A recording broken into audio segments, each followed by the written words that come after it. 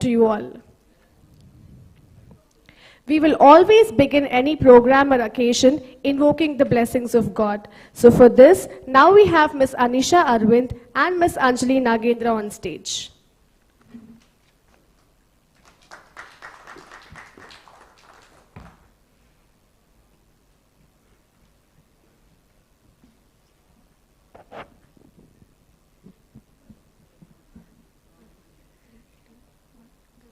शक्ति सहित गणपतिं शंकरादिसेवितं विरक्त सकल मुनिवर सुर राज विनुत गुरुगुहं भक्तालिपोषकं भवसुतं विनायकं भुक्ति मुक्ति प्रदभूषितं रक्तपदं भुजभावयामि गुरुगुह पद पंकजमति गुप्त मुनि समाश्रये निरतिशया निज प्रकाशक नित्य सुख फलप्रदं निरजन पुरंदर मररिवरिज संभव सेवितव्यम् अत्रिशुक Vashishtha वमदेवादित पुदन वंदितम्.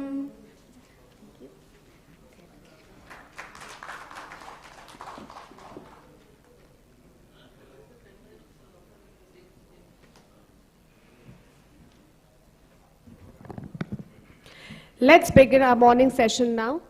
At first, we have our chairperson, Dr. Srihari Kulkarni, diabetologist, Kulkarni's Medzone Specialty Clinics, Bengaluru. We welcome you, sir.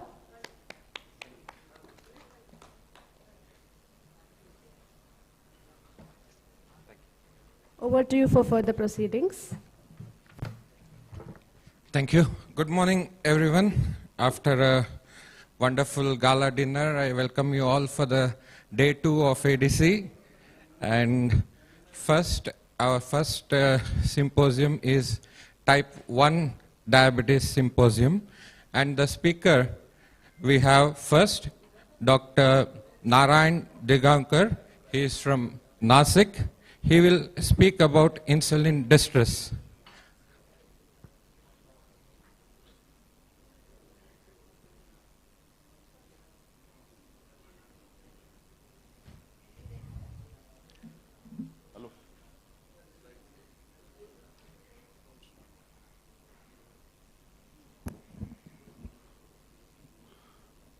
Good morning. Congratulations, Dr. Aravind. Really, individual show is very difficult. I know that to organize the conference is easy rather than bringing the crowd.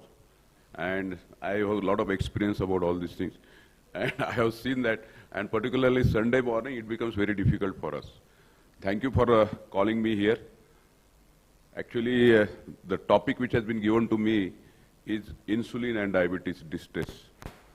So when you say that patient that you have got a diabetes, he is always in a denial mode. He always say that मैंने कुछ sweet खाया इसलिए आज मेरा sugar है, even if his sugar is more than 400 or 500.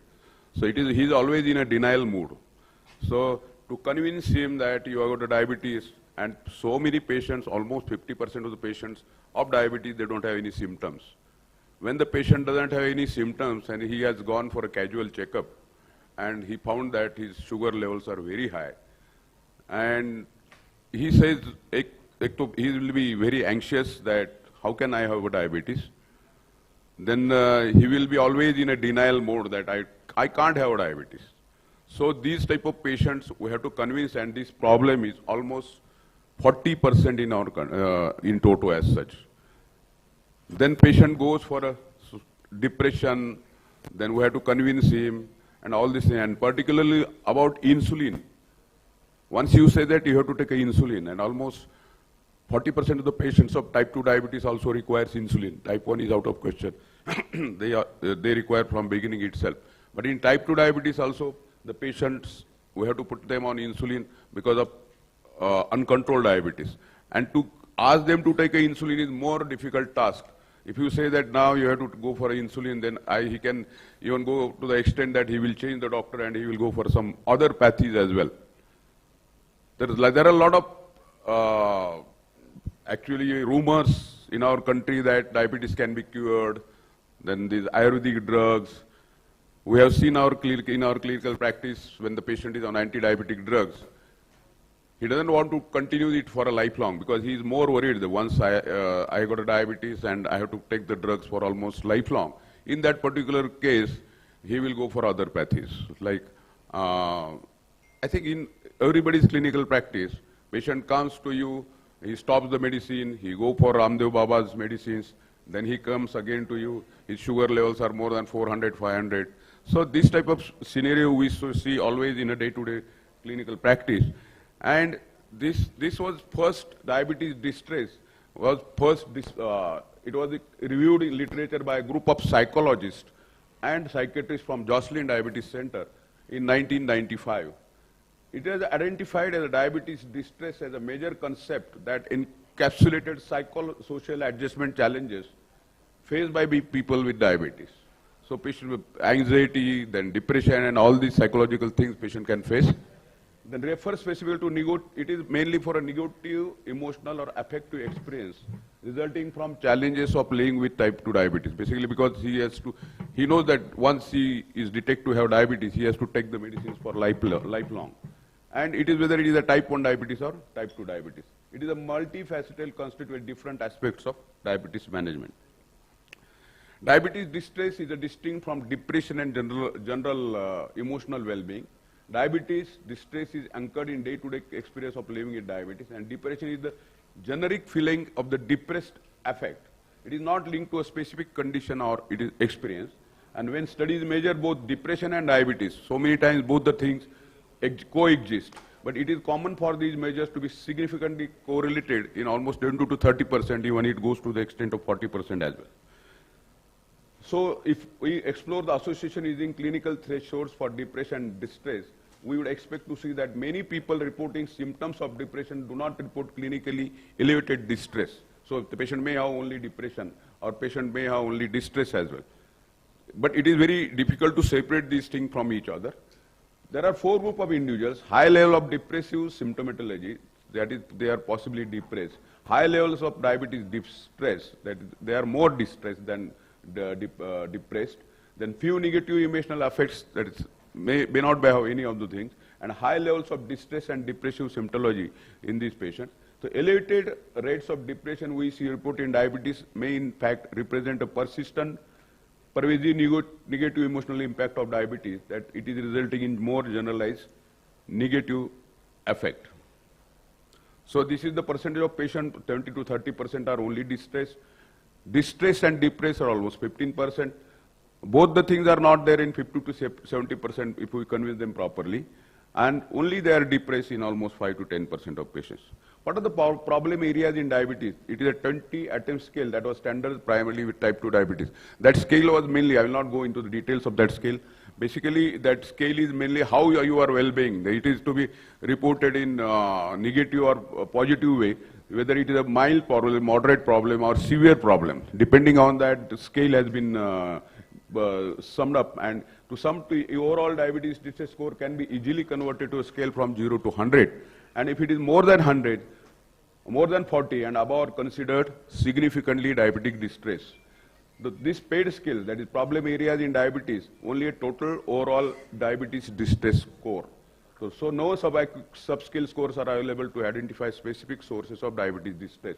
The paid is usually widely and is available in multiple languages. So this is about it is very, it becomes very difficult to read because they are in very small. That means it is labeled, not having clear and concrete goals for your diabetes problem, how you are treated, are you satisfied with your treatment, how your family members are treating you. Accordingly, there are 20 parameters, and whether you have got a problem, whether you have got a minor problem, moderate problem, or severest problem, or very, very serious problem. So accordingly, that scale has been determined, and it is given 1 mark for each. And if the score goes more than 40, these patients are severely depressed. And this is about the insulin. And insulin, as we know, already have spoken that basically those patients who are on insulin and those who are to be started on insulin, these patients are likely to be more distressed. And insulin distress is more common in patients who are taking insulin for a long. About 22% of adults with type 2 diabetes over the age of 40 are prescribed insulin, And type 2 diabetes patients often hold negative attitudes toward the insulin therapy.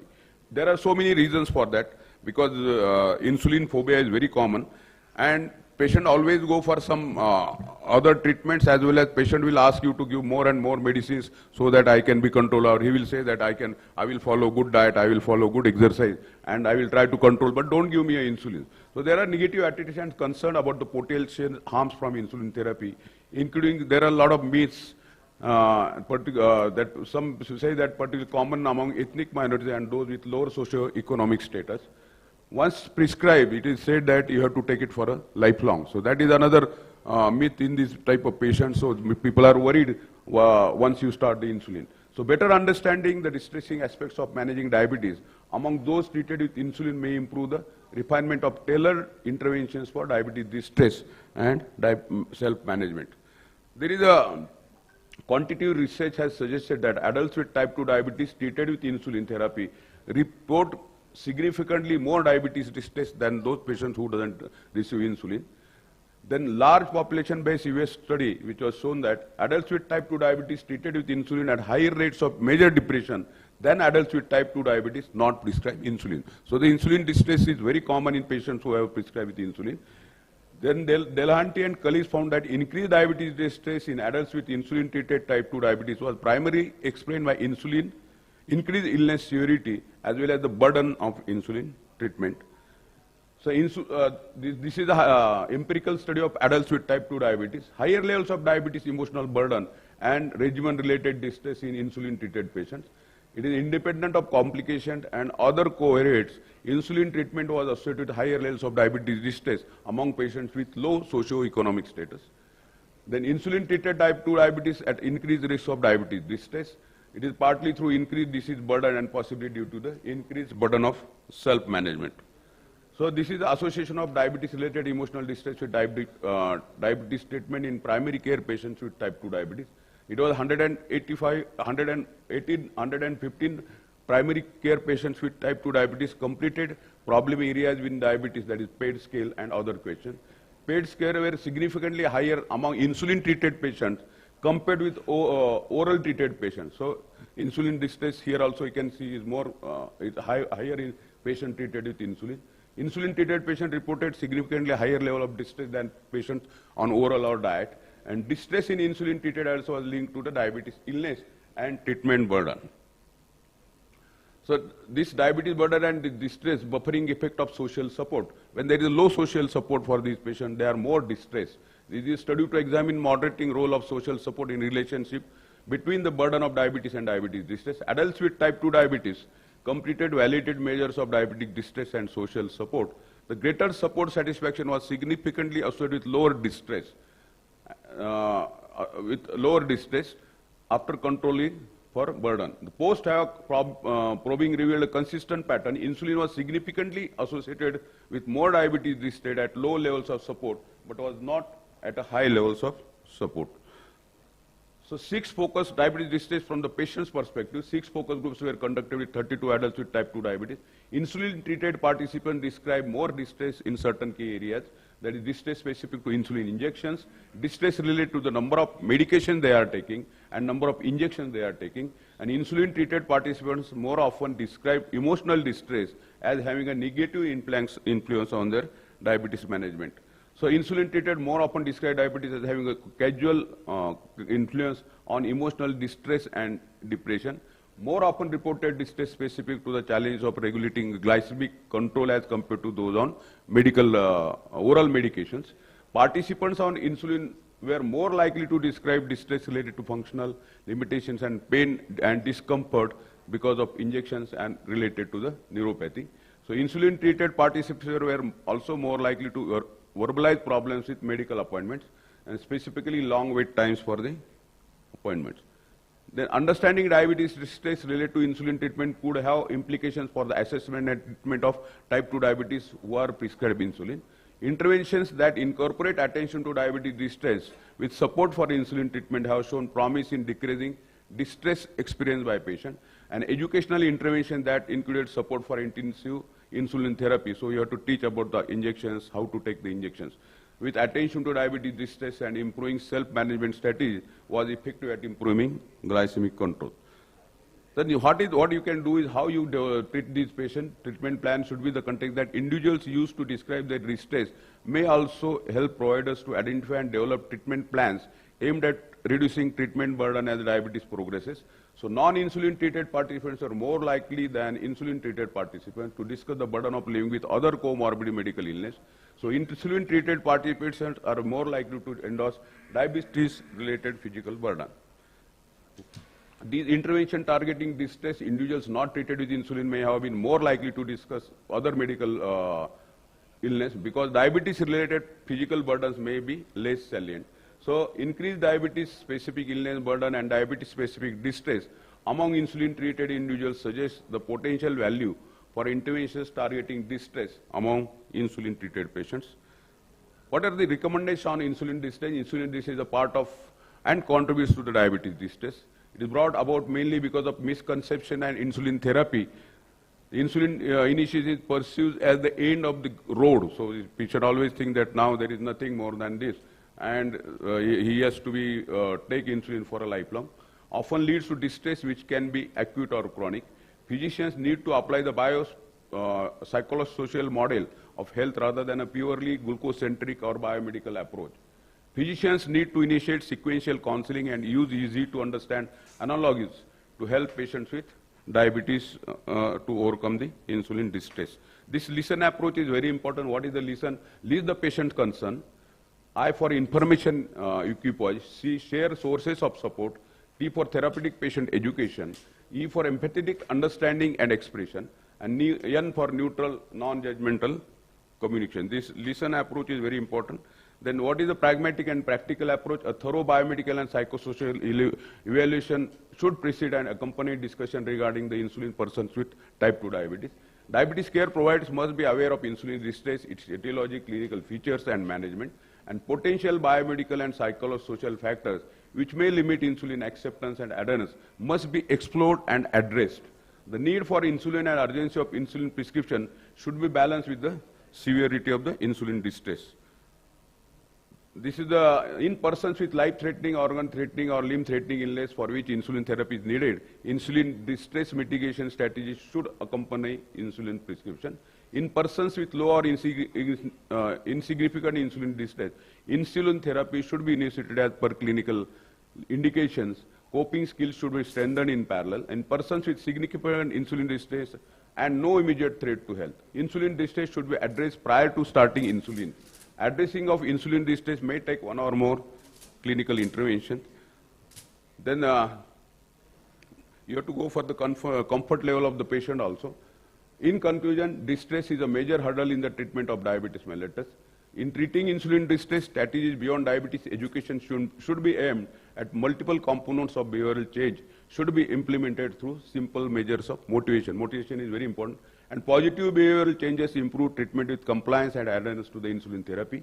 Identifying the patients who might need insulin and walking them through various phases of initiation, titration and intensification may help to achieve the optimal glycemic control. Basically, when there is a distress, the chances of getting complications are very high. So this issue must be addressed while treating the patients with diabetes. Thank you very much. Thank you, Dr. Jagdish. And I will like to invite all of you for the national conference, which is organized in Mumbai, and I being organizing secretary for this conference. That conference is from 16th to 19th November, which is hosted in Geo Convention Center in Mumbai. So all of you are welcome for that conference. Thank you very much. Thank you, sir. Thank you for your in-detail explanation about the diabetes distress. Due to the want of time, we'll take one question. Any questions is there from the audience? If there are no questions, we will. Thank you very much, sir. I request Dr. Aravind Jagdish and the chairperson to felicitate the speaker.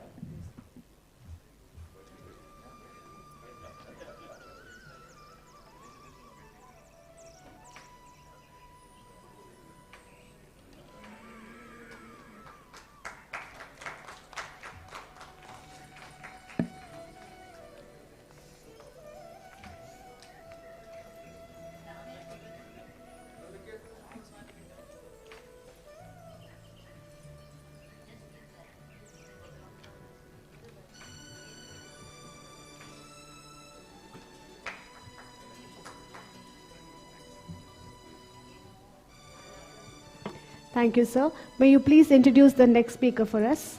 Thank you. Our next speaker for the day is Dr. Amit De. He is a diabetologist from Kolkata. He'll speak on epidemiology, presentation, and diagnosis of type 1 diabetes. Over to you, Dr. Amit.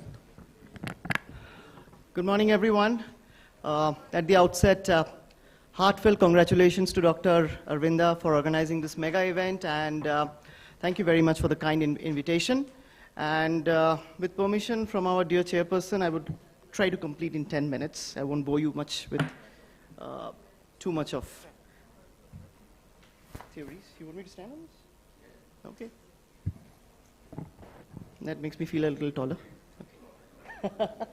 All right. So I'll be speaking about three predominant things that we should know, although some bit of a theory is here, but I'm going to take you through the latest epidemiology and a basic presentation, and then we're going to kind of see how we diagnose a type 1 diabetes. Few basics, but it's worth revising. So what is type 1 diabetes? We know it is most common chronic disease in the childhood, and it is caused by insulin deficiency following destruction of the insulin-producing pancreatic beta cell. It is most commonly present in the childhood, but 1/4 of the cases are also diagnosed in adults. And this is something very important, that besides being an autoimmune mediated destruction of the beta cells, that is called type 1, there is also type 1A, there is also an idiopathic destruction or failure of the beta cells, which happens, and that is called type 1B. Now, type 1 diabetes continues to be historically the most common type of chronic illness in children and adolescents. When we look at the epidemiology of type 1 diabetes, the basic prevalence and incidence is based on 5 integral factors. One is the geographical location and the variation, the age of the individual, and the gender, and history. Family history is very important, and also I will show you how ethnicity plays a very important role. And you can see here on the right side of the screen that there is an increasing global burden. Almost 9 million people around the world have type 1 diabetes, and it's exponentially increasing, which is going to probably become 15 million by the time it's 2040. Let's look at the age and the gender distribution of type 1 diabetes, and this is the data I'm showing you from the IDF Atlas 2022. And this you can see is the age, sex, standardized incidence rate from 0 to 14 years. Now, as I said, till 2022 statistics, there was 8.75 million individuals worldwide with type 1 diabetes. Out of that, 1.52 million, that is 17%, were younger than 20 years. So there's a higher prevalence still existing in the 20 years. Also, the 5.56 million people were aged between 20 to 59 years. That also goes on to show one thing, that the diagnoses are often made a little late, and that's also there in our country. And 19.9% were aged 60 years and above. As per the Diabetes Atlas, the total number of cases in India less than 20 years are about 282,000. This is of our interest because this is the distribution of the estimated number of children and adolescents 0 to 19 years with existing type 1 diabetes. That was the IDF 2021 data. That's what you're seeing on your left. And on the right, you're seeing the estimated annual incidence cases of type 1 diabetes in children and adolescents in the 2021 data. And I have marked out where the Southeast Asia categories stay. So we do have a higher prevalence of type 1 diabetes in the countries in the Southeast Asia. Again, as per the Diabetes Atlas, the total number of cases in the age group of 20 to 60 years is about 5,44,000 cases, and about 32,000 individuals are there, who are above the age of 60 years. Now, the incidences of type 1 diabetes has increased with age in most population, and that is also quite same with our country, with the highest incidence observed in the 10 to 14 years of age. And 1/5, 1.9 million of these individuals are found in the low income and lower middle income countries. So again, the accessibility to insulin and the inertia of diagnosis or the inertia of initiating insulin will play a very important role, because we are looking at 1/5 of the population belonging to the developing countries. This is the distribution of the different regions across the world according to the age group. And if we can just focus a little on the Southeast Asia category, you can see, just as I said, that there is a good prevalence in the under 20 years, but a major prevalence is there, in the 20 to 59 years category of age group. Now, this is a very important slide because here you can see the life expectancy of a 10-year-old child diagnosed with type 1 diabetes, and this statistics was published in the IDF Atlas in 2022. And look at where we are standing in India. We are standing is that the life expectancy is only 25 to 39 years. So that is something to take note of, that I think we still need to do a lot about the diagnosis and the management of type 1 diabetes so that we can increase the life expectancy in our type 1 diabetes population. Geographical variation and ethnicity plays a very important role. Like you said, like we see here, the highest reported incidence is in Finland and Sardinia. And the rates in these countries are at least 20 times that of Venezuela and parts of China. Again, in the United States, the incidence of type 1 diabetes in the non-Hispanic white children and adolescents is 23.6 per 1 lakh per year. So that is, it depends upon the ethnicity. And some parts of Canada, like the Newfoundland, have a higher incidence than that of United States. So there is an ethnic variation and a geographic variation of type 1 diabetes as well. Now, what are the risk factors? So these are some of the risk factors that I could find in a study. So no family history, 0.4% prevalence is there. Offspring of an affected mother, 1 to 4%. Offspring of an affected father, 3 to 8% risk is there. Offspring with both parents affected, the risk increases as high as 30%. Non-twin sibling of an affected patient is 3 to 6%. Dizygotic twin is 8%, and monozygotic twin again is 30% within 10 years of diagnosis of the first twin, and 65% concordance by the age of 60 age. So this is very important because we need to understand the risk factors present in, especially in siblings, and especially if the parents are affected. Now, there are some environmental factors which also acts as a risk factor, like viral infections, particularly respiratory or enterovirus infection, immunizations, diet, higher socioeconomic status. Obesity also plays an important risk factor role in the incidence of type 1 diabetes. Vitamin D deficiency, as we all know, it's very closely associated with diabetes, and some perinatal factors as maternal age, history of preeclampsia, and neonatal jaundice. And also low birth weight decrease the risk of developing type 1 diabetes, while high birth weight for gestational age and lower gestational age at birth may increase the risk of type 1 diabetes. Now, I'm supposed to be speaking a little on the presentation, and we all know the classical triad of symptoms, that is the polyuria, polyphagia, and the polydipsia. I'm going to take you a little around the polyuria thing. So basically, the glycosuria causes osmotic diuresis and hypovolemia. And in children, the commonest presentation will be in the form of nocturia, bedwetting, or daytime incontinence. So these are the history that needs to be elicited from the parents. Again, polydipsia is because of increased serum osmolality from hyperglycemia and associated with hypovolemia. And weight loss is also one of the most common reported symptoms, which is a result of hypovolemia and increased catabolism. And along with that, if there is ketosis, then it leads to nausea and anorexia, which contributes to the weight loss. But please understand and let us also remember that the classical symptoms of polyuria and polydipsia will be present in majority of the cases when they are presenting, at least in 90% of the children or adolescent, as per most of the studies. Now, decay is also one of the presenting factor, and that is a medical emergency. As we all know, it is the second most common form of presentation. With the form presentation will be with a fruity smelling breath and neurological findings. Along with in small children, there may be symptoms of drowsiness and lethargy. The reported frequency of decay as initial presentation for childhood type 1 diabetes is approximately 30%, and it varies somewhere between 15 to 67%.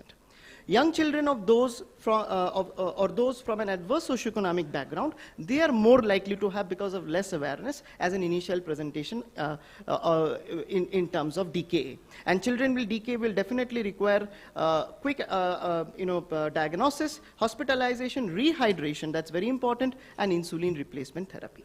There is also a small fragment that can present it silently. Now, some children will be diagnosed with type 1 diabetes before the onset of clinical symptoms, only when there is a high index of clinical suspicion. So that is very important, especially if there is another close family member who are there in the family with type 1 diabetes. They will be more focused in screening, and thereby by screening the child may be diagnosed. The diagnosis is often made by a family member or clinician with a high index of suspicion.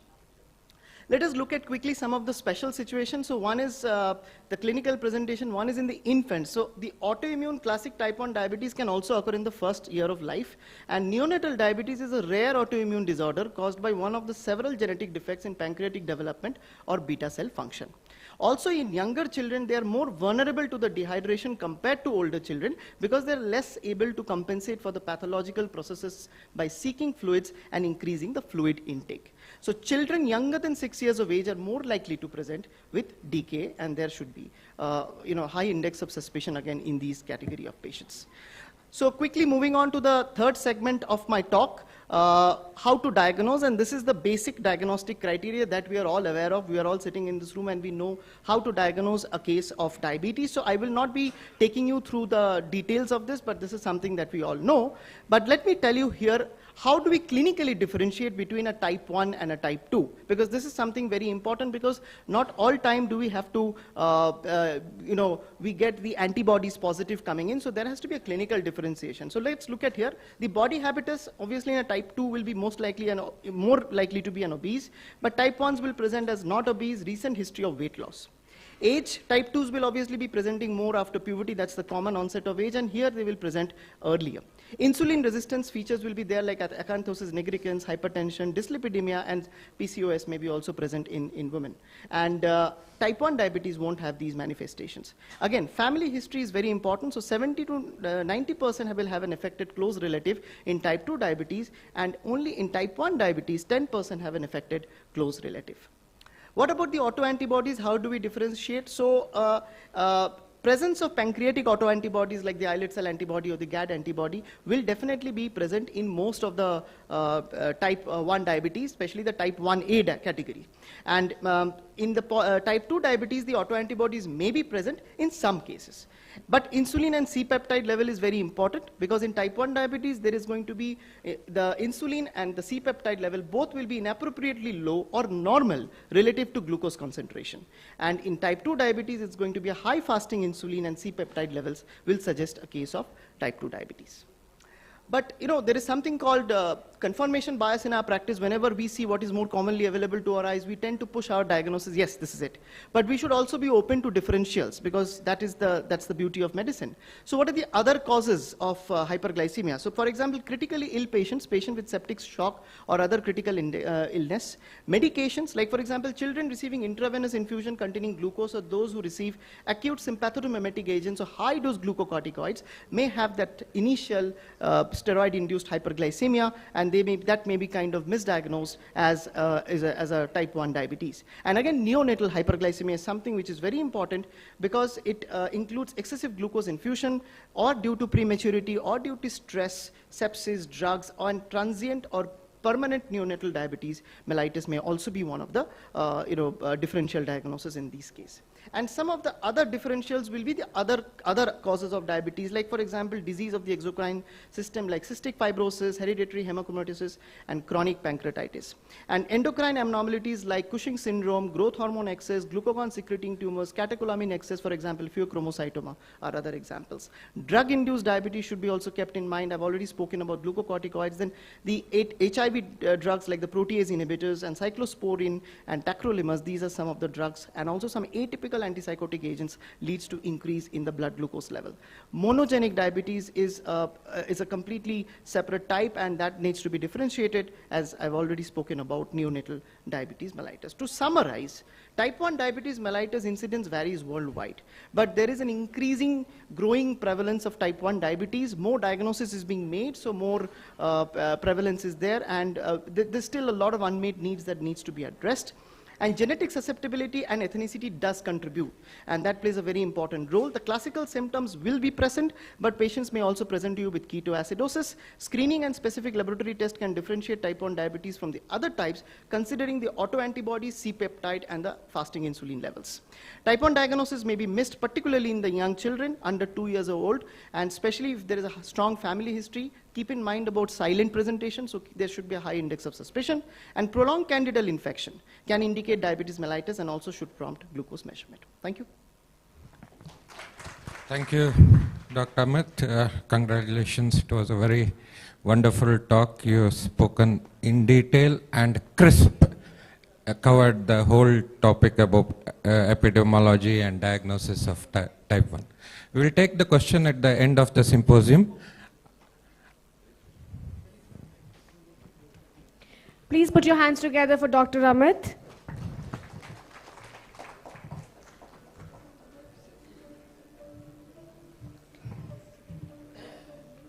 I request Dr. Aravind and Chairperson to felicitate the speaker.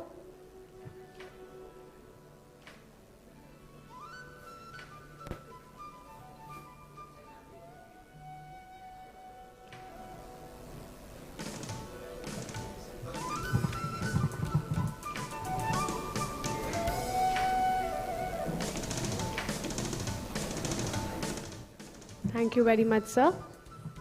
Thank you. I invite the next speaker, Dr. Bharat Sabu. He is a diabetologist. He is practicing at Prayas Diabetes Center, Indore. He will be speaking on type 1 diabetes overview beyond the basics, up to date. Welcome you, sir. Thank you, sir. Thanks for the kind introduction. And first of all, I would like to congratulate my dear friend, Dr. Aravinda, for this fabulous show and for the kind invite.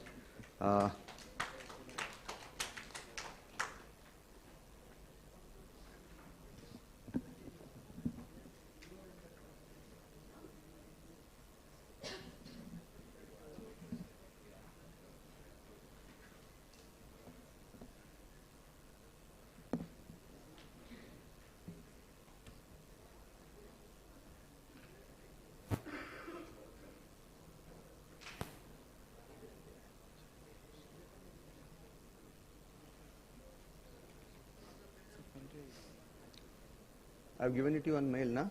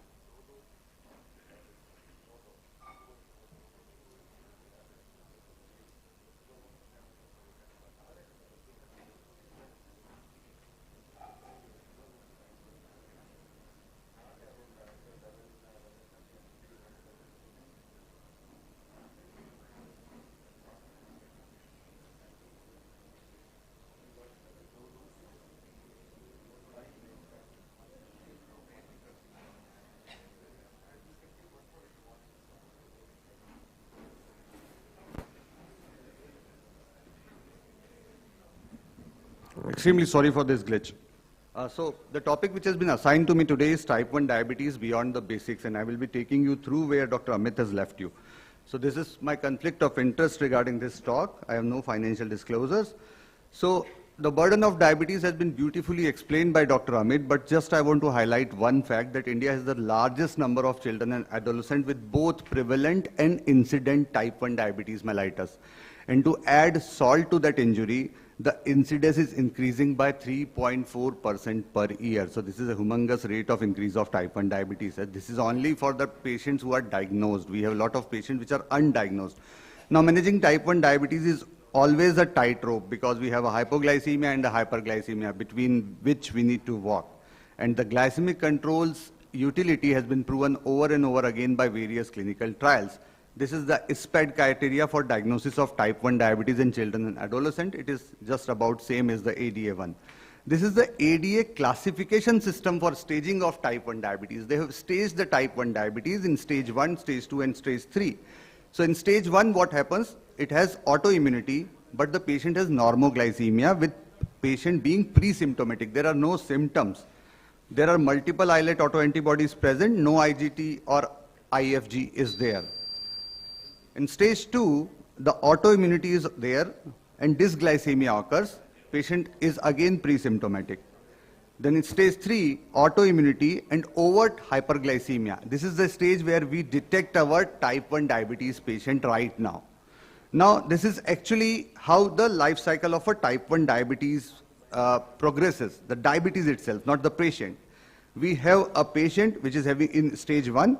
Before that, he is having a variable genetic and environmental risk factors for type 1 diabetes. Then he becomes pre-symptomatic type 1 diabetes.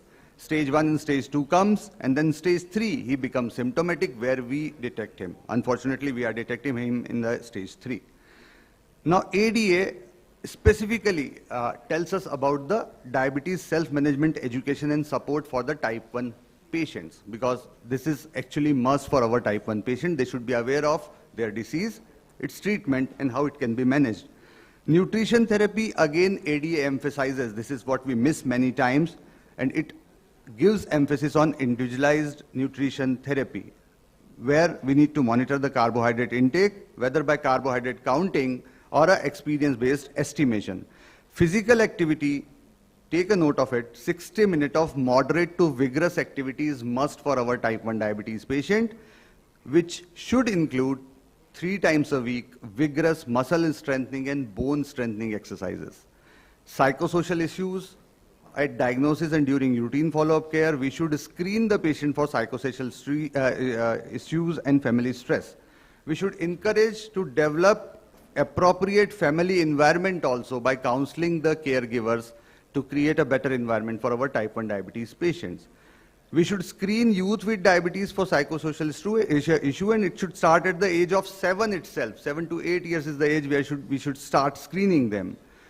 Again, one point which is emphasized is screening for autoimmune disorders with our type 1 diabetes patient, and this is ADA recommendation for monitoring and managing complication, that we should screen them for thyroid disorder as soon as after diagnosis, celiac disease, which we miss often soon after diagnosis, hypertension at the time of diagnosis, dyslipidemia soon after diagnosis, nephropathy either at puberty or more than 10-year-old, whichever is earlier, retinopathy at puberty or more than 11-year-old, and neuropathy at puberty or more than 10-year-old. So this is often, I think, we miss in our day-to-day clinical practice, which should be done. Now, cardiovascular risk, as I have told you, initial lipid profile should be performed at diagnosis, preferably after glycemia has improved and the age is more than 2 years. About 2-year lipid profile is being advocated by ADA. If initial LDL cholesterol is less than 100, subsequent testing should be done at the age of 9 to 11 years. Now, this is again retinopathy, which I have told you, and microvascular complication. This is one thing which has come very recently. This is teplizumab. This is a drug which halts the progression of type 1 diabetes from stage 2 to stage 3, and this has been approved, and it is a FC-modified monoclonal antibody that targets the CD3 T cell receptor TCR complex. So this is a new revelation, but we are unfortunately diagnosing our patient at the stage 3, so I don't know how much help it would do to us. Regarding the technological advances, because my talk is regarding beyond the basics, what is not basic I will be talking about. The advances in glucose monitoring we all have seen, because hypoglycemia is a limiting factor for any treatment which we give to our type 1 diabetes patient. These things have helped us, because how long are we going to measure our blood glucose for these kids? And this has been made simpler by the evolution of CGM. The CGM has evolved like anything. You can very well see 1.2 kg CGM when it was in around 1980s, and now we have just a coin-size CGM. So this is a very, very big technological advances as far as monitoring is concerned. These are the major CGM devices which we have. Abbott we are using, Dexcom, Medtronic, Senseonics, and Nemura. And Senseonics has a sensor lifetime of 90 days. So this is something which can help our patient if it comes to us. Now in insulin delivery, we have again done various advances, and we all know the miracle of insulin. We see we are in the 101 year of insulin discovery, and we see the miracle of insulin here in this image, where the patient was given insulin on December 15, 1922, and in February 15, 1923, he is totally changed. So this is what a proper insulinization can do to our type 1 patients.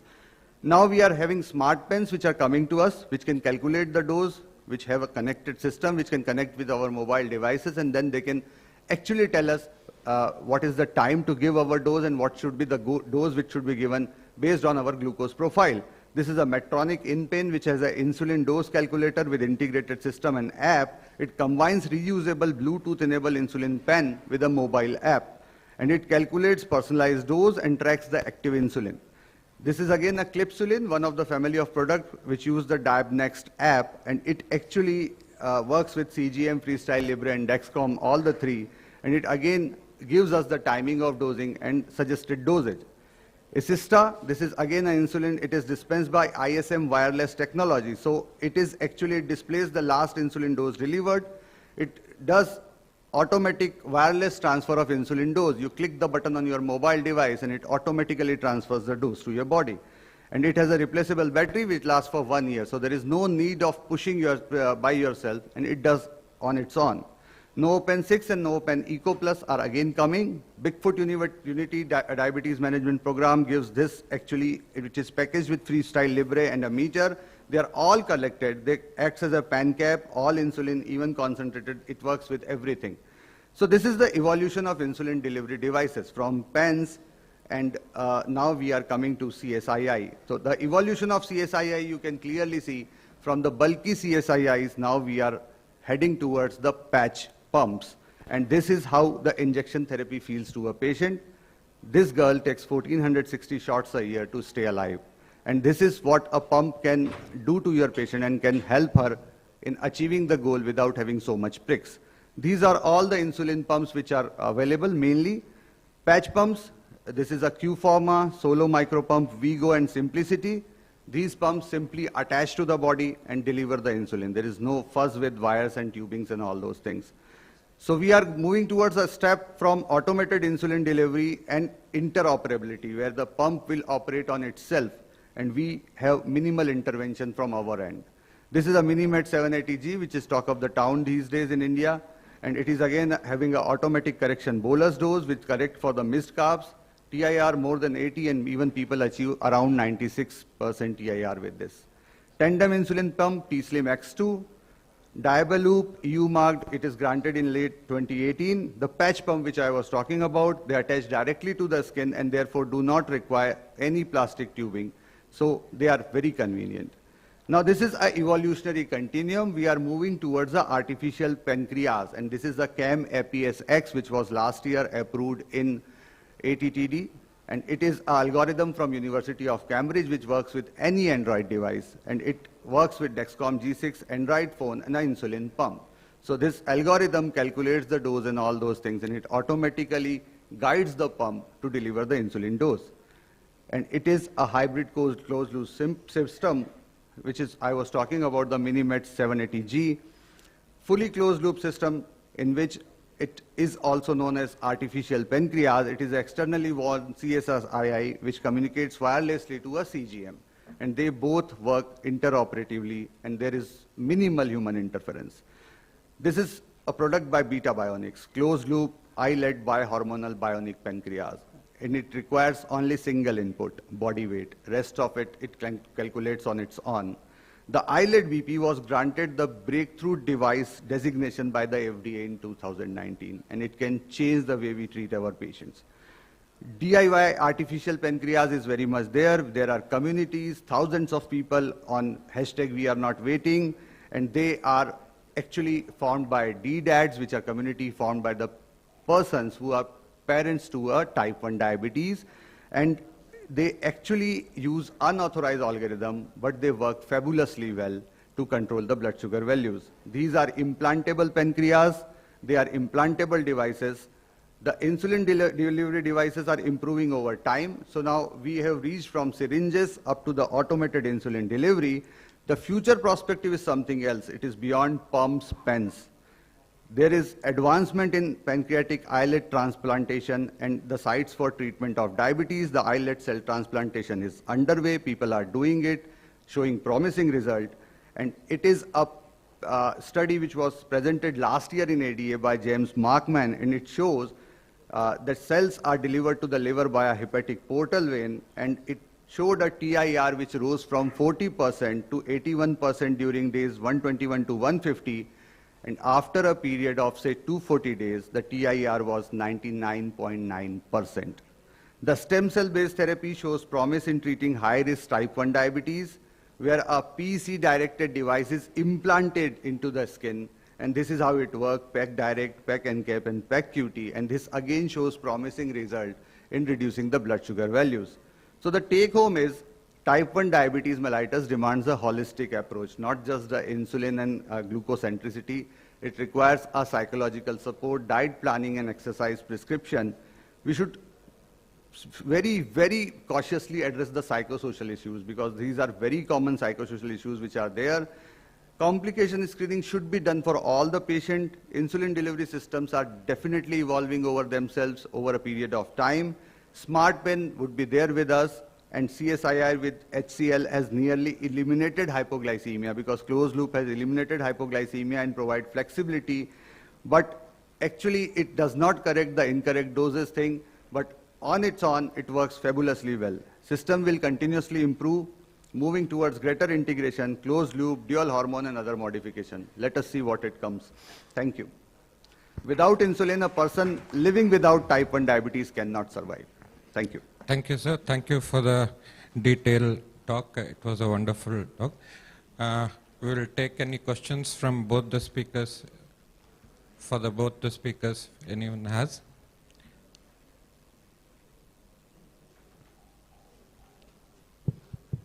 Sir, good morning. Thank you for a wonderful session on type 1 diabetes.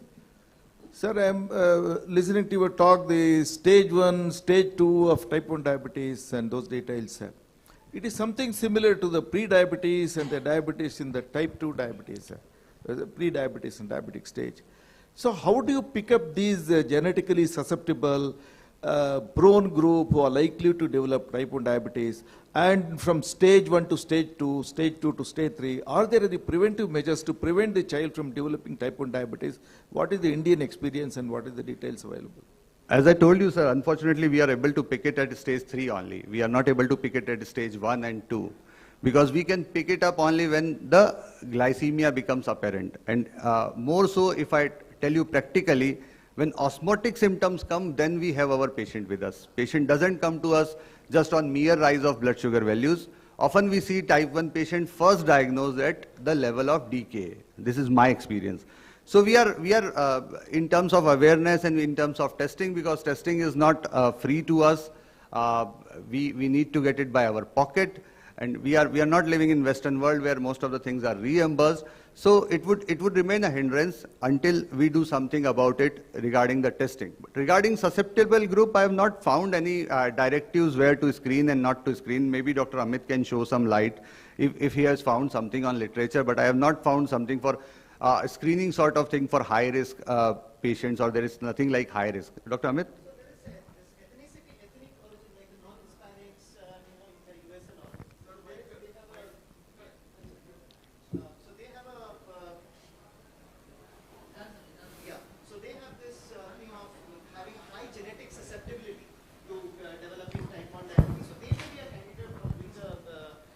The screening. But what is again, I will kind of echo exactly with what Dr. Bharat Sabu said, that most of the time we pick up type 1 diabetes only at presentation, especially as I said that 90% of the patients will present with the classical symptoms. And so, on a theoretical ground, yes, this pre-type 1 diabetes stage is important, but most of the time we pick up the cases in the clinical stage. The inertia is actually in identifying them and initiating the treatment. That's why we see a lower life expectancy specifically in our country. So I think that is one segment that we need to work at, and we need to really focus on quick early diagnosis and continue treatment with insulin support. Thank you, Amit. One question. Doctor. The type 1 diabetes in adults, actually recent past, like we are diagnosing a lot of type 1 diabetes in the adult population. What I mean to say, old and where is to say less than 18 years of age, type 1 diabetes. But in my, recently, I don't know whether we are diagnosing because of the testing is improved, or the incidence of type 1 diabetes in adults is increasing. What is your opinion? So more screening is happening, that's one, of course, and also the presentation is late.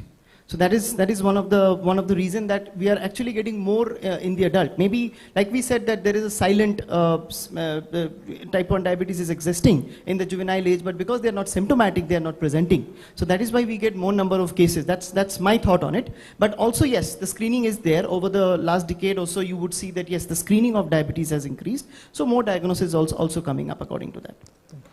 Amit, my question is to you. Continuation to Dr. Prabhakar's question.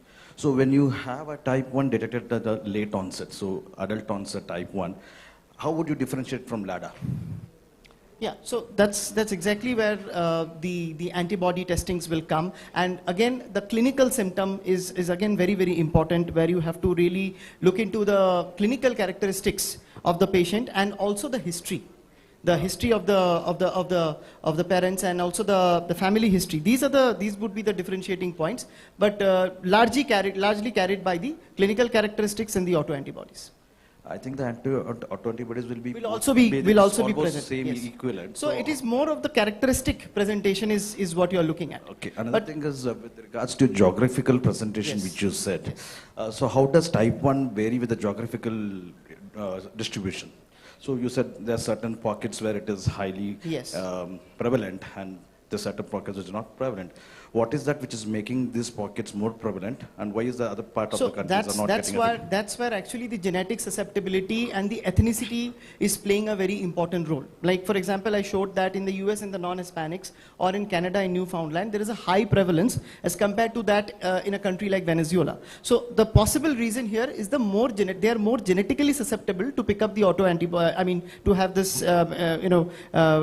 type 1 diabetes characteristics as compared to that, let's say, in the Southeast Asia population. But in the Southeast Asian in Indian population, we are getting a large number in the middle age group. Like the gentleman said, more incidences of adult onset. So one possible explanation is, of course, the late diagnosis. But the larger section that we pick up in the West is because of their genetic susceptibility, and as some studies say, it's the ethnicity also that plays a role. Thank you. Raja, usually, to your question, usually actually what happens, I see routinely we do C-peptide, and what we see in LADA, the C-peptide is usually low, but in type 1 it is very minimal. So this is one point where we think about it. But autoantibody, this is my observation, I'm just telling you. But apart from it, autoantibody comes same, family history can give a clue. Usually the LADA patients are not thin, type 1 are thin. This is again my observation which I have seen in adult onset type 1. Adult onset type 1 is very thin because it develops very fast, so it doesn't give time to the body. LADA, it gives some time because some beta cell is there which exhausts gradually, and this actually leads to a weight loss which is not sudden, which is gradual. This is my observation, I don't know, but what you say on this? Have you observed? No, what I feel is LADA certainly during the first course of the life, maybe 10, 20 years, they're still able to have the beta cell reserve, they're maintaining the blood glucose levels. Then due to some trigger, they're going into LADA. So these people generally will be thin or sighted. They're not like, they may not be as malnourished as a type 1, as you said. But maintaining the early half of their life, comfortable without requirement, favors LADA, rather than type 1 will have some sort of a requirement much earlier, which may not be detected. Yes. Yeah, presentation. Yes. Yeah, DK would present more. Thank you, Dr. Raja. Thank you, sir. Due to the paucity of the time, we will close this session. Any questions further? Sir will be taking the questions in the tea time. Thank you very much. Thank you.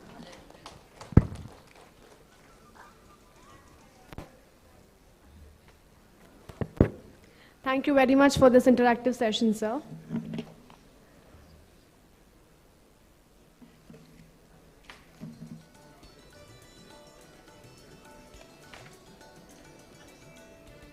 Please give Dr. Bharat Sabu a big round of applause, everybody.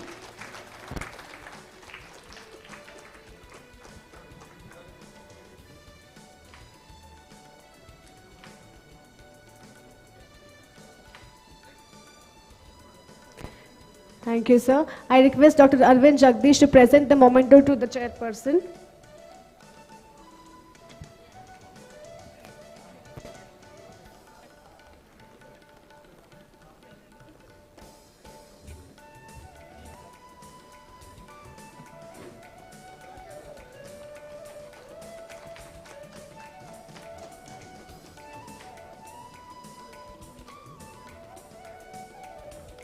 Thank you for your valuable time, sir. And first of all, Nimmellarigu kuda thank you very much. After yesterday's program and evening party and today Sunday morning, ellaru bandili ishte enthusiasm alli kootkondu questions kelta iddira, ella kelta iddira. I'm very, very happy. So nimgu kuda a big round of applause from all of us.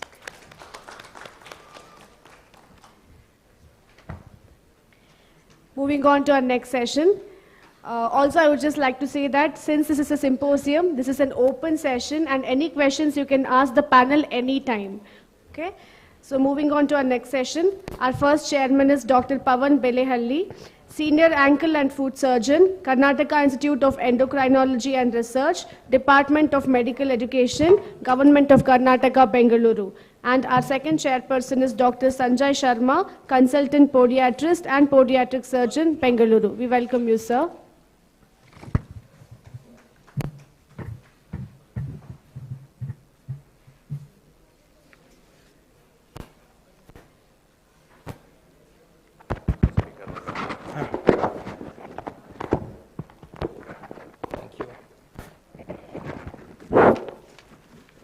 Good morning, everyone. Okay. So we are the odd men out, usually, because you would have been listening to diabetes, the treatment of diabetes. We are the persons who do the dirty work down below, the diabetic foot guys. Can I request everyone to get up? Just get up. Just get up, everyone. Right, now stand on your toes. Stand on your toes. Toes. Right. Relax. Yeah. So just wanting to make sure that everyone is okay after yesterday's big party. Right. So before we begin, this was Aravind sir's idea that we do this as an interactive session. So myself and Sanjay were very busy with Podocon yesterday. We had our own conference. And yes, it was a good conference. So we just want to make sure that all the physician friends, all the surgeon friends, all the doctors who have come here, all the paramedical staff, they take home a message which actually helps in taking care of the diabetic feet. So without much ado, I would like to call upon my other doctors here, Dr. Sumant, vascular surgeon at JN, Dr. Sumesh, and Dr. Ajit. Before we begin, again, it's a half an hour. Can we have the timer on for half an hour, please, so that we know when to stop? Okay, so before we begin, all of you have a pad and pen in front of you. Any questions that you have with respect to diabetic foot or not related to diabetic foot, if we can answer them, we will. So please make sure that you note it down and send it to us. We have very eminent faculty with us. We will try to answer most of the questions if possible. Meanwhile, there will be some slides which will be running through. We have slides from Dr. Sumesh on pathogenesis. We have slides by, we have slides by Dr. Amit. Dr. Ajit also has a few slides on HBOT, but I guess we will start from the pathogenesis. Dr. Sumesh. So before we begin, see, the pathogenesis of diabetic foot over the years has made a lot of progress, and we have come a long way from thinking about pathogenesis as neuropathy, vasculopathy, and dermopathy to the fact of netosis. So yes, we have Dr. Sumesh, who will be talking to us on quickly running through the pathogenesis. Yes, all yours. Good morning all. I'll be briefly running on the pathogenesis of diabetic foot within 5 minutes. So these are the usual causative factors, that is diabetic neuropathy, the biochemical aspects, the biomechanics, the hemorrheology, infections, and peripheral occlusive arterial disease. One word about neuropathy. The usual chronic sensory motor peripheral neuropathy is the most common complication, and this leads on to loss of sensation, trauma, loss of proprioception, sympathetic dysfunction, and all lead on to ultimately infection and ulceration. And there will be some protrusions and prominences in the foot, that is prominent metatarsal heads, claw toes, the foot shape is altered. All these increase the plantar pressure, and majority of wounds come from continuous pressure. And even callus acts as a foreign body and increases the pressure, which exacerbates the problem. This is just a classification. I am not going into the details of both.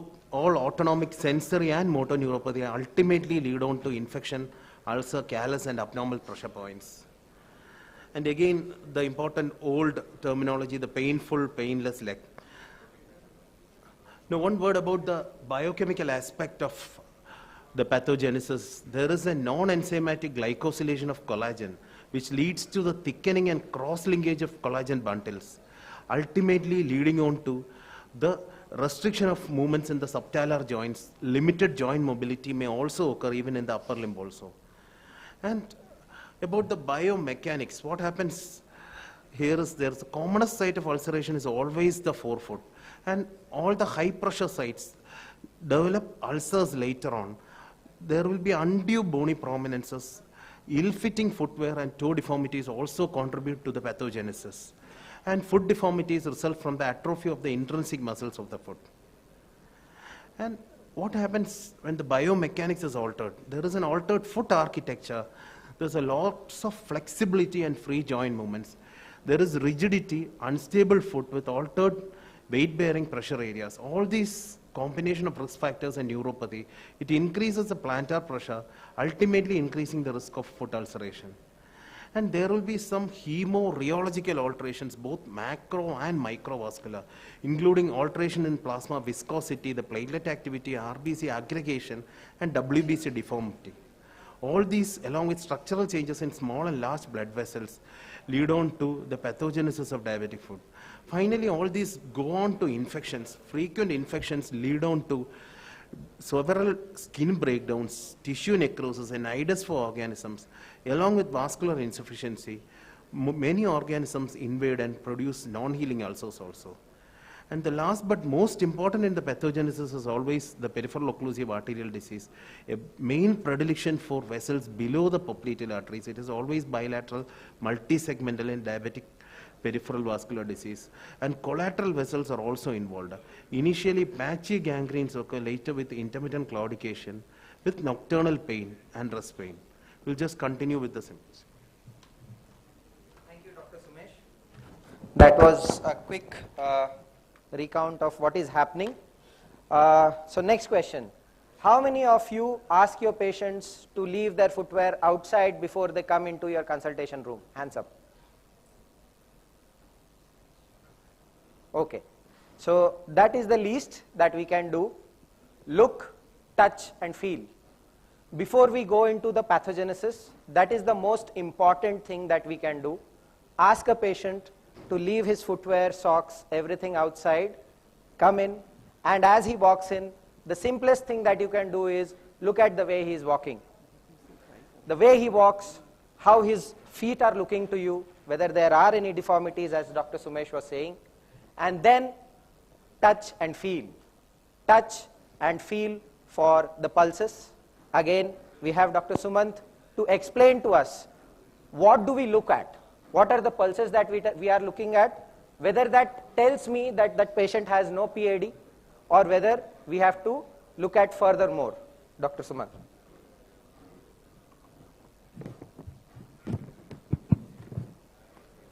Good morning, everyone. See,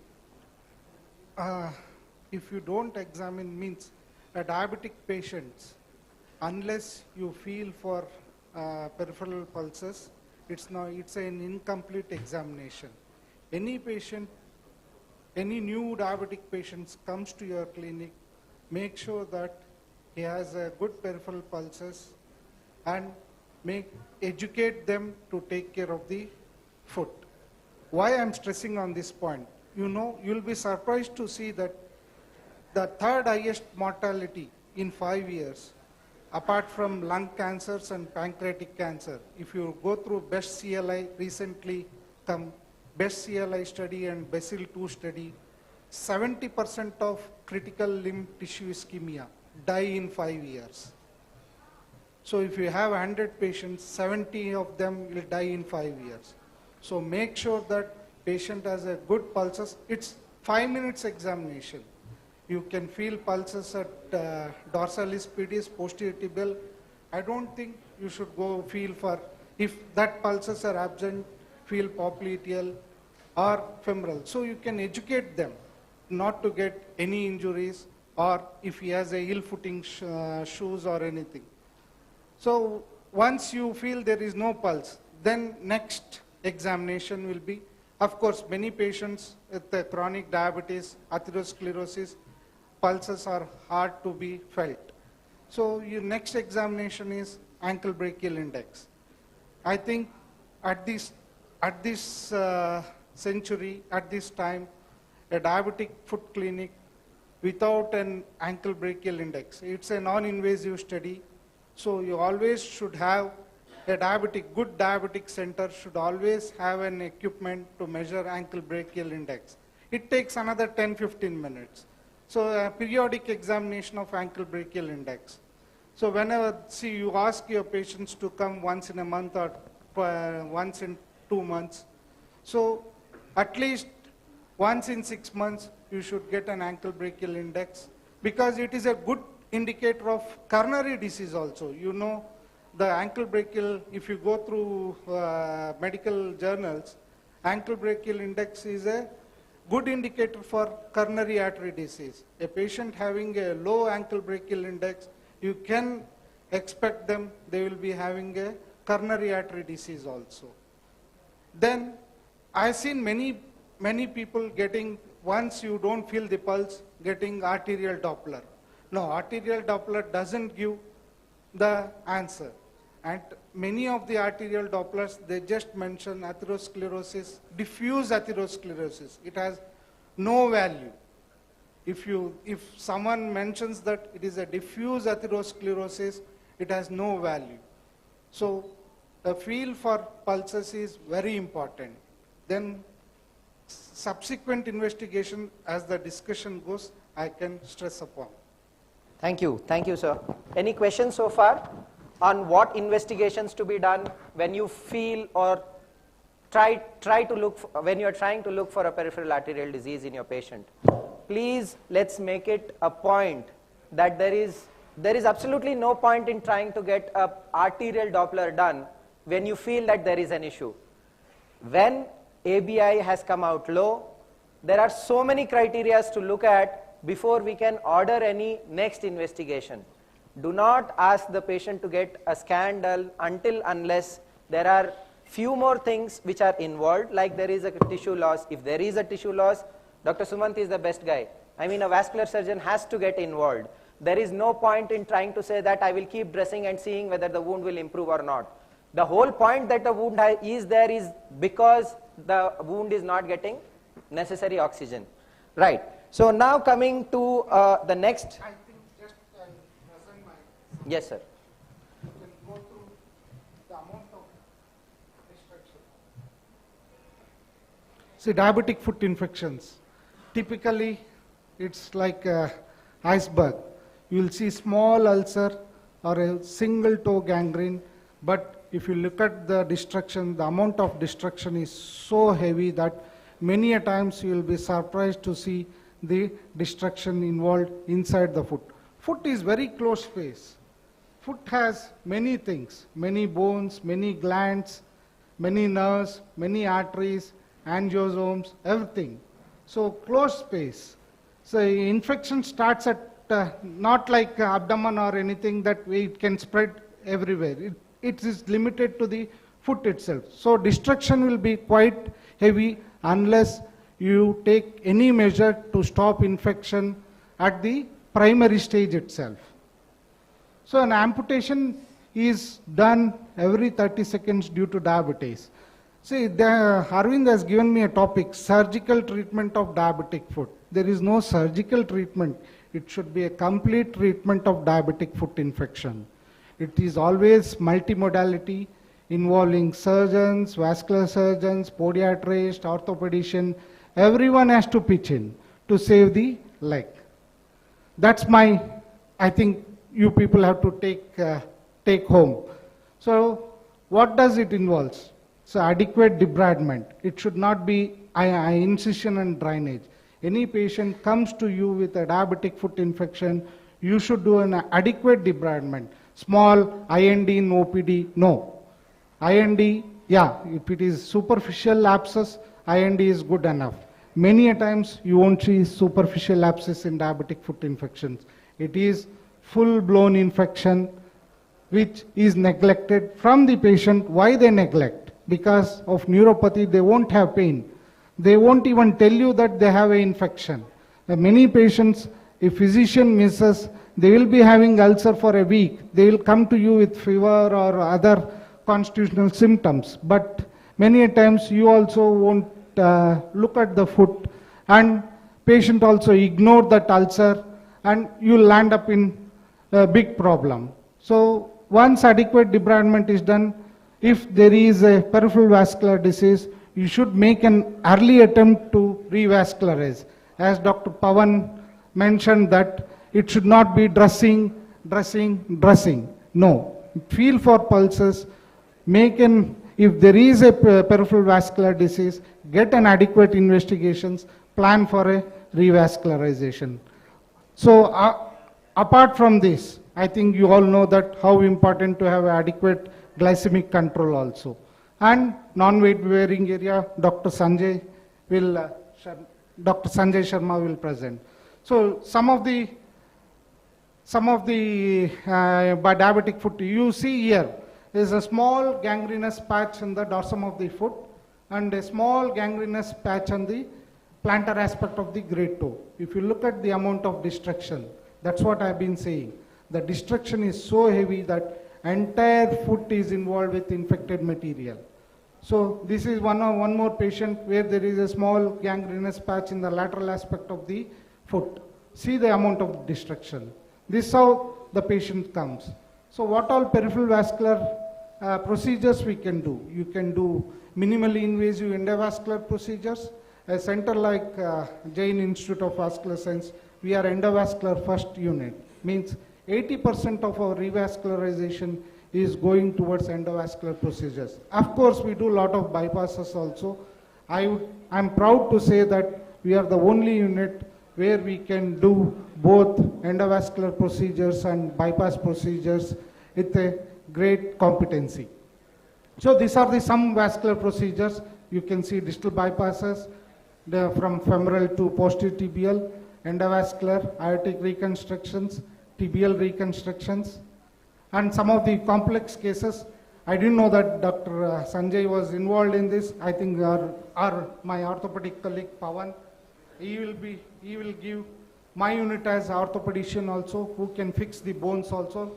These are some procedures where we do. So to end my talk, diabetic foot management is always a multidisciplinary treatment where you should have surgeons, physicians, good physicians, podiatrists, orthopedician to save the leg. Thank you. Thank you. Thank you, sir. So now a patient has already come to you. The patient has removed his footwear outside. He has walked in, and the patient does not know that he already has developed an ulcer. Because you are one of those physicians who has asked the patient to remove the footwear outside, you have made him lie on the couch, and you see that patient has already developed a bleb because the patient has probably walked barefoot in this summer in a temple. So now the patient has an ulcer. What do we do next? Sanjay. The patient has an ulcer. Let's see what we should not do, rather than saying that what we should do. So we'll have to look at infection and don't just say that, okay, use a T-bact or something like that on this thing. The things that we should not do is preferably not use hydrogen peroxide or Usol. That has been generally been practiced across. Even if you are using povidone iodine, then dilute it and use it, or a simple normal saline wash is the best thing that you could do for an ulcer. If there is an infection, if there is a callus or anything, you can try and remove it, but as the vascular surgeon told also, do not try to debride it in your clinic. But we cannot say how deep it is. Only when you start debriding, it will go deeper and deeper and deeper. So preferably, if you have a surgeon around you in your center, ask them to come in and then start the debridement. Not at the clinic, for sure. And there are several dressings also that are available. You need to be aware that not every dressing is for every kind of ulcer that has been there. You cannot use just an ointment or a povidone iodine ointment for every ulcer that has been there. So we'll have to look at what is an appropriate advanced dressing that has been available. What I would suggest is, if nothing is available, a simple normal saline dressing is the best thing that you could do before referring it to a surgeon. Right, thank you, Sanjay. How many of you know here about the time concept? T-I-M-E? Okay, good. So I'll just talk to them about that. So we are looking at what is the tissue like, whether there is ischemia, whether there is any epithelial involvement, and how is the moisture content. So if you are able to take care of these things, most of the times, 95% of the times, you would have done a good job.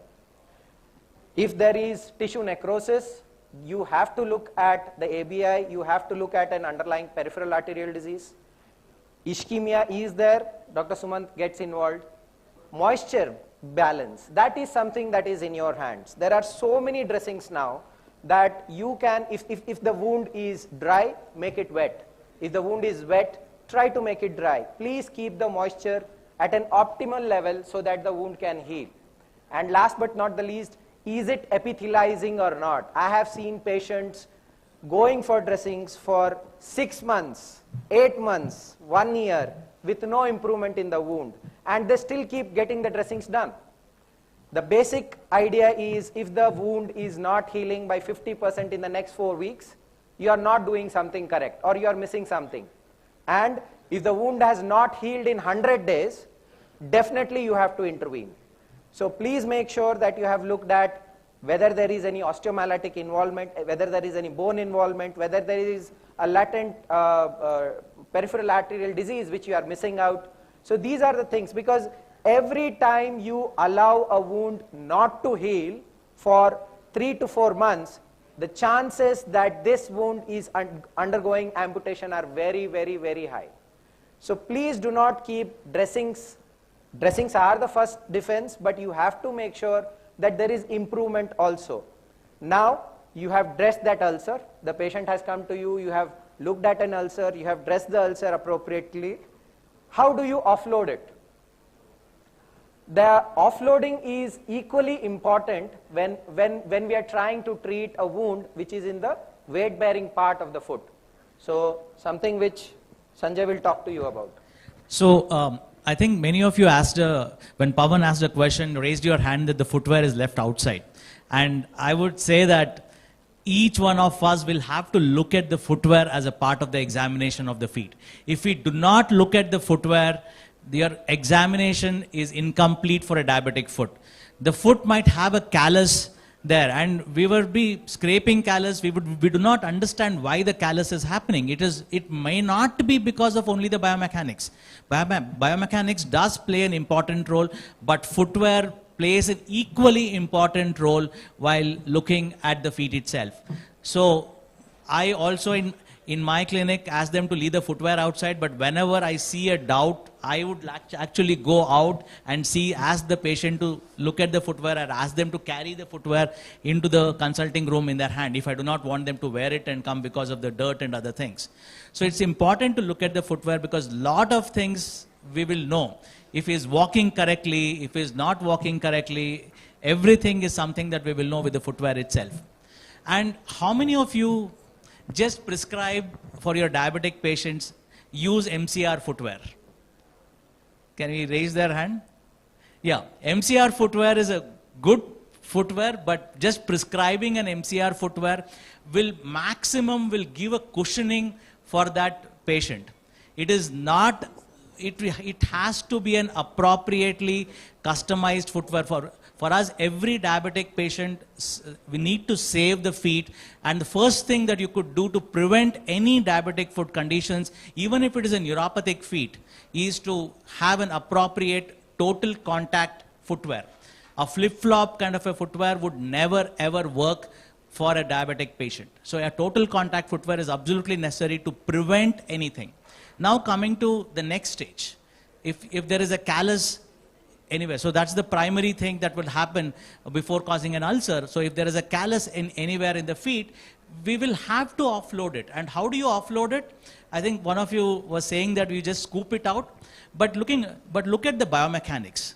It is not just the weight that comes over of the body that comes in this place, but there is also a ground reaction force that will cause the pressures to come in. It is not just the body weight pressures, but every action has a equal and opposite reaction. So there is a ground reaction force that comes in, and the ground reaction force is what causes the pressure on that area rather than the body weight itself. So a scooping, as our doctor there was telling, at the callus area may not be the right way. That might provide some relief, but may not be the right way, because the edges, when we scoop it there would be a transfer ulcer that would happen. So this ulcer would heal, but the other ulcer would happen. So we always recommend something called the reverse scooping, because to avoid the ground reaction forces, a reverse scooping is always what is recommended, and that is something that you need to keep in mind when you see the calluses in place. When there is an ulcer in place, that is a different mechanism altogether on how to offload an ulcer. So just prescribing MCR footwear may not be appropriate for your patients. So please look at how an offloading footwear. There are several offloading mechanisms. Even if you look at the guidelines, in India we don't have a specific guidelines, but there is an Australian guidelines on offloading. There is an US guidelines on offloading. We at Food Secure we have listed down, there are about 35 modifications that can be done on a footbed to ensure that the biomechanics is right and the offloading is right. So with this complexities of having an offloading footwear, it is just prescribing an MCR footwear may not be appropriate. It is a good first step, because people who do not even wear a footwear, for them getting accustomed to wearing a footwear, an MCR footwear, which is pretty economical, could be a good first step, but there are several steps ahead to provide an appropriate offloading. Thank you, Sanjay. Now, this patient has already gotten dressings done. In the next 4 weeks, we see that the wound has not healed by 50%, but it is still epithelializing, the wound is clean, it's not getting infected. And we see that the patient has comorbidities, slight comorbidities, sugars are not coming down as much as we would want it. What are the augmentative therapies in such patients? One of them being hyperbaric oxygen therapy. How many of you have heard about hyperbaric oxygen therapy? How many of you know that it is there in Bangalore? Okay. So this is what Dr. Ajit will be talking to us about.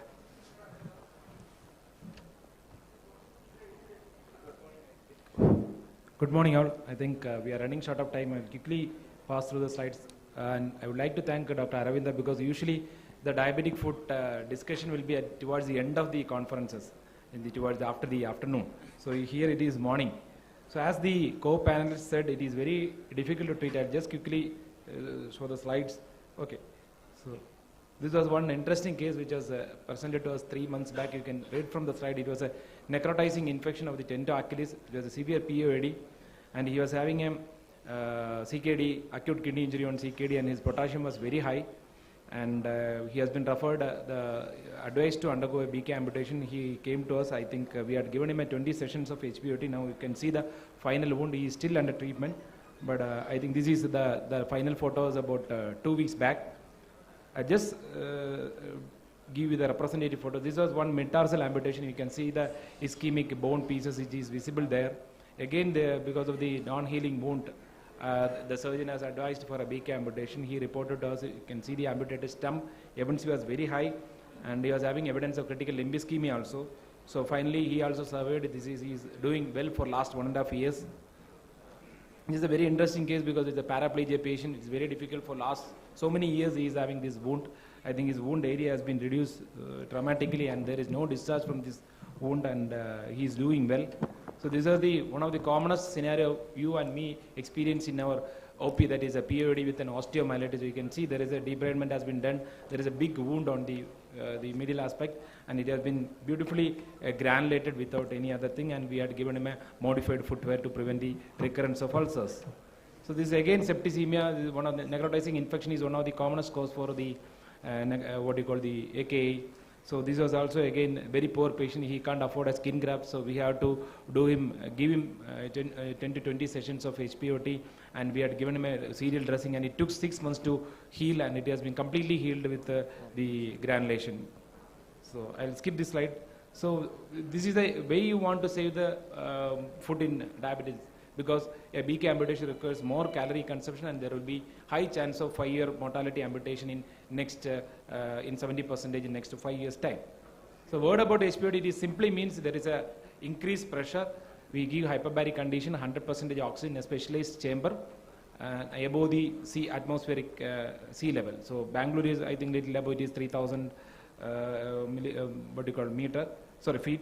So wherever you increase the pressure, I think the simple formula, that is the old gas laws we have learned in our school days, it says that wherever you increase the gas, the solubility of the gas is directly proportional to the pressure, and there will be more gas molecules which is diffused in the situation. So you all know that the important factor in non-healing wound is underlying hypoxia, whether along with the biomechanical changes or the neuropathy or the vasculopathy. So hypoxia, so if you can overcome the hypoxia by any method, this is the best thing.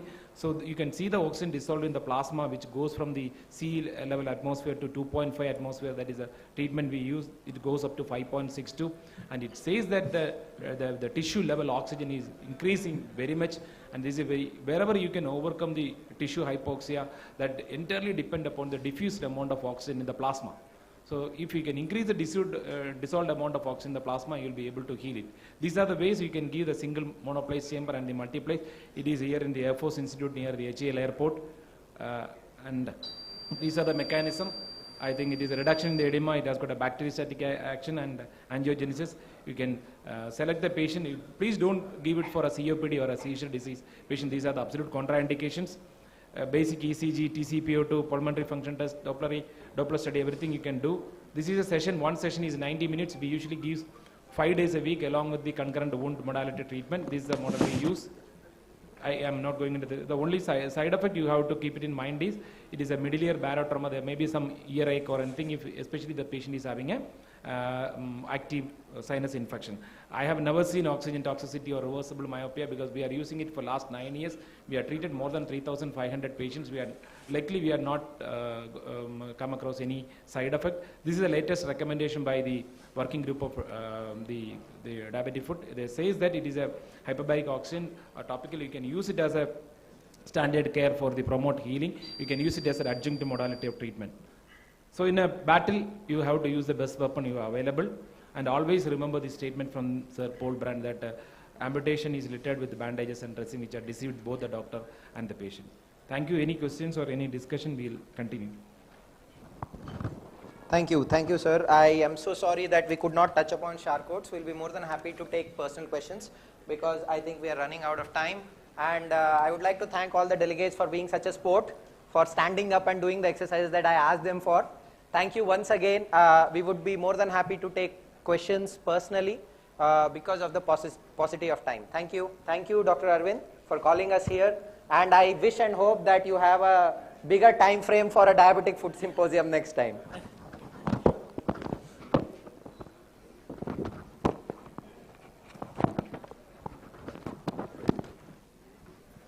Thank you very much for this interactive session, sir.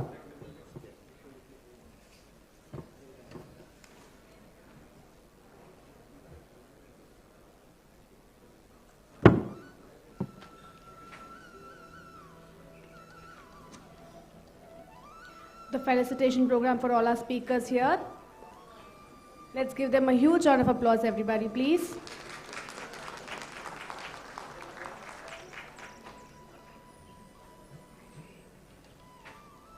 For all the information and for all the time, thank you very much, sir.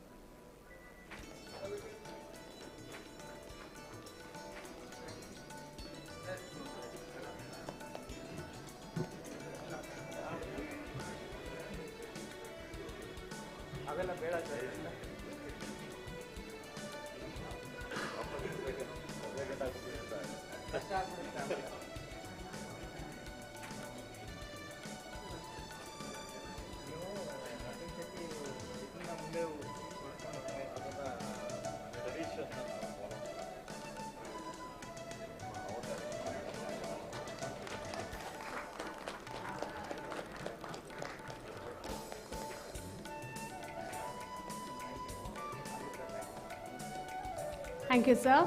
Moving forward, debate is something that we all love and enjoy. Like for any topic, we want to, support it or we want to talk against it. So now we have a big debate. And for this, we have two chairpersons. One is Dr. Puttaraju KR, diabetologist, Spandana Healthcare Center, Tumkuru. And the other chairperson is Dr. Kiran Idagundi. We welcome you, sir.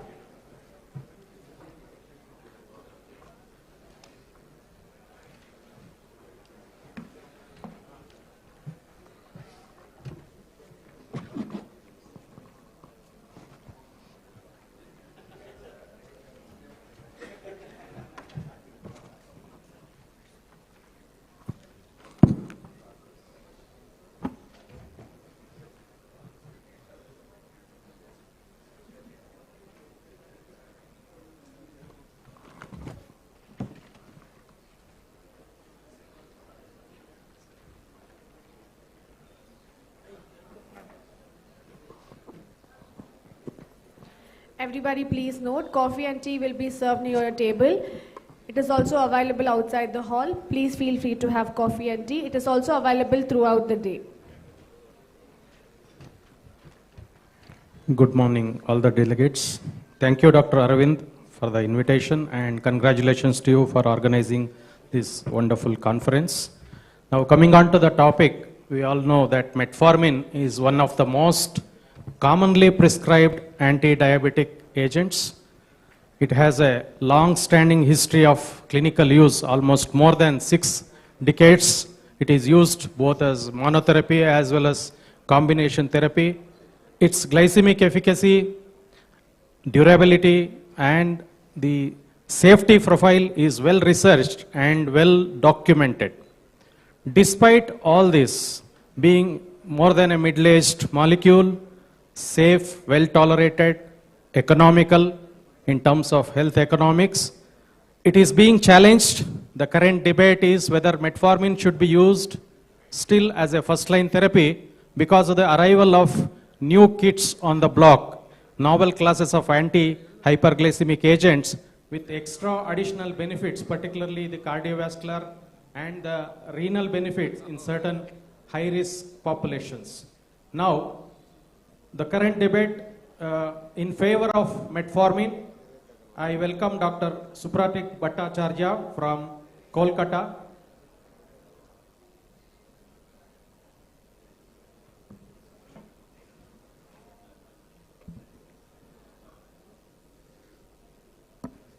Greetings, everyone, and thank you, Chairperson, for introducing the topic so nicely. And thank you, Dr. Aravinda, for this invitation and the choice of topic. So this is the topic for today. I'll be talking about should we move beyond metformin as the first-line therapy? And we are talking in particular about type 2 diabetes. And the emphatic answer to this is yes, we should, because we are now living in an era where we practice evidence-based medicine. We practice precision medicine where one shoe doesn't fit all, and we need to customize and individualize therapy based on the patient needs. Now, this is my disclaimer. So this is a famous scene from Mahabharata.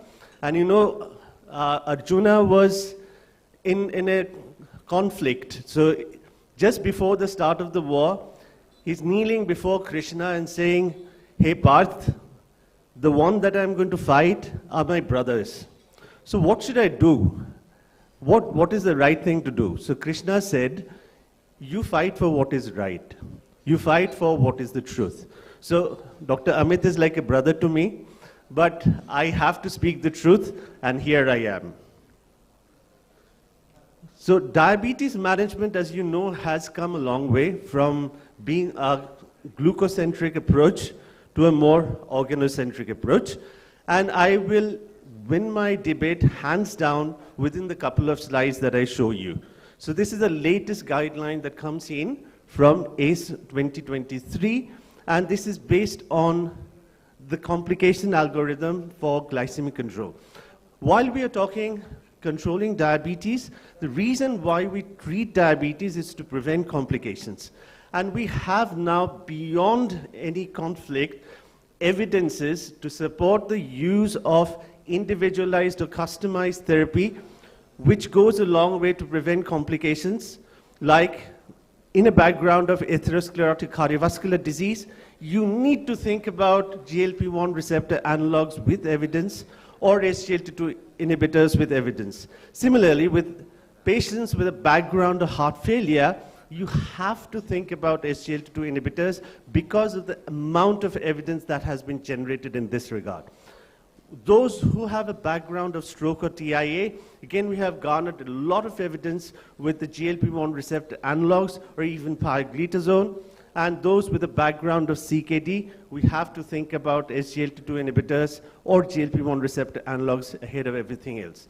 In spite of using all of these molecules, if you fail to reach the target, then you are happy to have on board any other molecule for that matter, and one of them being metformin, as you clearly see. So metformin no longer remains the first line or a knee jerk when it comes to diabetes management.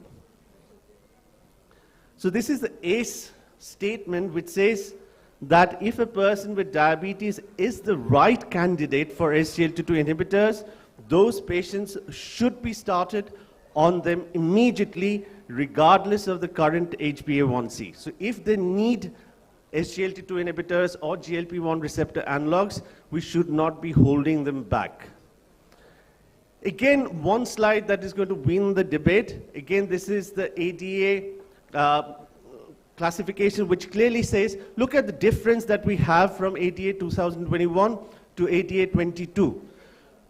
While ADA 21 goes on to say the first line therapy is metformin and comprehensive lifestyle like weight management and physical activity, if you look at ADA 2022, it comes off from saying that metformin remains the first line, and it says that the first line therapy should be individualized.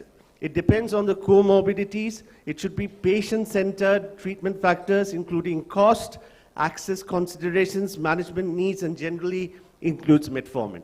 So it does not emphasize on metformin being the first line. So we have two bodies. We have ACE, we have ADA with the recent updated guidelines, which clearly tells you that you need to customize the approach, and for every single patient, you can't use metformin as the first line therapy. So my job is very simple. I feel pity for Dr. Amit because the wrestling that we are going to do is probably one-sided now. We have agents which are very clearly established themselves, so they are no longer the new kids in the block. We have so much of evidence using this for a long period of time, and we should be considering them ahead of metformin if required. So can somebody identify this gentleman? This guy is Galileo Galilei. So if you remember, he was actually a very strong believer of the Copernican heliocentrism, which says Earth revolves around the sun. Now, there was a period when this idea got strongly criticized because he was far ahead of his times in thinking. So people could not take that at that point of time. And you know what happened to him? He spent the rest of his life under house arrest. So yes, when we are having evolving ideas, when we are garnishing new data, newer evidences, it's always challenging to take them on board. But we need to have an open mind, and we need to think beyond metformin when so much of data has been sort of generated with SGLT2 inhibitors and GLP-1 receptor analogs. So what makes the OAD a first line? The evidence and experience, good glycemic efficacy, low risk of hypoglycemia, reduction in micro and macrovascular complications, good tolerability, affordability, and accessibility. So does SGLT2 inhibitors fit in all of these criteria? So SGLT2 inhibitors work immediately. It's pain-free. It's insulin independent. There's no risk of hypoglycemia. There's no risk for additional weight gain. And they work for everyone as long as you have a kidney. So I think we have two very eminent personalities who has said, if you want to consider SGLT2 inhibitor as the first-line therapy in type 2 diabetes, the question should be, why not?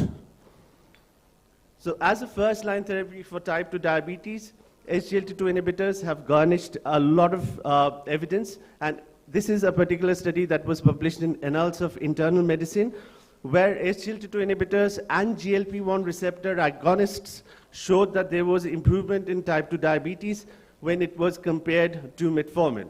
So first line, this is the result that came in. The first line SGLT2 inhibitors and GLP-1 receptor agonists had lower rates of congestive heart failure, ischemic heart disease, myocardial infarction, and stroke as compared to metformin being the first line therapy. So what was the conclusion that was drawn? And you can see the primary funding was done by the ADA, and the conclusion was drawn that as first lines, SGLT2 inhibitors and GLP-1 receptor agonists would improve type 2 diabetes outcomes, but the only consideration that they had at that point of time that SGLT2 inhibitors needed to be at least 70% less costly to be cost effective. And now we have on board generic SGLT2 inhibitors, and this was my data that I had presented at IDF back in 2021 regarding the clinical efficacy of an economically favorable new generic dapagliflozin, the management of type 2 diabetes. So we now have SGLT2 inhibitors at far less cost, almost 70% cost reduction since maybe 5 or 6 years back. Very strong evidences with the new generic dapagliflozin. This is the bioequivalent study of 2 different DAPA formulations in healthy adult Indian volunteers. Again, one of my studies. And then real-world evidence of generic dapagliflozin and relevance and results from Indian multicentric trial. Again, I was part of this particular study. So a lot of data coming in with the generic dapagliflozin. This is the bioequivalent study of 2 different DAPA tablets in a healthy adult Indian volunteer. So evolving evidences show that patients initiating SGLT2 inhibitors were more likely to have less endocrine visits to the internist or the cardiologist compared to those who were being initiated on metformin. And ADA 2022 says that with affordable generic dapagliflozin available in India, cost is no more a constraint. So metformin has traditionally been recommended as the first-line therapy for management of type 2 diabetes.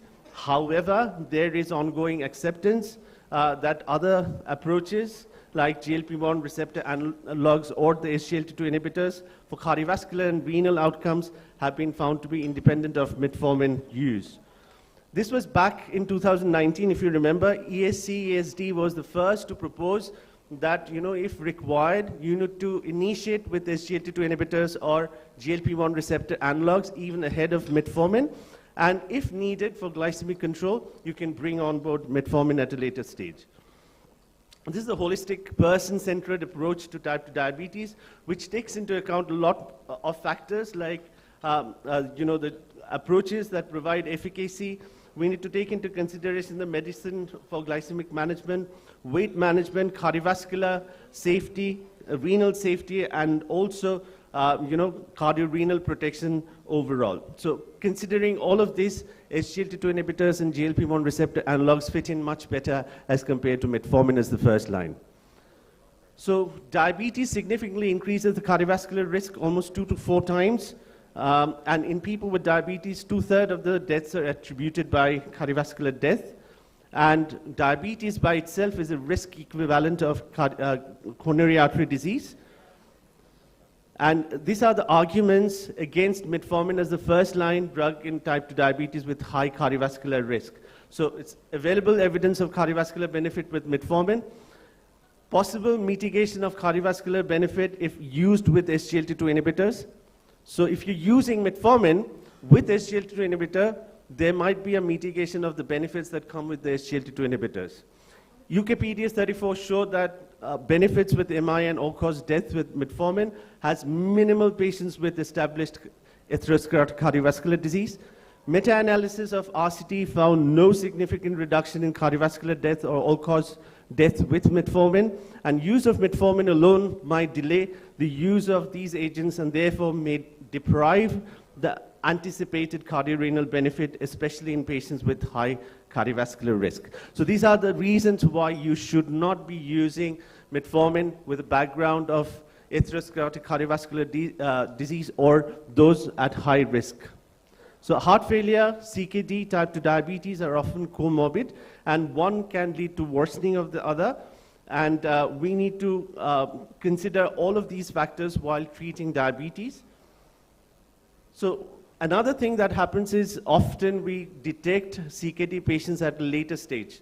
We don't get to detect them earlier before stage 4 and 5, and CKD awareness is very poor unless we get to the later stages. So what needs to be done? We know that the first line therapy in those patients with CKD after lifestyle, like having dietary modifications, physical activity, smoking cessation, and weight reduction, remains SGLT2 inhibitors, because with the dedicated renal outcome trials, we do have evidence of using SGLT2 inhibitors up to eGFR of 20. Now, look at this data. Metformin cannot be used beyond the eGFR of 30, and it does nothing in terms of renal benefits. RAS inhibitors at maximum tolerated doses if needed, and moderate or high intensity statins may be used. This is Ralph D. Fronzo's ominous octet for diabetic nephropathy, and you see clearly that majority of these are covered by SGLT2 inhibitors, and this is a novel way to treat diabetic nephropathy. With the amount of cardiovascular outcome trials that has been generated with SGLT2 inhibitors as well as GLP-1 receptor analogs, LEADER being the first with liraglutide to have a label update for liraglutide for use in atherosclerotic cardiovascular disease. Then came SUSTAIN 6 with once weekly semaglutide, and empagliflozin trial, the EMPERAGE, emphatically showed that it has got cardiovascular protection, followed by CANVAS, which showed MACE benefits, cardiovascular death reduction with EMPERAGE. So we have emphatic results coming in from both the SGLT2 inhibitors as well as GLP-1 receptor analogs. We know that SGLT2 inhibitors have now established itself as a strong fourth pillar, if not the first pillar for treatment of heart failure. And with the DELIVER trial and also the Emperor Preserved, we know that SGLT2 inhibitors remain the only molecule that we can use in preserved ejection heart failure. So should metformin be the numero uno or the first line forever? No, and the reason is metformin was the sole contender for this position because of the lack of more effective anti-hypoglycemic agents. This position has changed over the last 2 decades, especially after SGLT2 inhibitors and GLP-1 receptor analogs have shown the kind of evidences that it has. What about the other agents? Can it take over as the first line, like the thiazolidinediones? Well, we know the shortcomings or the limitations that come with thiazolidinediones. We can't use it with a background of heart failure, and also the potential for weight gain. AGIs, again, we can't use that because beyond, say, prandial glucose control, it does very little in terms of cardiorenal protection. It might mitigate the MAGE, which might result in a cardiovascular benefit, but not as emphatic as SGLT2 inhibitors or DPP4 inhibitors. Sulfonylureas, although after Carolina has come out safe in terms of cardiovascular safety, but it doesn't show superiority. GLP-1 receptor analogs still now remains costly, but we are going to get the generic version very soon, and we now have an oral version, so it doesn't remain a constraint anymore. So SGLT2 inhibitors versus metformin, the war for first line, I think it's clearly now we have established that with SGLT2 inhibitors and GLP-1 receptor analog in place, we should not use metformin as a knee-jerk for every single person, and we need to customize and individualize. So thank you. Thank you, Dr. Supratik Bhattacharya, for your point of view on we can move beyond metformin as first line of therapy. So hence it's a debate session. How many of you agree with Dr. Supratik Bhattacharya? Please raise your hands, please. I don't know how many have say no.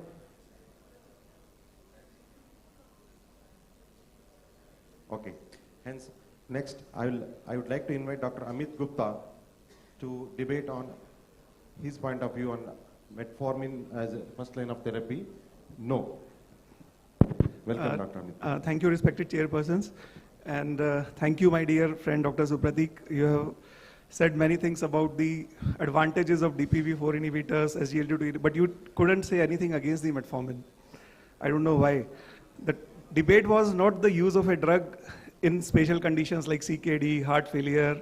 These are all your slides were with a rider. If somebody is having advanced atherosclerotic cardiovascular disease, somebody is having renal failure, what happens to a normal patient who walks into your OPD chamber?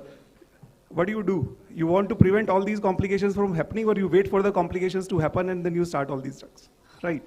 So should we move beyond metformin as first-line therapy? The nation wants to know, as the agenda was set by Dr. Aravinda here. So it is a big, huge no, and no means no. Because na sirf ek shabd nahi, apne aap mein ek pura vakya hai.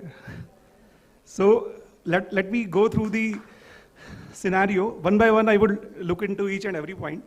So first of all, look at the effective glycemic control. We know that the metformin is known for its ability to lower blood glucose level, and it is highly efficacious. If you compare the HbA1c lowering potential of all the available drugs, including insulin, you will find that metformin HbA1c lowering potential is 1 to 2% of HbA1c lowering can be seen with SGLT2 inhibitors, which is not even seen with GLP-1 analogs or the SGLT2 inhibitors. So this is one thing which we should always consider, that we need to choose a drug which is highly efficacious, and metformin is really one of them. Supratik talked a lot about the safety. So metformin, the message should be that metformin is pretty safe. So metformin says I am safe because it has been used for decades, and it has well-established safety record. And it is generally considered safe when used appropriately and has low risk of hypoglycemia. This is, we all know. So, and this is the FDA.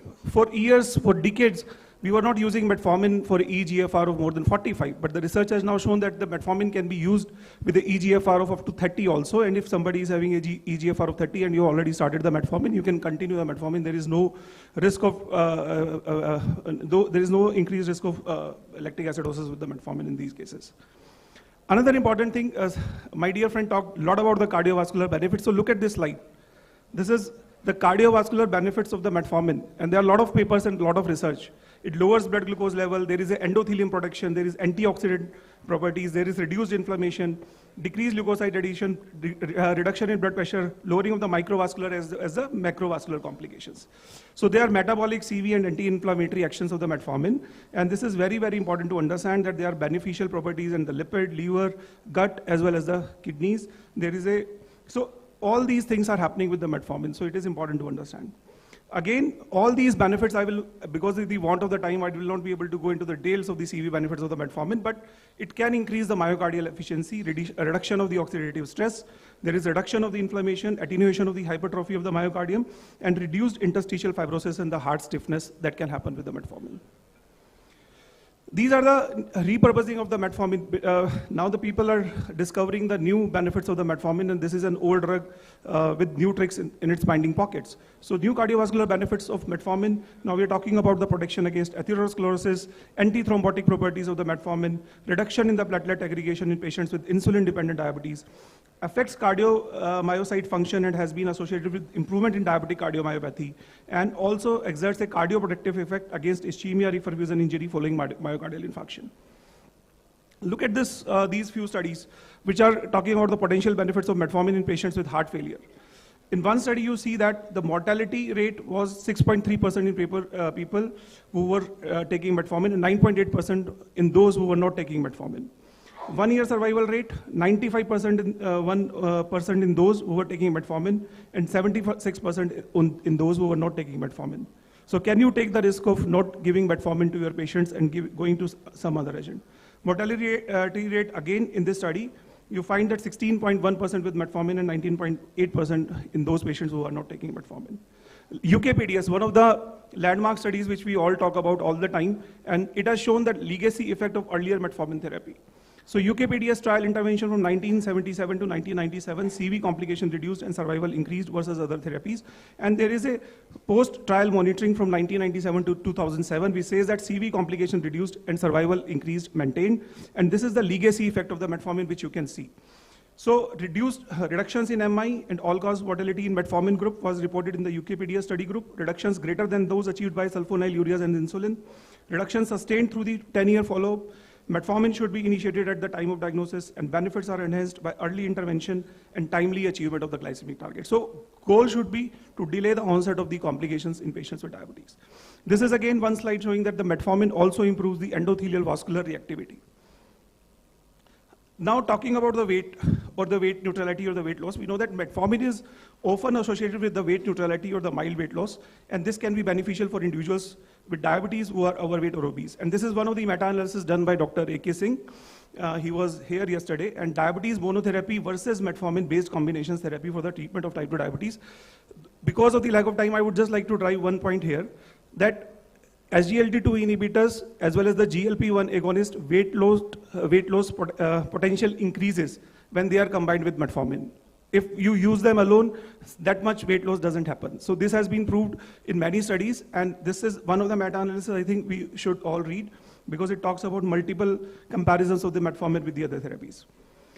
Now talking about the low cost. So metformin is available as a generic medication. My friend also talked about the accessibility, affordability, and the availability. So I think metformin fits into that. And it is important to understand that all of us are using combination therapy. So a metformin tablet may be costing X rupees, a DPP-4 inhibitor may be costing Y rupees, but when you combine metformin with DPP-4 inhibitor, the cost of the combination comes down. So metformin is not only in itself inexpensive, but it also brings down the cost of the other molecules when they are combined with the metformin. So this is a normal thing which is happening. Metformin works as a team. Metformin therapy can be used and combined with any of the drug which you have. So we know that together everyone achieves more, and you can combine metformin with any of the drug available, but it cannot be said in a similar way with all the other drugs. So you will find all the CVOT trials, every study you will find the metformin is compared. Comparator is always a metformin, metformin plus this drug, metformin plus that drug, metformin plus that combination. So metformin is always the backbone of any clinical trial wherever we are comparing the efficacy and the other endpoints of the therapy. More than 60 years of the clinical experience. Everybody sitting in this hall must have used metformin in their clinical practice, but I still believe that there are many who have never used a GLP-1 agonist. DPP-4 inhibitor and SGLT2 inhibitor now, because of the availability, I am sure we are using. And this was a special issue of the Diabetologia, which talked about the 60 years of metformin use, looking at a glance at the past as well as look at the future. Again, which drugs reduces insulin sensitivity? So we know that there are few drugs which can, but which drug has all these properties? So it is only the metformin. So metformin can enhance insulin sensitivity, allowing the body to use insulin more effectively. And metformin is the most commonly used treatment to increase the insulin sensitivity in insulin resistant condition. And we know that type 2 diabetes, one of the major contributing factor comes from the insulin resistance. Other pleiotropic benefits of the metformin. We are talking about that metformin may be having some anti-cancer properties also, and these are various axes where the various studies are there. It may be stopping the growth of the cancer cells, mitochondrial energy metabolism, epigenetic modification, immunomodulation, autophagy, and there are multiple other mechanisms by which metformin may be exerting its anti-cancer pleiotropic benefit as well. We know that diabetes increases the risk of cancer, and if there is a drug which can actually have some anti-cancer properties, why not to use that drug? Anti-inflammatory effects, we know that metformin has been shown to possess anti-inflammatory properties, and this can reduce chronic low-grade inflammation, and chronic low-grade inflammation is again a risk factor for cardiovascular complications. Supratik talked about all the guidelines. All guidelines, they recommend metformin as the first line pharmacotherapy in type 2 diabetic patients, whether we talk about any of these guidelines. And this is again from the American College of Physicians, which says that even the clinical outcomes of metformin use in populations with chronic kidney disease, congestive heart failure, and chronic liver disease, metformin can be used safely in patients only in one condition where eGFR is less than 30. There are many famous algorithms, and I choose this one because it combines ADA as well as the ESD. And you read the first line, the glucose lowering medication in type 2 diabetes. The graph which Supratik showed was the complication-centric approach. So complication-centric approach means complication has already happened. Most of the trials are done in patients who had already established these complications. But our approach would be complication prevention approach. So it is the glycemia. If you have good glycemic control, we are able to achieve the prevention of the complications also. So here you read the first line. The first line therapy is metformin and comprehensive lifestyle, and whatever comes is only after that. So metformin is a drug for all reasons and all diseases. And to sum up, they are the basic effects of metformin. It decreases insulin resistance, it decreases glucose absorption in the GI system, increased glucose uptake in skeletal muscles, decreased effect of glucagon, decreased gluconeogenesis, stimulation of GLP-1 mediated insulin secretion, and lipogenesis inhibition. And the pleiotropic effects include anti-inflammatory action, antioxidative action, beneficial effect on CV system, anti-cancer effect, protective effect on the central nervous system, increased lifespan. There are talks that metformin can increase longevity also. Also, metformin is supposed, there's some papers which talks about the anti-aging property of the metformin. Which drug you can continue safely in pregnancy? If somebody is already taking it, is the metformin only. No other OHA you can continue in the pregnancy. Which drug is approved in India for the prevention of pre-diabetes? It is metformin only. So, my dear friends, हम जहाँ खड़े हो जाते हैं line वहीं से शुरू होती है. If metformin has to be star of the millennium, so this would have been the dialogue by the metformin. Thank you very much. Thank you, Dr. Amit. You have batted well for the old molecule. Now it is time to take the audience poll. Let us see what our audience say. How many of you vote for metformin as a first-line therapy? So there are more hands going up. I think before we take up the questions, I think we have a rebuttal. Yeah, 1 minute. Dr. Supatik.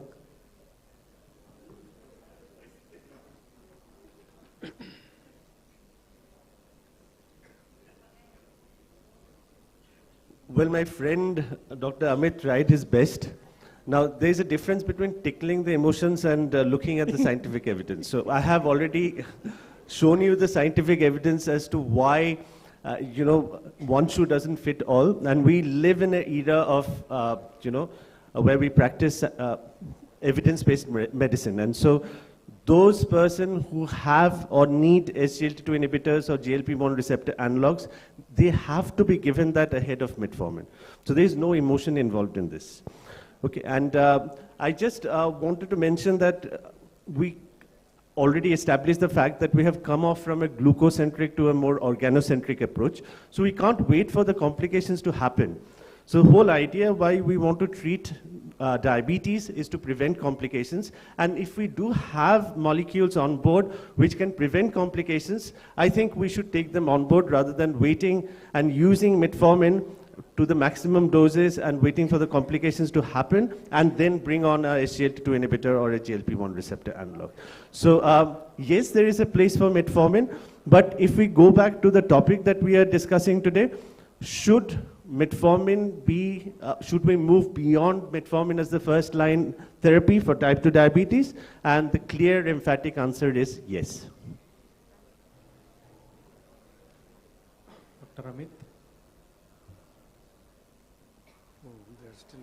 I think audience has already replied to Dr. Supratik's rebuttal. Thank you very much.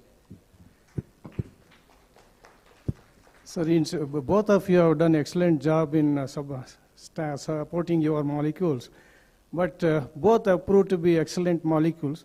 Why not combination as a first-line drug? Gives complementary benefits instead of going metformin full dose, each one of them. So complementary benefits as a first-line drug, and they won't cause hypoglycemia. What's your comment? I think complementary use of all these drugs is a valid point, and we all do consider that. But the question was that shall we only give SGLT2 inhibitor and GLP-1 before giving metformin? So combining with metformin, it is already happening. So I think you already have your answer. One question. I think both speakers have done a good job. Regarding the metformin and B12 deficiency, how often you come, like you have documented the B12 deficiency in the metformin therapy, long-term metformin therapy? The documentary proof of B12 deficiency in metformin therapy. Sir, B12 deficiency definitely happens. That's why we are giving B12 replacement. So this is a very. Is it mandatory for everyone to start to like give B12 in metformin, or we need to do some screening? It is not mandatory because it may happen, may not happen, because metabolism differs in everybody.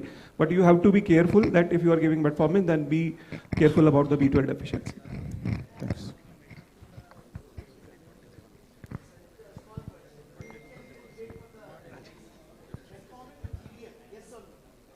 See, metformin in GDM, there can be this is again a controversial question, but current guidelines state that metformin, if somebody is using metformin already, metformin can be used and continued in the pregnancy safely also. And there are large number of studies which have used metformin in pregnancy. So I don't think there is anything against which goes against the metformin use in pregnancy. Hello, sir. Last question. Last question. Sir, it spoke about, when you talk about first line, I think I think both points can be taken. But again, if you talk about organ protection, a combination of a SGLT2 or probably only SGLT2 or only GLP-1, will there be a durability in terms of considering our Indian phenotype where it's kindly progressive with our patients? Ultimately, you do add on a therapy, but only in terms of durability, will only on being on SGLT2 inhibitors, will be able to control the glucose in the longer run, even though the organ protection is there. See, none of the molecule is sacrosanct and none of the molecule can do the job by itself. So that's why we have so many in our armamentarium, and it's up to you as a physician to choose the best for the person. So, as I say, one shoe doesn't fit all. You need to get in. So, if you're choosing a cricket team, you need to have the best players on board. So, you have to combine the best people. So, basically, that best team is to have both metformin and. Not really. So, as we said clearly, yeah, I mean. Ultimately, again, without let's metformin. Go back to the glucocentric approach versus the organocentric approach. Right. So, we now have clear guidelines which are based on scientific evidence. True. So if there is a background of CKD, you need to give SGLT2 inhibitor ahead of any other molecule, followed by GLP-1 receptor. And that's why the guidelines are made to help you. Okay. But so it's up to you as it's up to you as a physician whether you want to take those guidelines on board or not. True. But they are based on the current scientific evidences that has been generated over many years of clinical practice. But all these trials also did have metformin with the background therapy. Initial ones did, but the newer ones that are being conducted does not have metformin as background. Yeah. And I showed you evidence that... I think we will close the session in the interest of the time. We have to move ahead. Thank you, Dr. Supratik. Sir, one last comment. Both the speakers argued against each other. No, both of you standing together. That means to say both the molecules go together hand in hand. Both of you are standing together now on the dais. So I totally agree that we are all fighting for science, and metformin has its place, and so does the newer molecules. And it's just where you choose one ahead of the other. That's what we are debating today. But I will still say metformin is the captain of the team. So now both will be felicitated together. Thank you for this wonderful session, sir.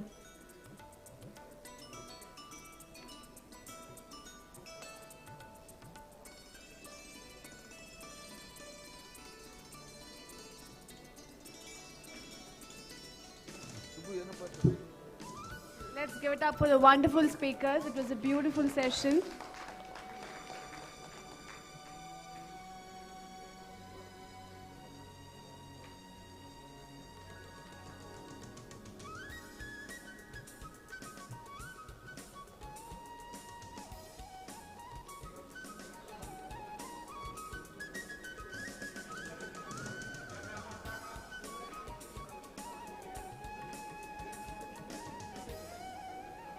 Thank you, sir.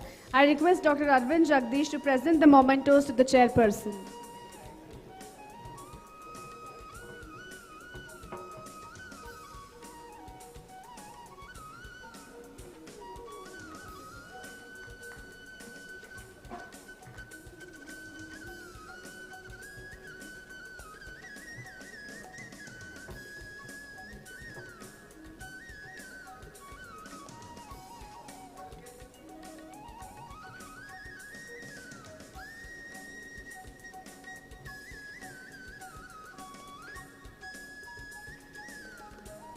Thank you, sir. After a great debate session, now we have, now we have a great time to understand the clear myths and facts. For this, we have the chairperson, Dr. Raja Selvarajan, diabetologist, Kaveri Healthcare, Bengaluru. And our other chairperson is Dr. K.P. Suresh Babu, Professor of Medicine, SSMC College, Tumkuru.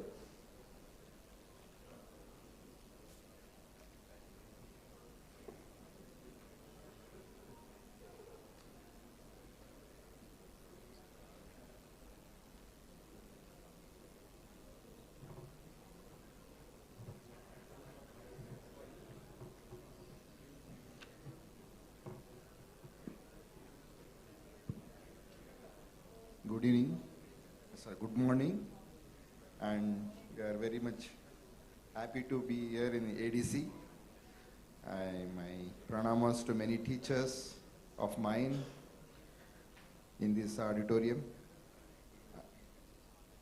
I welcome Dr. Feroz Farshta from Hyderabad for clarifying myths and facts about calories, and it is one of the important aspects in management of diabetes. Over to. A very good morning, and then after a great, I would say, session by both of my colleagues and brothers, traditionally, you've seen that not only as Indians, as human race, we have used food for all our passions. So if you excel in something, when you do a party, food is the answer. For your kids, whenever you give them a target, the moment they achieve it, you give them a chocolate. So food has been, you can say, abused since human race has existed. And then this is how we have evolved. So we have evolved from a malnutrition society to a malnutrition society. I think we all agree on this. So what does calorie restriction mean? So generally it is defined as 20 to 40% of ad libitum consumption with adequate nutrients. I think this is the most important summary of my slide presentation. Consumption with adequate nutrients.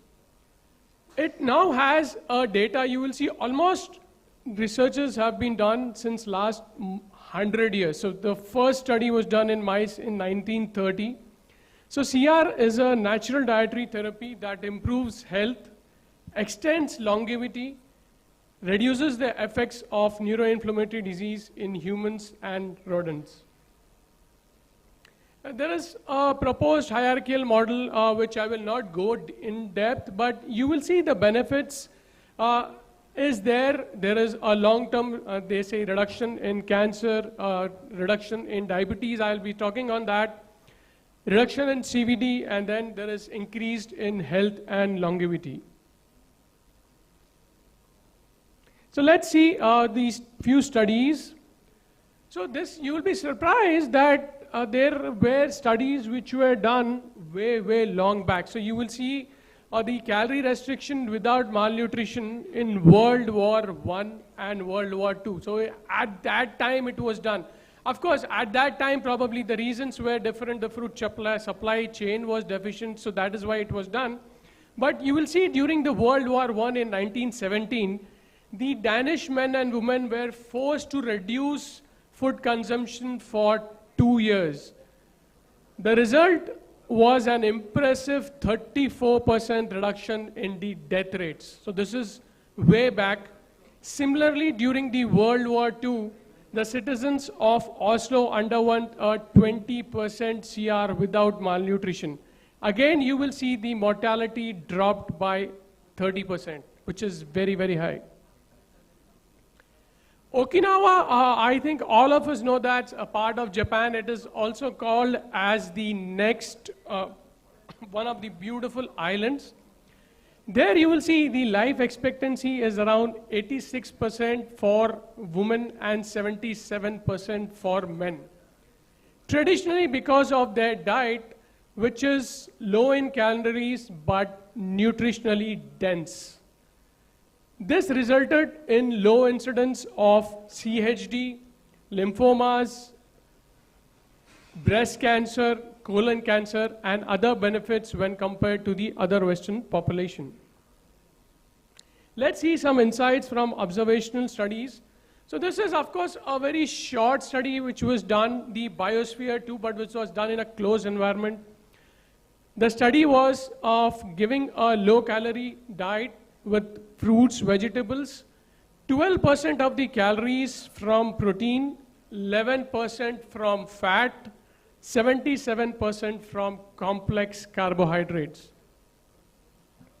What did it show? There was decrease in the BMI by 19% in men and 13% in women, decrease in fasting blood sugar by 21%, decrease in fasting serum insulin by 42%, decrease in cholesterol by 30%, and decline in LDL-HDL ratio. Let's see some of the RCTs what are there for calorie restriction. This is one of the very interesting study, the calorie study. This is effect of 6 months calorie restriction on biomarkers of longevity, metabolic adaptation, and oxidative stress in overweight individuals. You will see this was a 6 month of calorie restriction. The result, again it showed there was reduction in weight, fat mass, fasting serum insulin, and core body temperature in calorie restricted group. This is a paper which was published in the Journal of Nutrition, which says, I think very pertinent to all of us today treating diabetic patients, 6 and 12 weeks of calorie restriction increase the beta cell function and lowers the fasting and postprandial glucose in people with type 2 diabetes. At a time where we all are talking about diabetes remission, sometimes we all know the word reversal. It does not fit, but definitely the diabetes remission. So let's see if we have data on that. We all know this pandemic of diabetes is because of the twin cycle hypothesis, where the primary driver of metabolic problem was the positive energy balance. So hence, reversing this would definitely reverse the blood glucose control. So there are now a number of dietary modification therapies published in various articles. This is again a very interesting, the counterpoint study, where the counteracting pancreatic inhibition of insulin secretion by the triglyceride.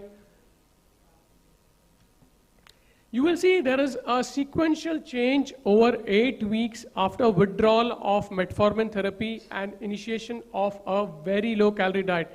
So patients were advised for only 600 calories in people with diabetes and matched the non-diabetic controls studied as an important time point. So here you will see the graphs. The fasting glucose, the red is the diabetes, this is the normal. This is the hepatic triglyceride content. It came down drastically, and the insulin sensitivity again improved when you compare it with the normal individuals.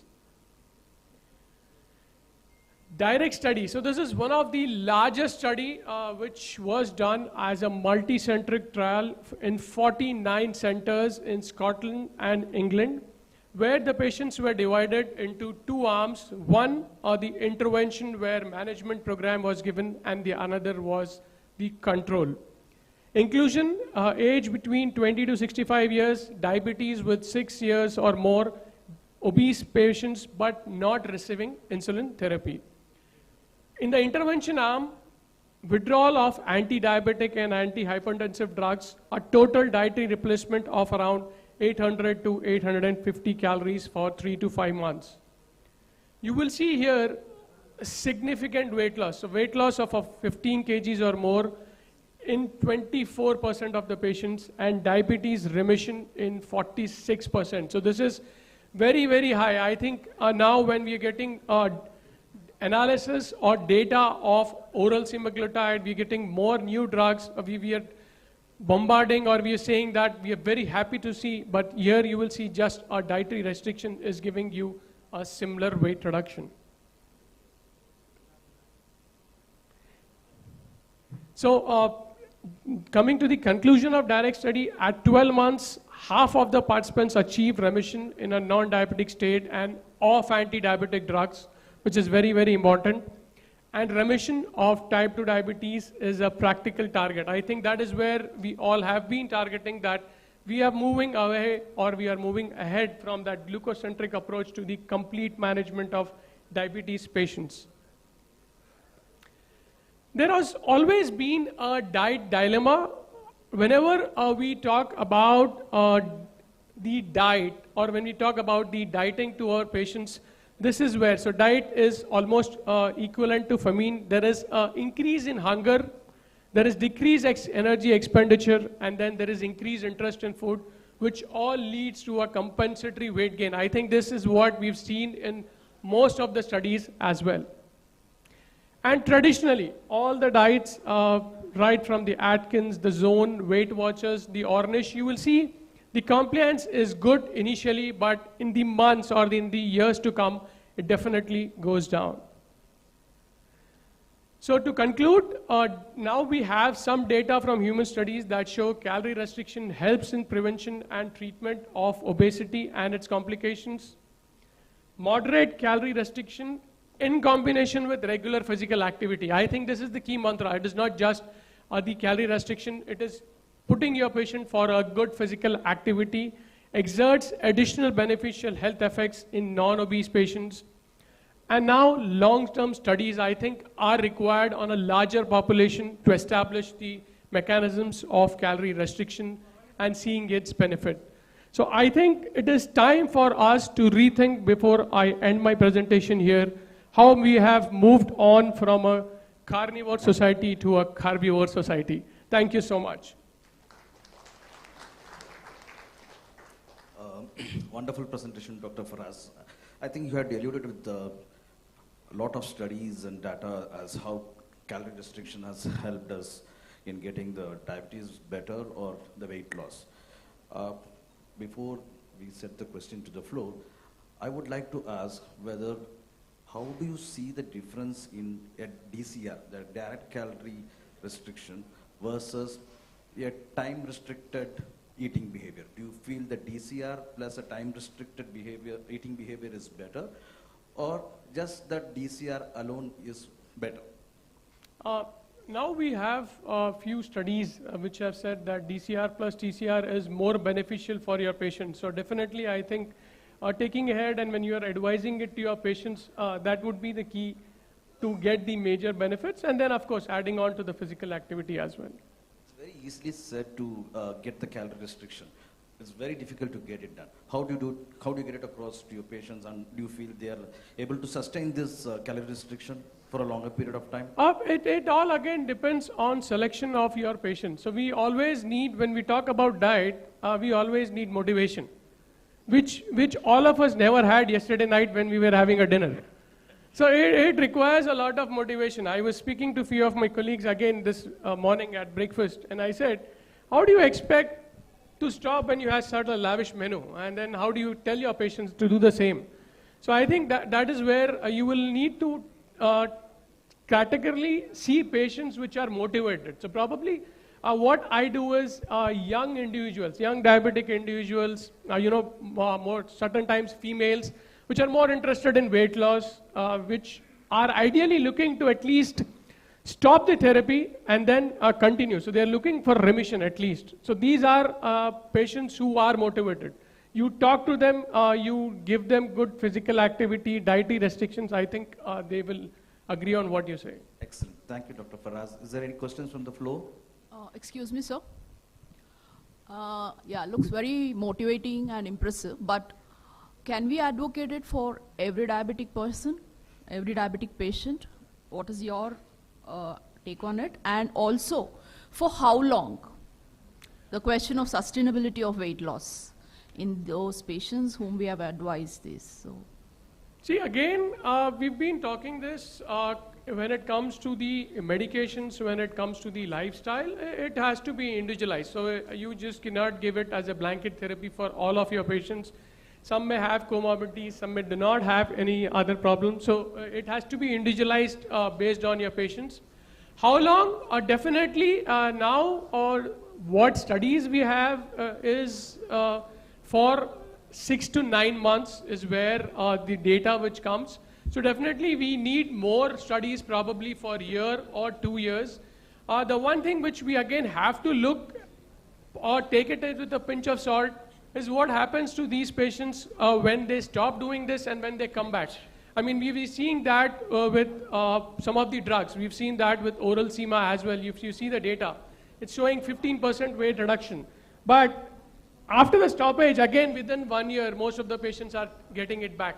So now we are talking about, let's consider diabetes and obesity as a disease. So you need treatment for controlling diabetes lifelong. You need something to prevent obesity and to treat it. So lifestyle therapy would be the best answer or solution. So they will have to continue it for a longer period of time. Thank you, Dr. Faraz. I think we are winding up the session due to paucity of Thank time. you, sir. Questions can be taken in person during the tea break. Sir, Thank if you permit me, I will take 1 minute, just 1 minute. Okay. Sir, this is regarding the calorie restriction. Kannadadallide Manku Timmana Kagga anta, written by DVJ about 80 years back. He says how to restrict the diet in one Kagga. ಎಷ್ಟು ನೀನುಂಡರೇನು ಪುಷ್ಟಿ ನಿನಗೆಷ್ಟಾಗುವುದು ಹೊಟ್ಟೆ ಜೀರ್ಣಿಸುವಷ್ಟೇ ಮಿಕ್ಕುದೆಲ್ಲ ಕಸ. ಎಷ್ಟು ನೀನುಂಡರೇನು ಪುಷ್ಟಿ ನಿನಗೆಷ್ಟಾಗುವುದು ಹೊಟ್ಟೆ ಜೀರ್ಣಿಸುವಷ್ಟೇ ಮುಕ್ಕಿದೆಲ್ಲ ಕಸ. ಎಷ್ಟು ನೀನು ಗಳಿಸಿಟ್ಟರೇನು ದೇಹ ಬೇಡುವುದೆಷ್ಟು ಮುಷ್ಟಿಪಿಷ್ಟವು ತಾನೆ ಮಂಕುತಿಮ್ಮ. ಎಷ್ಟು ನೀನು ಗಳಿಸಿಟ್ಟರೇನು ದೇಹ ಬೇಡುವುದೆಷ್ಟು ಮುಷ್ಟಿಪಿಷ್ಟವು ತಾನೆ Mankutimma. So that is the human requirement of the carbohydrates. Very practical, very practical. I think we'll wind up the session here. Thank you, Dr. Faraz, for the wonderful presentation. Thank you for the wonderful presentation, sir.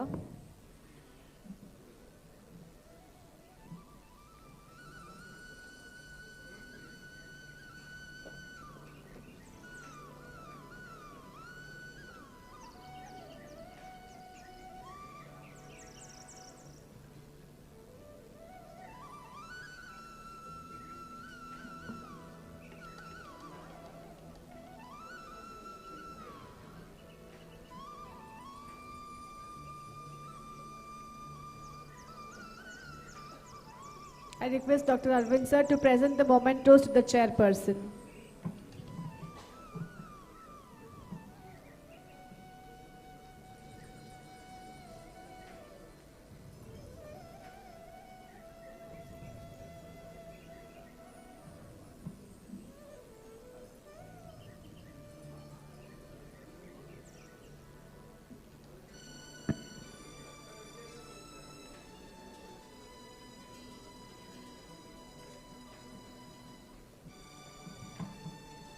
ಮತ್ತೆ ಮಂಕುತಿಮ್ಮನ ಕಗ್ಗದಿಂದ ಸಾಲುಗಳ ನೆನೆಸಿದ ಸರ್ಗೂ ಕೂಡ ಒಂದು ಜೋಳದ ಜಪಾಯಲ್ಲಿ ತಿಳಿಸೋಣ ನಾವು. Thank you sir, ತುಂಬ ಒಳ್ಳೆ ಮಾತುಗಳನ್ನ ಹೇಳಿದ್ರಿ.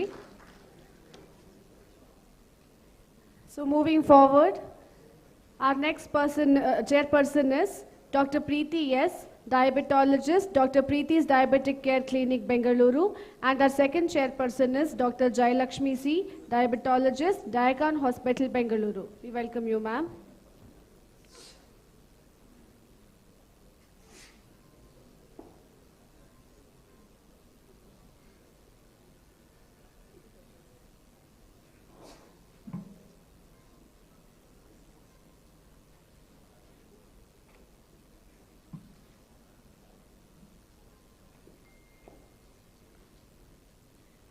After a beautiful session on the debate and also the caloric deficit, we will be talking about a much underrated complication, that is osteoporosis. And we have Dr. Abhishek Srivastav, who is an endocrinologist, ARA Diabetic and Thyroid Clinic, Jabalpur here. And over to you, sir. Thank you. Thank you, Dr. Aravinda, for inviting. And I was asked to be on my toes because we were running out of time. So with these two beautiful chairpersons, I will start the presentations. Thank you.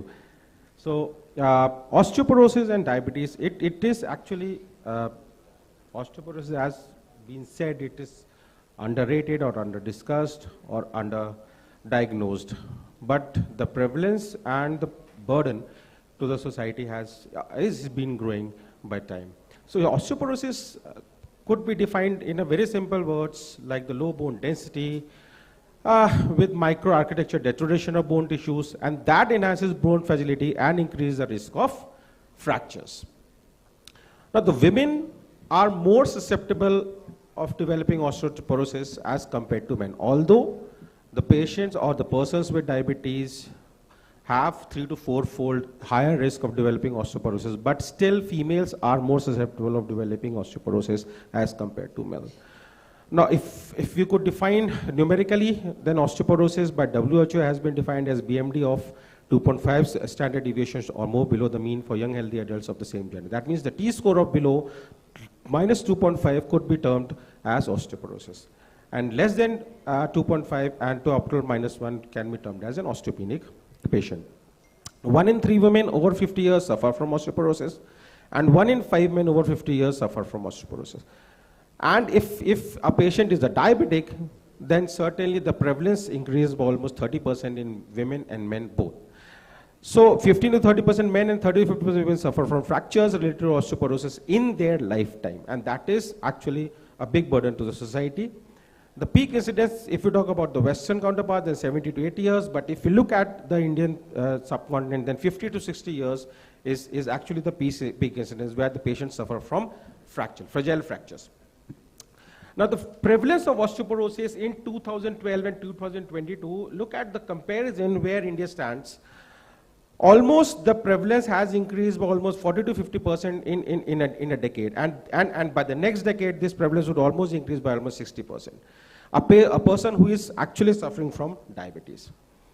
And in women it is 3 times more common than men, I've already discussed, but there are few, could be the reasons why, because the post-menopausal women have low peak bone mass, hormonal changes at the menopausal levels, and of course, they live longer than men. Now, the common risk factors for osteoporosis, certainly post-menopausal women's family history of osteoporosis, lack of exercises is a lot of fun. Then low calcium intake, low vitamin D levels, smoking, one of the most important causes, age, and certain autoimmune disorders like hyperthyroidism, rheumatoid arthritis, and hypogonadism. Although hypogonadism has been underrated, but still male who suffer from lower levels of testosterone do suffer from osteoporosis or osteopenia by almost 3 to 4 folds. That is the reason why we always say treat hypogonadism also.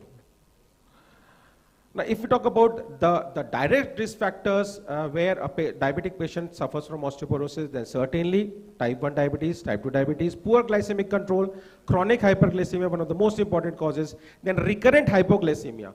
Recurrent hypoglycemia could also be actually related with the higher levels of osteoporosis or osteopenia because of recurrent falls because of severe hypoglycemic episodes. Then nephropathy is there, certainly neuropathy, diabetic diarrhea, irritable bowel syndrome is one of the most important causes where a patient who suffers from chronic irritable bowel syndrome also suffers from the higher degree of osteoporosis. Then certainly Graves' disease, amenorrhea, delayed puberty, and eating disorders. Now, what happens is diabetes, basically, to summarize in a very simple words, type 2 diabetes and type 1 diabetes have higher degree of inflammation. That means they have a higher degree of pro-inflammatory cytokines, and these cytokines actually predominantly interleukin 6 has been activated in skeleton also. And this actually interleukin activation of IL-6 does actually increase the levels of advanced glycation end products. And these advanced glycation end products actually hampers the osteoblastic activity and increase the osteoclastic activity. And this way, in simple terms, chronic inflammatory process could be termed as one of the main pathological reasons behind the development of osteoporosis in type 1 and type 2 diabetes.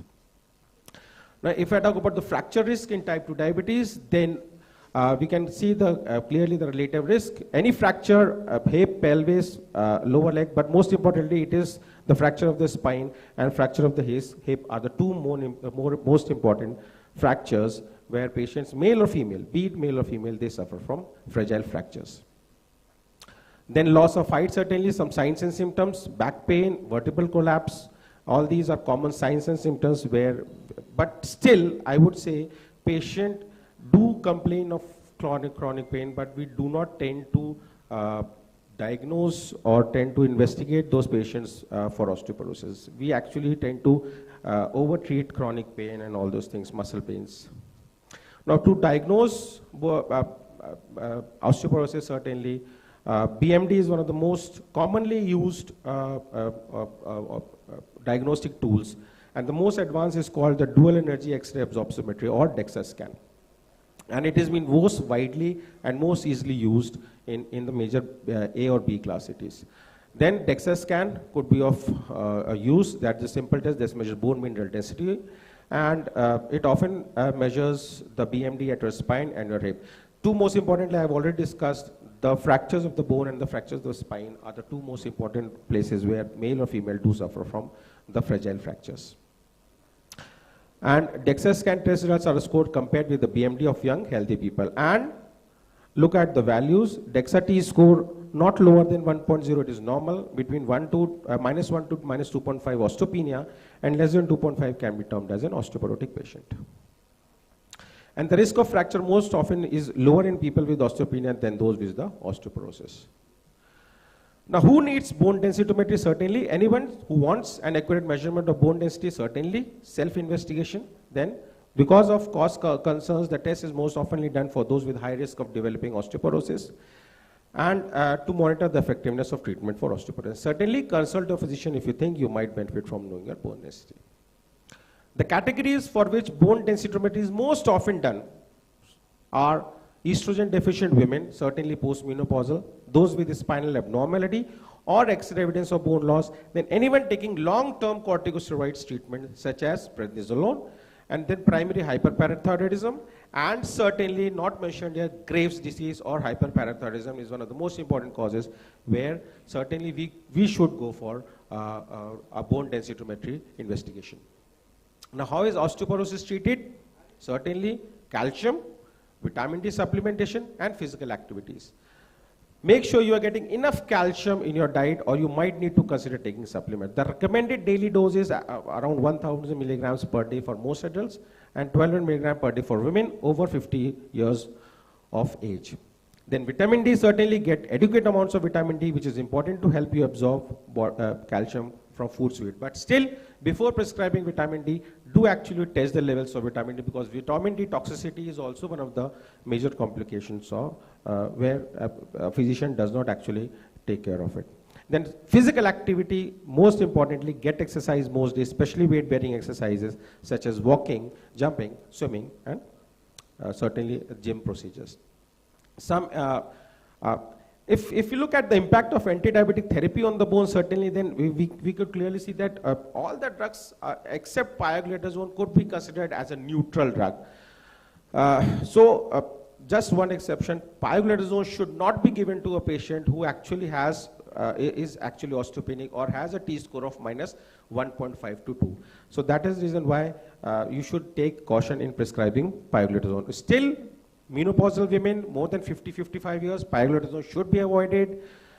And then rest, patients who are actually a contender for heart failure, then also pioglitazone should be avoided. How is osteoporosis treated? Initially, calcium supplementation and vitamin D supplementation and exercises, but with anti-osteoporotic medications, then certainly there are certain medications where osteoporosis could be treated. One of the most commonly used are bisphosphonates, and this class of drugs are often called anti-resorptive drugs, which actually helps slow down the bone loss.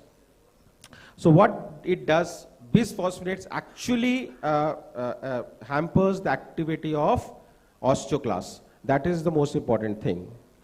And studies show that they can decrease the risk of fracture, and most importantly, bisphosphonates actually prevents the fracture of the bone and the hip. That is the reason why they are being used very easily and very commonly. But still, there are some side effects also associated with bisphosphonates. And one of the most common is actually the chronic rashes and fatty liver diseases. So some bisphosphonates are alendronate, risedronate, bisphosphonate, and zoledronic acids. I'll be very quick. Then Certainly other class of drugs are calcitonin and estrogen or hormone replacement therapy. Calcitonin is a hormone made from the thyroid gland, and it was approved for the management of postmenopausal osteoporosis and help prevents vertebral fractures mainly, but not the hip fracture. And it is also helpful in controlling pain after an osteoporotic vertebral fracture. If I talk about the estrogen or hormone replacement therapy, then certainly estrogen treatment alone or combined with other hormone or progesterone has been shown to decrease the risk of osteoporosis and osteoporotic fractures in women, but still the risk of giving estrogen or a hormonal replacement therapy should be considered before prescribing the things. Then there are certain selective estrogen receptor modulators, although they are not estrogens, but these medications are often referred as SEMs, and they mimic estrogen's good effects on bones without some serious side effects such as the breast cancer. And there are certain SCRMs available, and few SCRMs has been shown to be beneficial in preventing the breast cancer also. And then teriparatide, it is also a very recent drug, and teriparatide is a form of parathyroid hormone that actually helps stimulate bone formation, and actually it has been approved for use in postmenopausal women and men at a high risk of osteoporotic fracture, basically. At a risk, what are the risks for men? Basically smoking, obesity, and type 2 diabetes. And it is given as a daily injection under the skin and can be used for up to 2 years maximum. Now, if a young woman with pregnancy, young women who have risk for osteoporosis and fractures need to be carefully considered for medications, which medications could be prescribed easily, but none of the drugs for managing osteoporosis has shown enough safety data available to recommend that these drugs could be used in a woman with pregnancy or during breastfeeding also. But bisphosphonates, even after you stop taking them, can stay in your body at a long time. So those patients who were taking bisphosphonates and planning to have pregnancy, then certainly they should be advised to consult a doctor and do certain investigations before planning for a pregnancy. So thus women who want to become pregnant later should weigh their expected benefits of bisphosphonates against the possible risk. Then certainly preventions are there. Lifestyle changes is required at a very high level. Some tips: make sure you get enough calcium in your diet, enough vitamin D in your diet, stop smoking, avoid excess and alcohol take. Excess alcohol, thoda bahut alcohol would actually go, and engage in weight-bearing exercises. Aim for at least 2.5 hours a week or 30 minutes a day 5 times a week, or 50 minutes a day 3 times a week of exercises, or as much as you can. Exercise that can improve balance, such as yoga, may help in prevention falls. Then if you are on any medication that can cause osteoporosis, certainly you should actually stop those medications or lower down the doses, whatever you are taking. And never change the dose or stop taking medicine without any consult. Not to forget, stop smoking, take calcium, take vitamin D, reduce alcohol, increase weight-bearing exercises, and check all your risk factors, whatever a patient has in it. And the most serious health consequences of osteoporosis is a fracture. So preventing fracture is actually, should be the main aim of any physician who is actually treating a patient with type 1 or type 2 diabetes. And spine and hip fractures specifically may lead to chronic pain, long-term disability, and even death. And the main goal should be treating osteoporosis to prevent fractures, and that should be our main goal. And if you are living with osteoporosis, certainly a patient who has osteoporosis has to adjust his life, has to compromise with the quality of life. So if you have osteoporosis, it is important to help or prevent not just further bone loss, but also the fractures. So here are some tips if you can tell your patients: as use a walking aid, remove some hazards in the home where you can actually have a risk of a slip or a fall or anything. Remove those things. Tell the patient to remove those hazards in the home. Get help carrying and lifting heavy items. Do not try to be macho. Just get help in actually carrying or lifting heavy items whenever you want, and wear sturdy shoes. That's it. Thank you. Thanks a lot. Thank you, sir, for that crisp talk and finishing well within time. But again, I think we are running out of time. Just I have one question. So there are both anti-resorptive therapies and those which increase the bone formation. Can this both be given together? No, that is also debatable, but still. But most commonly used are actually anti-resorptive medications. So before actually those patients who are on anti-resorptive medications, they should actually be stopped first, and then you could be used for that. But Thank it you, is sir. debatable, still debatable. Thank Okay, you, sir. thank you, thank you. I think the questions from the audiences can be discussed with the speaker during the lunch break. Sorry for that. Thank you. Thank you for the wonderful session, sir. I request Dr. Aravind and the chairperson to felicitate the speaker.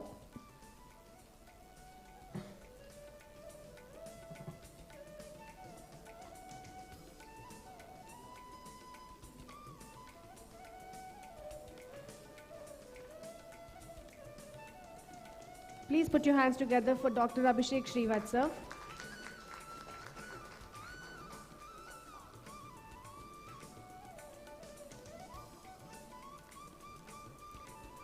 I request the main man behind this event, Dr. Aravind Jagdish, to present the mementos to the chairpersons.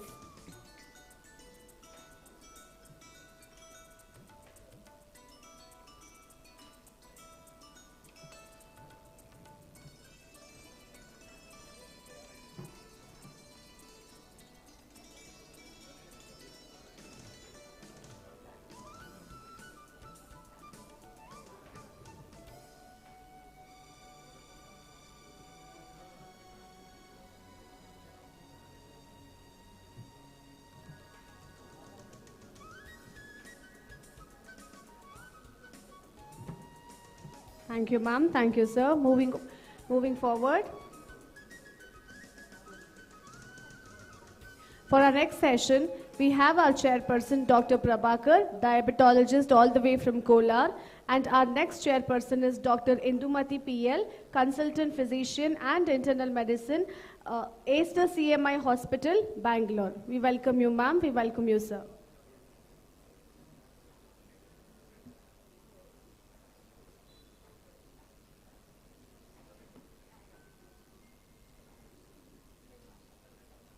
Our chairperson is Dr. Prabhakar and Dr. Bindumati PL.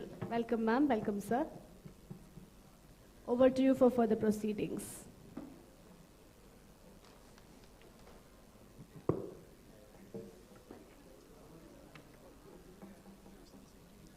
Good morning, everyone. At the outset, I would like to thank and appreciate and also congratulate Dr. Aravinda for arranging this spectacular CME. And definitely I can say that I am right now working as a principal in a medical college Kolar. Just arrange 1 day or 2 day CMEs with all my resources, I feel it's so difficult. I don't know. God has given you so much energy and enthusiasm to run such a single-handedly arranging all this, such a big CME. I think the words cannot explain your efforts. Congratulations, Aravind. The topic which today's speaker, Dr. Sanjay Agrawal, is going to speak is prevention of pre-diabetes. Is it possible? And recently there is a survey called NUDS, National Urban Diabetic Survey, which showed that the astonishing picture of pre-diabetes in India. 15% of Indians are suffering from pre-diabetes. And out of 88 millions of pre-diabetes in the world, almost 75 to 80% of pre-diabetes are in India. This explains the load of pre-diabetes in India. And there are a lot of gray areas in the pre-diabetes, like how to manage drug therapy in pre-diabetes. And most important is, as it is a silent disease, and is it possible to prevent pre-diabetes? So over to Dr. Sanjay. Thank you very much for this nice introduction, and I would like to thank Dr. Aravinda for inviting me today over here. I'm speaking a little different today. We keep talking about pre-diabetes and how can we sort of stop conversion of pre-diabetes to diabetes. But little bit do we give attention to the fact that given the scale of treatments that we have today and our understanding about the disease, can we prevent pre-diabetes? And that's a moot question today, that we know that obesity is the mother of all problems, and it's one of the front runner for development of diabetes. But can we intervene early, recognize predictive models which will help us to understand which patient will ultimately develop prediabetes and diabetes, and park our resources to see that can we intervene this population early enough so that we can prevent the burden of diabetes as it stands today in our country. Now, let us try and understand where the difficulties lie before we really look at solutions and predictive models to tell us which is the population that is going to ultimately end up with prediabetes and diabetes. So the first problem occurs with the definition of prediabetes. And if you look at these three societal predefinitions of ADA, WHO, and International Experts Committee, you've got 5 different definitions for defining prediabetes. So you can see from the ADA, we've got, of course, IFG, which defines between 100 and 125, IGT, which defines between 140 to 199. If you look at the WHO classification, it just looks at fasting between 110 to 125. And if you look at the International Experts Committee decision, then you've got, of course, A1C between 6 and 6.4%. Again, I missed out on the ADA A1C definition, which is between 5.7 to 6.4. So clearly, you've got 5 different definitions which really define prediabetes. So where does the problem lie? Where does this cutoff point of 6.5 come from, which tells us which patient is diabetes? And you've got the studies from the Pima Indians, from the Egyptians, and the Enhance 3, where they looked at where does the occurrence of retinopathy occur in the entire glycemic continuum. And you can see here clearly that a fasting value between around 116, a 2-hour glucose value between 165, and an A1C of 6 is the inflection point where you see occurrences of retinopathy. And based on this retinopathy data, they looked at and said that, okay, this is the definition of diabetes. Similarly, of course, why do we really use A1C as a marker? Because it is standardized and aligned to DCCT and UKPDS. It's a better index of overall glycemic exposure, and it's for long-term complications. It substantially shows less biologic variability, and it has substantially less pre-analytic instability, and there is no need for fasting or time samples. Now, we've had a number of landmark trials which tell us that what is the benefit of intervening early with patients who have prediabetes, whichever definition you take, whether it's IFG or IGT, and you've got all these landmark trials, the Chinese Darkwing study, the Finnish DPS study, the American DPP, and the Indian Diabetes Prevention Program, and all of them have shown remarkable results in conversion from pre-diabetes to diabetes. And then again, you've got pharmaceutical interventions when you look at all these different trials, and they've shown excellent results from conversion from pre-diabetes to diabetes. Now, let's come back again to the 5 definitions that we talked about and look at how does this definition really reflect in our understanding of prediabetes as a cutoff point. So you can see here, when you use any of these 5 definitions for a cutoff, what is translation into the prevalence data? And you can see if you use International Experts Committee A1C data, the prevalence comes to about 4.3%. If you look at ADA A1C criteria, it's about 12.3.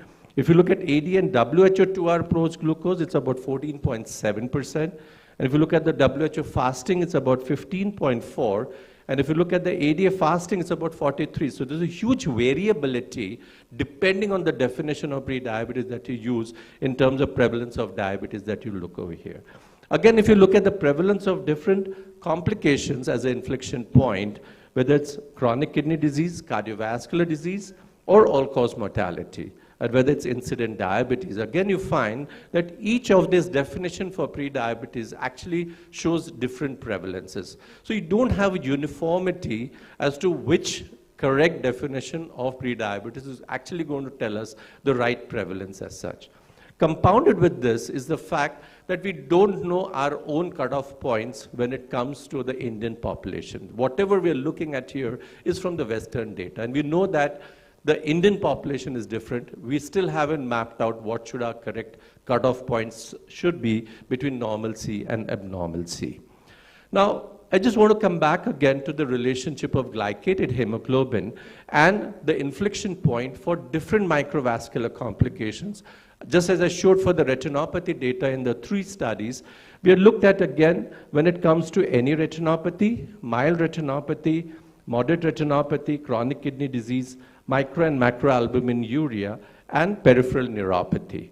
And they've looked at, of course, the sensitivity, specificity, the positive predictive value, the negative predictive value. And you can see from the left side table, there is no uniformity that 6.5 is the inflection point for all microvascular complications.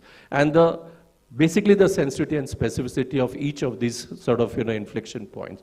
So if you look at any retinopathy, the optimal cutoff point is about 7%. If you look at mild retinopathy, we talked about it's about 6.5, 6.6. Moderate retinopathy is again 7%. Chronic kidney disease is again 6.6. Micro and macroalbuminuria is about 7%. And peripheral neuropathy is about 6.6%. And if you look at the sensitivity and specificity, it's about moderate. It's about, the sensitivity is about 20 to 40%, and the specificity is about 70% of all these inflection parameters that you look at. So, is really prediabetes an arbitrary cutoff point which tells us that before that a person is normal, and after that this patient has actually got an abnormal glucose value?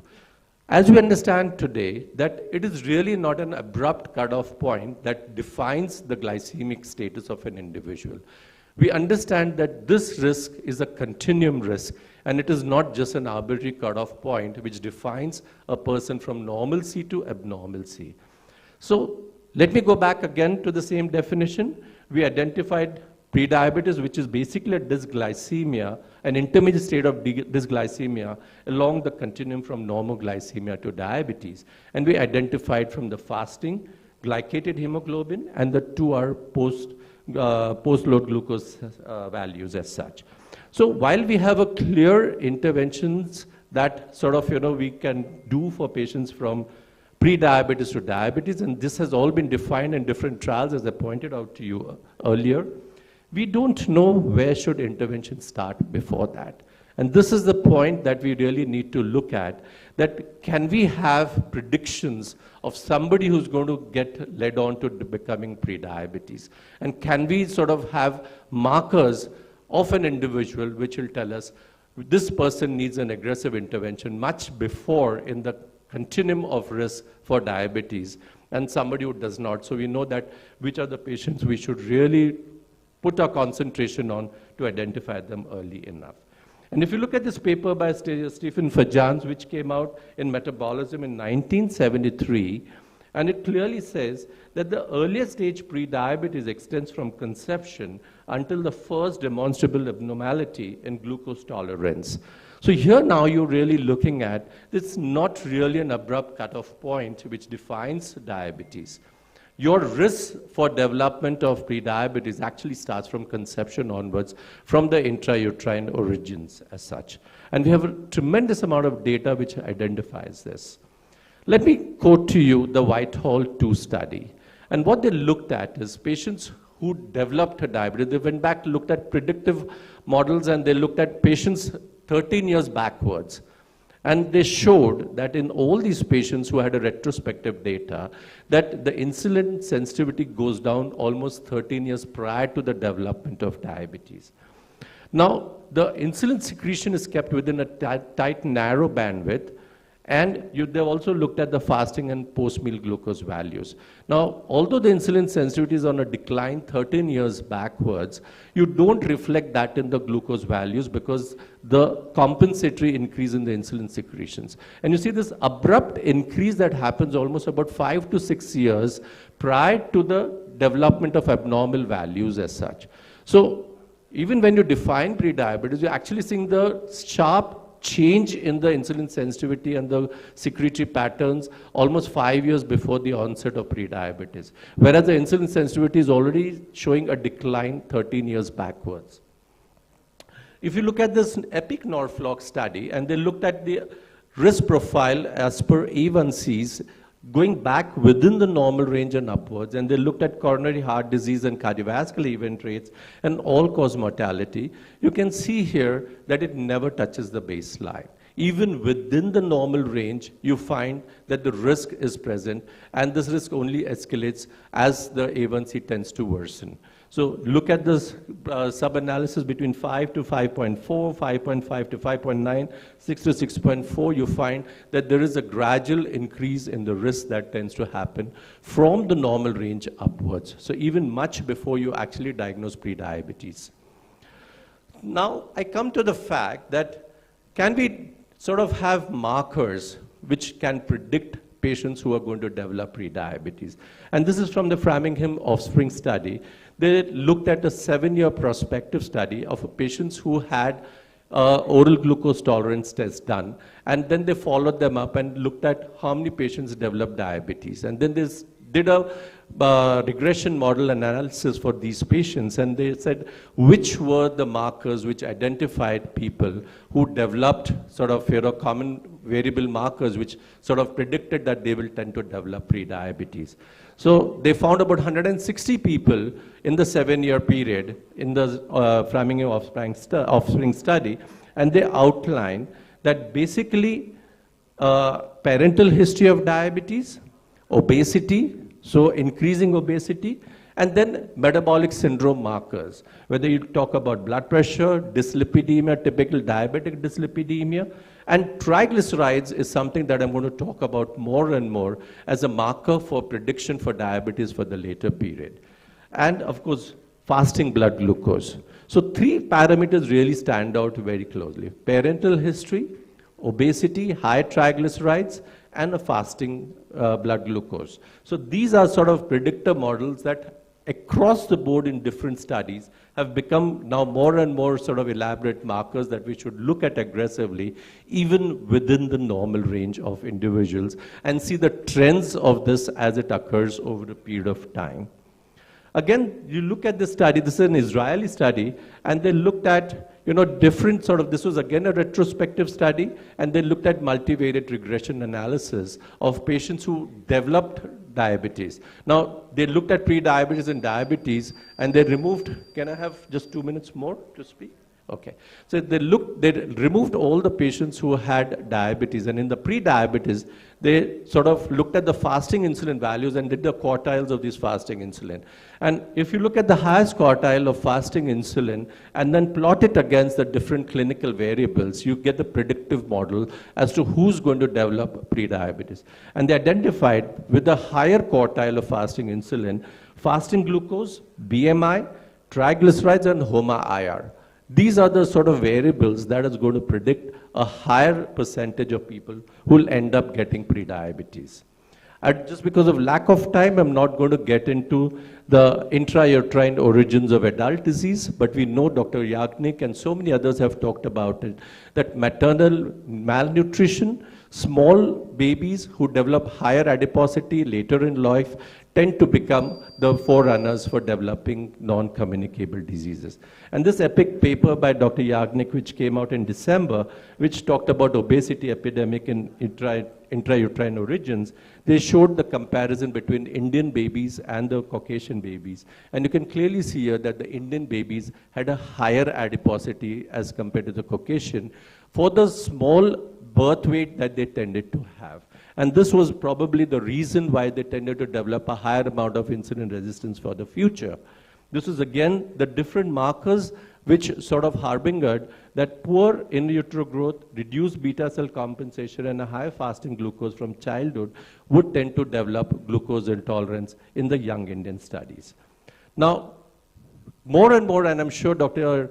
Anup Mishra is going to talk about this, the role of NAFLD in visceral adiposity. And we do recognize now that of the total adipose tissue, the visceral adipose tissue, and particularly the liver fat, now is getting more and more recognition for development of insulin resistance and for future development of prediabetes and diabetes. And I'm just going to come to this part of the paper which looked at NAFLD independently predicts prediabetes during a 7-year prospective follow-up. And they looked at patients who had no NAFLD, had a glucose levels less than 89. They looked at patients who had NAFLD and a glucose levels, either NAFLD or glucose levels more than 89, or patients who had both NAFLD and a glucose levels of more than 89. And you can clearly see here that patients who had NAFLD and a glucose levels of more than 89 were tending to have a higher prediction for development of prediabetes in later life as such. Again, within the obese population, there is a dysfunctional adiposity, and you can see here that patients who had incident type 2 diabetes and without incident type 2 diabetes in participants without diabetes at baseline, you can see that the fasting plasma glucose, visceral fat were the two important markers which predicted diabetes at a later point of time. Again, incident pre-diabetes or type 2 in patients who had a normal fasting glucose, you can see here that the fasting glucose is a very high predictive value for development, for recognizing pre-diabetes early. Triglycerides is again, as I told you, becoming more and more recognized for sort of intervention. And these are studies that have shown that high triglyceride values develop. The time is... Yeah, I'm just finishing up.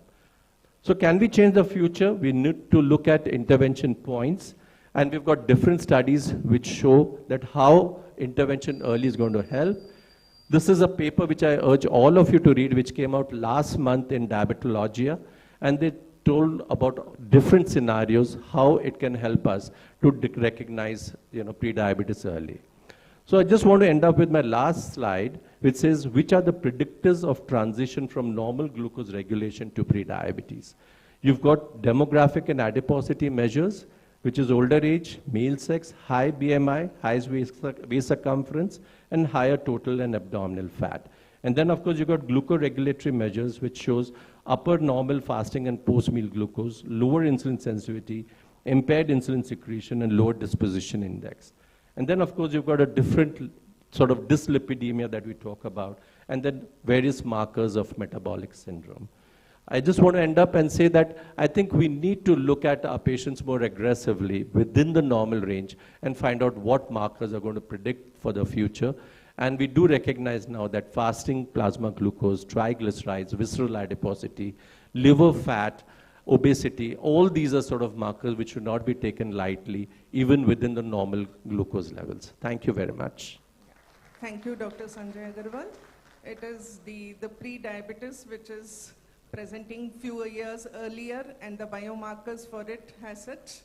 Yeah, it is better to be prevented the complications and the development of type 2 diabetes as such. Yeah, it is open for the audience. Only one question.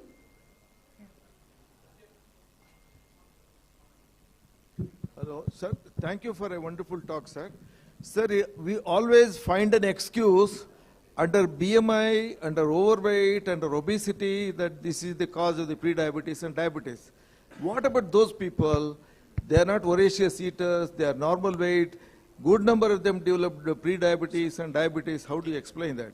So what you're talking about is the lean diabetes, lean obesity, lean patients who tend to have a higher amount of adiposities.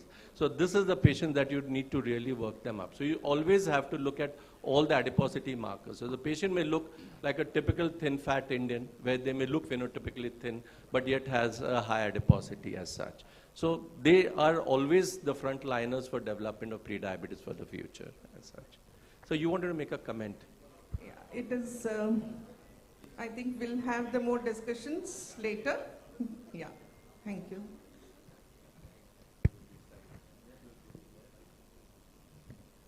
Thank you for this wonderful oration, sir.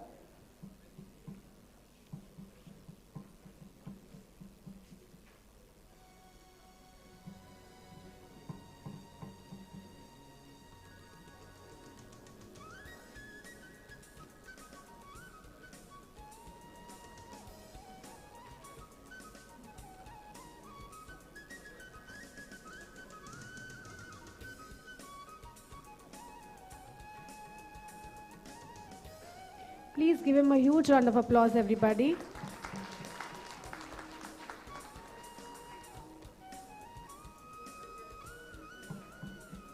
Thank you, sir. I request Dr. Aravind Jagdish to present the mementos to the chairperson.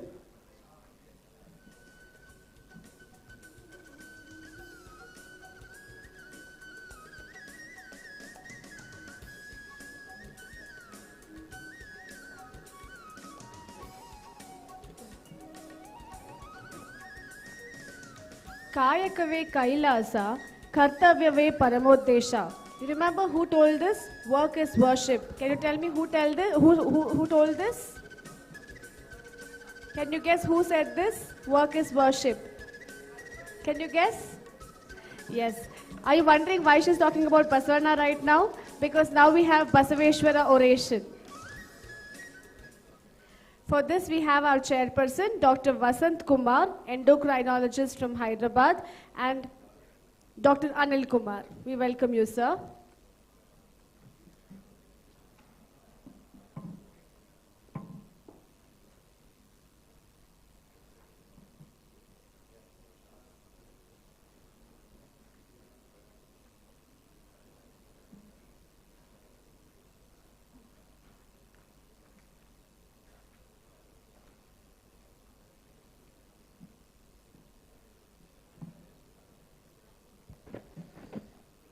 So, good afternoon, everybody. At the outset, this is coming to an important oration, that is Basaveshwara oration. So, Basaveshwara, also known as Basavanna, was a 12th century philosopher, social reformer, and a statesman from Karnataka, India. He is considered the founding saint of Lingayat Veerashaiva tradition. Basaveshwara's teachings and contribution had a profound impact on Indian society, particularly in challenging the caste system and promoting social equality. Basaveshwara emphasized the importance of individual devotion to God rather than rigid adherence to social hierarchies. He advocated for social justice and equality, rejecting the discrimination based on caste, gender, or social status. Basaveshwara prompted the concept of Kayaka, which emphasized the dignity of labor and the importance of hard work as means of spiritual growth. So this is the important person. So we named this on his name, the Basaveshwara oration. To Basaveshwara oration, we are honored to have Professor Anup Mishra, Padma Shri Awardee Professor Anup Mishra. He has come from Delhi. He is the chairman of Fortis CDOC, Center of Excellence for Diabetes and Metabolic Disease and Endocrinology, New Delhi, and Director, National Diabetes, Obesity and Cholesterol Foundation and Diabetic Foundation. After doing his undergraduate and post-graduation from AIMS, New Delhi, he has worked in Royal Free Hospital in London, UK, and a Department of Medicine and Endocrinology at Southwestern Medical Center at Dallas, Texas, USA, as a WHO fellow and later as a faculty. In India, Dr. Mishra has been participant of top advisory committees relating to diabetes, cardiovascular disease, and nutrition in India. He has been advisor to Ministry of Health, Indian Council of Medical Research, and Department of Biotechnology on several issues related to diabetes and other non-communicable disease. Professor Mishra has more than 40 years of experience in teaching, service, research, and community health intervention program, and has published more than 350 scientific papers, chapters in national and international journal. He is the editor-in-chief of Diabetes and Metabolic Syndrome, Clinical Research and Reviews, that is in Elsevier, and Clinical Keys, that is in Elsevier, and associate editor of Journal of Diabetes USA and European Journal of Clinical Nutrition. He is a editorial advisory member, Board of British Medical Journal, BMJ's Regional Advisory Board for South Asia, and member of Lancet Obesity Commission 2023. Dr. Mishra has received numerous awards and 31 named oration. He has been awarded highest award for medicine in India, Dr. B.C. Roy Award in 2006, and India's prestigious national honor, Padma Shri, in 2007. He has received an outstanding investigator. Give me a round of applause, please. He has received an outstanding investigator award from India Diabetes Foundation in 2013. His current interests include research on nutrition, metabolism, and diabetes in relation to liver, fat, pancreatic fat, lean skeletal mass, and vitamin D. He believes that everyone with diabetes should have access to quality care and that obesity should be treated as a chronic disease. He is committed to finding new ways to prevent and treat these conditions and to improving the lives of people affected by them. He is the author of best-selling books, Diabetes with Delight and Diabetes Ke Saath Kushal Jeevan from Bloomsbury. So we are honored from ADC, from Aravind Diabetic Center, to bestow Professor Mishra with Basaveshwara oration. Over to the chairperson for further proceeding. Thank you, Sir, Aravind. please. Now we know how important the person who is going to speak now, Dr. Anup Mishra. So it's wonderful to have him amongst us, and he is going to take up a very prestigious oration, and he has chosen a topic which is very important to all of us. To you, sir. Thank you. I'm so glad to be in this beautiful city of Bangalore. I've come after quite a while and took a walk in front of Vedant Sauda, governor's residence, and the beautiful park. Absolutely wonderful this morning. And I thank Aravind for inviting me and bestowing me this honor of this particular oration in the name of great philosopher. And I'm indeed honored by that. Thank you, Aravind. My job has been made simpler by previous 3 lectures, which are predominantly on nutrition and as well as pre-diabetes. What is the problem as far as the Indian scenario is concerned has been summed up by Sanjay some time back, is that we have very little data. So while we talk of data from other papers, other people, other countries, we don't have our own data. So what I'm going to show you is only our own data generated by us and published by us, and which establishes a new concept as far as dietary management is concerned, and we'll show you how. Just a little bit of background here. We know that diabetes is increasing in India, but what is important is what Sanjay has already talked about is pre-diabetes, which is increasing at a rapid pace. And if you look at, this is our paper which we published some time back, if you look at the pre-diabetes in rural areas, it is surpassing the urban areas. So it is the pre-diabetes that we have to actually spot on. If we have to really catch people with pre-diabetes and reverse their pre-diabetes, try to reverse their pre-diabetes. Another point which needs to be clearly known is that pre-diabetes in Indian people is difficult. It's difficult how? If you look at from normoglycemia to diabetes, we develop diabetes a decade younger than the Western population. But also, conversion from pre-diabetes to diabetes is highly rapid. Now, if you look at the approximate percentage, progression to diabetes is 12 to 18% in Indian population versus 5 to 11, half in the Western population, white population. So we rapidly progress to diabetes from pre-diabetes. But another point of consideration is that if we apply the same lifestyle, so you are walking 30 minutes a day and a white person is walking 30 minutes a day, you're doing all kinds of dietary restriction and he is also doing, our chances of regression to the normal glucose regulation is half that of a white person. They can be reduced to, the pre-diabetes to diabetes can be reduced to normal glucose regulation by 50% versus 30% as far as we are concerned. So progression is more, regression is less. And hence we have to think of something else, something more to actually concentrate on this group of people. Another point to consider is that while we look at fasting blood sugar in most of the patients, it is the postprandial blood sugar which is important. And if you look at this, then we are in the postprandial state most of the time. And so cumulative duration of postprandial state is 12 hours in us because of the 3 meals and other snacks, which is equivalent to full half day period of the time. And real fasting state is actually limited to 3 hours.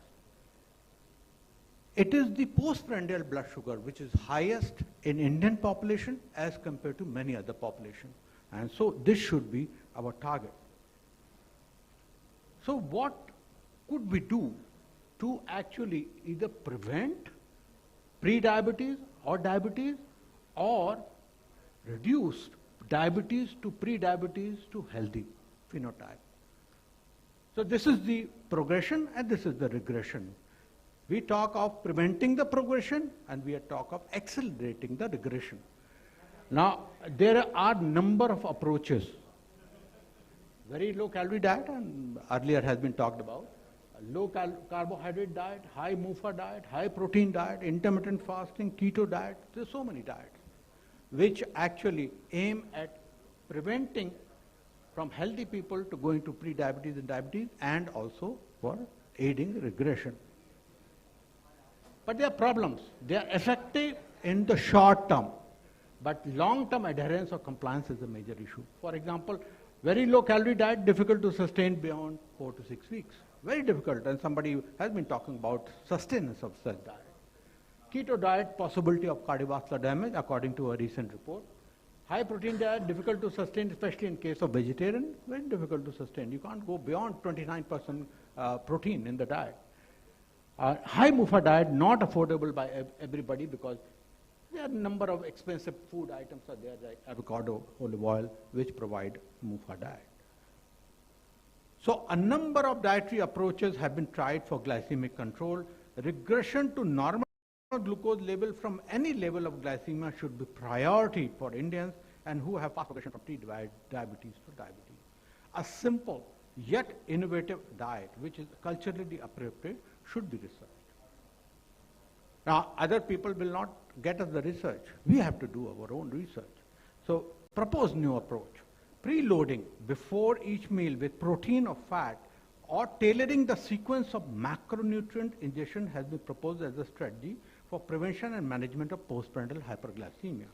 And available studies are limited and of short duration. I'll show you a couple of studies before coming to our study. Now, this is one such study which was done in 2010, where the 30 gram of soya beans and 75 gram of yogurt were given 2 hours before meal in people, 10 people who ate snack before the meal one day and meal only, no snack on the other day. And if you look at the difference between the 2 days, if you look at this is the load of yogurt and beans, which are given here. And look at the glucose already decreasing, and then subsequently the glucose curve going much less than those who have received only the meal. And so those consuming a high protein pre-breakfast snack results in 40% reduction as far as glucose is concerned. And this is what has been ascribed to decrease in the free fatty acid level. If you look at there's a free fatty acid decrease. But there was nothing much as far as serum insulin in this particular study is concerned. Now another study is Japanese study. Now they eat a lot of rice, but they also eat vegetables. So what they have done, rice before vegetable and vegetables before rice. And look at the difference in the curves in the two. Those who ate vegetables before the rice had much lower blood glucose levels and serum insulin levels. They did a continuous glucose monitoring for 3 days and look at the patient with type 2 diabetes and normal glucose tolerance, how postprandial peaks have been blunted with the use of vegetable before the rice. Now, only one study has been available as far as almonds are concerned. That was done around 8 years back. This is a crossover study with the 20 people with type 2 diabetes. 12 almonds were given with 237 ml of water and compared to 75 gram glucose. Results, mean 1 hour blood glucose reduced by 19.4%. Area under the curve is right here, glucose reduced by 15%. In 8%, blood glucose reduction was 45 to 110 milligram per dl in this particular study. In 4 patients, blood glucose reduction was by 22 to 32 milligram. Now they say that this is as good as a carbose or repaglinide, whichever postprandial glucose regulator you're using, this reduction is similar. Now let's go on to see what we have done. Now, we selected nuts because we have done previous studies with the nuts, and This was a study which was published some time back, almond supplementation of glycemic cardiovascular risk factors in diabetic patients, and we showed a clear-cut use of almonds which decreased the hemoglobin A1C and multiple other cardiovascular risk factors. Encouraged by that, we designed this particular data, and we wanted to have very robust data so that nobody can subsequently actually ask any more questions about it. The question has been settled with the kind of the research that we have done. Oral glucose tolerance test, single 2-hour study. So that is one study. Continuous glucose monitoring system observation of after multiple intervention over 3 days. So 3 days study. And then 3 months of intervention. These were 3 separate studies with a robust design. Our hypothesis was a dietary intervention with almond, which is 60 grams per day, 20 grams before breakfast, lunch, and dinner, will decrease glucose and insulin excretion after meals and thus reduce overall hyperglycemia. And these are the inclusion criteria, the pre-diabetes criteria, and look at the nutrition information of almonds. You can find it on the net also. This is the OGTT-based study, crossover study, period 1 and period 2. One group of people, 30 people, were given pre-meal load of almond plus OGTT, and other group only OGTT. And this group moved to pre-meal load of almond plus OGTT, and this group moved to only OGTT. This is one of the best designed as far as nutritional studies are concerned, and similar was done as far as CGMS studies are concerned. Now let's look at the data as far as OGTT-based study. This was published recently, just 1 month back in European Journal of Clinical Nutrition.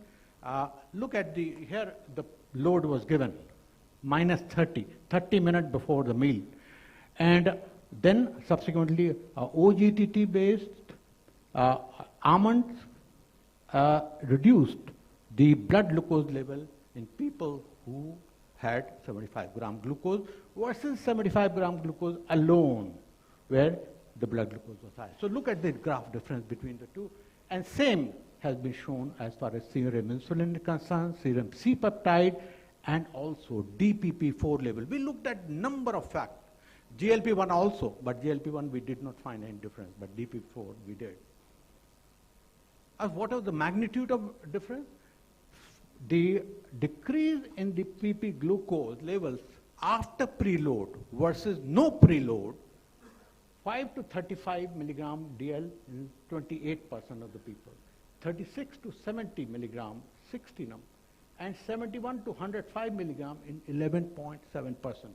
And if you look at the overall average, around 20, 50, and 90 milligram percent in 28, 60, and 11%. This is huge.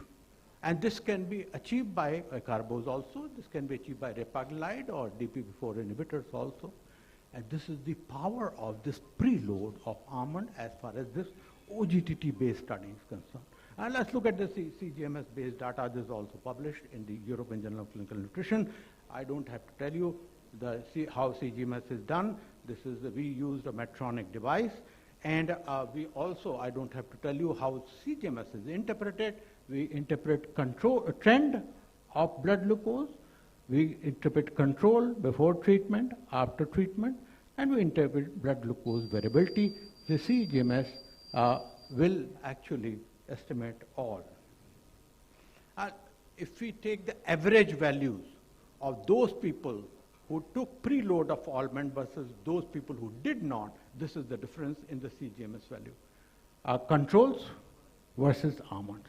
You can see how much decrease is there as far as the blood glucose value on CGMS is concerned. This is the 24 hours profile. And if you look at the 3 days profile of a particular person, here in this case is 41-year-old male with pre-diabetes, look at the chart, control diet, look at the excursions here.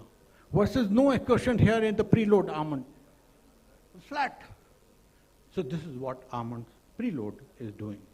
And we had statistically significant difference in the glycemic variability parameters and glycemic control parameters, but there were some non-significant differences also. I don't want to go into details.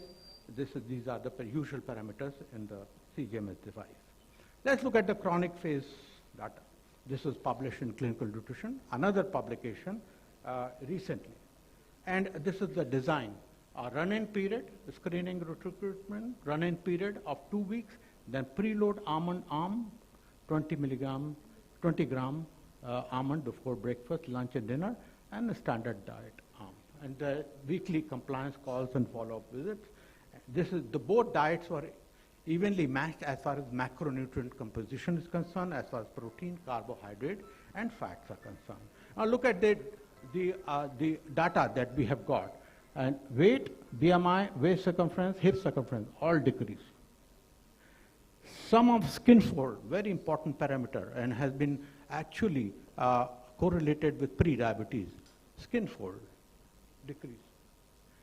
And the strength of the people increased by hand grip. This is the Jamar hand dynamometer that we employ. Strength increased. But most importantly, it is the postprandial glucose, postprandial insulin, HOMA-IR, all decreased majorly. Fasting blood glucose less. And also A1C, proinsulin, these are all significantly different than these control arms. And reversal, now Sanjay was talking about reversal. We did not employ a calorie restrictive diet or keto diet or very low calorie diet or anything extreme diet. This is the usual diet that we employed. And we looked at the reversal. Look at this. If fasting blood glucose and for 2 hours post glucose was concerned, 23% reversed. If fasting glucose alone, 33%. 2 hours blood glucose, 76%. And if you look at the A1C, 30%. So 1/3 of the people reverse back to normal glucose regulation after the preload of almond. If you look at the data on a skin fold, look at the treatment data versus control data, hand grip strength increase, treatment versus control, changes in the body weight, here, look at here, changes in the waist circumference, changes in the body mass index, changes in the postprandial insulin, proinsulin levels, and HOMA-IR. There are multiple mechanisms which have been set. We don't know what is acting. Frankly, I have not much of explanation for our finding. Possibly it is delayed gastric emptying, some delayed absorption, something like that, because what we saw was decrease in the insulin, no increase in the insulin secretion, and GLP-1 levels did not increase. All these have been set as mechanism of almond. But one thing is sure, monounsaturated fatty acid in almonds is doing something. There is high magnesium levels also, which is also doing something, and maybe along with the fiber. It is doing something if we give it before meals, and then subsequently the metabolism is better. So this is my summary. Emerging research shows that pre-meal load of non-carbohydrate food can help control postprandial hyperglycemia. In a series of studies, and this is a very robust data, I had been now quoted worldwide, we show that a pre-meal load of 20 gram of almonds helps lower the postprandial glucose and A1C and decrease weight, subcutaneous fat, improve hand grip strength in individuals with pre-diabetes. Reversal to normal glucose regulation from pre-diabetes is possible with this approach.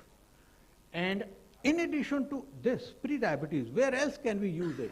Surely we can use in diabetes. I have no data to tell you. But more importantly, where pharmacological approaches are limited. Now, which are those conditions? Gestational diabetes and type 1 diabetes. And recently we used this approach in a patient with type 1 diabetes who were receiving more than 100 units of insulin, and yesterday only this patient came with all normalized sugars, insulin which are 2/3 down, 30 units only. And she was so happy that this approach has. So this approach can work in those situations. So with this, I thank Aravind for giving me this opportunity again, and I thank all the chairpersons for chairing the session. Thank you, sir. I think it was an excellent oration, and it was all original work, so aptly selected for Basaveshwara oration. Basaveshwara said, work is worship. So all original work from Dr. Anup Mishra, sir. Thank you. Thank you very much for your wonderful oration, sir.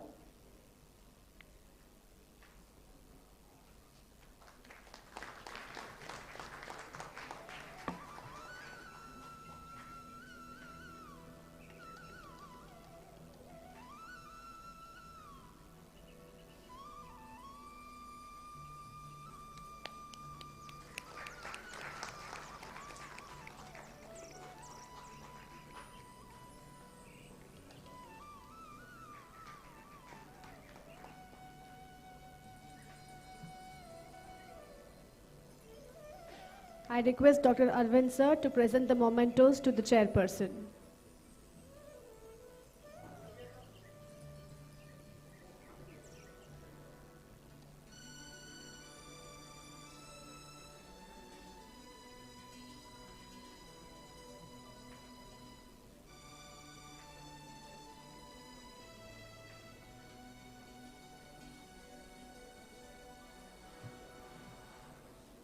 Thank you, sir.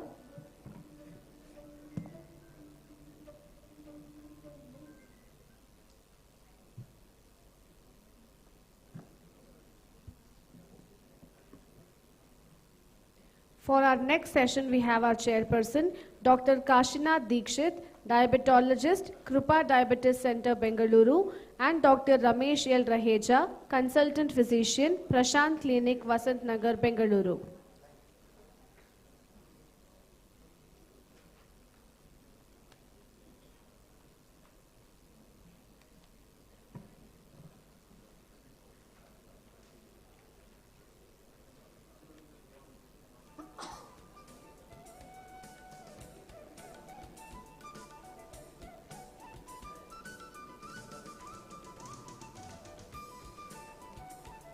May we all give him a huge round of applause, please.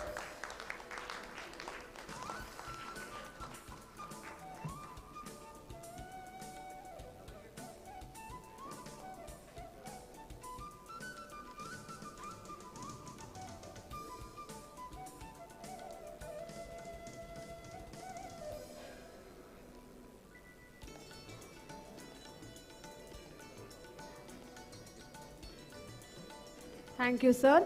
For our next session, we have Dr. Kashinath Dikshit and Dr. Ramesh L. Raheja. We welcome you, sir.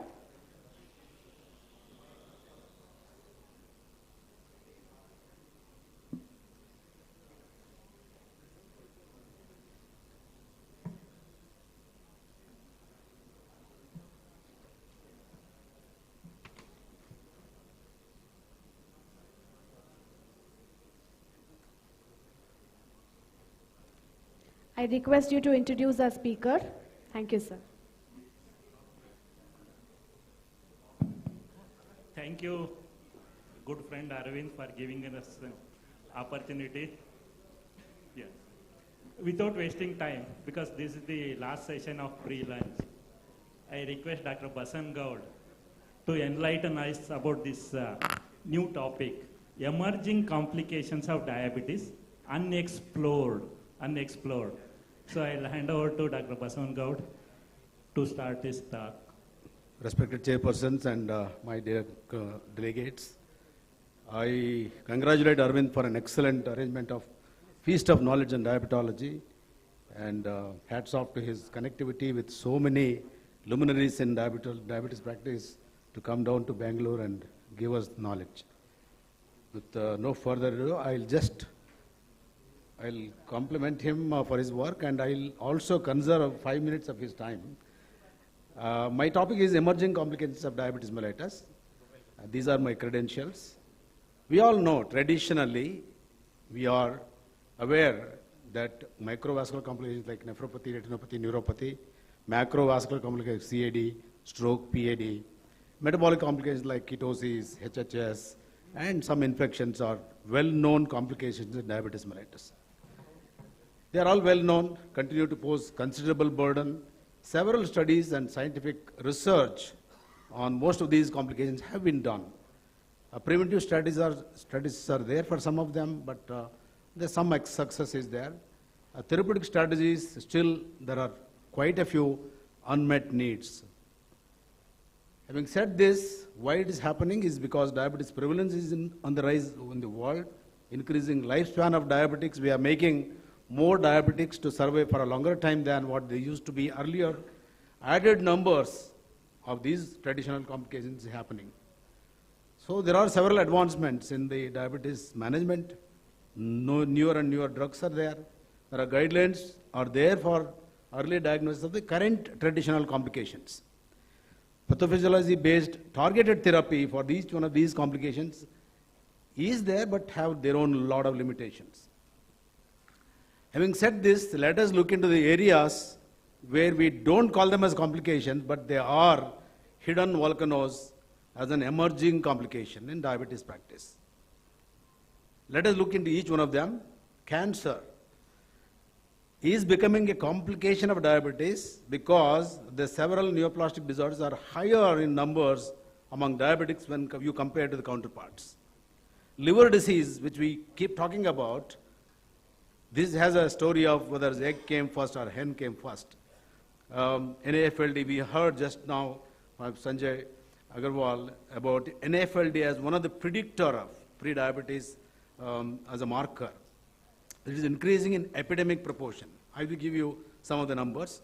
Functional disability, because the diabetics are living longer and they are having lower limb complications, there is going to be more and more disability. This is a complication of diabetes, living longer. Cognitive disability, which is a very, very huge problem, enhanced problem and often missed in the early stages. Affective disorders are on the rise. They are emerging complications. And emerging infections, we know infections are, the diabetics are more susceptible for several infections, but more and more emerging infections, like we saw the epidemic of COVID-19, how differently diabetics behaved with more morbidity and mortality when compared to non-diabetic counterparts. And having heard Deepak Jumani in several sessions, which he will be talking today also, his last session, erectile dysfunction. Enhanced problem often missed in the early stages because patient doesn't tell you, you don't have time to ask him, and that it gets missed. Neurodegenerative disorders are increasing burden in diabetic population 1.5 to 2-fold than the non-diabetic. Ultimately, what happens with the conventional risk, the complications, as well as emerging complications, the quality of life suffers. Several diabetics live longer, but with a poor quality of life. Having heard osteoporosis presentation, I think we should include osteoporosis also in the list of emerging complications. Reasons for emerging complications. Why we are talking today about these complications is because better control of diabetes making them to live longer, increased life expectancy of the diabetic population. The face of diabetic complication is changing, and age added deleterious effect on the organ system like liver, the brain, other organs superimposed with angiopathic burden which is already existing. Let us talk to each one of them very briefly. First challenge, the huge burden is the liver disease that we see in great numbers in diabetes. NAFLD is a strong clinical signal for insulin resistance and a metabolic syndrome. NAFLD prevalence in patients with type 2 diabetes is much higher than the general population. In a systematic review by Leonardo et al., NAFLD incidence rate in patient type 2 diabetes is alarmingly high. 1 in 2 or 3 or 4 diabetics will have a prevalence of NAFLD. You send 10 diabetics for ultrasound, you will be seeing various grades of fatty liver disease in 8 of them or 7 of them. That is the magnitude of the problem. 10 to 35% of diabetics with normal liver histology progress to steatosis, and 12 to 40% of those with hepatic steatosis will go into steatohepatitis. This is where the enzymes start rising. At least we should pick up at this level, and up to 15% of these NASH are known to progress to cirrhosis. We keep seeing them higher number of the liver disease, chronic liver disease in diabetics. Type 2 diabetes is considered as an emerging risk factor for NASH and worsen diabetes-related health outcomes such as vascular complications and mortality. Extensive assessment of NAFLD severity and of cardiometabolic risk profile is highly recommended for better management and outcome of type 2 diabetes. This is one of the emerging risk factors which we need to keep in mind, add to a checklist, see how best we can do. Though we know there is no effective molecule to reverse NAFLD, it is the lifestyle and lifestyle alone with a weight reduction that will help to a certain extent to retard or reverse the pathology, though there are no molecules yet to support this management. The second challenge is cancer incidence in diabetics. The cancer, obesity in diabetic interplay to produce 3 important pathophysiological mechanisms. There is increase in the inflammatory cytokines, increase in leptin, and reduction adiponectin. What do they do in terms of carcinogenesis? The TNF-alpha, IL-6, and PI1 will induce additional burden of carcinogenesis, causing breast cancer, liver cancer, skin and colon cancers. Increase in leptin is supposed to activate oncogenic tissue factors, and that potentiate the chances of higher chance of breast cancer, ovary cancer, and prostate cancer in men and colon. And lastly, the adiponectin is supposed to inhibit the proliferation and metastasis. The decrease in the adiponectin level is shown to enhance the susceptibility of diabetics to higher chance of renal carcinoma, breast cancer, and endometrial carcinoma. So this is alarming evidence to say that diabetics are having an incremental correlation of higher incidence of malignancies, higher mortality, and recurrence rates of malignancies in a patient with diabetes. So what happens is those diabetics with a organ dysfunction like renal, cardiac, and so on, they pose a problem in management of cancer itself because they limit the dosage of anti-malignant drugs to be used. So clinicians must consider to evaluate the organ system and its function for adjustment of the doses, and early detection of these supposed to be malignancies is very essential. The third and most important challenging situation for a clinician is the cognitive dysfunction. We see a lot of not just age-related, it is a disease burden added to the age causing cognitive dysfunction. All these factors like hyperglycemia, HPA, axis dysregulation, the plaque formation in excess, insulin resistance, oxidative stress due to hyperglycemia, and decreased acetylcholine and obesity, all will produce augmented neurodegeneration, neuroinflammation, and impaired synaptic plasticity, and ultimately culminating to produce higher and higher chance of cognitive dysfunction.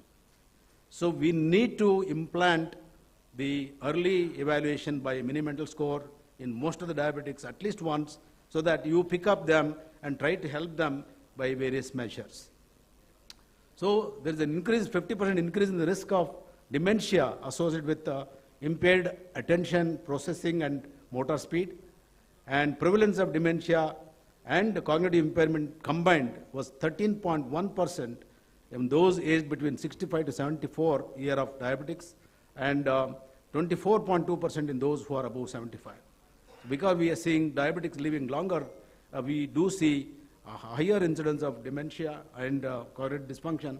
We need to be aware about that and screen them. The next one is functional disability. In a systematic review, a lower body function limitation was found to be most prevalent disability, ranging between anywhere between 1 in 2 or 3 or 4 among people with diabetes mellitus. So difficulties with activities of daily living is seen to the range of 12 to 55%, systemic inflammation, lipotoxicity, and add to the factor of sarcopenia in a longer living diabetics. So that causes higher addition of functional disability. The next one is affective disorders. Diabetes with hyperglycemia will produce oxidative stress, and it affects on the brain, will produce higher chance of anxiety, depression, memory impairment, and these are all contributing factors for those factors coming out. So we need to know that there is a higher incidence of affective disorders we should keep in mind. Depression is roughly 25% greater than in the general population in diabetic, and 1.2 times more risk of anxiety disorders, and 1.48 times more risk of expressed anxiety in a diabetic when compared to non-diabetic counterparts. So diabetes mellitus burnout appears to be a distinct concept and is characterized by exhaustion and detachment, and accompanied by the experience of a loss of control over diabetes mellitus. And emerging infections. We know diabetics are susceptible for a higher incidence of especially urinary infections, lung infections, and so on, and cutaneous fungal infections. But adding to this, we witnessed how the COVID-19 in diabetic impacted the mortality and morbidity outcome. That means there is a lot of reason for that. Like that, there are several mechanisms and reasons why they become more susceptible to HIV, more susceptible to fungal infections, and a larger number of medical intervention will bring in the organism to the body. They all contribute. One word about SARS-CoV-19, what it did is because of the compounding factors like beta cell damage and cytokine storm that is there as a pathophysiology in COVID-19, it caused so many impacts on possible new onset diabetics, worsening of existing diabetes control, and at admission hyperglycemia caused several impacts, indicating that infection with atypical organisms behave in a more virulent manner than in a non-diabetic individual, especially Mycoplasma pneumonia, chlamydia pneumonia, Legionella pneumonia, and very dreaded fungal infections. With the overuse of SGLT2 inhibitors, we do see the genitourinary mycosis. And this is one which we keep listening to the fantastic talk to be given by a person who is going to talk, the last speaker. The patients are hesitant to talk to the clinician about their problem. They don't tell. And clinicians do not want to spend too much of time to listening to the story and then trying to evaluate him. So there is a clinician's inertia. Delay in diagnosis happens. Limited therapeutic options at the outset makes the erectile dysfunction a diagnosis which is delayed and results in a poor quality of life. Dear friends, I will have to add osteoporosis to this. To conclude, conventional complications are well known. We do screen annually for retinopathy, nephropathy, and neuropathy examination, but we don't do much for all those listed complications. How often a clinician does a mini-mental score evaluation? How often a clinician does ask a questionnaire-based erectile dysfunction? So need to include them in the checklist and pick up at early stage and prevent morbidity and prevent them going through poor quality of life. Thank you all.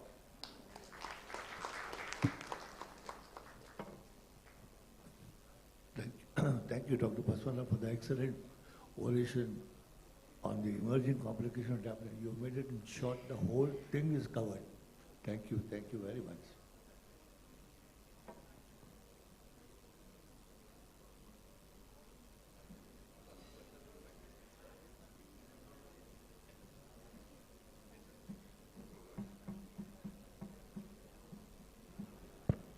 Thank you very much, sir.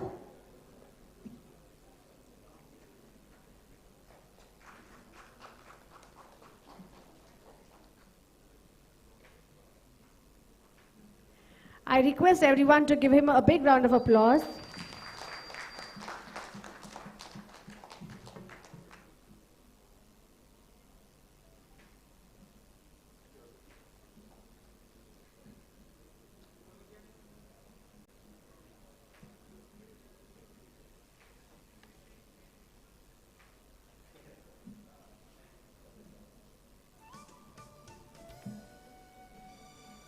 I request Dr. Aravind Jagdish to present the mementos to the chairperson.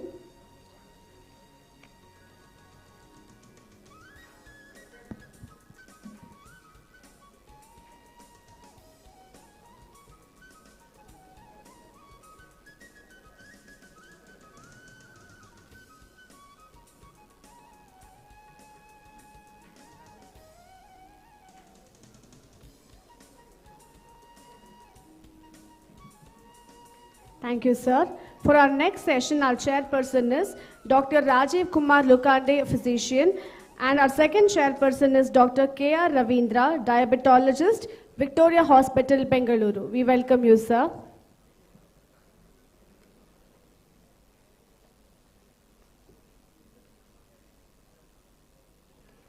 Shall we all welcome him with a huge round of applause, please?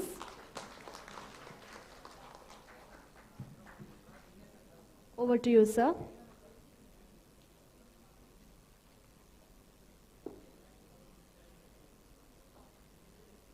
Honored to be here, and it's a privilege to be a part of this CDC. Thanks to Dr. Ravindra for this wonderful program. Now we'll be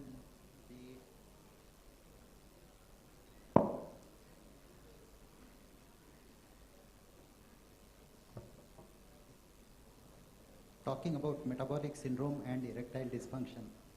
Metabolic syndrome is a cluster of conditions which leads to diabetes mellitus, hypertension and stroke. Diabetes is essentially a systemic inflammatory disease. The vehicle of damage in diabetes is glucose due to persistent hyperglycemia. The mediators of the complications are advanced glycation end products and reactive oxygen species, which leads to endothelial dysfunction, which leads to erectile dysfunction. To talk more about erectile dysfunction and metabolic syndrome, we have Dr. Bobby, who will be talking to us about this, and I'll request my co-chairman to introduce Dr. Bobby. So introducing Dr. Bobby Matthew for this great lecture, and just to add one sentence, ED is always there when diabetes and peripheral neuropathy exist together. A current textbook, and the incidence and prevalence is fast increasing, more than 35 to 70%.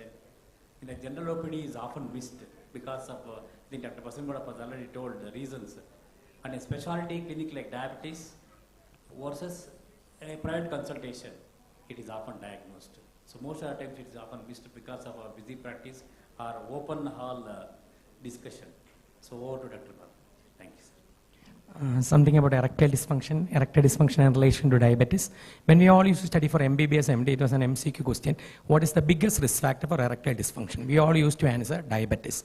Now the scenario has changed. Now studies have shown that even with children with type 1 diabetes, who's diagnosed with type 1 diabetes at 10 or 15 years, you follow up them with whatever erectile function history questionnaire up to 30 to 40 years after that, 90% have a normal sexual or total erectile function. That is HbA1c or glucose directly doesn't hit the corporal cavernosal endothelium. Vice versa, type 2 diabetes individuals, 35-year-old, 40-year-old person coming to the OPD, you ask a history about erectile function, 20% may be having a poor erectile function at the time of diagnosis itself of a pre-diabetes or diabetes. That is, it is not the sugar that is going to kill your penile endothelium or corporal cavernosal endothelium. It is the abdominal obesity or metabolic syndrome which causes sugar, BP, cholesterol, which causes insulin resistance which directly hit the corporal cavernosal endothelium, which causes insulin resistance which reduces the testosterone, which causes decrease in erectile function. That is why previously Harrison used to tell the biggest risk factor for ED is diabetes. Now Harrison first sentence of biggest risk factor ED is abdominal obesity or metabolic syndrome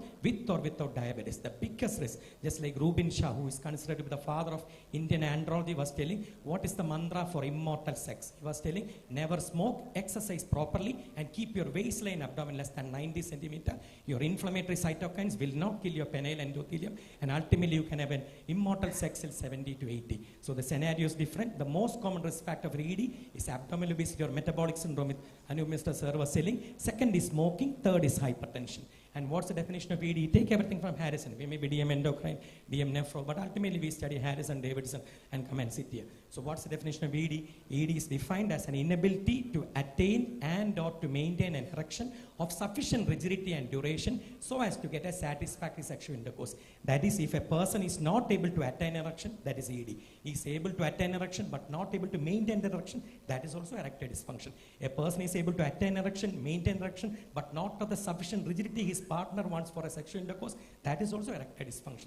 A person is able to attain erection, maintain erection, that too of the sufficient rigidity, but his partner doesn't get a satisfaction out of the sexual act, that is also erectile dysfunction. So ED is not a total lack of erection. Many people think that my penis is not working, that is ED. No, it's an inability to attain and or to maintain an erection of sufficient rigidity and duration so as your partner also get a satisfaction, that is known as ED or SD.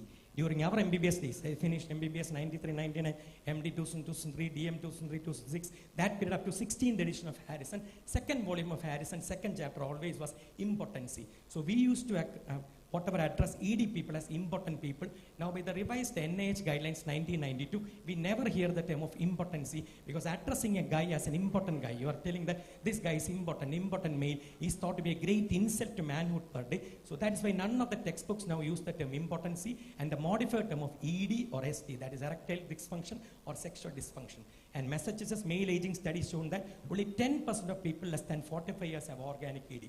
That is, you are sitting as an endo or a cardio or a metabolic physician in your OPD, 10% come to your OPD, less than 45 complaints of erectile dysfunction. 1 out of 10 only have an organic ED, remaining 90% is psychogenic. Whereas 50% of the people above the age of 60 years who come to your OPD are having an organic ED, and 80% of the people above the age of 80 years, because age above 60 years, after 30, 40 years of marriage, no one will come and tell you about a psychogenic ED. After 80 years of age, when you are having children and grandchildren, no one will come and tell you about psychogenic ED. So above the age of 80 years, 80% of people are having some amount of erectile dysfunction.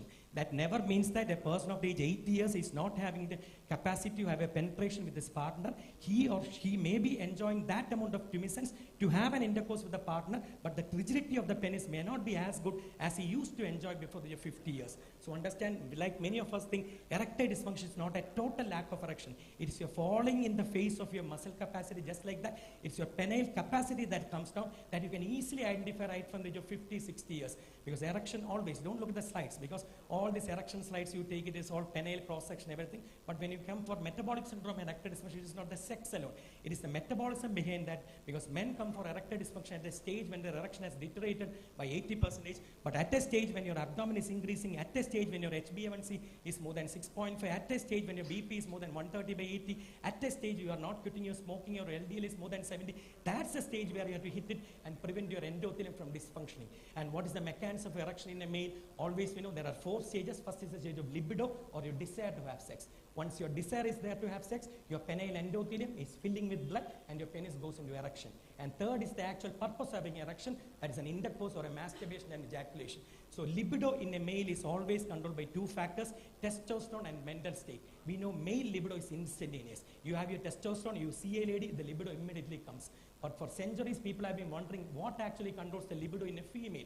Because you see a female is maybe seeing a 6-pack Macco guy, or any superstar, she may be having no libido seeing at him. Whereas a male, instantaneously you look at a girl, his testosterone, he has a libido. So now studies have shown that female libido is more influenced by testosterone than estrogen in a female. That is why now the recommendation by European Endocrine Society, everything, postmenopausal females with decreased libido, even after adequate estrogen replacement therapy, have a dramatic increase in libido if you give them a low dose of testosterone of 50 milligram once in 6 months, or a DHEAS tablet just like infertility people give, or 25 to 50 milligram per day. So libido in a male is controlled always by testosterone and by mental state of mind. Think of the second stage before you understand about endothelial dysfunction, which sir was telling. Because previously ED was known as erectile dysfunction. Now it is no longer erectile dysfunction, it is known as endothelial dysfunction. Because what's the mechanism of erection? Think of penis in Ganong or Guyton.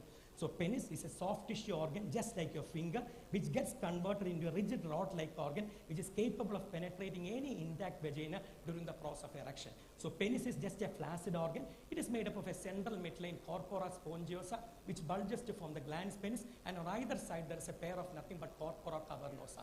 So whenever you have libido, or when you want to have sex, what occurs? The corporal cavernosal endothelium. Just understand, corpora are nothing but vascular smooth muscles. So this is the corporal circumference, this is the endothelium. Whenever you are having libido to have sex with, if your endothelium is intact, the endothelium produces nothing but nitric oxide.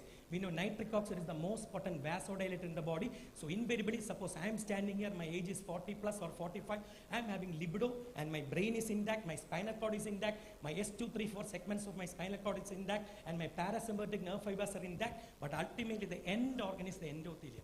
So ultimately, if you take all the cause of ED from Harrison or Davidson, 5% of erectile dysfunction is only caused by brain, spinal cord, peripheral nerves, or your neuromuscular junction. 95% of erection occurs in the endothelium only. If your brain is so bad also, suppose you are having a cerebrovascular stroke, you are lying down, you are having a paraplegia, where your S2, 3, 4 segments are not affected, still your endothelium is intact with HbA1c, BP, cholesterol, it has to fire nitric oxide and it has to cause a vasodilatation. So ED is no longer known as erectile dysfunction, it is known as endothelial dysfunction.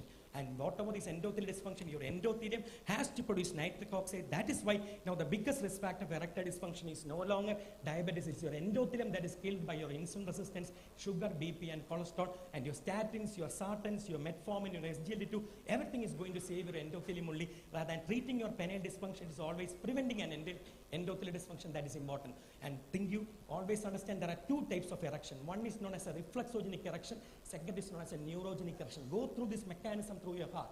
Then only doctors who are having an LDL more than 75 with an HbA1c 6.8, they think that I don't want a statin. They know that they should take a statin to keep the LDL less than 70, not for the coronary or carotid or femoral endothelium, first for the penile, corporal, cavernosal endothelium. Many times we see doctors having an HbA1c 6.6, attending all the talks, never taking an SGLT2 or a metformin, still having a cardiovascular risk factor, never taking, having a BP 150/90, never taking a losartan, telmisartan, olmesartan, even after attending the talks and giving talks. And many times the first endothelium that is going to get destroyed is the smallest endothelium or the narrowest artery in the body. That is nothing but your penile artery. This is the basic system. So understand, the cavernosal artery or penile artery has a diameter of 2 millimeter, your carotid artery has a diameter of 5 to 6 millimeter, your coronary has a diameter of 3 to 4 millimeter, your femoral has a diameter of 7 to 8 millimeter. It is just like a water tank filled with dirt. Suppose you are having a home and your water tank is there, it is filled with dirt, you are having other form for water supply, you are not at all opening the tank. One day the water supply is paused, you are opening the tank is filled with dirt. So first the water will come, then after some time the dirt is filling the pipe and the water is not coming. You think that the pipe is not functioning, you put a rod and try to clean the pipe and the pipe comes immediately. That's the same that is occurring in your endothelium. Each gram of HbA1c more than 6.5, each millimeter of mercury above 130, each milligram of LDL cholesterol above 60, each puff of cigarette you smoke, and each snore you snore with an obstructive sleep apnea, first narrows down the narrowest endothelium in the body or endothelium in the body, that is the penile artery, and then only your coronary and carotid and femoral artery. That is the rule of 65. 65% of the people who complains of an organic ED, that is by rule of 65. 45 and above. Suppose a guy comes and the doctor, my erectile function was good 5 years back, for the past 5 years my rigidity is coming down. Suppose a guy tells the doctor 2 weeks back I had a good sex, now I am not having a good sexual function. That's a pure psychogenic ED. Only 2 conditions can cause a rapid deterioration of erectile function, either a spinal cord injury or a psychogenic ED. Otherwise, endothelial dysfunction occurs slowly over a period of 5 to 8 years. So before pre-diabetes it will start. So suppose a guy comes and tell you, doctor, my penile endothelium is not working, invariably 65% of such people have underlying heart disease. Vice versa, 65% of the people who have already suffered a heart attack have history of ED if you take 5 to 10 years prior to that. So basically understand this conceptually. The narrowest artery in the body is the cavernosal artery of 2 millimeter. That you are able to put a stent in your coronary, carotid and your femoral artery. The narrowest penile artery you can't put a stent.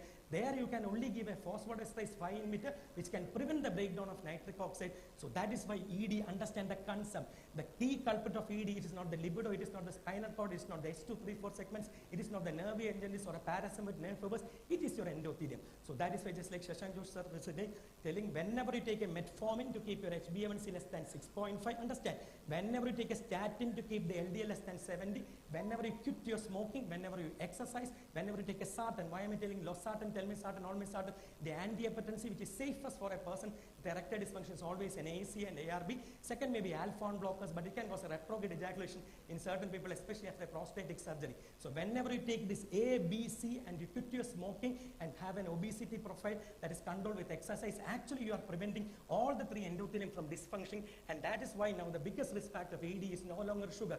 What does a child of 3 years or 5 years with type 1 have? Nothing. He just has an HbA1c 9, 10, 11 coming with the ketosis, with the body mass index 13, 14 in the malnourished state. No hypertension, no BP, no insulin resistance, no low adiponectin, no inflammatory cytokines. So his endothelium is intact unless he becomes obese or double diabetic at a later stage. But me and you having abdominal obesity at the age of 30, 35 years, we are at risk of erectile dysfunction. And understand what are the routine laboratory tests to do in a guy. What is the concept of testosterone? Because previously we see ladies, even yesterday morning, because 15 days I work here after DM in Bombay, 15 days in Dubai. So yesterday one lady was coming and telling me, doctor, I had my endometriosis. I removed my uterus and ovary at 42 years. Now I'm taking phytoestrogen. So someone told me garbanzo beans, chickpeas, lentils. They're very wealthy business people from Kerala. So her husband had went to China.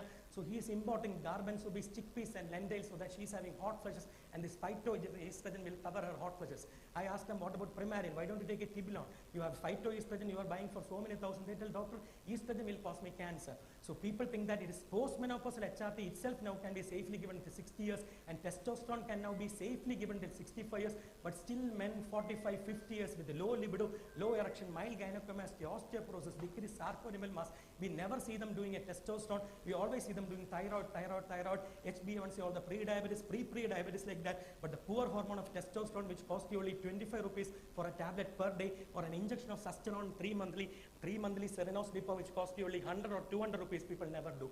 Men always miss their hormone. The routine test to do in a guy with organic ED, still this is taken from Harrison only. Why I took from Harrison rather than all the studies? Because basic doctors, our crowd maybe MBBS, MD, DM, whatever basic thing from Harrison, the 5 basic tests to do in any guy about 45 years. A guy above 40 telling doctor non-psychogenic ED. How do you know?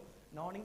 So patient having no morning erection, no erection even on masturbation, no erection even on the biggest stimuli, whatever lady tells him, still the erection is not good, and slowly deteriorating erection over 5 to 7 years, you know it's an organic ED. Then what test to do? Number 1 is FSH, LH, testoprolactin, T3, T4, TSH, lipids, LFT, RFT, HbA1c, and PSA if the age is more than 40 years. What about hormones in females? Females always do check their hormone. We know that females have a wonderful thing that's known as a menstrual cycle. Suppose a 40-year-old lady, suppose my wife is 40 years, she's an mini lap or whatever for sterilization, suppose she misses her period for 3 months. What does she do? She goes to a gynec, does an ultrasound, look for a polycystic ovary, whether she's having weight gain. If there is no PCOD, the gynec will ask her for an FSH, LH, estradiol, prolactin, and a TSH to look for a premature menopause, hyperlactin, or a hypothyroidism. Suppose a guy at the age of 45, 50 years doesn't have an erectile capacity, or his erection is coming down. What will he do? He will attribute to the stress he is having, smoking, alcohol is having, sugar, BP, cholesterol is having, tablet, all the tablets he will attribute. Sugar, BP, cholesterol, Ayurveda, they are thinking Ayurveda is good.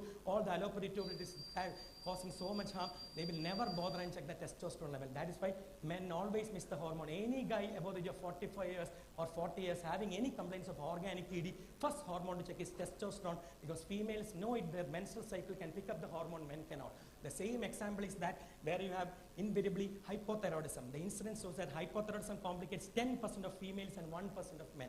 So 1 in 10 females and 1 in 100 guys have hypothyroidism. But how many of you and me as males have checked TSH anytime?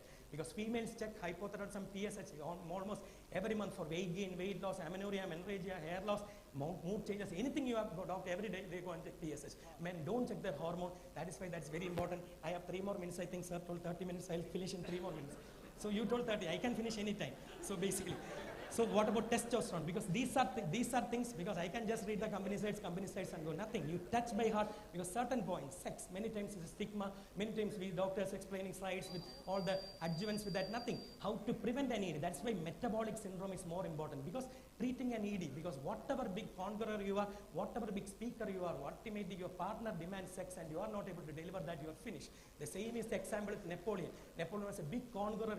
All of Europe he conquered. Ultimately, he never had any lovers. People think that Napoleon never had an offspring of himself. Many people think that at the time of autopsy of Napoleon's testicles were so small, he was a Klinefelter mosaic. Some people claim that he was having arsenic poisoning, so he developed testicle failure and gynecomastia. His lover famous was Josephine. The Napoleon was roaming throughout the world. Josephine was always roaming with Napoleon's corporals and boyfriends like that. So ultimately, how much ever conqueror you are, how much ever speaker you are, you may go for pillar to post, but your partner, suppose she demands sex, your girlfriend, wife, whatever, but you are not able to deliver that, you are finished. Otherwise, you should never have a partner.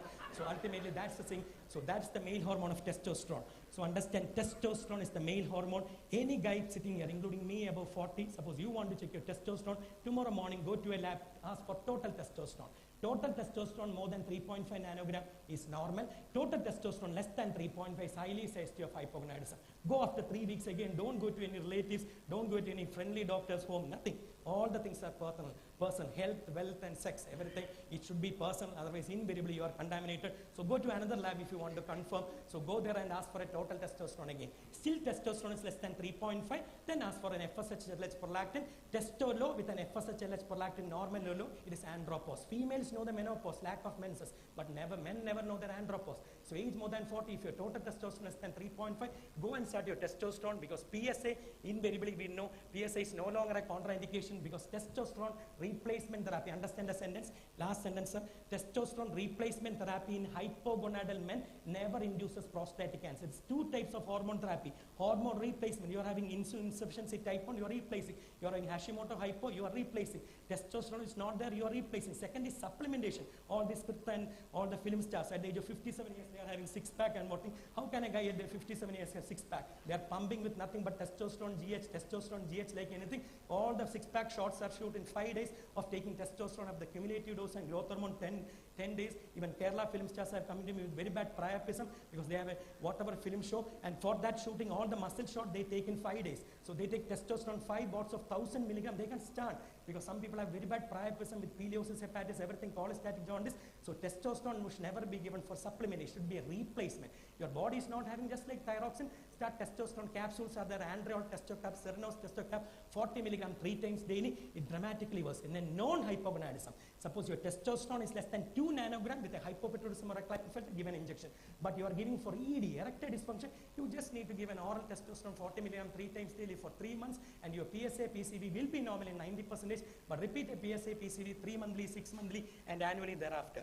And now the last thing I'm finishing, this is finished. This is penile prosthesis, and last is premature ejaculation. Most disastrous form of sexual dysfunction, where suppose a husband, think of a doctor couple, which I say, so yesterday evening in Kerala when I went. So husband, wife, both there, doctor, husband, wife is a supervisory doctor, he's having diabetes, he done an angioplasty almost 15 years back, at the age of 35 years, poor sexual function. Husband, his wife is having no problem. I asked her whether she's taking tadalafil, she told me doctor takes in between, then also he's not getting that much action, they're happy. Children are studying for MBBS, they're happy. Vice versa, some couples send us where the wife tells the doctor, I am not at all satisfied with him, we are married for 5 years, I have never had a proper sex, not because of erectile dysfunction. Once the female thinks that this guy is having an erection but a premature ejaculation, females think that they are always cheated, because this guy have an erection, he has an ejaculation within 1 minute before the partner has an orgasm, he goes to sleep again, whereas this lady has not got a thing. So ultimately PME is the most disastrous form of sex, where the female thinks that they are used and being abused like anything. ED in a husband for long duration, females never bother, because they have lived and died for them only, for their family. So what is the treatment of PME before, when my MBBS days, no, before that, during my school days on women's and femina, people used to ask the question, doctor, I am having PME or Shigraskalla, what's the treatment? Always the reply, always go for Vajroli Mudra, Ashwini Mudra. What is Vajroli, Ashwini Mudra?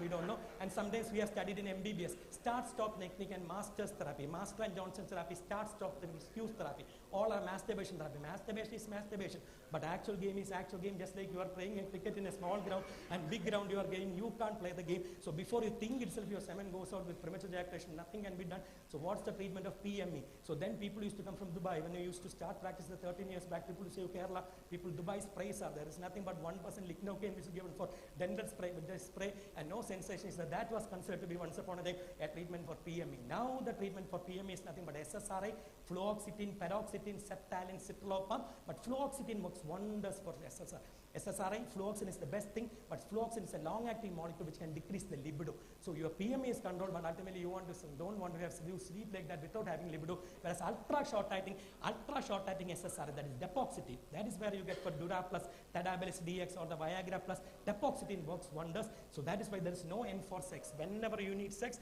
you have options for sex. And the last thing, what about females? Is there any, you think they're going to do good in a female having decreased libido? Because all the studies are fully answering. So MCQ this times, DM entrance in KM and one question was, what is female Viagra? Female Viagra is nothing but ADI. That is 5-HT1A agonist which acts on the amygdala and limbic system. Because females, if they have lack of libido, you can give them testosterone. But libido is there, intercourse is there, they are not having orgasm. The orgasm is a function that is controlled by neurotransmitters in the amygdala and limbic system. So you have to take a 5-HT1A agonist, 100 milligram once daily for 8 weeks. Very hard to get it, because 90% of the opinion polls in the US have shown that none of the husbands want to buy and give it for their wives, because many husbands try to decrease the libido of the wives, and many husbands, actually studies have shown that psychiatric, so many papers are down there, many husbands who don't want to increase the libido of the wife are actually polygamous husbands. So ultimately a husband who is totally dependent on the wife, many times he looks after everything of the wife, he has sexual pleasure only from the wife, that is the husband who will always think whether I should buy her a drug for increasing the libido. That's why ADI came to US, and US only one company is promoting ADI, because none of the people are buying that, because men go and buy phosphodiesterone, sildenafil, tadalafil, vadinafil. So ultimately this is the end of the erectile dysfunction story. So I could have finished in anything, but understand the concept only, because there is no end of having sex. You can have it at 15 years, 20, 25, 80, 90. If you want something, go for it. If you want to eat chicken, go and have chicken. If you want to have beer, but in moderation. If you want one puff of smoke, have only one puff. Throw it out. If you want to have sex, enjoy. It's not that 55 years, my wife's uterus is removed, my son is married, no sex. What is that? Your wife is 50, uterus is removed, wife's brain is intact, over is firing like anything, uterus would have removed, so you are 70, 80. You should ask me, Dr. Bobby, what's the eldest person, most elderly person who has come in for ED treatment? Because diabetes is there, but after DM endocrinology, I took DM endocrinology, everything from KM Bombay for androgy. My field is androgy, testosterone, bodybuilding, adult growth hormone deficiency, and at times diabetes, thyroid, in UAE and all the GCC countries, all the NRIs, VIPs come to me for that only. So, but ultimately understand, which is the oldest person, one guy 87 years, actually came for ED, so nothing. He had an angioplasty, he was taking tadalafil, Cialis, the best brand. He sent his messenger to US and takes that with depoxyphenone comes, still no erection, the only option. So I asked him, sir, are you married? He told me my wife died 40 years back, I'm children, grandchildren, everything, but he wants to enjoy. He has so much money, he has to enjoy sex. He moved from one continent to another. So only thing is sending for a penile processes, and penile process always works wonders and wonders and wonders, because that's the only thing. By penile process, we many times think that penis, it is not working with PD5 inhibitor, what to do, because we know that phosphodiesterase is fine with the sildenafil, tadalafil, vadinafil works in only 60% of the older people with type 2 diabetes, because as you age, your endothelium gets dysfunction. As your diabetes age, also endothelium gets dysfunction. You are taking a Cialis 20 milligram Monday, Wednesday, Friday. Even after 6 days, your penis is not moving. It is not Cialis that is bad. It is ultimately your endothelium that is not producing nitric oxide. So there is no role for PD5 inhibitor to work, because nitric oxide is not converting GTP to cyclogen. In them, the only two options, either an intracavernosal alprostadil, Cavarject, Pfizer's injection, or a penile process. But intracavernosal injection is good in a people who want intercourse once in 2 months or 3 months. Otherwise, nothing. Send the patient. Rubin Shah, everything, Bombay, everyone is doing. It's a daycare surgery. Send them for a penile process, inflatable, non-inflatable, 94% satisfaction and continuation even if they're 10 years. So only keep this much in brain. But before going for all the treatment prevention, keeping HbA1c, BP, cholesterol normal, avoid smoking and exercise. That's the thing, preventing endothelial dysfunction, and dating treatment is the last thing. Finished. Thank you.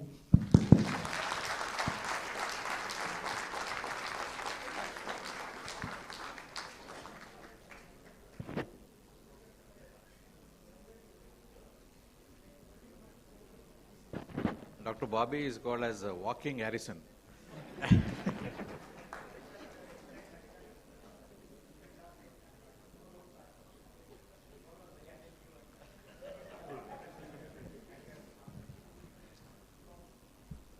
Dr. Aravind, a small suggestion, Dr. Bobby Matthews' talk should always be postprandial, never preprandial.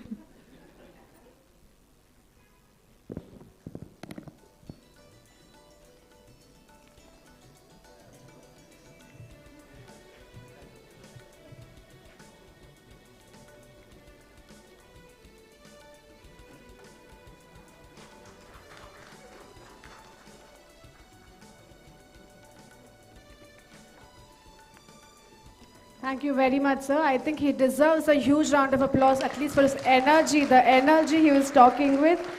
Really, sir, thank you for sharing your great knowledge with us.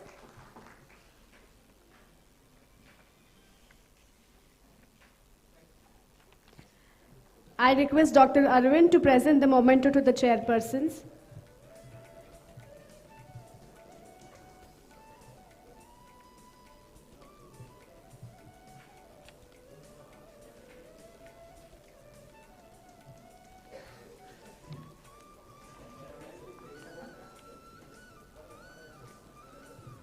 Thank you, sir.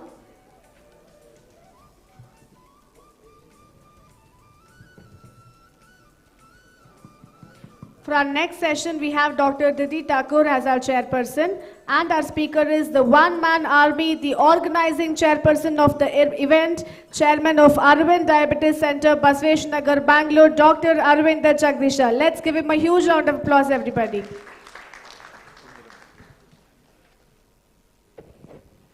So, good afternoon, everybody. My talk is on new molecule, that is lobeglitazone. We all know pioglitazone. I'll be talking on lobeglitazone. It's a new addition to the diabetes armamentarium. So if you take the core defects of diabetes, is insulin resistance and the beta cell dysfunction and failure. So insulin resistance is the main aspect which leads to atherosclerosis, increased cardiovascular risk, hypertension, dyslipidemia, ectopic fat distribution, and hepatic steatosis. If you take this article, 38% of the Indians have insulin-resistant diabetes, 25.9% have got IROD, and 12.1% of CIRDD, that is combined insulin-resistant and deficient diabetes. So insulin resistance and thiazolidones, you can see the various mechanism. You can see how the thyroxine plays an important role in reducing the insulin resistance. On the right hand side, you can see the metformin decreases the hepatic insulin resistance and has little or no primary effect on peripheral insulin resistance. GLP-1 RA have modest effect in decreasing body weight, and the SGLT2 inhibitors show modest weight loss and a modest reduction in insulin resistance. GLP-1RA and SGLT2 inhibitors secondarily decrease insulin resistance in patients in proportion to their effect on weight loss. So thiazolidine decreases insulin resistance directly by activating PPAR gamma receptor, thus ameliorating insulin resistance, metabolic syndrome, and decreasing insulin requirement. So bottom line, you can see thiazolidones are the only agents that primarily and specifically target insulin resistance. You can see in ADA 2020 guidelines also, the recommendation, you can see that is thiazolidone is not out of the market. You can see in this slide, the red mark, you can see it is still have a role to play in the management of diabetes. You can see when it comes to minimizing hypoglycemia, it is also a recommended. When it comes to consider cost and access, the thiazolidone has a role to play. So ADA ESD Consensus 2022 prioritizes the use of organ protective medication, that is GLP-1RA, SGLT2 inhibitors, and TZD in those with cardiorenal disease or NASH or at high risk. So what are the benefits of TZDs? It improves insulin sensitivity, preserves beta cell, it has good effects on dyslipidemia, decreases hepatic triglyceride concentration, effects on endothelium and inflammation, it causes vasodilatation, decreases systolic blood pressure and diastolic blood pressure, decreases production of adhesion molecules, neointimal tissue proliferation after coronary stent implantation in type 2 diabetes. It is reduced by 50 to 70%. So now there is a new molecule in the market, that is lobeglitazone. I'm sure all of you have heard about this molecule. So we had only one TZDs, that is pioglitazone, after the rosiglitazone controversy. When the rosiglitazone was taken away, the pioglitazone, I'm sure all of us are using now also the pioglitazone. The new medication, new molecule in this armamentarium is lobeglitazone. What is lobeglitazone? It's a novel TZD developed by Korea. It's approved in Korea in 2013. You can see the structural molecule, how it differs from the pioglitazone and rosiglitazone. Because lobeglitazone is a dual agonist, that is PPAR alpha and gamma, whereas pioglitazone and rosiglitazone lack the PPAR alpha activity. So you can see the effect of PPAR activation. The primary alpha effects on the left-hand side, you can see it improves the plasma lipid profile. On the right-hand side, you can see the gamma effects, that is improves the insulin sensitivity. So what is the pharmacokinetics?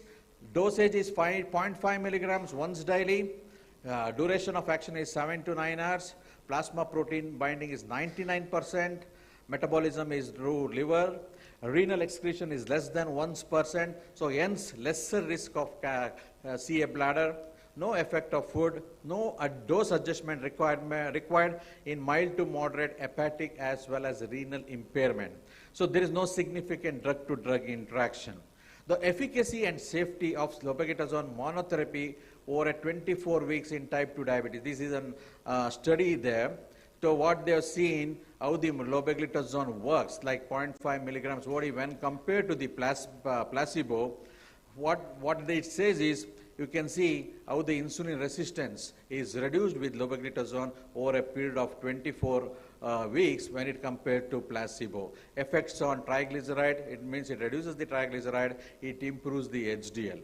That improves it decreases the small LDL as well.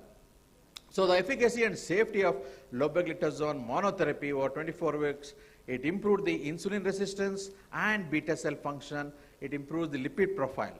Most important, safety, no hypoglycemia, weight gain of about 1 kg. It is a common question asked. It is 1 kg in lobeglitazone group over 24 weeks. Peripheral edema, lobeglitazone 4 patients when it compares to placebo. The safety profile was comparable to placebo and lobeglitazone was well tolerated. The conclusion is lobeglitazone 0.5 milligram showed improvements in glucose and lipid endpoints with favorable safety profile over 24 weeks. You can see another study, the safety and efficacy of lobeglitazone monotherapy over 52 weeks. This is one of the study compared with the placebo. Once again, you can see the improvement in HbA1c levels, and lobeglitazone improved the markers of insulin resistance and beta cell function, and also showed beneficial effect in lipid profile. So weight gain 1.48 kg, maintenance group over 52 weeks. If they are switched, that is 1.65 kg group over the extension period.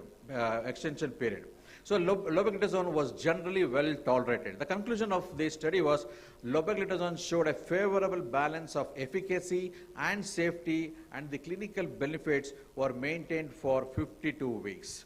So another Korean study, that is lobeglitazone, was compared with the pioglitazone. This is all, which is better, lobe is good or pio is good. So you can see in this study, both lobeglitazone and pioglitazone significantly improved triglyceride, free fatty acid, HDL, and small dense LDC levels. You can see in this slide. And conclusion of this study, when they have compared with both lobeglitazone versus pioglitazone, both lobeglitazone and pioglitazone significantly improved insulin resistance and beta cell function. Effects on lipid profile and adiponectin secretion were similar in lobeglitazone and pioglitazone. Lobeglitazone was not inferior to pioglitazone as an add-on to metformin in terms of their efficacy and safety.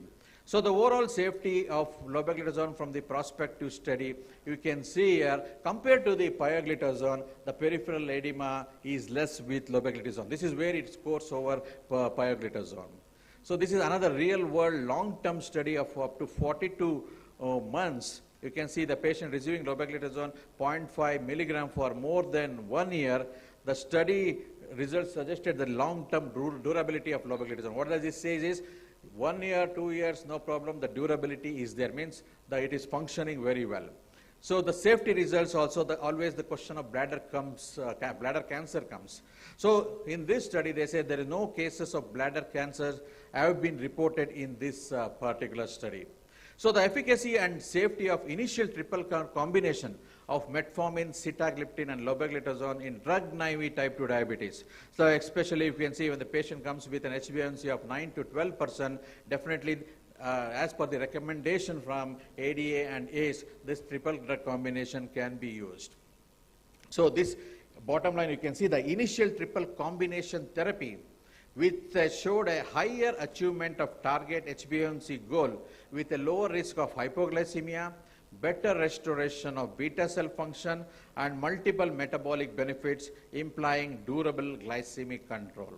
Another important thing you can see here, the effect of lobeglitazone on liver over 24 weeks on NAFLD in type 2 diabetes. We know there are few studies with pioglitazone. This particular study shows the lobeglitazone have a role to play in the management of NAFLD in type 2 diabetes. You can see here the parameters of liver functions improving here.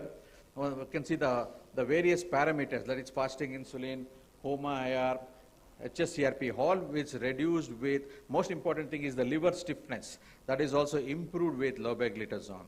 Effect of lobeglitazone you can see here with related to liver fat, before and after you can see liver stiffness, AST, ALT, triglyceride, LDLs, and HSCRP, all were seen in the beneficial role with the lobeglitazone. So lobeglitazone treatment reduced intrahepatic fat content and improved liver parameters and lipid profiles in type 2 diabetes patient with NAFLD.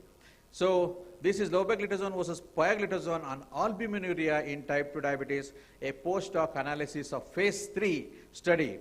You can see this was done to investigate the effect of lobeglitazone on albuminuria.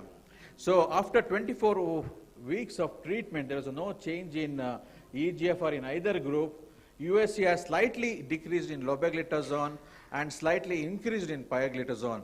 So new onset microalbuminuria, lobe was 2.4% versus pio was 6.8%.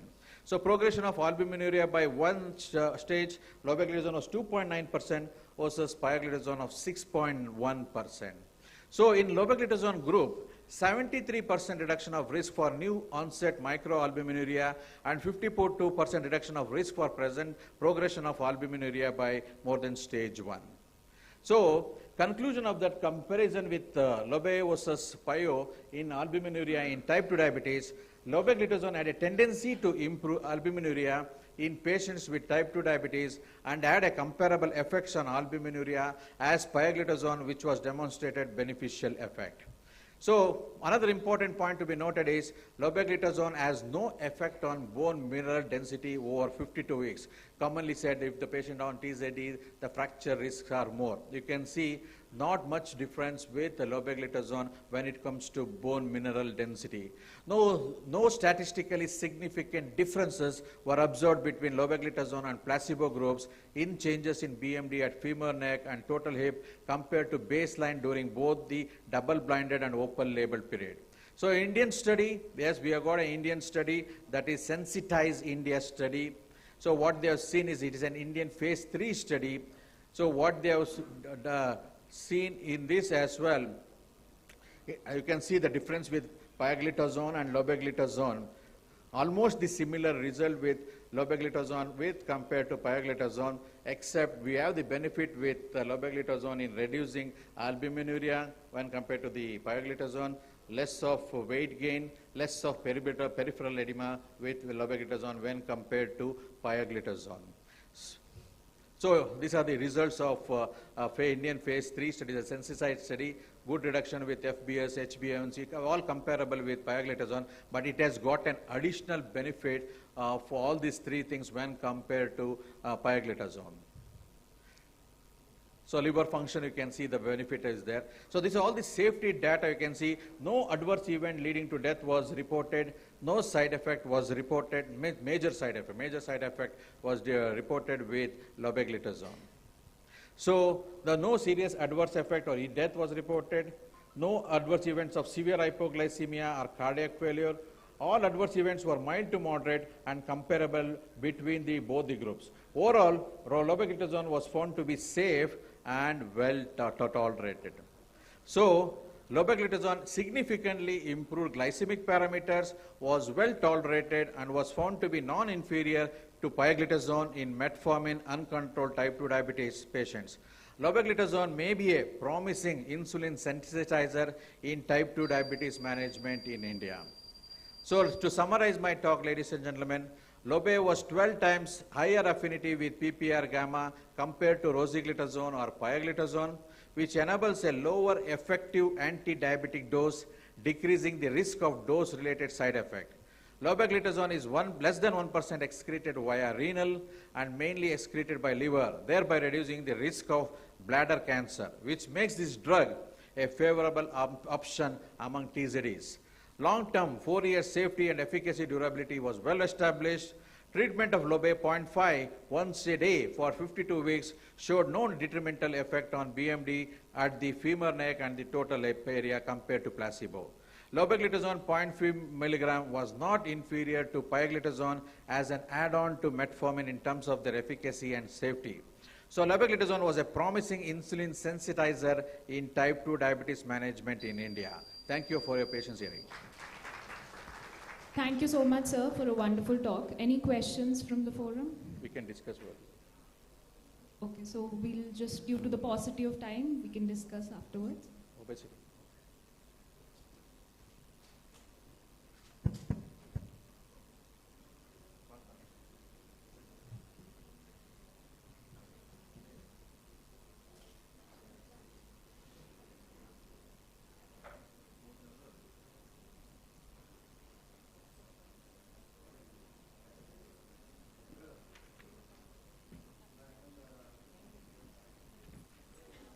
Thank you very much, Doctor. Next, we have a symposium on the topic obesity. For this, we have Dr. Harish Kumar Darla, endocrinologist, Darla's Health Center, Mysore. Dr. Neeta Deshpande, diabetologist, Belgaum Diabetes Center from Belgaum. And the moderator, Dr. Vinay Kumar Dandania, diabetologist from Ranchi. We welcome you, sir. We welcome you, ma'am.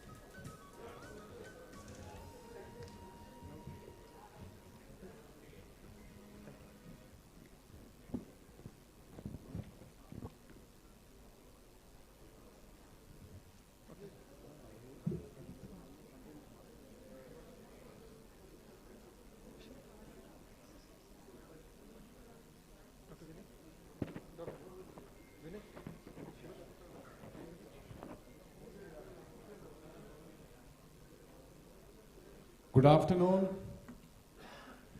At the onset, I thank Dr. Aravinda and the team for inviting us for this particular session. Obesity is really a big burning problem today. From childhood to adulthood to elderly, at every age in life you will find obesity and obesity related problems in our community, and it's increasing rapidly. We have a very important symposium today for obesity. Can I invite Dr. Harish to start his session about assessment and clinical assessment of obesity? Thank you, Dr. Vinay. Good afternoon, everybody, and thanks, Dr. Aravind, for inviting. After a Gatiman Express of Dr. Bhavi, I'm sure we are going to go at an express level. It's okay. So we'll assess assessment about obesity. Basically, we know that we have man-made disasters and natural disasters, but obesity and diabetes are two which are a disaster in healthcare management. So we know there are about 1.9 million who are overweight and about 650 million who are obese in the world. And this is increasing at an alarming rate. And even if you look at India, the obesity has doubled in almost about 20 years now. And if you look at the amount of bariatric surgeries which happened in 2001 was only about 4 to 5, and it has gone into thousands now. I'm sure Dr. Neeta Deshpande could elaborate about that because she has a good obesity center.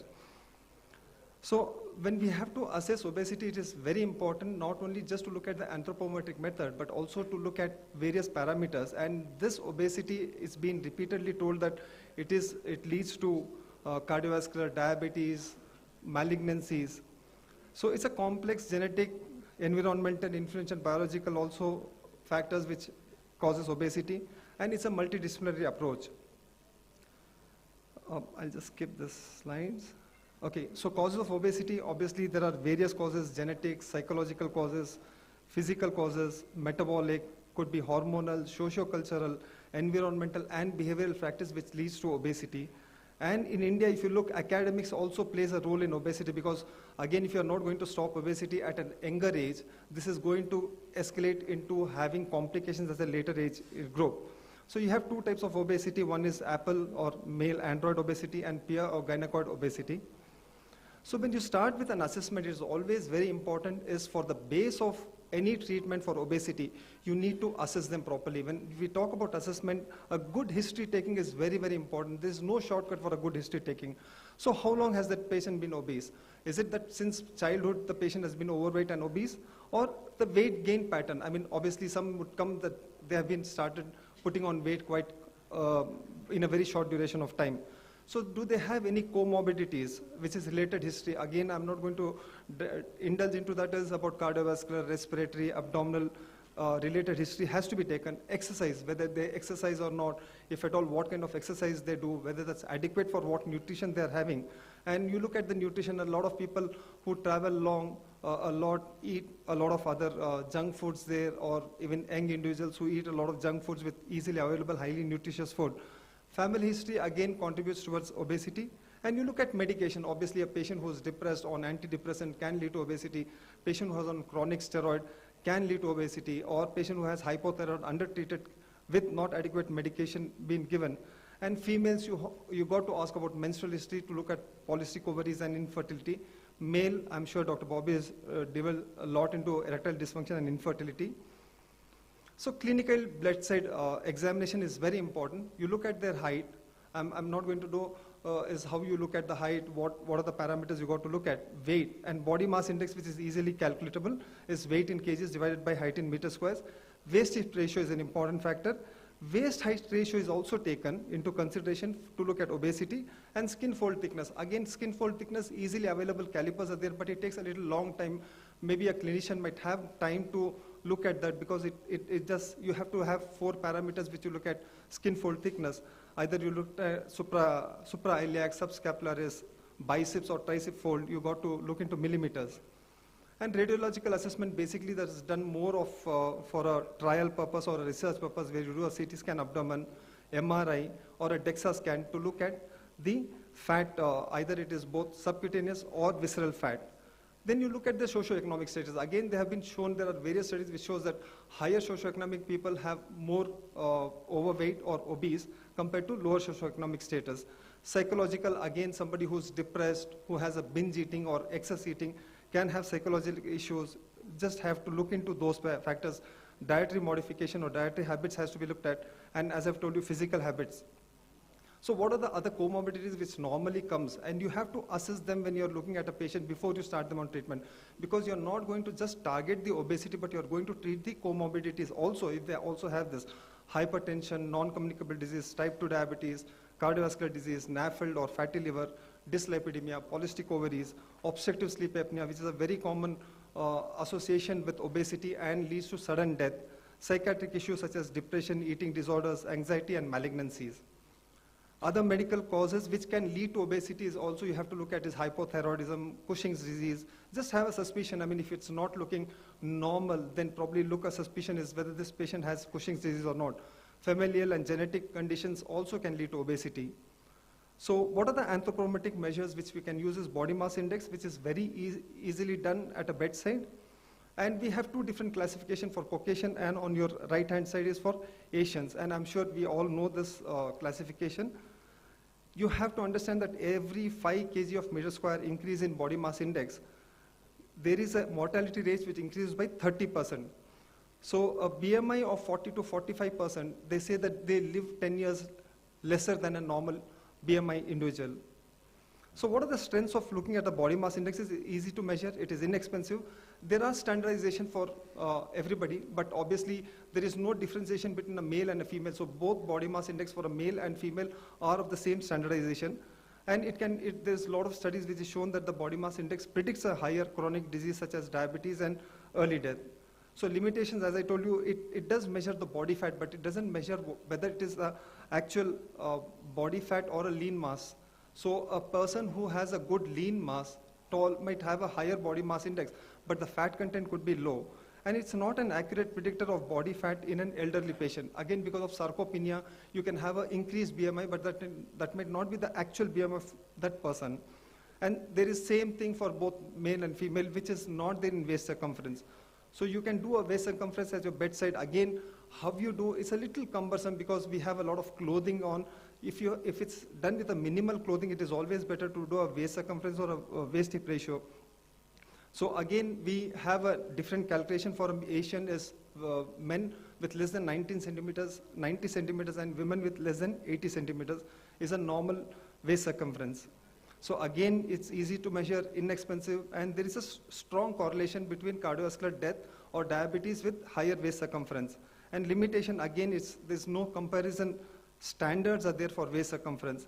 And it is difficult who has a very platulous abdomen to do a waist circumference. You can't lift the abdomen and do it. So there are certain limitations. Normally you don't get with everybody, but definitely there are few where you'll have certain limitations with waist circumference. Waist hip ratio again is a good correlation about fat, body fat, and measured with accurate methods can be done. And studies also have shown that waist hip ratio predicts disease and chronic diseases.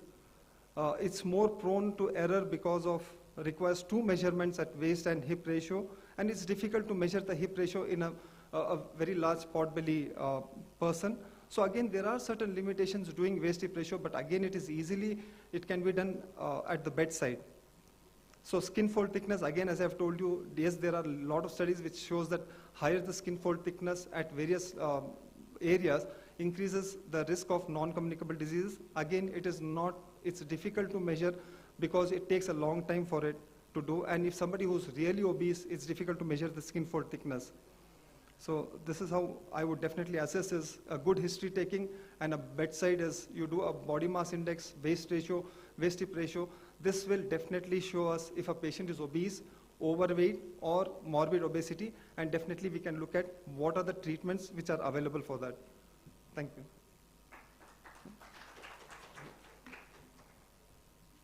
Thank you, Dr. Harsha, for a very nice presentation. We'll have the questions after the second presentation, Dr. Harish. Now, we have the next presentation, Management of Obesity, by Dr. Neeta Deshpande.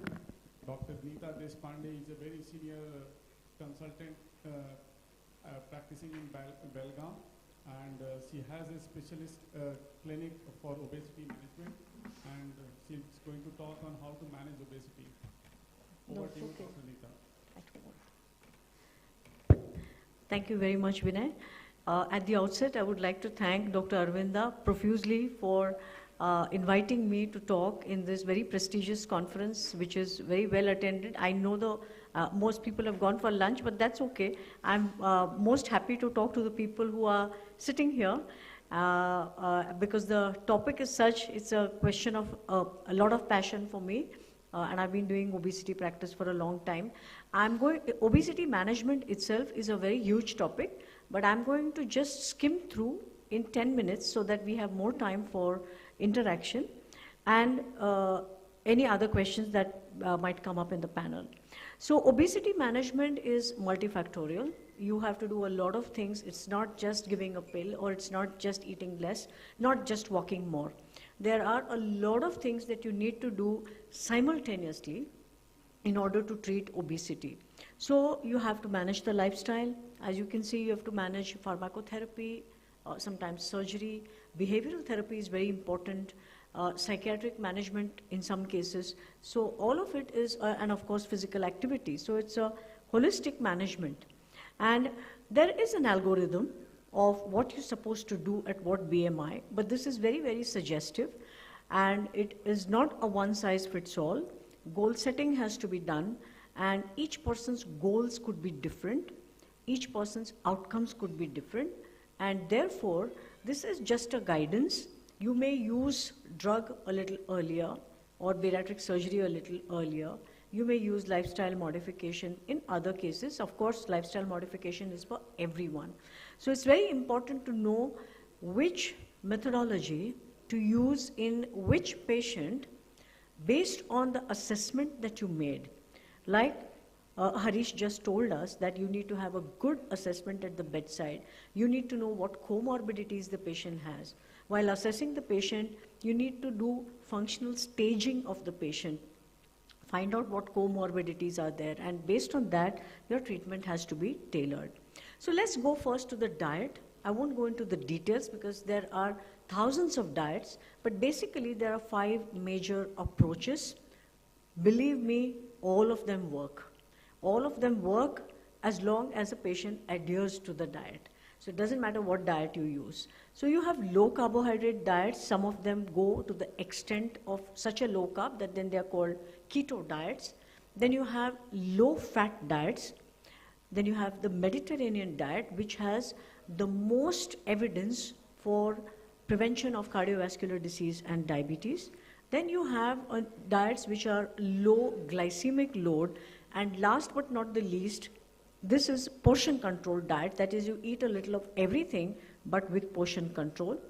The newest thing that people are doing now, which is actually not so new, our grandmothers and grandfathers did this, and that is intermittent fasting.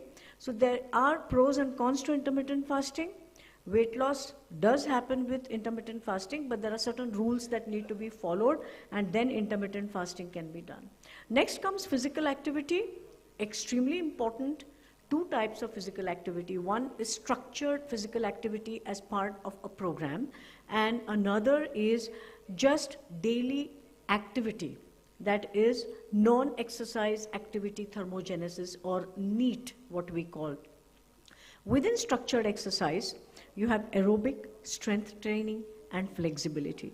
Aerobic is running, walking, playing games, or swimming, cycling. All these are aerobic. Strength training is resistance training or muscle building, typically done in a gym, but it can also be done at home via a system called calisthenics. Calisthenics is using your own body weight to do resistance training. And last is flexibility, like yoga.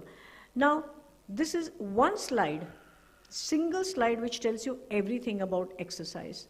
So you can see the fat loss hierarchy. On the one side, you have intensity, high to low, and on the other side, you have the time that is needed. So very high intensity exercise, if you do it for a lesser amount of time, it works. And the vice versa is true. That is, if you do very low intensity, you have to do it for longer. So you see at the bottom here, circuit training, sprinting, these are all high intensity. So the time required is less. Resistance training is in between. But if you were to do jogging or if you were to do yoga, then the time taken is much more because the intensity is low. So this is the hierarchy of exercise, as you can see here. And of course, this third dimension can never be forgotten. It's all about behavior. So whether it's your diet, whether it's your exercise, it's how you behave, how you teach yourself. Nowadays, there are life coaches, lifestyle coaches, people who tell you how to eat. There are your watch tells you that it's time to have a glass of water, or it tells you it's time to breathe. So you're even told to breathe. So there are all these kind of things that are there. But well, if that's what it takes to get you to behave, then so be it. Now this is coming now to the next. I'm jumping because we have less time and we'll keep more time for interaction. This is efficacy of existing weight loss interventions. If you can see here on up to 10% weight loss, all the studies that you see are lifestyle modification. At the other end of the spectrum, 20 to 30% weight loss, what you're seeing is all bariatric surgery procedures. And what you see in between, that is 10 to 20% or 25% weight loss, is pharmacotherapy. Yes, today you have pharmacotherapy that can give you even up to 20% weight loss.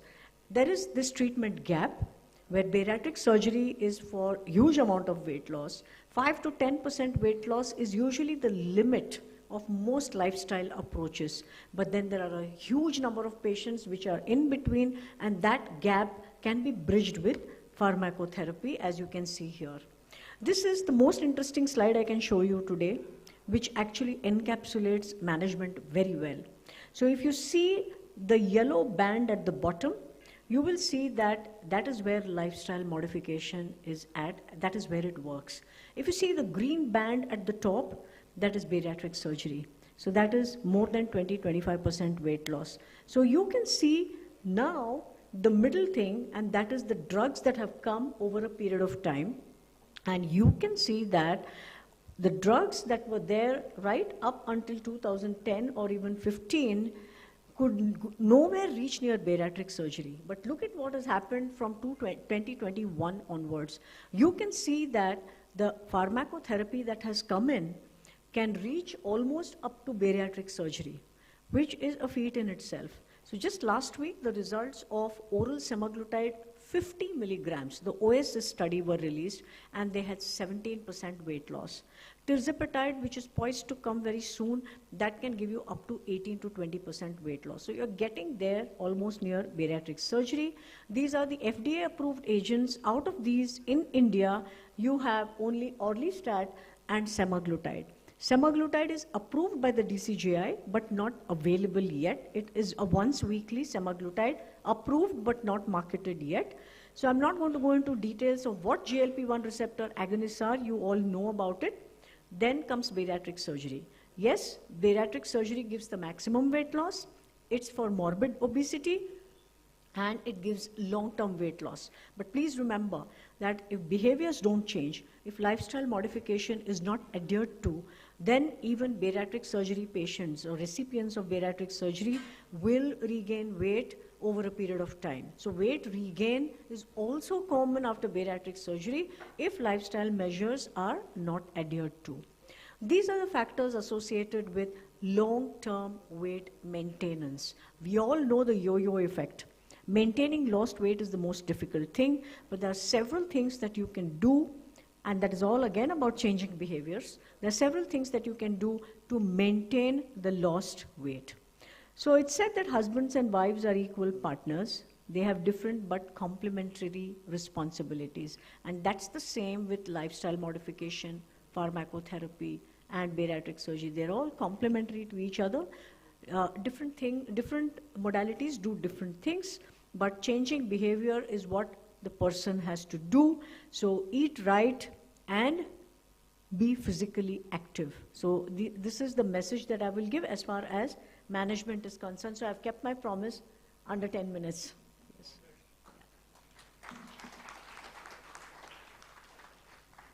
thank you, Dr. Neeta, for that excellent presentation and sparing some 10 minutes time for discussion.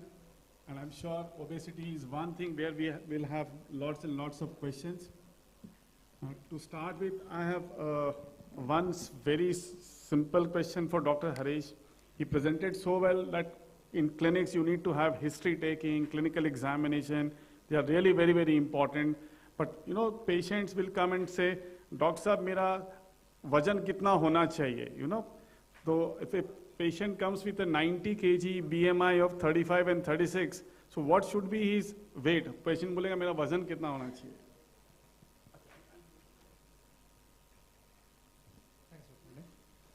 I mean, obviously weight is based on the body mass index is what we have to look. So 18 and 23 is what the body mass index is normal.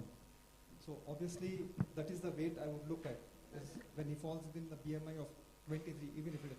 And again, we'll have to be really realistic in asking a patient to lose weight. We can't really ask them to lose weight drastically. So you have a goal. You have to discuss with your patient, have a goal, set a goal over a period of time, so that we can't really push them to lose weight quite quickly. So set a goal and let them do it gradually. But Very nice. obviously, like lifestyle modification is very, very important rather than starting pharmacotherapy, and dietary advice is important. So I would just counsel them based on what the weight they should be or body mass index they should achieve, how can they achieve, and how long can they take it to achieve. So this is very, very important. You need to have a realistic suggestions. 90 kg say 60 kg is not going to happen in 2 days' time. But as you rightly said, you have to discuss with the patient. Even 10% to 15% reduction is going to give you a lot of benefits, isn't it? Now, next question to Dr. Neeta. Obese lady with PCOS wants to have pregnancy. So how will you actually, what suggestions we can have for this lady? Yeah, Vinay, that's an excellent question. We are honestly faced with this quite a lot. Yep. So we know that obesity and PCOS go hand in hand, and they have difficulty conceiving, and once they lose weight, many a times they can conceive. So weight loss is very important. Now, PCO ladies have a lot of insulin resistance. So there are certain diets actually called anti-inflammatory diets which can help them to reduce insulin resistance as well as lose weight. If it is very urgent, if she is crossed 30 years, 32 years, and she needs to conceive earlier rather than later, then we may have to go for pharmacotherapy. I would do that.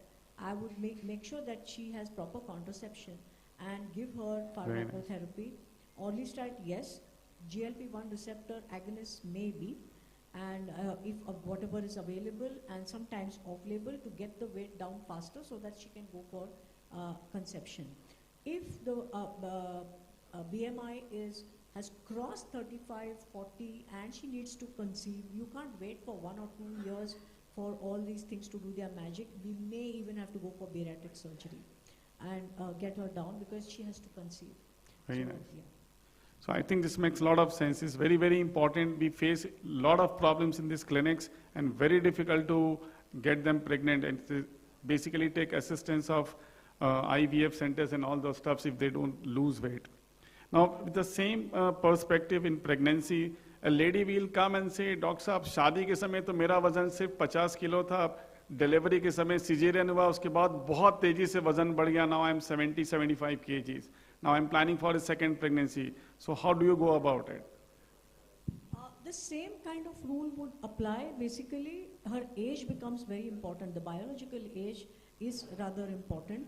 But if the weight loss goal is 10 to 15%, you can give it a try for 6 months. Maybe the first 2 to 3 months you can try with lifestyle modification, but again, pharmacotherapy can come to your rescue if she needs to go for pregnancy soon. Yep. Yeah. And again, it all depends upon what is her history like. If she has severe cravings, if she's a person who eats a lot of junk food, is not able to manage lifestyle modification too well, you don't have too much time to wait. And that is the time that you have to take the further steps along with habit coaching at the same time as well. Dr. Harish, I come from Ranchi where we have a very big Asylum and a Central Institute of Psychiatry. And we have a lot of patients who receive antipsychotic drugs. And it becomes very, very difficult for these people to control their food and to have something like behavioral therapy and all those stuff. So how do you actually in clinics take history for these patients on antipsychotics, which actually causes a lot of weight gain? And how do you plan to actually take care of this obesity in day-to-day practice? My dictum is I don't interfere with any other medication, so I Yes. just stick on to what I know good or I do best. Definitely it's a multidisciplinary approach, so we need to speak to the psychiatrist and see if there's any other medication which can be used, such as any other topiramate and other things can be used on contrary to what the patient is on. So again, the plan of management would not differ, as definitely they need a good behavioral therapy, psychiatric counseling is required, a good dietary counseling is required, exercise is mandatory. It's not only the patient, but basically you have to even motivate the family, the immediate family, because patient might not be that motivated, but if you have a family member who's motivated doing that, again seeing them do, they might get a little motivated, because if everybody's sitting at home and doing nothing, obviously the patient is not going to do much. So I would definitely see that it is a multidisciplinary approach. Keep the family in goal, make sure that the family does it along with the patient. So that is how I would go about. So this question can be taken by both of you. Obstructive sleep apnea and NAFLD, NASH, chronic liver disease in obese people is rampantly increasing day by day. We see a lot of non-alcoholic cirrhosis and progression to even liver transplant and all those stuff. So how do you actually evaluate and put them on therapy from the very beginning? Obstructive sleep apnea and NAFLD. Regarding obstructive sleep apnea, obviously history is very, very important for us to know if the patient has obstructive sleep apnea. And again, I would definitely ask the partner or husband, whoever it is husband or wife, vice versa, is if they snore a lot. So ask them to record. Either they can go for a sleep study. If they can't afford to do a sleep study, I ask them to record the snoring and just to have a listen of that. So weight loss is very, very important there. Again, you try to choose, if a patient is diabetic, you try to choose the molecules which helps in weight loss, as SGLT2 inhibitors or GLP-1 analogs, or orlistat can be used if there's no contraindication. So mostly, most of the obese female would have cholelithiasis. Again, orlistat is a little iffy there to use that. If they have crossed, for Asian population, if they have diabetes and anything more than 37 of BMI, they qualify to have a bariatric surgery. So after pharmacotherapy, if it's still not achievable, then bariatric surgery is required. And again, they have to get evaluated for sleep apnea and use whatever is advisable by the pulmonologist, whether it's CPAP or BiPAP, based on what their requirements are. So along with that, a good diet, exercise, and pharmacotherapy, if at all, if required, bariatric surgery would definitely help them. Yeah, and Neeta for BAP. As far as NAFLD is concerned, yes, carbohydrate restricted diets work very well. And I have my own data of series of around 400 patients, most of whom have had NAFLD, where we use meal replacements and very low calorie diets. So VLCDs have really helped for a period of, if you can use it for a period of 4 to 6 months, the liver morphology changes dramatically. Fatty liver goes away as seen on ultrasound. There is improvement in NASH parameters as well. Fantastic. So the speed, with VLCDs, there is a speed with which you can actually reduce weight, and there is data now to show that there is no harm. In fact, there is benefit in reducing weight a little speedily, which can be done with the help of VLCDs, which patients do accept surprisingly if you counsel them well. Very so that is done. So we give straight away 3 meal replacements per day, and we are able to get their fatty livers out completely in 4 to 6 weeks. Very So nice. that really works well. Thank you. Any questions from the floor? Yep.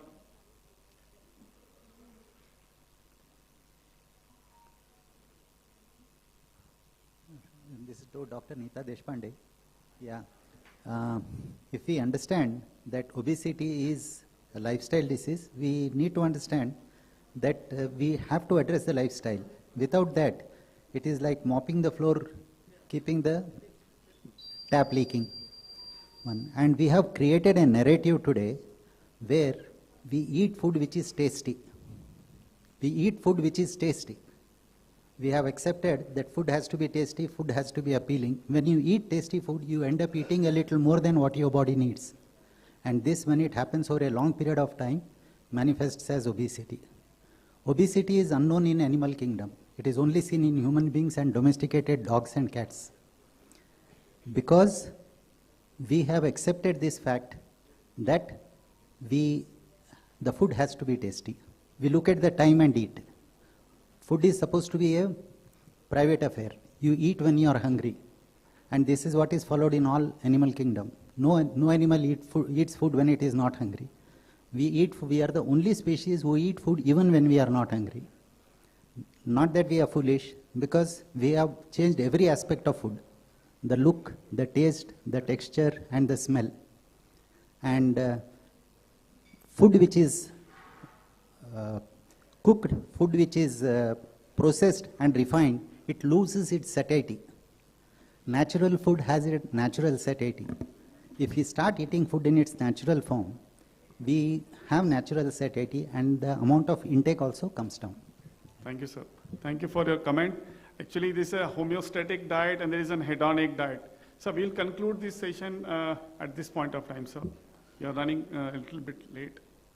So we can have questions after the session, sir. If you can spare 1 minute, I want to make a comment. Chalega. Yes, sir. Go ahead, sir, please. Madam Neeta Deshpande, madam, we always try to link between the quantity of food and the weight. But on the contrary, there are many people who don't eat much. They are very hefty and obese. And also there are people, voracious eaters, they don't put on weight. So we always try to link food and weight, food and obesity, food and BMI. So it is not just food alone. I have seen so many people, some of them, especially women also, are very, very weight conscious. They are worried about their marriage, worried about their future, very poor in eating, and they do all sorts of gymnastics, exercise, they don't lose weight. They are worried about weight. So it is the overweight and obesity, overweight and obesity is not related to food. It is always a mystery and enigma. It is genetic factors, hormonal factors, thank you, sir. Multiple factors are there. What is your comment, madam? So you have answered the question yourself. You're very right. Genetic factors are important. Homeostatic mechanisms in people are different. Why somebody eats a lot of sugar and his sugars don't rise above 160, and why a diabetic patient's sugars rise, that the answer is the same in obesity as well. Obesity is a disease. There is disordered neurotransmitters, there are disordered hormonal levels, and that's why the person is obese. So you cannot compare him to another person who is eating less, because he has a diseased homeostatic mechanism, which partly is genetic and partly it is accentuated by bad habits. So that's what it is. A big round of applause for both the speakers.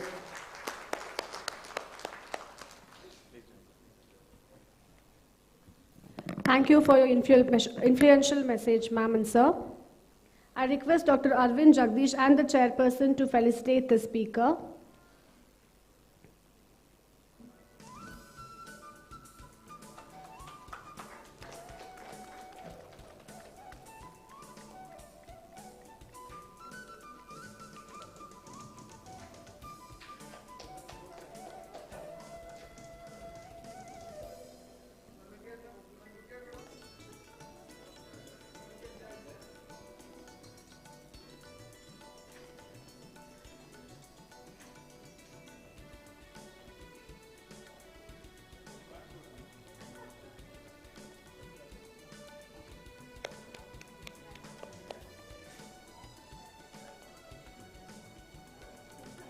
May we have a huge round of applause for him, please.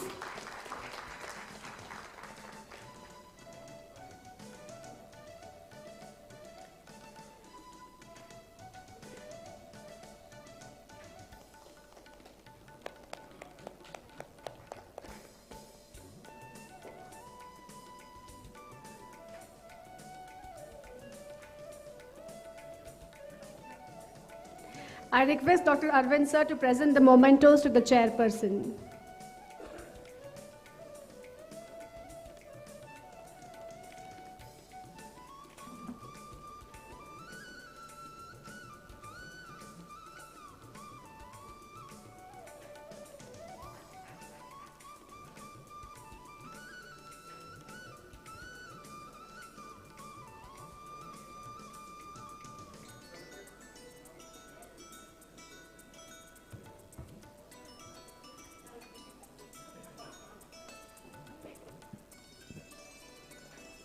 Thank you, ma'am. Thank you, sir.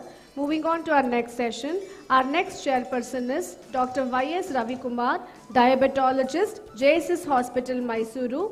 And our next chairperson is Dr. Riti Thakur, medical advisor. We welcome you, ma'am. Welcome, sir. Dr. Ravi Kumar is also the chairman-elect of KRSSDI. We welcome you, sir.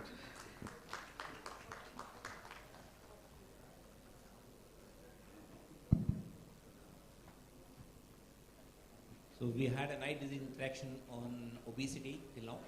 So moving on to the next topic, we will be discussing about sarcopenia, wherein there is loss of muscle mass.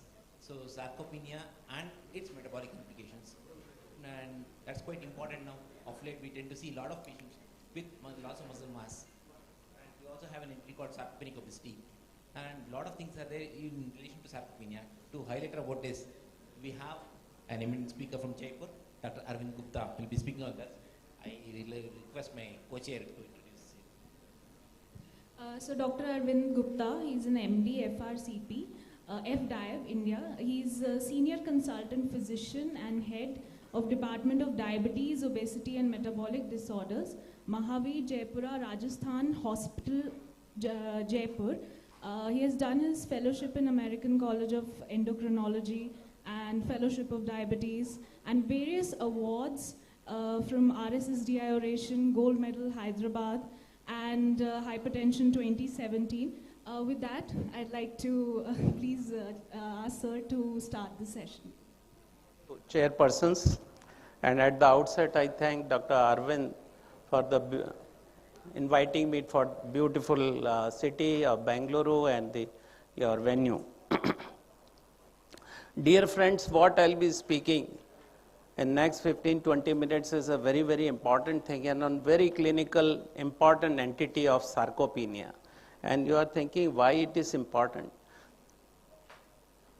Me, you, and every person on the earth will be having this clinical entity. The nature has given one entity which is imminent to every person on the earth, and that is the aging and the sarcopenia. Nobody can do anything for that. But why we are discussing the clinical implications of that entity, which is a natural event in every person's life, let us discuss and do something in your day-to-day life. That is my message right at the beginning of the presentation. My disclosures. Dear friends, sarcopenia, which is already all related to metabolism, diabetes, obesity, and of course different metabolic components. And if you see the aging population, and why we are discussing the aging population, you know, two countries are very much worried at this point of time. One is the Korea, the South Korea. You know, the Korea has the highest aging population in the world at present, and they are worried that their quality of life and their working pattern will be definitely affected because of this aging population. Second country will be suffering is the China, which is also getting one of the highest population of aging. And they are also worried about what they should do something about the aging population. And of course, we'll be discussing sarcopenia. So sarcopenia, why we are discussing? There are several ill effects, the clinical effects, like risk of falls. If you have a sarcopenia, there are so many comorbidities. Most of the time, the patient go into the hospitalization, and of course, there is a premature mortality will be there when you have a severe sarcopenia. So what is sarcopenia? It is age-related muscle loss, very simple thing. What happens? Muscles shrink in the size. That is the important thing, the sarcopenia. And once the muscles shrink in the size, your strength, muscle strength will go down. Similarly, like it is just like what we have discussed this morning, Dr. Anup Mishra, most of the people, even Neeta just now, everybody discussed about all the osteoporosis, the obesity, the nutrition. So it is just similar to the osteoporosis. And of course, it contributes to many of the chronic illnesses again. So this is what is the sarcopenia. If you see here, this is the muscle mass, which in a normal person, this is the bone, this is the muscle mass, and it is the bone marrow, it is the fat tissue. But what happens when you get the sarcopenia? Muscles shrink in the size, and your fat increases. That is the sarcopenia. So the important thing is, it is a natural event. I just told you in the beginning that it happens to everyone with age. The muscle loss is 3% per year.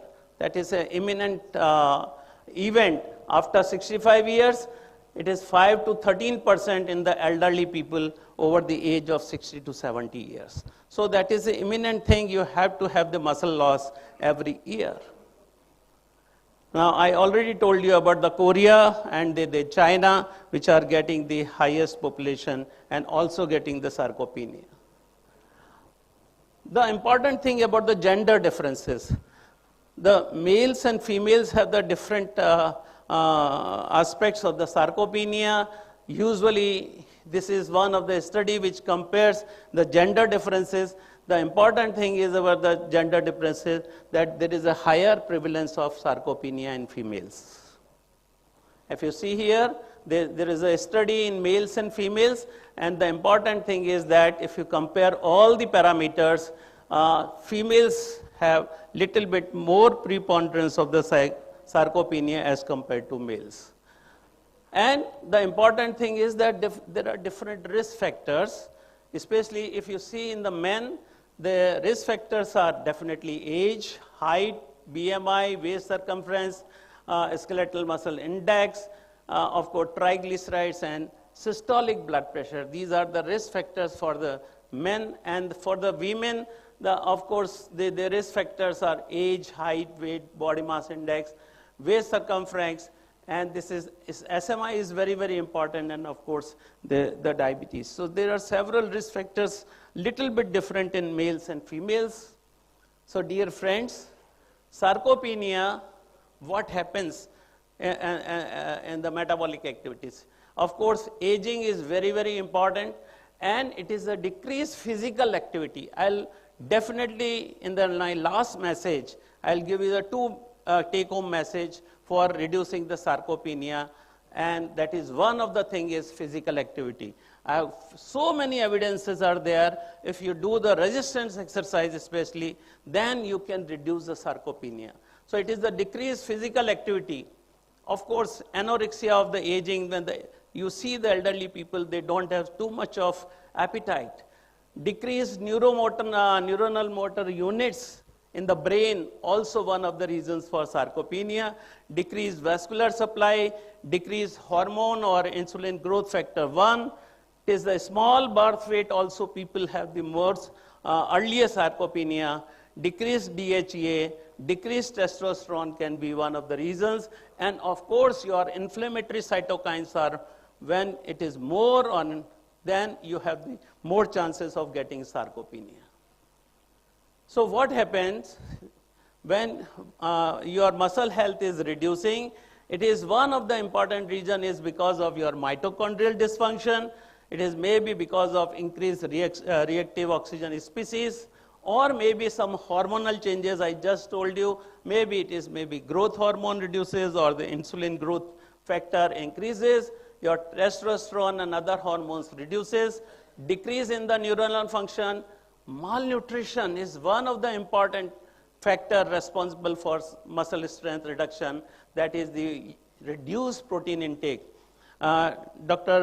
Anup Mishra actually has not told in this audience, but he has done the maximum studies in the country, which says that 70 to 80% Indians are protein deficient. That is one of the reasons that we are also having the most of the sarcopenia.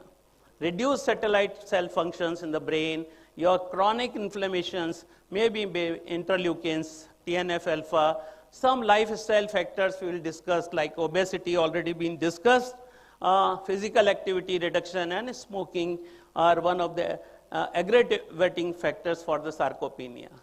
So once you get the sarcopenia, then your resting energy expenditure decreases, your insulin sensitivity reduces, your muscle mass reduces, your risk of physical disability increases, and risk of falls and more risk of premature mortality.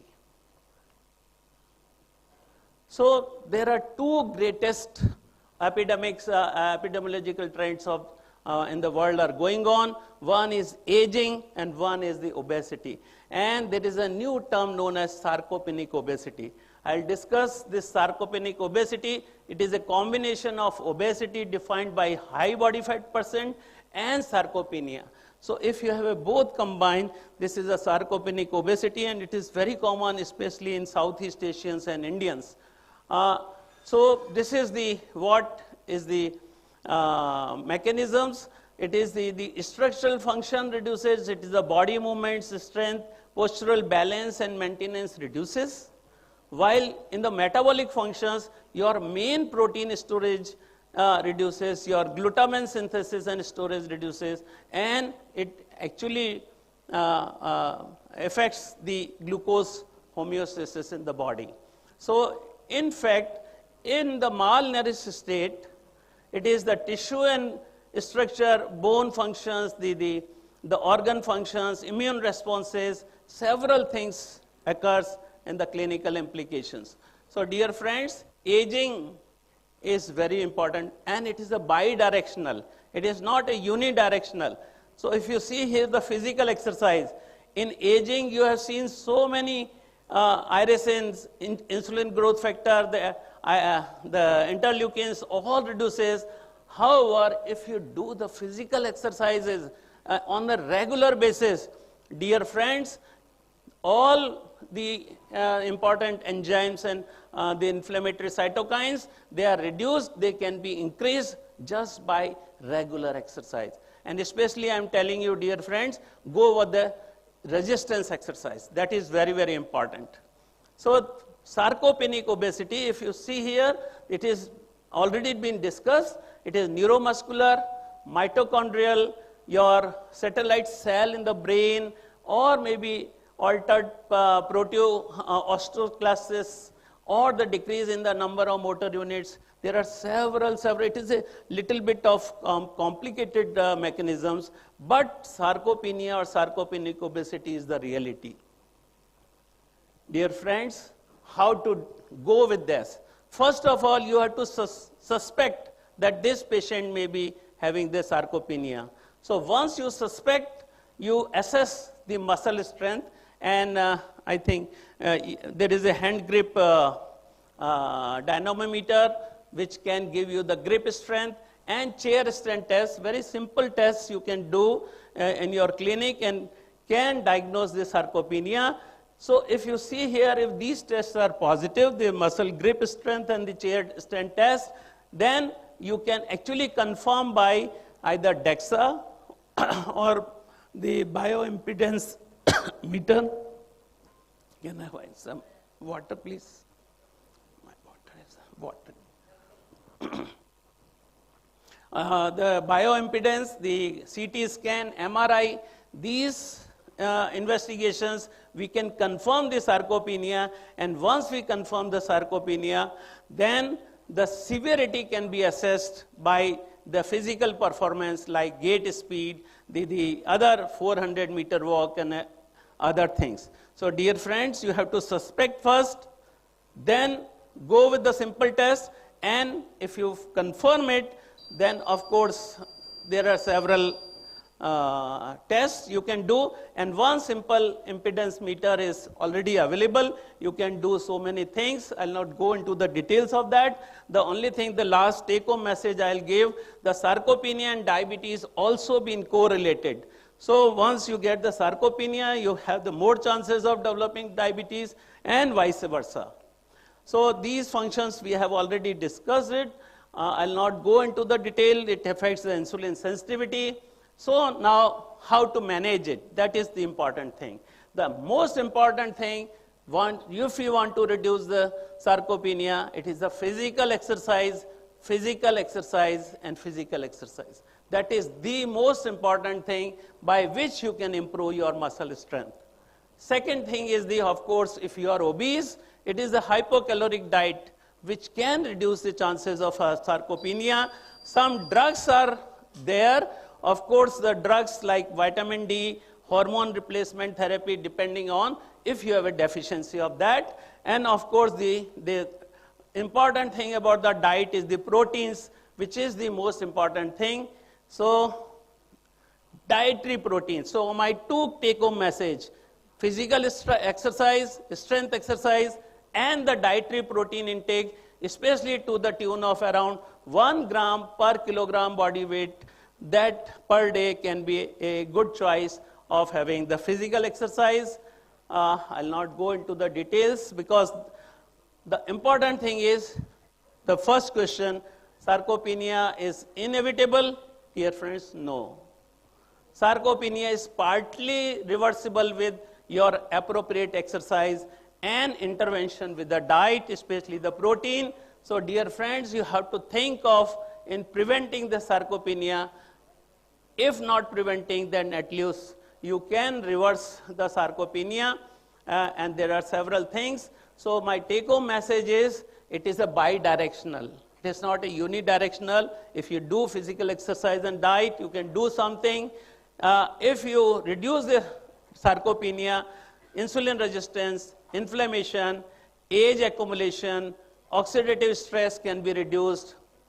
Hypocaloric diet along with the high protein diet is beneficial, and of course it increases your quality of life. Ultimately, why we are living? We are living for our good quality of life. So if sarcopenia is there, if aging is there, and you are having a less quality of life, there is no meaning in doing the day-to-day things. So dear friends, go for daily physical exercise, increase your protein intake in the diet, and if you are obese, reduce the calories. That is my take-home message for reducing sarcopenia. Thank you. Thank you, Dr. Aravind, for a wonderful talk. The forum is open for discussion. Are there any questions?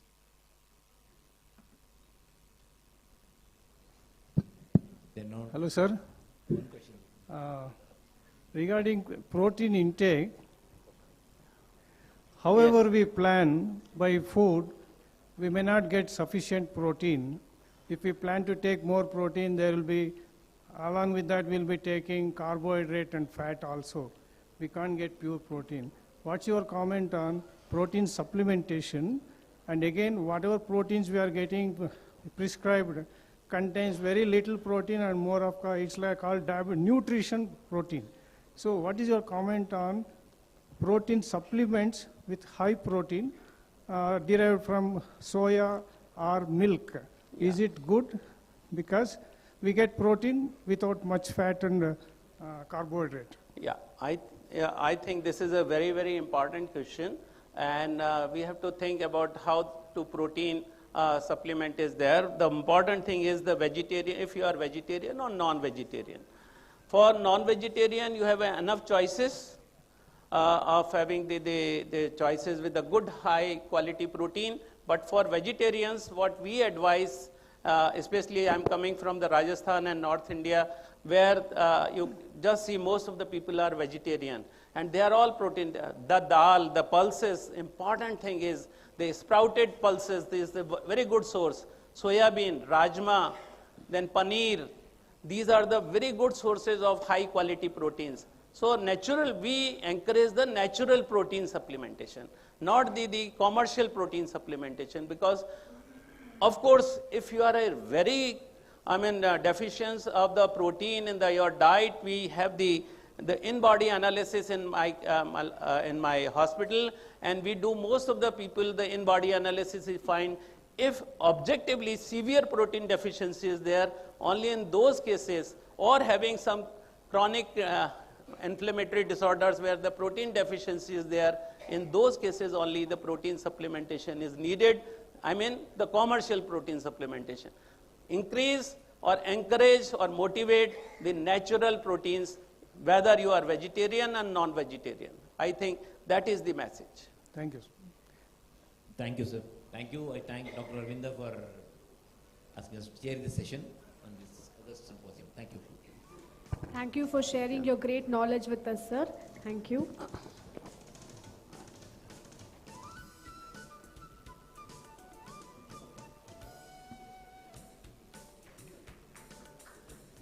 Please give him a huge round of applause, everybody.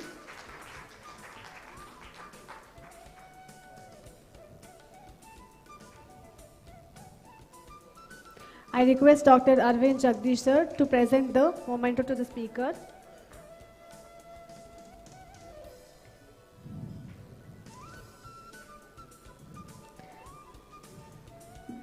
I request Dr. Aravind Jagdish sir to present the memento to the chairperson.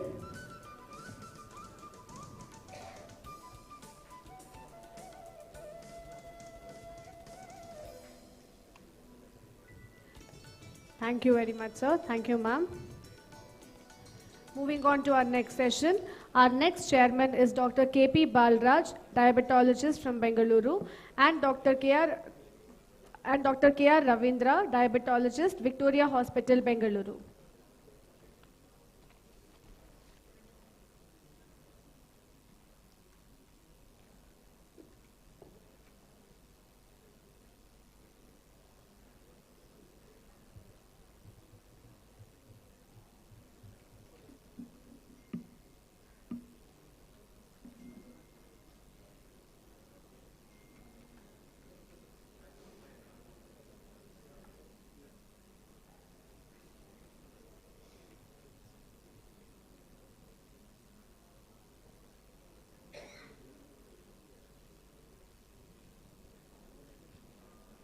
So the next topic is the target, the kidney protection from the day one in diabetic patients. So I request Dr. Jyoti Dev from Trivandrum to deliver the lecture on this. His word to Dr. Jyoti Dev, sir. Thank you. Thank you, respected chairperson. And first of all, let me express my gratitude to my dear friend Aravinda for inviting me and giving an opportunity at this fantastic conference. And we are all working together in the RSSDA Central Executive Committee. So once again, but I have a question to you. Why have you given me such a boring topic? Because we are fed up listening to cardio-renal protection. Everybody will run away from here. But there is a reason. Because Dr. Aravinda has given me this topic because there is a reason for that. There are certain titles and subjects in medicine which are worth repeating. And every time you repeat, not only there is something new to learn, but there is something new that you can probably implement in your practice. That is the reason why he has given me this topic once again. There are a lot of emerging evidences in the same subject. Lot of newer evidences, particularly related to the original dapagliflozin.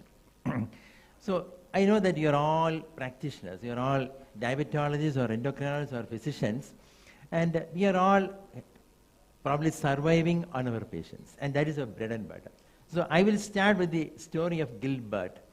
And Gilbert is a 52 years old gentleman, so relatively young person. And he's also relatively young for his diabetes, because diabetes also is only 5 years, so the journey is relatively early. And his A1C is 7.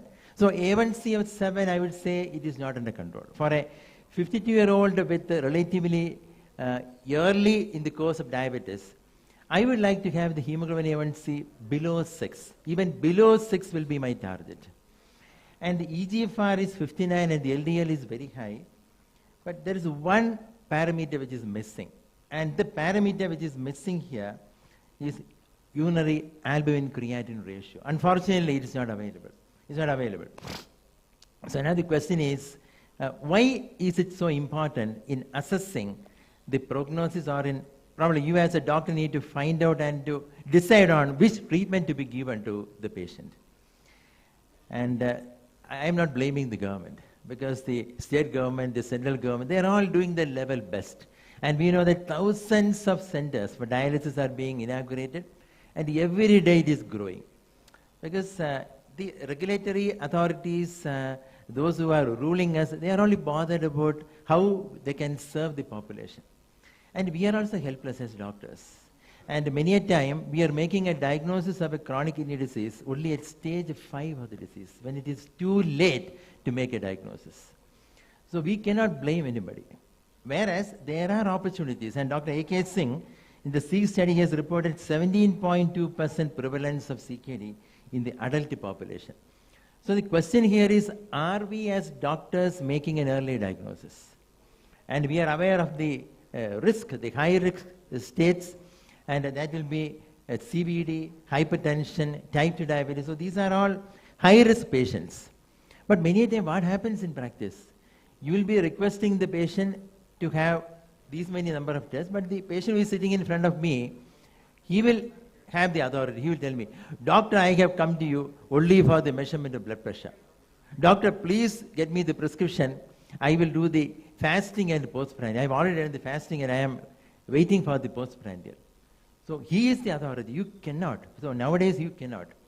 So one study from India has shown that the average time which is spent, a doctor spends with a patient with diabetes in India is 1.5 minutes. Just 1.5 minutes. And in 1.5 minutes you have to listen to the patient, you have to prepare a prescription, you have to provide diabetes education, you have to have the troubleshooting, and you have to also convince him on the necessity of not only investigations. Now we know that in the absence of technologies, the diabetes management will still remain suboptimal.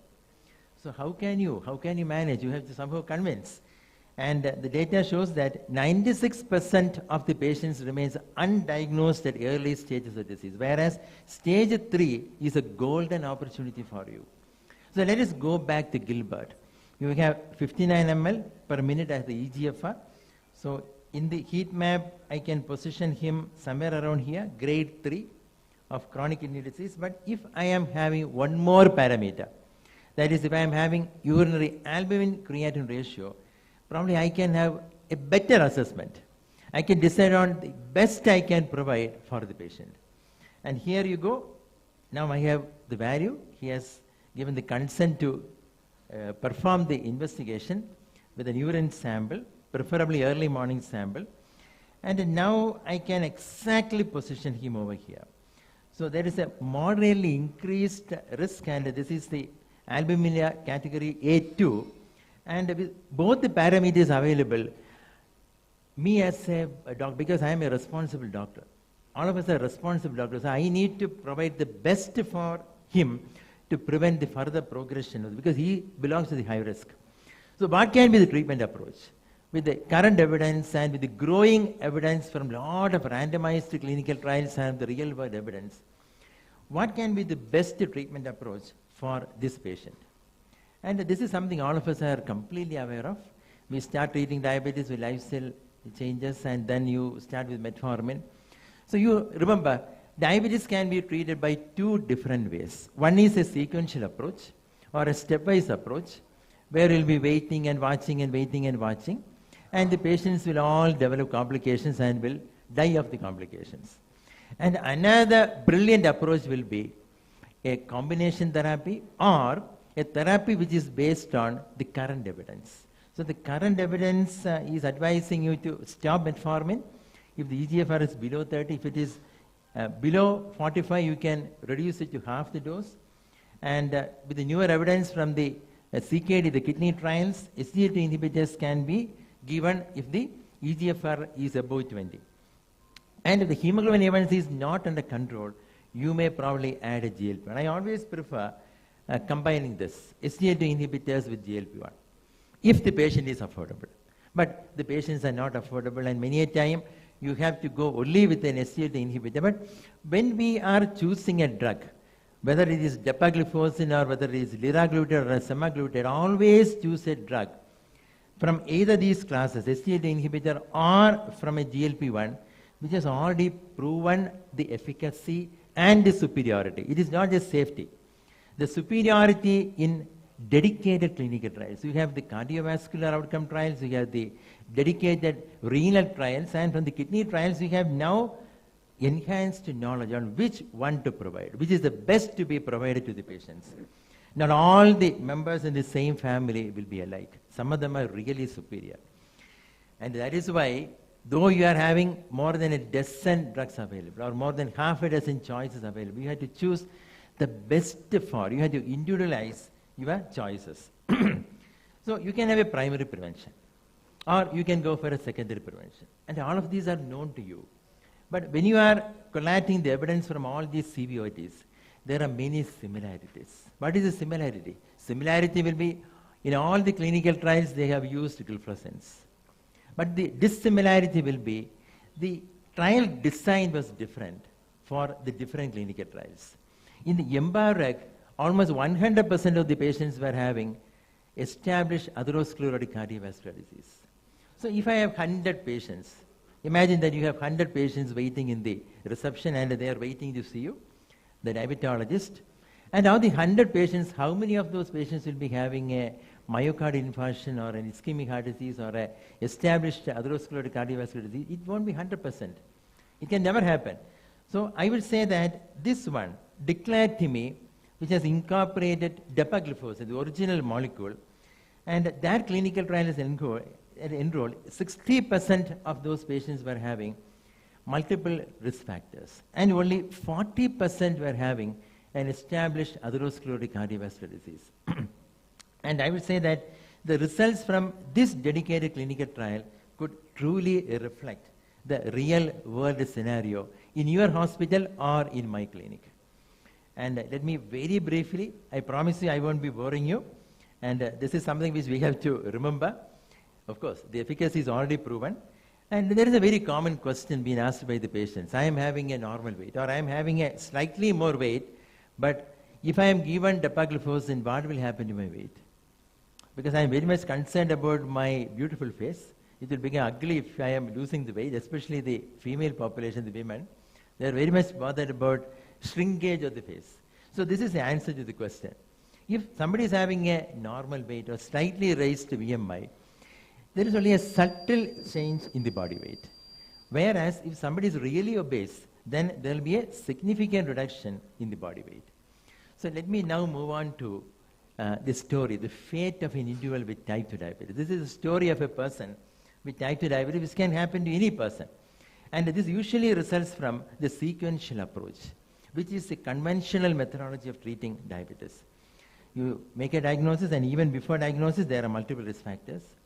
And you know that there is an increased risk of developing complications, but after roughly 10 years, they will develop one cardiorenal event. And in another 5 to 10 years, they will develop the second cardiorenal event. And this is happening to not only patients, but to many of our relatives also. Many doctors are also developing the same sequence. And there is a golden opportunity over there, that is a prevention, the opportunity to prevent. When you are diagnosing, or when as a doctor you have the common sense to recognize that there is an increased risk of developing these complications. What is the total duration of the lecture? Because there is an alert coming up. I think I am given 20 minutes. Yeah. Oh, future. No. I will. Should I summarize? Okay. Oh, okay. And this is the renal data. So when you go back to the renal data, even when the patients are having a normal baseline data, there is a relatively good renal status. And this is again the EMBARAC, the CANVAS, the DECLARE.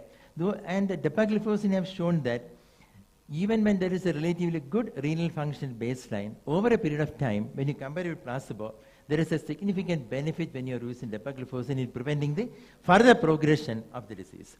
And despite the fact that they are having an established CV disease or not having an established CV disease, independent of CV disease or not, the renal benefits of dapagliflozin remain the same against placebo across all the EGFR categories, microalbuminuria, macroalbuminuria, normoalbuminuria, and so on. Another very, very common question, especially the doctors when you are lecturing in some rural parts of India, what are the side effects of dapagliflozin? Look at the robust data from the clinical trials and from the real world. Not at all significant. Even the urinary infections are comparable with the placebo. Not significant. So the message is control diabetes, control hyperglycemia. This is not a replacement for insulin. Please remember, the newer drugs are not a replacement for insulin. Many patients will still require insulin, insulin, insulin. And SGLT2 inhibitors and GLP-1 receptor agonists are meant for reducing or averting the cardio-renal risk and complications, apart from A1C lowering. And the only area where you should be probably careful will be in recognizing a genital infection. So you have the pyramid over there and the base of the pyramid, and this is offering you a huge opportunity. 60% in declaratomy having multiple risk factors. And this is the opportunity that you should all be harnessing. And this is opportunity for the primary prevention. And the pump is meant for the myocardium, and the pipes for coronary arteries, and the filter is meant for the kidneys. And this is the original article from Verma in Circulation way back in 2019, which is depicting the multiple roles of dapagliflozin. A composite of CV death and heart failure hospitalizations, and preventing the progression of chronic kidney disease.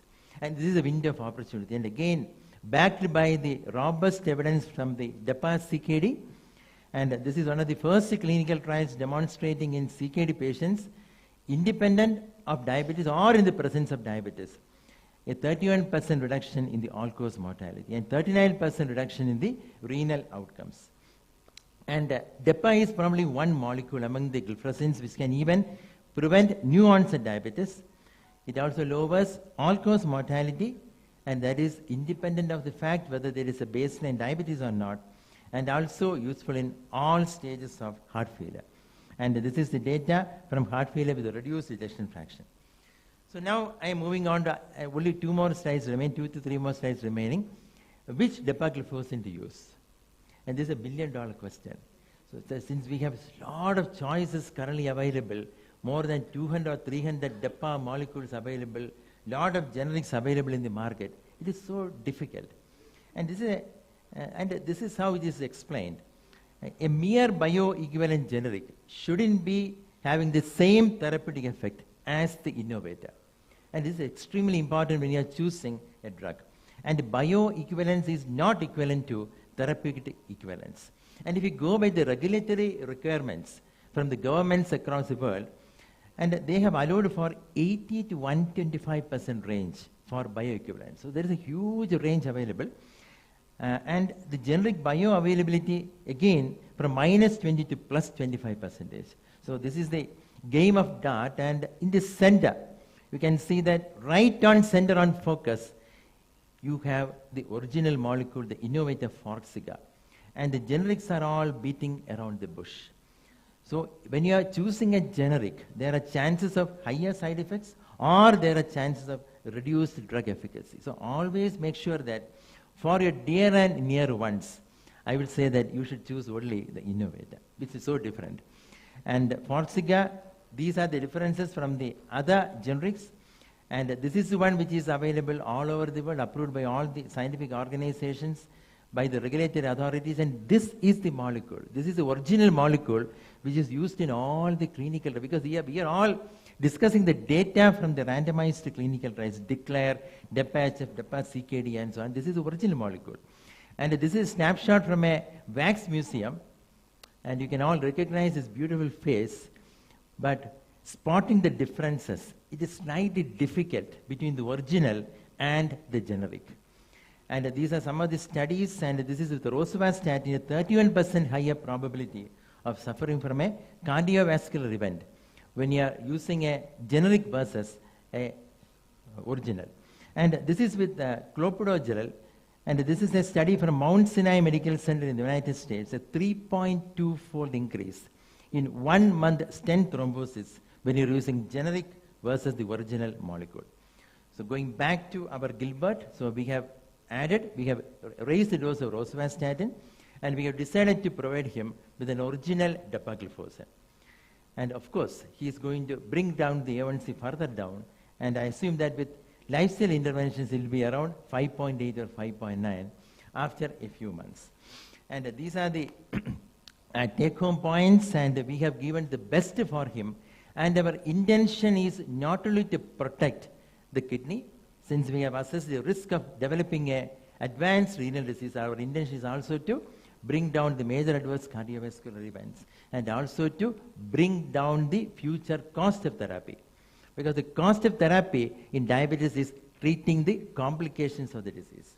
So we have been successful in implementing the best therapy available. And these are the concluding remarks. Innovations are the beauty. And the innovation is the strength of modern medicine in contrast to traditional medicines. And when you have life-saving interventions backed with evidence, never deny or delay it. Thank you. Thank you very much, Dr. Aravind and the team, for giving me this opportunity. Any questions? And this is an invitation for our JPF 11th year of JPF convention in Trivandrum, July 7, 8 and 9. Thank you. Thank you, Dr. Jyotidev, for delivering a wonderful lecture on this interesting topics. Thank you very much for your influential message, sir. I request Dr. Aravind Jagdish and the chairperson to felicitate the speaker. Please give him a big round of applause, everybody.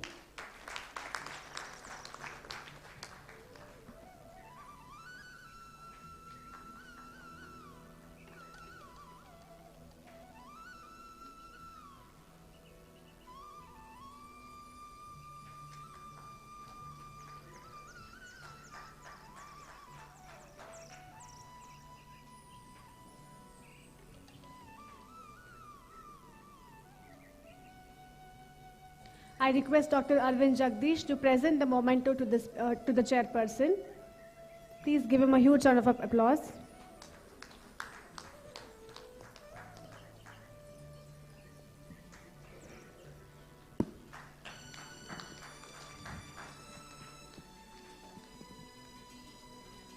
Thank you, sir. In our next session, we have our chairperson as Dr. Srihari Kulkarni, diabetologist from Bengaluru. We welcome you, sir.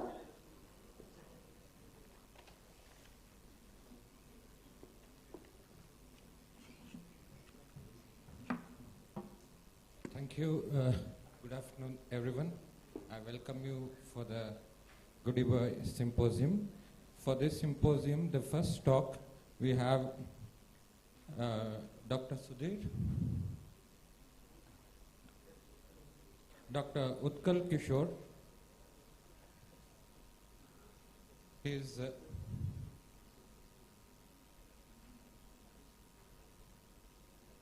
good afternoon, sir. Welcome. Dr. Utkal Kishore, he is from Bhubaneswar. He is an MD physician. He has more than 15 years of experience in the field of diabetes management. He is involved in various clinical trials like sitagliptin, exenatide, insulin, premix, etc. He is member of many prestigious societies like RSSDI, API, IMA, etc. He is recipient of many awards like Yakarma Shri 2023, Seva Gaurav 2022, Times Best Diabetologist in 2018, and he is the organizing secretary of RSDI Odisha chapter in 2023. Thank you, sir. Welcome. Thank you. And over to you. Respected Chairperson, sir, seniors and my dear friends. At the outset, I must thank Dr. Aravind Jagdish sir for calling me from Bhubaneswar and to give a presentation on this forum. And I must congratulate him for this successful in this conference. So I'll talk about something which is like very simple topic, but if you can be careful in this, then we can change the results and outputs. So I'll talk about insulin prescription and self-administration, which are preventable errors, the interventions to improve insulin prescription, and errors while prescribing OHS. So why should we discuss about this like insulin prescribing errors, or what we can gain from this? So we have a very narrow therapeutic window in this. If we can change the insulin prescription pattern or how to teach the patient how to take insulin or prevent the errors, we can yield a very good result afterwards. And at least I expect like what we want, we can get it after 3 months.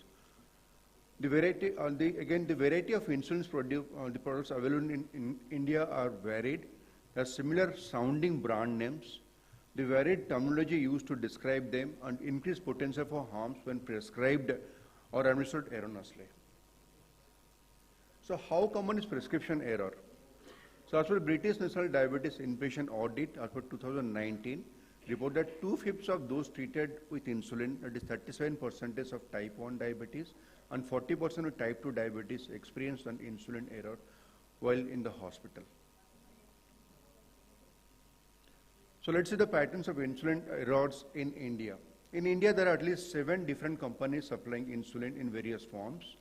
Availability of human and analog types differ, like for different formulations. We have got regular insulin, NPH, Lente, 30/70 combinations, 25/75, 50/50, or to the complexities of prescription of insulin. The errors involved in timing of insulin doses and illegible handwriting, which is a very important factor in India. Again, confusion between IU100 and IU40 are to the prevalent confusion.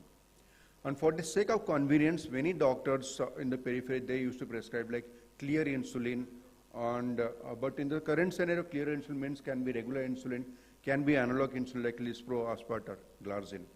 And for the patients on Aspart, Lispro, or Glargine insulin, I mean, they have on basal bolus or multiple insulins, and all of them are clear. So that puts the patient into a chance of hypoglycemia.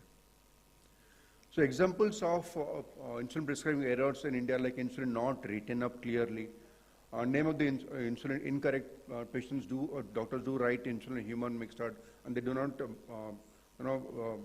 forget to mention 30/70 or 50/50. And unit abbreviated or U or written unclearly, insulin prescription not signed, insulin given but not recorded and signed in the chart, and device to use not mentioned, like patients will be using different pens and different cartridges, and which will not deliver the right dose, and insulin prescribed at the wrong time. So these are like few examples of illegible prescription where nobody can read what doctor has written except the pharmacist. And difficult to understand the instructions. Here the doctor has prescribed Humalog 4 before breakfast, 2 before lunch, and 6 before dinner. But here the 4 looks like, U looks like 4. So the patient takes 45 units instead of 4 units. So this happens.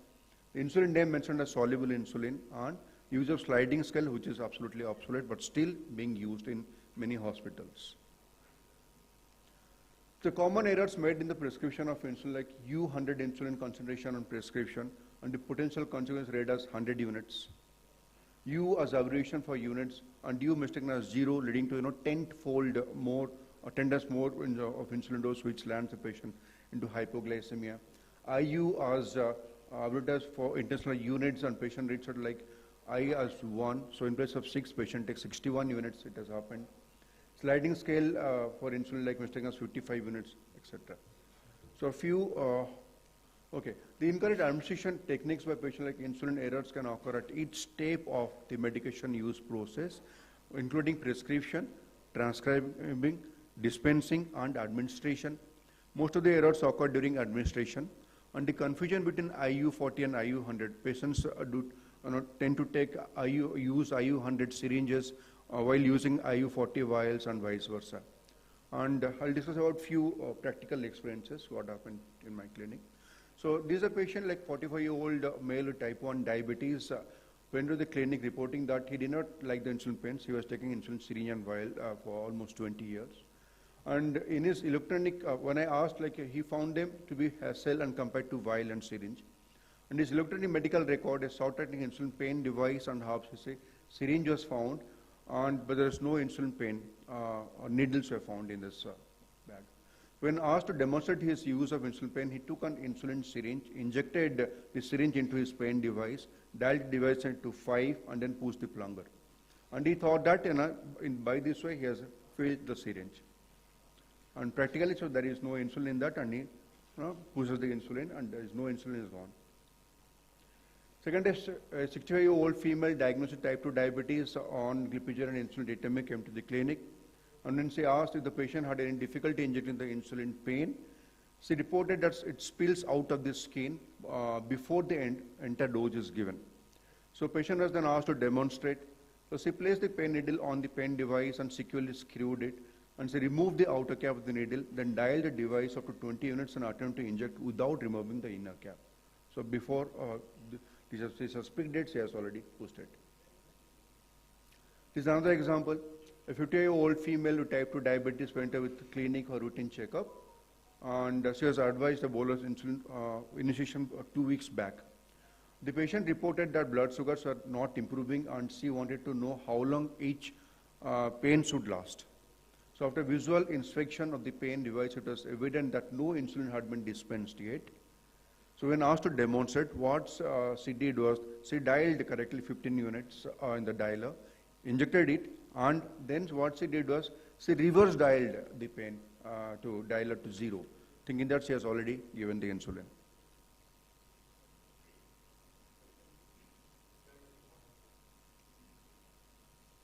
So one more example, like patient was asked to take insulin, like syringe with the syringe and vial, and it was demonstrated. She took the insulin at home. After 2 weeks, she's coming back and telling that again, though there is no decrease in blood glucose, it has remained absolutely same. So when she was asked to how she has to take the insulin, she kept the pen on the vial on the table and drew 15 units of air, pushed it, and as it is, she again took out drew the syringe. So basically, she took only air. She didn't, turn the vial, and she injected it. So this also happens. So patterns of SARP's handling among insulin-using patients with diabetes mellitus. A survey was conducted in 2021 US on how often the respondents performed SMBG, and how often they changed their lancets, and how they disposed their lancets. So one respondent used an insulin needle for 40 times before dispensing, and another used for almost 90 times. So many times you may find that patients only using the needles till it breaks or till it bleeds out. So again, I've told about this confusion, and at least it is a good part is that the IU40 heart has got these red caps, and IU100 has orange caps. But nowadays, the different companies have come up with the syringes, which are IU40 and IU100 both are transparent caps. So again, that also adds to the more confusion to the patients. So I'll now talk about the pump.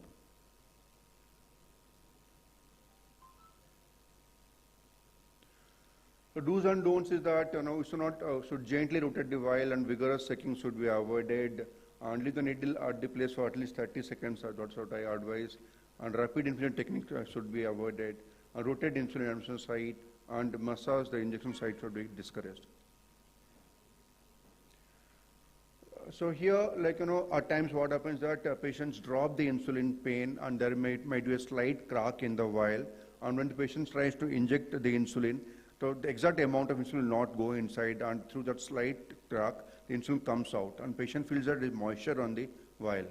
So this has also happened. And at times when patients are having hypertrophy, and they keep on injecting at the same site, feeling it's painless, and insulin goes inside, whereas the exact amount of insulin will not be again absorbed from this site. So how can I prevent these errors? Preventing prescription errors, there is a wide variation in the use of recommended strategies to help improve insulin prescribing errors, including mandatory education of healthcare staff, self-administration and self-management policies, and prescriber support at the point of the care transfer. And to use the electronic prescribing system is slowly increasing, but there are significant differences in functionality of systems to optimize the insulin prescribing safety. And the presence of specialist diabetes pharmacists associated with the increased use of insulin prescribing strategies in hospitals. So interventions to improve insulin prescribing: provider education, provider decision support, changing the team, adopting better policy, restrictive changes in the use of insulin types, regular audit, and insulin prescribing charts. So what we should do is a mandatory induction training for the prescribers, mandatory periodic booster education, organizing lunchtime teaching modules, dedicated projects like making insulin treatment safer, dedicated celebration of insulin days, and insulin-specific e-learning packages.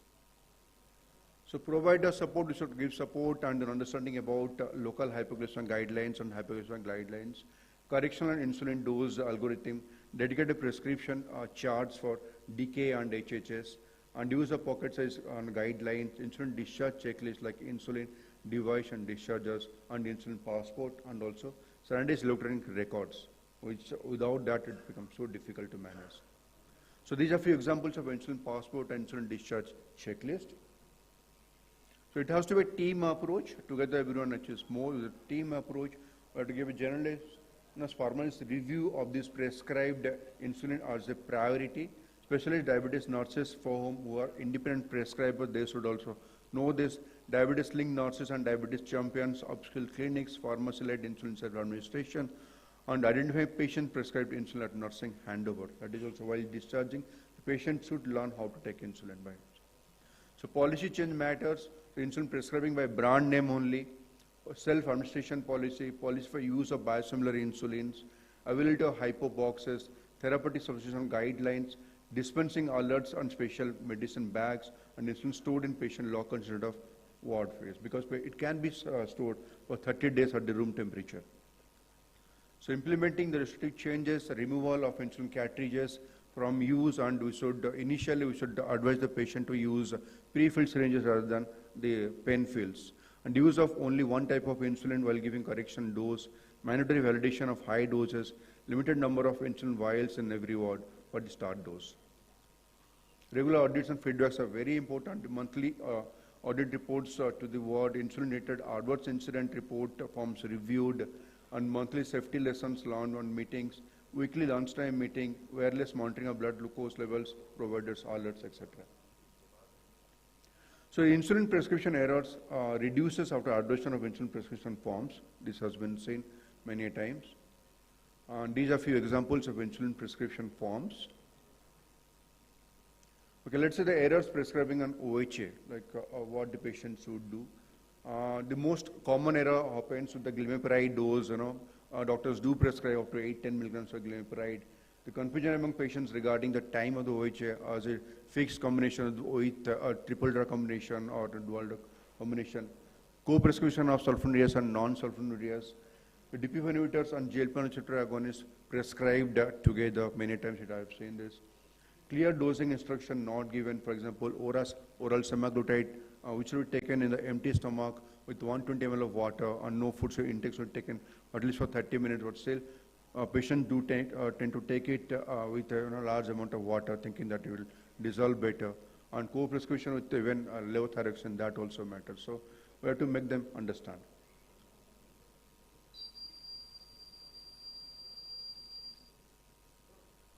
So interventions to reduce OHA errors, like proper counseling before prescribing medication, write the dose schedule in local language, and I would suggest that you should go for this printed prescriptions, because the handwriting becomes really difficult for the patients and the provider to understand.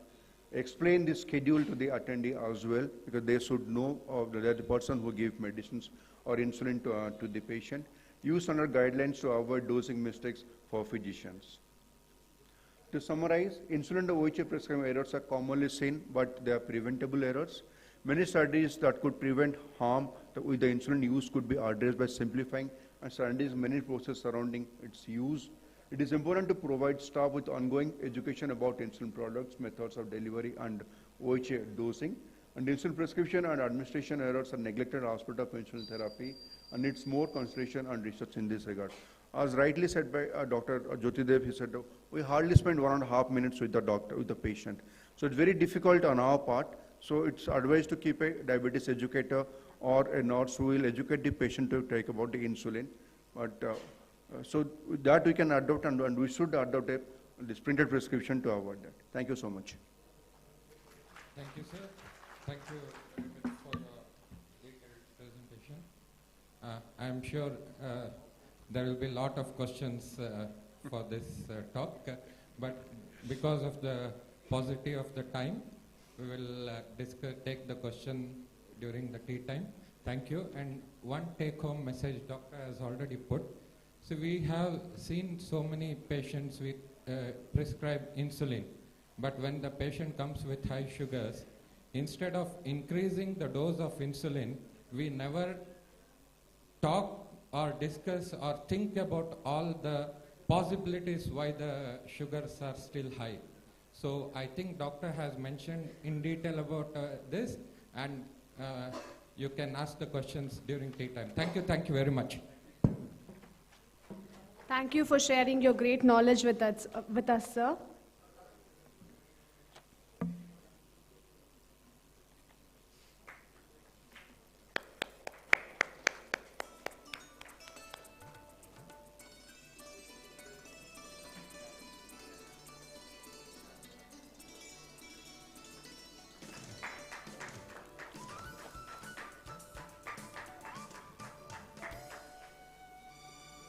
I request Dr. Aravind sir to present the memento to the chairperson.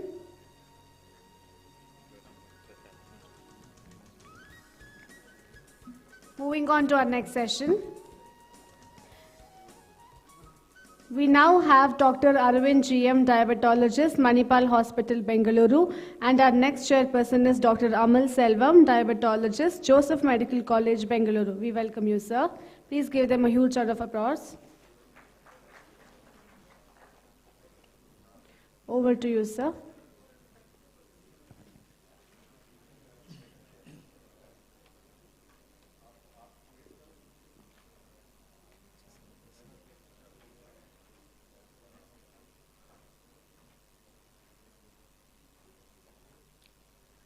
Good evening, everybody. First, I congratulate Dr. Aravind for organizing this event. So the next topic is about management of diabetes in juvenile and young diabetes, how to diagnose in clinic ease. So I invite Dr. Ashish Dengra, diabetologist from Jabalpur. Thank you. Thanks a lot, chairpersons, for inviting. At the outset, I would like to thank Aravinda to invite me here for this very important talk, that is the young patient coming to your clinic.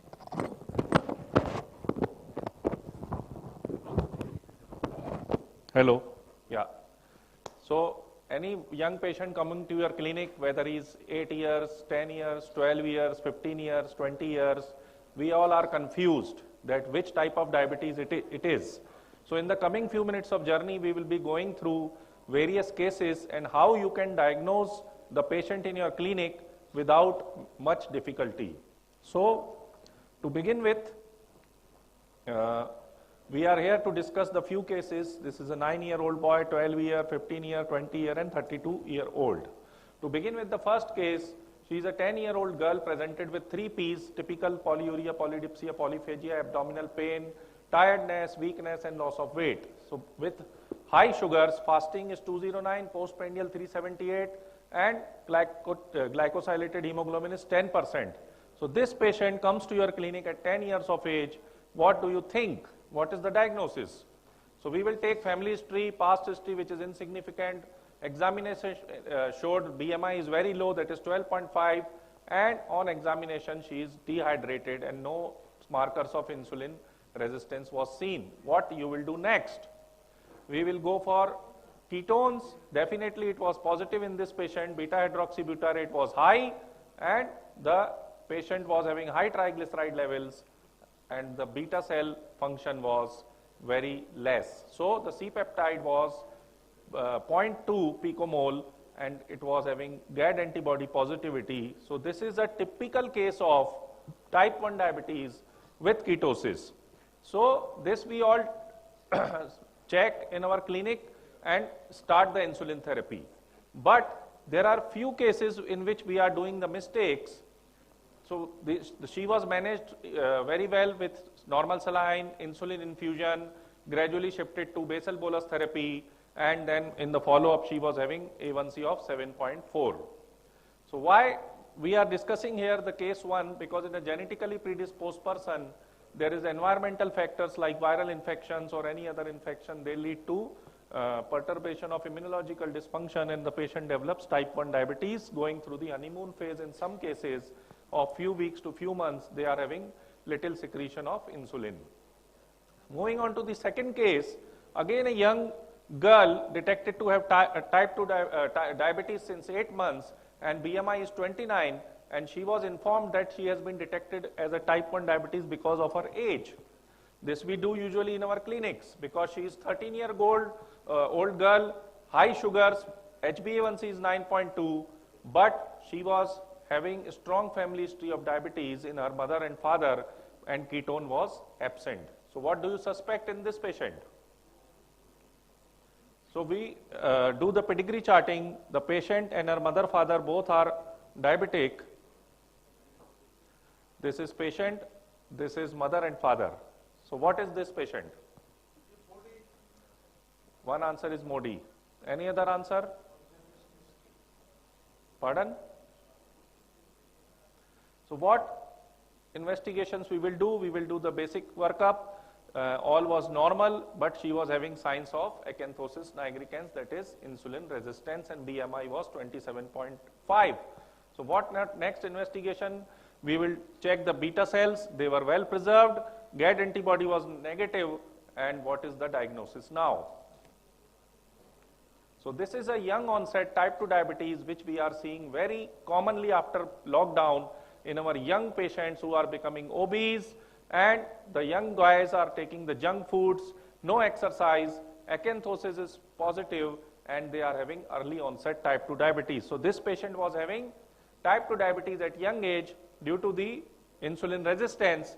Lifestyle modification was started, insulin was withdrawn, she was put on metformin glimepiride, and gradually glimepiride was also withdrawn, and she maintained well on metformin. So suspect type 2 diabetes at young age in any patient who is having family history of diabetes.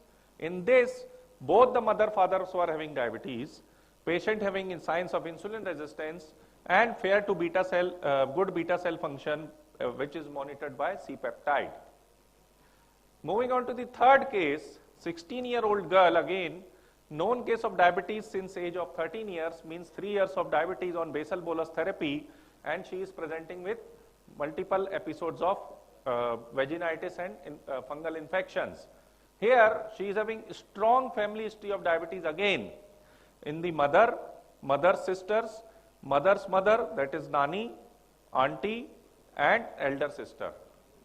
So, one generation on the one side of the parents, all are having the positive family history. So, what is the next step? Again, importance of, yes. So, importance of pedigree charting comes here again. This is patient, patient's sister, mother, mother's mother, mother's sister, all are having diabetes. So, by simply examination, seeing the patient profile, doing the pedigree charting, you can easily diagnose the types of diabetes in young age. So she was having weight of 52 kg, other investigations were normal. What next investigation you will advise? So we will advise the basic things, but all the things were normal. C-peptide was fairly good, so she was having fairly good beta cell function. So this is a diagnosis of Moody, that is monogenic diabetes. How you will distinguish between the early onset and Moody? Early onset type 2 diabetes, they are obese.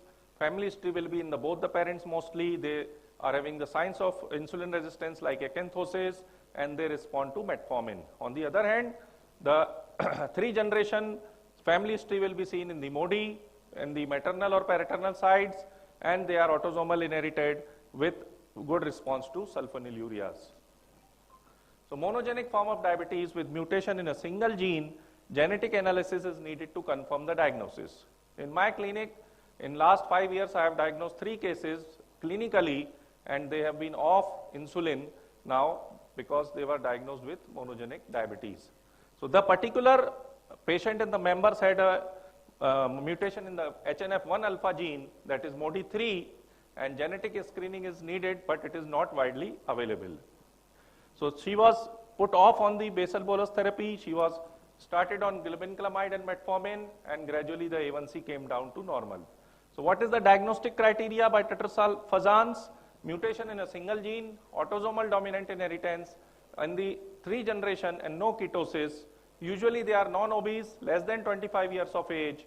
Isolated mild fasting hyperglycemia is MODY2. It doesn't require any treatment. The MODY5 is ARCAT syndrome, that is renal agenesis, cyst and diabetic syndrome. These are the various MODY which we can see in the clinical practice.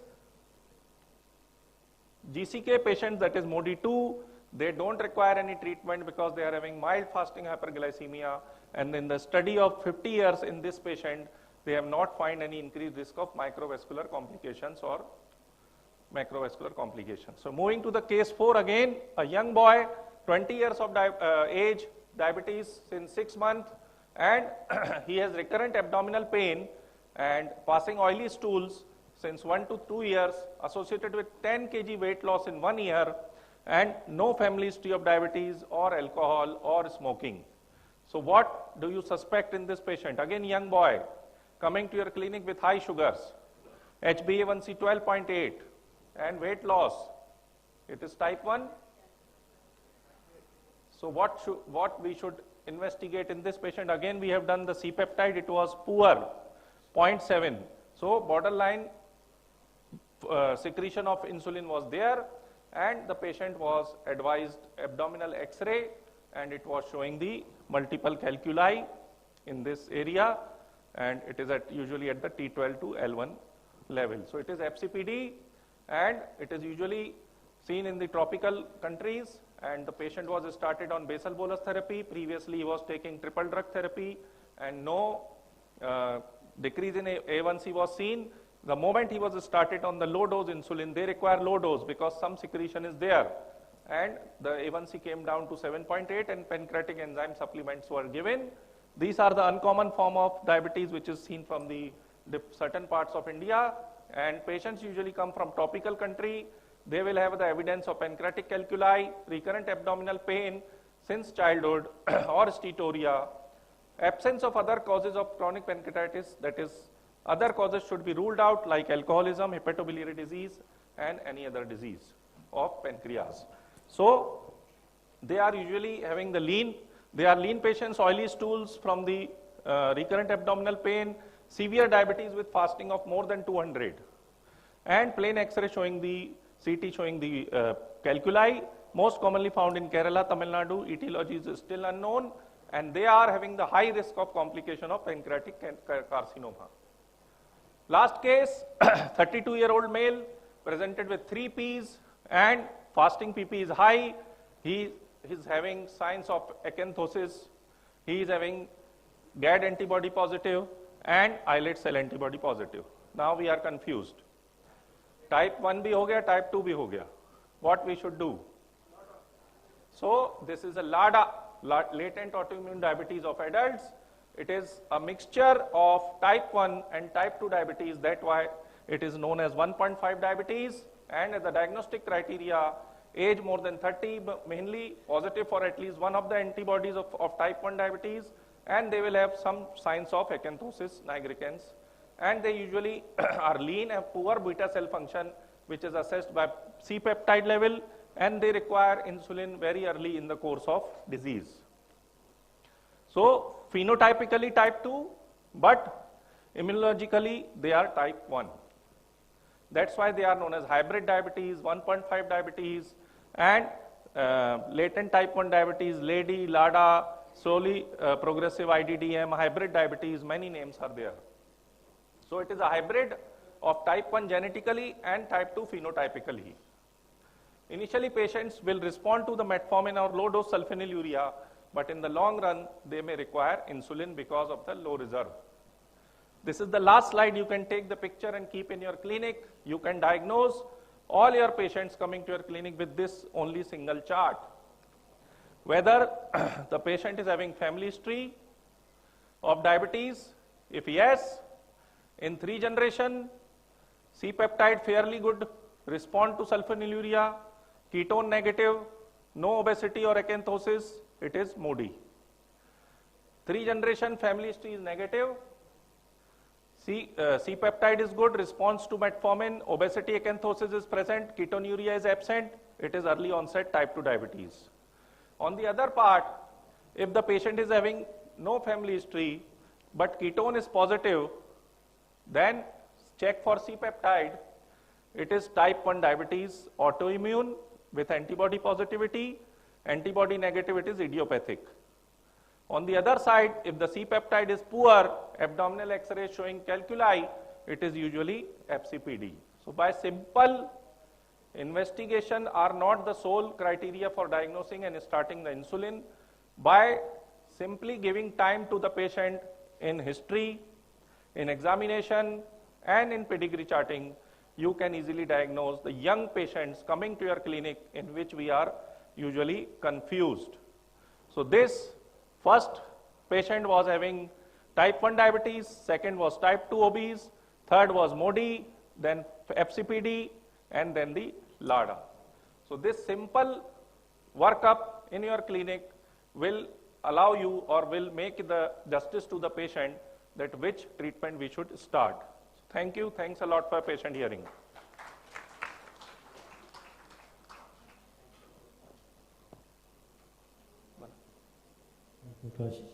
Any questions on the phone?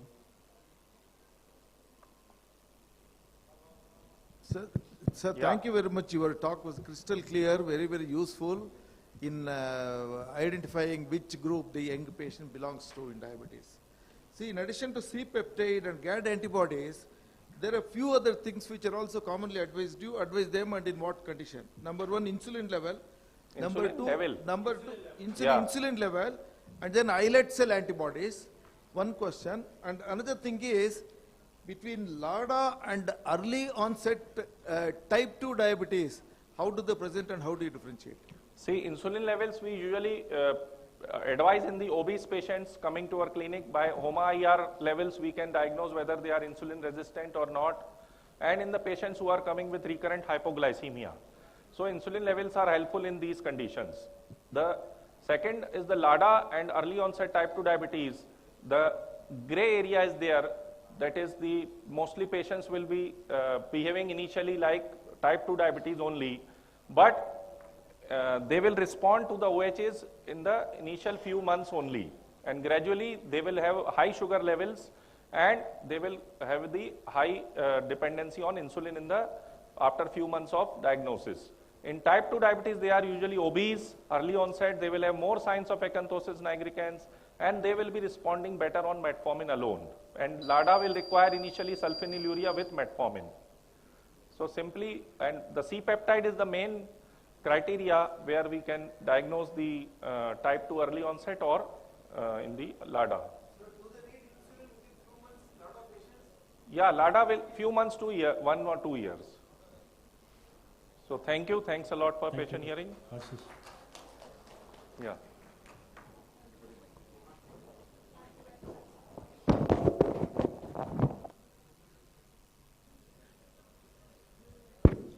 Thank you very much, sir. I request Dr. Aravind Jagdish and the chairperson to felicitate the speaker.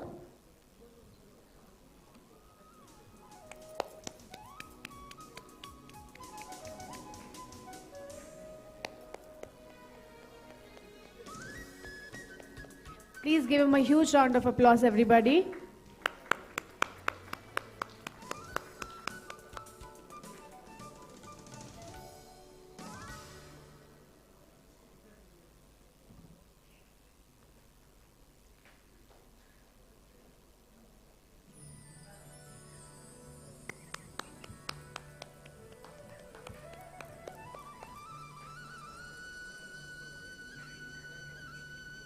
Thank you very much, sir. I request Dr. Aravind Jagdish to present the memento to the chairperson.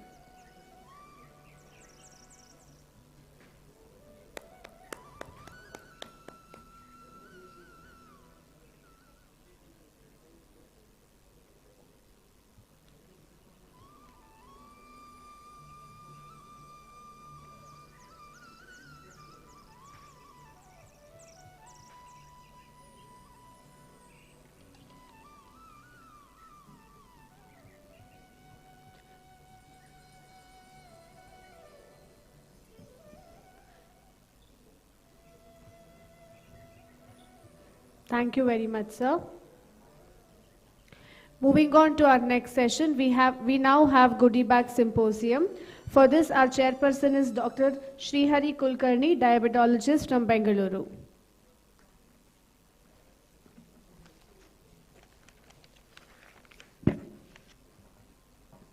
Thank you. Continuing on with the symposium, we have our next speaker, Dr. Sudhir. He will be speaking on GV and CV risk, focus on economical SGLT2, Indian evidences, and heart failure biomarkers. Dr. Sudhir is MBBS DNB internal medicine. He has about 20 years in practice. He is a consultant physician with keen interest in diabetology, nephrology, and critical care. He has been a speaker and chairperson at multiple forums presently working at Tanet Diagnostics, Clumax, Apollo Jainagar, Trustwell Hospital, Bangalore Hospital. He has been an active member in various organizations at national and international level. He is a DNB teacher and examiner for NBE. Over to you, sir. Thank you, Shriyari. At the outset, I would like to thank Aravind. We had fantastic sessions, and fortunately, unfortunately, the slide fits into the postprandial phase of 1.5 to 2 hours. So that's what I'm going to talk today. So we all are aware of the glycemic variability and its implications on the cardiovascular disease. And obviously, we will try to focus on the REMIT-GV and the REMIT-HF studies and try to see why is this fitting into the present juncture. Because as all of us keep complaining, what is that the Indian data that we have when it comes to application of these drugs, especially the remogliflozin that I will speak on. Now, with respect to remogliflozin, how is it relevant among the existing SGLT2s with both DAPA and EMPA, which is obviously well established in their own way. And why is it that remogliflozin forms an important tool, especially to the Indian scenario and Indian patients? Why is it relevant is what we are going to see. So the glycemic variability, all of us are aware, no doubt about it, that suppose to just set the things right, so patient comes with a HbA1c of 7%. We are all very happy because once in 3 months we call him, and his HbA1c is around 7.2%, and both the doctor and the patients might be happy. But believe me, many of them have a different variability, whether it is an intraday, whether it is interday, or across all the 3 months. So the relevance of HbA1c whenever it is normal may not be applicable across all the patients. So it's important to keep the glycemic variability very much in the range. So that's why the target in range concept comes in, and that's when the glycemia with respect to time in range between 80 to 160 will be the apt condition. So if you look at the first one and the middle one, both the bar graphs, which will show how the above range when it comes to the glycemia has been shown. So the long-term glycemic variability will be based on visit-to-visit changes as documented. But more importantly, such glycemic variabilities when it is erratic, obviously, then it leads to multiple, cardiovascular dysfunctions, micro and macrovascular complications, and ultimately leading to more and more morbidity and mortalities. If you see the wave of oxidative stress, the left side of the slide, obviously this is a wave which is hitting us drastically. These are all the glucose spikes. So as all of us have been speaking about the metabolic syndrome, high carb diet, all of us, once that wave of hyperglycemia sets in, the wave hits you to the cells, I'm sure you can see the surge of oxidative stress and the endothelial dysfunctions happening. So such endothelial dysfunctions will lead to multiple inflammatory mechanisms. So the oxidative stress obviously leads to more and more plaque instability, more and more calcifications. That's why you see some patients, even though when they claim their glycemia is very well controlled when it comes to HbA1c, when we do a CT calcium coronary scoring, they have very high calcium coronary scores for simple reason that their glycemic variability possibly was not cross-checked. Now with the advent of CGMs, now with the advent of SMBGs, I'm sure we can pick up those patients much better. Not only the cardiovascular diseases, although the slides may not depict it, believe me, elderly patients above 70, 75, they have silent hypoglycemias, which can lead to a lot of cognitive dysfunctions. If you ask a lot of our neuro colleagues, they say, Dr. Sudhir, ultimately your time in range, below range, above range, everything does affect in different ways. So even the cognitive dysfunctions we should not lose, because that's one thing which will lead to a lot of morbidity in future things. So the emerging evidence obviously has suggested that glycemic variability is associated with micro and macrovascular complications, leading to obvious higher mortality rates. Now the glucose oscillations that all of us have spoken about just now, all of them have adverse effects when it comes to cardiovascular things, obviously cerebrovascular accidents, acute coronary syndromes. I think we've just touched upon just a while back about these things. To again emphasize the fact how the dietary pattern has been there, I'm sure such slides have been there in the last 48 hours, and we are all obviously bombarded with our pattern of diet. But there is a good role of nutritionists, there is a good role of our patient educators when it comes to the diet pattern, and how best we can adapt to a newer ones is what will be relevant. Now when it comes, I would spend little time on these few slides because that is relevant for us. As I initially told you about why we have taken remogliflozin in this study, obviously, is basically we are going to have a head-on comparison with dapagliflozin when it comes to the glycemic variability. And of course, in the next few slides, we'll also take on the heart failure study when it comes to remogliflozin versus empagliflozin. So the prospective multi-center open label study was done in order to assess the effect of remogliflozin on the glycemic variability compared to dapagliflozin, obviously using the CGM monitorings. So this is a very important aspect because as I was trying to tell you, all of us as Indians, we know that we have two surges. Even yesterday's talks, plenty of them said postprandial, post-breakfast, post-dinner, there are two surges. How do we tackle it? Is the earlier SGLT2s better or the present remogliflozin is better? Because although remogliflozin has been there from maybe a decade or so in the pipeline, but 2017 onwards, we've started to use remogliflozin, initially from Japan, then GSK took over, then now Glenmark has started the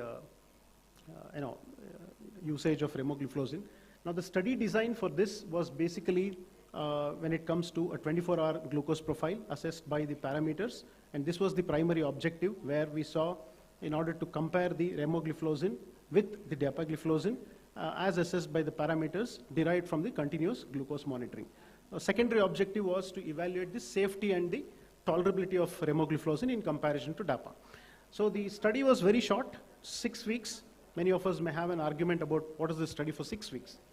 Sample size was around 75, but we will look at the data. I'm sure we will also be quite surprised, I would say. Number of centers were, 4 centers were taken into considerations. You can see the list across. Inclusion criteria as depicted across. I'm sure all of us can go through that. But the important thing, what I'm trying to tell you is, at day 1, before the remogliflozin was started, none of the patients were on SGLT2. Day 14, the phase 1 ended, especially the CGM studies, that is 2 weeks down the line. Followed by, there was a gap for 4 weeks, and followed by day 36 to 48, again the CGMs were drawn. So these were the study parameters that were looked at, because day 8 onwards, remogliflozin or the dapagliflozin were given continuously for a total duration of 6 weeks. So from the baseline data, when you capture it, and how does the CGM looks like is what will be very interesting for us in the next few slides. So if you look at the parameters across, both Remo and DAPA, be it the age, be it the number of patients, females, BMI, durations, except for the duration of diabetes, where you can see the remogliflozin had a little higher numbers. That's the only mismatch, I would say. All other things were the same. Now the comparison statistics when it comes to the glycemic parameters at the baseline, if you look at all of them across, be it the HbA1c, be it the mean glucose, be it the MAGE, or the CV, or the large, or the postprandial 1 hour, postprandial 2 hours, more or less similar across when you look at the glycemic parameters at the baseline.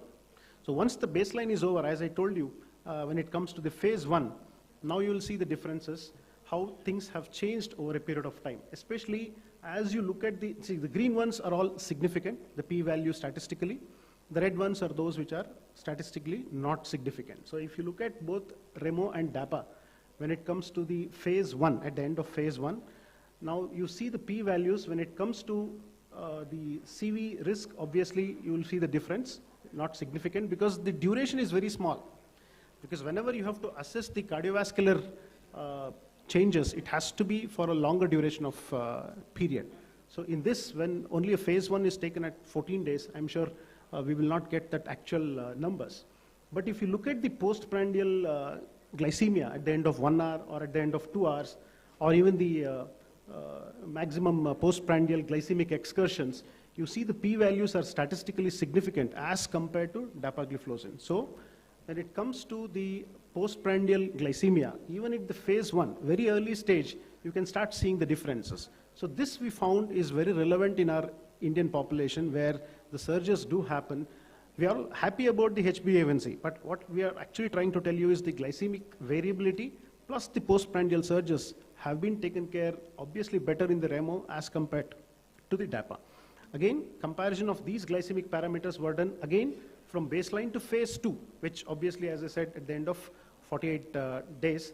And again, you see, be it the maximum postprandial glycemic excursion or a postprandial glycemia at the end of 1 hour or at the end of 2 hours, you see the green zones again depicting more in favor of remogliflozin as in compared to dapagliflozin, especially these postprandial surges. So such data obviously encourage us to use these molecules more and more in the Indian set of patients, especially when they have 2 surges. Again, the comparison with respect to glycemic parameters across when it was done from baseline to phase 2, very similar, I would say. So that's why you see that the postprandial surges when it comes to REMO has done much better. Again, one more slide to depict the mean changes when it comes to the time in range, which all of us are aware. If you look at the phase 1 versus the phase 2, obviously there was a significant improvement from the baseline to phase 1 and of course the phase 2, both with REMO and DAPA. But there was no significant difference in the improvement observed between REMO and DAPA. So again, to highlight a fact that initial times when you look at the statistical significance when it comes to time in range, it may be relevant for us. Again, one more slide to depict a pure postprandial surges. So if you see the dark blue one, the remogliflozin bar, obviously has done much better when it comes to percentage reductions from the baseline in phase 2 as depicted. So compared to the dapagliflozin, obviously statistical significance has been achieved in the REMO group as compared to the DAPA, especially the postprandial surges 1 or even at the end of 2 hours or even the maximum postprandial glycemic excursions. So the other thing which obviously are looked at is not just the PPG surges, but also across the entire spectrum, be it the breakfast, lunch, dinner. If you see all 3 parameters, the green ones obviously depict the significant changes, and the red ones obviously are not statistically significant. But at the end of the day, all of them show significant values for us statistically, which is obviously showing reductions in the maximum postprandial glycemic excursions with the remogliflozin, obviously at both the breakfast and the dinner, whereas dapagliflozin has shown only across the dinner, postprandial dinner surges. Yeah, obviously the statistical reductions have been observed with REMO as compared to DAPA. So again, one more slide depicting the continuous glycemic profile, which is what we are trying to tell you. As compared to dapagliflozin, the remogliflozin obviously has done much better when it comes to glycemic variability here. So remogliflozin twice daily is this the catchword. What we have seen is possibly one of the reasons why both the post-breakfast, post-dinner surges has been tackled much better as compared to the dapagliflozin. So the high carbohydrate diet in Indian setting, what we have seen, that postprandial peaks seems to have responded well to the REMO arm as compared to the DAPA arm. So the REMIT-GV study obviously concludes that with the Indian meal pattern with high carbohydrate intake, the significant groups that we have seen have obviously proved in the study that the remogliflozin has done better when it comes to reducing the glycemic variability with effective postprandial glycemic control in type 2 patients. So just a couple of slides on REMIT-HF, which is basically the remogliflozin in heart failure as a comparison with empagliflozin, because at the end of the day, there are various SGLT2s. How much superior or inferior is a question always arises. But let us be honest, the entire spectrum of the REMO-HF study was designed in such a way to monitor the NT-proBNP levels, echocardiogram levels, echocardiogram pictures, and of course, how has been the progression and hospitalizations. So all 3 parameters were considered, and at the end of the day, with SGLT2 inhibitions, which may be partly class effect, which may be drug effect, we have found that non-inferiority as compared to the empagliflozin. So this is obviously published in the Journal of American Cardiology, where the effect of remogliflozin on the biomarkers in comparison to empagliflozin, especially in patients of type 2 diabetes with chronic heart failure, It has been obviously presented as a study abstract also in the 2023 ACC, which has proved a non-inferiority when it comes to remogliflozin versus empagliflozin. So I won't take much time. Obviously, the numbers have been proven, the studies have been done. So what we are trying to drive home a point here is remogliflozin in Indian patients for the glycemic variability obviously is a better choice. And when it comes to heart failure and EMPA, we have proven a non-inferiority. I'm sure the next few studies which are in the pipeline will obviously come with more and data and will prove obviously that the remogliflozin is on par with other gliflozins. So these are the other trials which are obviously coming up, and I'm sure with future timings, maybe in the next 6 months to 1 year, we should get more data on that. But initially what we have seen is the postprandial surges, glycemic variability, and non-inferiority with empagliflozin obviously gives a remogliflozin a point. I'm sure all of us have used it, but is it a substitute for Indian patients? That I'm sure all of us will learn over a period of time. Thank you. Thank you, sir. It was a wonderful presentation. You have spoken in detail about the heart failure. For the paucity of the time, we will take the questions during the tea time. Thank you very much, sir. Sir, can I ask a small question to you, sir? Yeah, please. Sir, the doctors are aware of 3 glyphosins. Yeah. Canagliflozin, empagliflozin, and dapagliflozin. And now the latest, because the dapagliflozin is available at an affordable price, correct, doctors have got a wider and better experience of using this, along with various other molecules across the length and breadth of the country. This remogliflozin is something totally new to us, and we have neither knowledge nor the experience of using it. Is it really, because dapagliflozin is doing an equally good job and it is giving results and at affordable price, is it really worthwhile considering one more SGLT2 when this is freely available, doing the job, reachable price-wise, accessible, available? Is it necessary? Is it really such a big advantage? Thank you for that. So obvious, the studies were also framed in such pattern to answer some of these, the variability part of it. So glycemic variability was possibly not addressed in the previous SGLT2s, and the study towards that was not done because glycemic variability has been one of the independent risk factor for cardiovascular diseases. So keeping that in mind, this has come out. We are not saying this is a replacement for DAPA. What we are trying to tell you is glycemic variability in the Indian setting with 2 surges, we have found that there is a significant difference between DAPA and Remo. So this is also a new kid in the block. See, it's like in cricket, we can't have a Virat Kohli always. We need somebody else also to answer some patients. So there's always a percentage. Yeah, I mean, see, that's what I'm saying. So CGMs and the SMBGs will obviously direct you to such patients having 2 surges, not getting controlled. Obviously, you will think about it, isn't it? So that's what it will be. Thank you.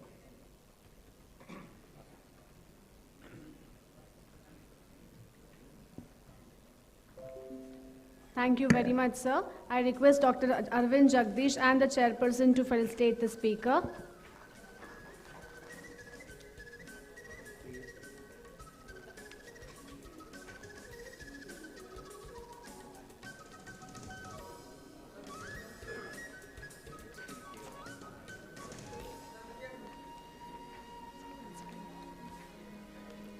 Thank you. Continuing with the next speaker, we have Dr. Vijay K. Rao. He is a rheumatologist. Also, I would like to wholeheartedly thank Dr. Nagendra, who has come as an observer from yesterday and he's been in our conference. Thank you very much, sir. Please give him a huge round of applause.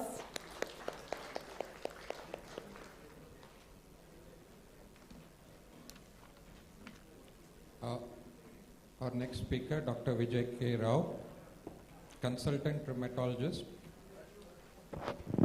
Over to you, sir. Thank you very much. Disclaimer, I am not a diabetologist. I have forgotten diabetes management since the last 10 years. I am an autoimmune disease specialist rheumatologist. My task here is to make you aware of all the musculoskeletal complications that you may see in diabetic patients and how you can initially manage them. And if things are not working, you have to obviously refer to a rheumatologist. We are 70 rheumatologists in Bangalore now. So you can shout any one of us. We are all there on website, so on Google and everything. So each area, each hospital has 2-3 rheumatologists now. So you can call any one of us. So the way you can classify them is which structure is involved, whether soft tissue or joint or bone or muscle. And the common ones are listed here. Diabetic stiff hand syndrome, carpal tunnel. All of you will see day in and day out. At least easily all of us will see 4 to 5 patients, if not even more. Dupuytren's contracture, frozen shoulder, and in extreme stages of Charcot arthropathy. Gout and osteoporosis are more of metabolic complications. I think we had a session on diabetic sarcopenia, so probably you all are well aware of that. Other way to classify that is to see which anatomical structure is involved, shoulder, hand, foot, and others. Similarly, in terms of common ones being adhesive capsulitis, and ones which we normally see as a rheumatologist is dish, because often patients are misdiagnosed as ankylosing spondylitis, that is this one. And even some of the rheumatologists, I myself might have in a busy clinic of 70 patients per day, I might get carried away with their symptoms. But this has a classical radiological appearance, which I'll come through shortly. So enumerating the soft tissue complications, the pathophysiology for all of this is thickening, and the thickening comes from these advanced glycation end products or AGEs. So AGEs accumulation will trigger fibroproliferative complications on its own or through an inflammatory cascade through transcription activation of NF-kappa B, which is this one, and hence production of TNF-alpha and interleukin-6, which are the major inflammatory pathways. So it's also seen some of the papers quote that levels of cytokines and VEGF are high in rotator cuffs of diabetes, suggesting that there is an inflammatory etiology for the fibroproliferation. And it's also clear that the fibroproliferation and microvascular complications of diabetes are linked. So if you see fibroproliferative complications, always look for microvascular complications is what we are told from the rheumatology side. So this is easily mixed up with rheumatoid or even sclerodactyly sometimes if you're not very sure. So diabetic stiff syndrome usually affects hands and fingers, but when it affects the foot, it'll have risk of foot ulcers and falls. So its prevalence is higher in type 2 diabetes up to 80% at any stage of life.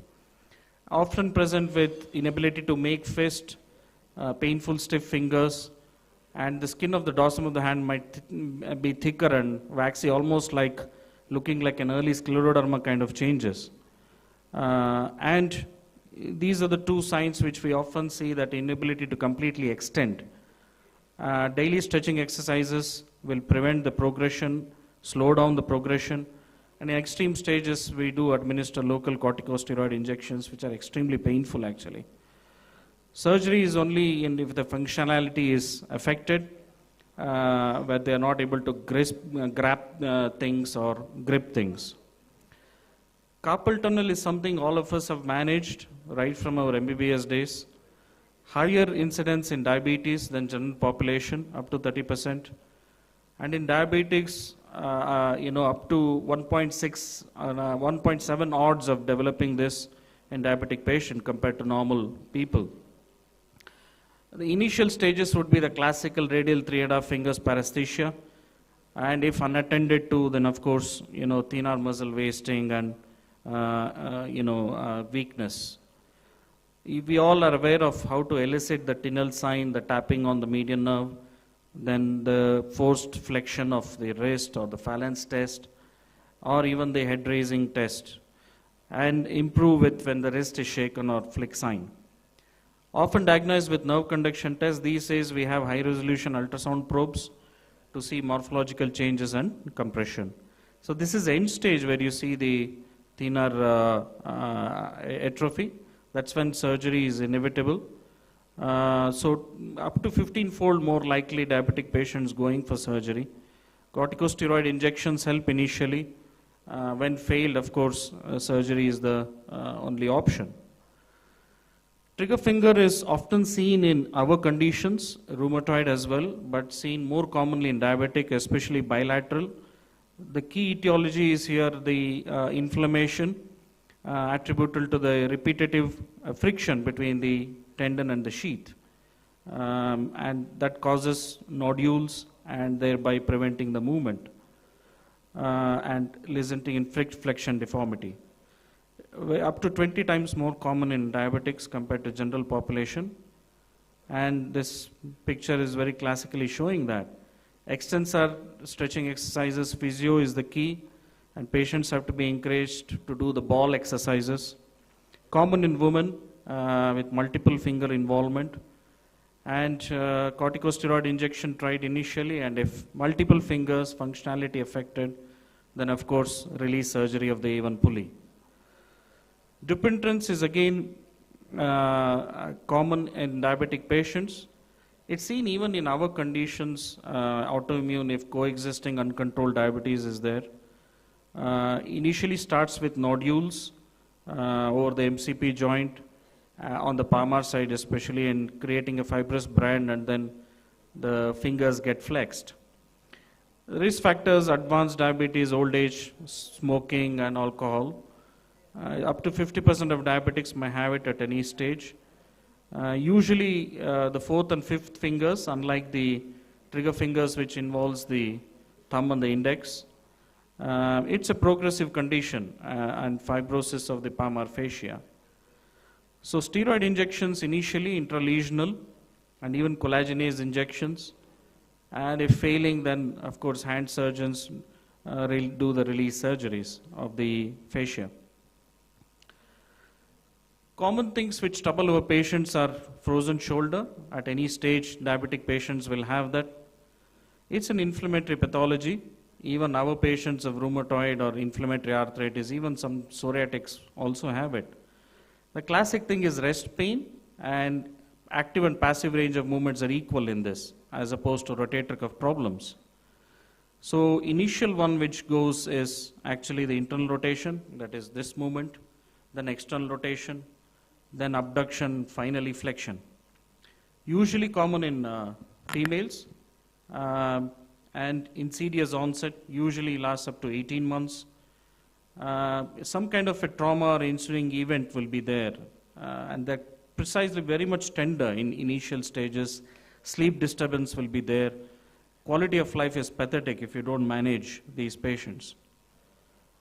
The cause of, again, this is AGEs, and especially the pain is from this methylgloxol, which activates the TRAP1 nociceptive neuron ion-gated channel, causing extreme pain. It has several stages: freezing, frozen, thawing, and back to normal. So freezing is when they're in acute pain and start losing motion, and frozen is when the motion is fully lost, pain is resolved, and thawing is the return back, and usually the first movement which goes returns the last. That's the key here. So physio is what you need, but not in the acute painful stage. Steroid injections usually work. Don't be afraid to do more. Of course, sugar control has to be there. You can repeat it 4 to 6 weekly as per this study in 2010, which is published. Rehab is only after the pain goes away, not before that. Everything fails means you need to involve the orthosurgeons for MUA, especially involving right shoulder if functionality is the key thing. X-ray is useless in these patients. If you want imaging, then ultrasound and MR is what you need, but it's mostly a clinical diagnosis. So imaging is not mandatory in these patients. Your physios will go through these stretches: pendulum stretch, arm circle stretch, armpit stretch, towel stretch. All of these have to be done religiously initially taught by the physios and at least 4 to 6 weekly by the patient. The outcome of injection is higher if followed by a physiotherapy session. So we have covered with the soft tissue. Now the common joint complications we'll see is the Charcot arthropathy or the diabetic neuroarthropathy or diabetic joints. So it's progressive destruction due to mechanical destruction of the joints caused by loss of sensation. Up to 30% prevalence in diabetic neuropathy. You have to rule out cellulitis or septic arthritis, osteomyelitis. It's easy. This is a painless condition in diabetics. Any of the other complications or infection sets in, or if it's osteomyelitis, there will be an excruciating pain. You've got to rule out other conditions, especially what we call as erosive psoriatic arthritis, which affects single joint. Surgical treatment only if mobility is affected, but most commonly is orthosis, footwear assessment, giving them stability, and certain amount of physio as well to prevent complete stiffness. Here you can see the yellow arrows, which is curved to the medial side, the toes, and crowding of the toes with clawing. Classically, we will see in a inflamed joint, we see varus. Here we see valgus. So, that's what is the differentiating feature. And usually is painless. But if you see any overlying warmth or swelling or erythema in any of these diabetics with neuropathy patients, make sure you assess this and take the preventive steps. As I told, DISH is something which mirrors ankylosing spondylitis. Patients complain of extreme stiffness in the neck and back, especially mid-back. Calcification and ossification of the anterolateral ligaments of spine is the etiology behind this. 50% in diabetic patients, which is fairly very high. If your diabetic patients tell back pain, do look for this. It's a simple X-ray which you do it. Most commonly in thoracic spine, when at least 4 or more contiguous vertebral ligaments should be involved. So common complaint is loss of movement, stiffness, limited movement. There's no early morning stiffness in this as opposed to ankylosing spondylitis. So you see a CT reconstruction image showing the calcification, and this is what we see, that is contiguous calcification of the ligament. This, as opposed to ankylosing spondylitis or bamboo spine, you don't see this angulation in bamboo spine, you see a straight line. That is how we distinguish. And the level of calcification is very high in DISH. This you can easily get in your clinic, an X-ray, and make this diagnosis. Main thing is physio here. Spinal surgeons do injection for pain relief. But if there is compressive symptoms such as myelopathy or neuropathy or dysphagia, if in cervical, then of course surgical treatment, but it's not very easy with complicated outcomes. Last bit, I think we've had a session on this. So this is, lack of anabolic activity due to insulin resistance, and also inflammatory cascade with TNF-alpha and IL-6, with lack of muscle mass and loss of muscle mass in uncontrolled diabetes.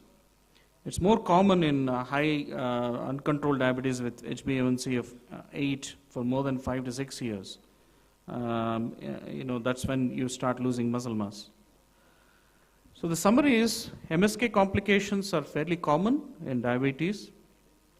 We often have to look for these, and when patients tell their symptoms, do not ignore, look for them. This improves their quality of life and in their confidence on you as your treating family doctor.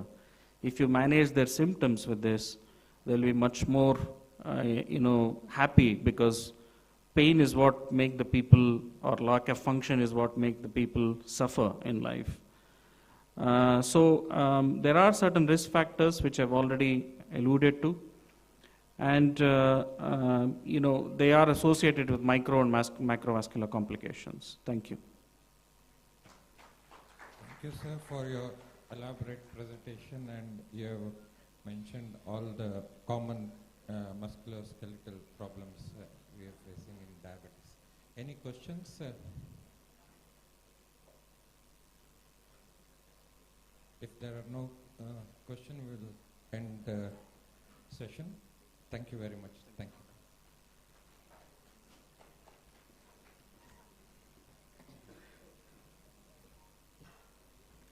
I think till Dr. Aravind comes to facilitate the speaker, Dr. Vijay Rao mentioned that there are 70 rheumatologists in Bangalore.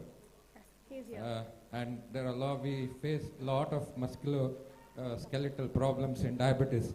I would like to mention that in rheumatology, a lot of people do face diabetes, and we are around 500 diabetologists in Bangalore. So any patients you have, please do shout us. Thank you. Thank you, sir. I request Dr. Aravind Jagdish and the chairperson to felicitate the speaker.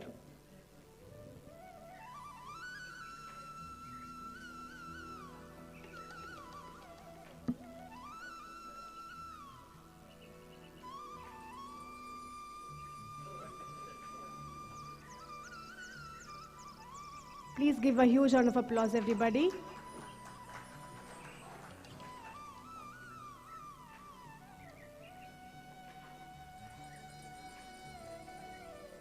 Thank you very much, sir.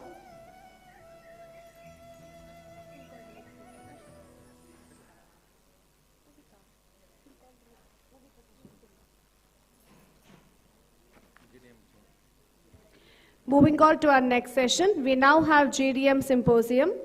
For this, I call upon stage Dr. Dhruvi, diabetologist from Ahmedabad, Dr. Vipul, diabetologist from Ahmedabad, and Dr. Sunil Prabhosh P., diabetologist from Thiruvananthapuram.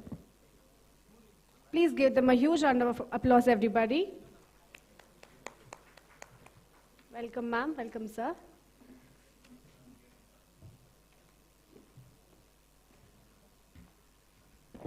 So this is a GDM symposium. It's a open-ended symposium. If you have any doubt, directly you can ask. Dr. Dhruvi will coordinate and moderate it. So Namaskara Bangalore, let's make some really good noise for the organizers of AADC. They have changed the alphabet from ABC to ADC now. So a round of applause for our organizer, Dr. Aravind Jagdisha. Wonderful. So now all of us have woken up and have become a little active. We are going to talk about gestational diabetes.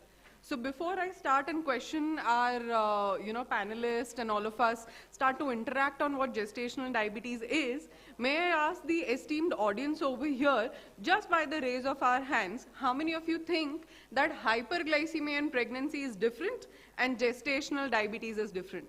So for yes, both of them are different. Let's raise our hands. For somebody who thinks both of them are same, this is the symposium for all of us. All right, so both of them are very different terminologies, and that is what we will discuss between the three of us. I'll start by talking about gestational diabetes, how to diagnose, when to diagnose, and why to diagnose. So this is our first. This is the slide changer. Working? All right, cool. Now, pregnancy all across the world and even in India affects so many women that there is a special separate study group. There is a diabetes in pregnancy study group of India. There is also a DASD group which specifically concentrates on GDM and prevention of GDM. The risks that are associated with a pregnancy which results out of hyperglycemia in pregnancy has so many maternal and fetal complications that all of us sitting here have to understand that we have to screen each and every woman of the reproductive age category and educate them prenatally. During the time, you have to do a pre-conception counseling, you have to do a conception counseling, and also you have to do a postpartum counseling for all of these females. Now, this is what I was talking to you all about. Diabetes in pregnancy is divided as something which is pre-gestational diabetes. That includes a woman with a pre-existing type 1 and type 2 diabetes, and then she gets pregnant. The second is the gestational diabetes, which is our focus today. this is ideally detected in the third trimester or the 24 to 26 week conception period, gestation period, and that is the GDM and the Focus Hour Symposium. If you look at the epidemiology, the IDF 2019 Atlas said that 1 in 6 live births, so 20 million women had hyperglycemia in pregnancy, and 84% out of these were having gestational diabetes. Now this is a big number, isn't it? We might feel that it's rare and it might not be affecting somebody around us, but 84% of the pregnancies across the world have gestational diabetes. And even in India, if you look, the hyperglycemia in pregnancy is prevalent at 18.9%. Now, when and whom to diagnose? So my first question, again, let's keep it a yes or no. Do you think that we should have a universal screening for women who are pregnant for diabetes? Yes, amazing. So that's the crowd we are wishing for. Now, there are some amount of risk factors for GDM. So now, a female who has age higher than 25 years, somebody with a pre-existing history of, gestational diabetes, somebody who's obese, somebody who has had PCOS in the, previous history of herself, somebody who has had some sort of gynecological or bad obstetric history, somebody who has a family history of type 2 diabetes, somebody who's had other complication of hypertension or other pregnancy-related complications. All of these women are at a higher risk of having gestational diabetes. Now, do you think that we have to check all of these females again? Yes and no. Let's be very interactive. All of these? Yes? So there are very less people raising their hands. Yes, let's be active. We've had a good amount of food. So now we have to test this woman. Now, the guidelines have two-step strategy for diagnosing and a one-step strategy. Again, with a raise of hands, how many of you do a one-step strategy for diagnosing or screening of GDM? Very few. Okay. How many of you do a two-step diagnosing strategy? Again, very less. Okay. So now, there is a 2-hour 75-gram OGTT test that we do. We have to offer each and every woman coming to our OPD with this option that we have to screen you at first natal visit. It could be at, say, around 12 weeks, that's the first trimester, and now we talk about universal screening of gestational diabetes. The second time when we check all of these females is at 24 to 26 weeks, which is the highest time of probability where we can diagnose a lady with GDM. So now, these are some very important numbers that we remember. Offer a woman with 75 gram of OGTT at 24 to 26. Now, as physicians, as diabetos or as endocrinologists, all of us, we do not see our females or females with pregnancy at the first trimester, or they don't come for a preconception counseling. All of these women are going to go to the gynecologist. So now it is our prerogative to maybe, join hands with these gynecologists and tell them that obesity, a previous history of PCOS, a previous bad gynecological history, infertility, age about 25 years, all of these are risk factors. And please, if you have such women who are getting pregnant, please just send them once, or you can do it even at the gynecologist center.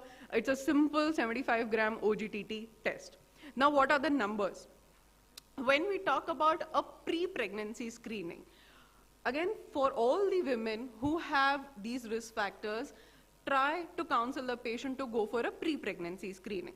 If the fasting is more than 126, if the 2-hour is more than 200 in the 75-gram OGTT, if the random is more than 200, you know that this is an overt diabetes or a pre-existing diabetes, and these women have to be aggressively managed for their glycemic control. Now, screening during the time of gestation, we are going to recommend that you either go for the two-step procedure, which is the first 50-gram OGTT. If that is positive, you do a 75-gram OGTT. If not, a simple fasting done, followed by a 75-gram OGTT, and you know the numbers. Fasting more than 92, 1 hour more than 198, 2 hours more than 153. These are important numbers for us to remember.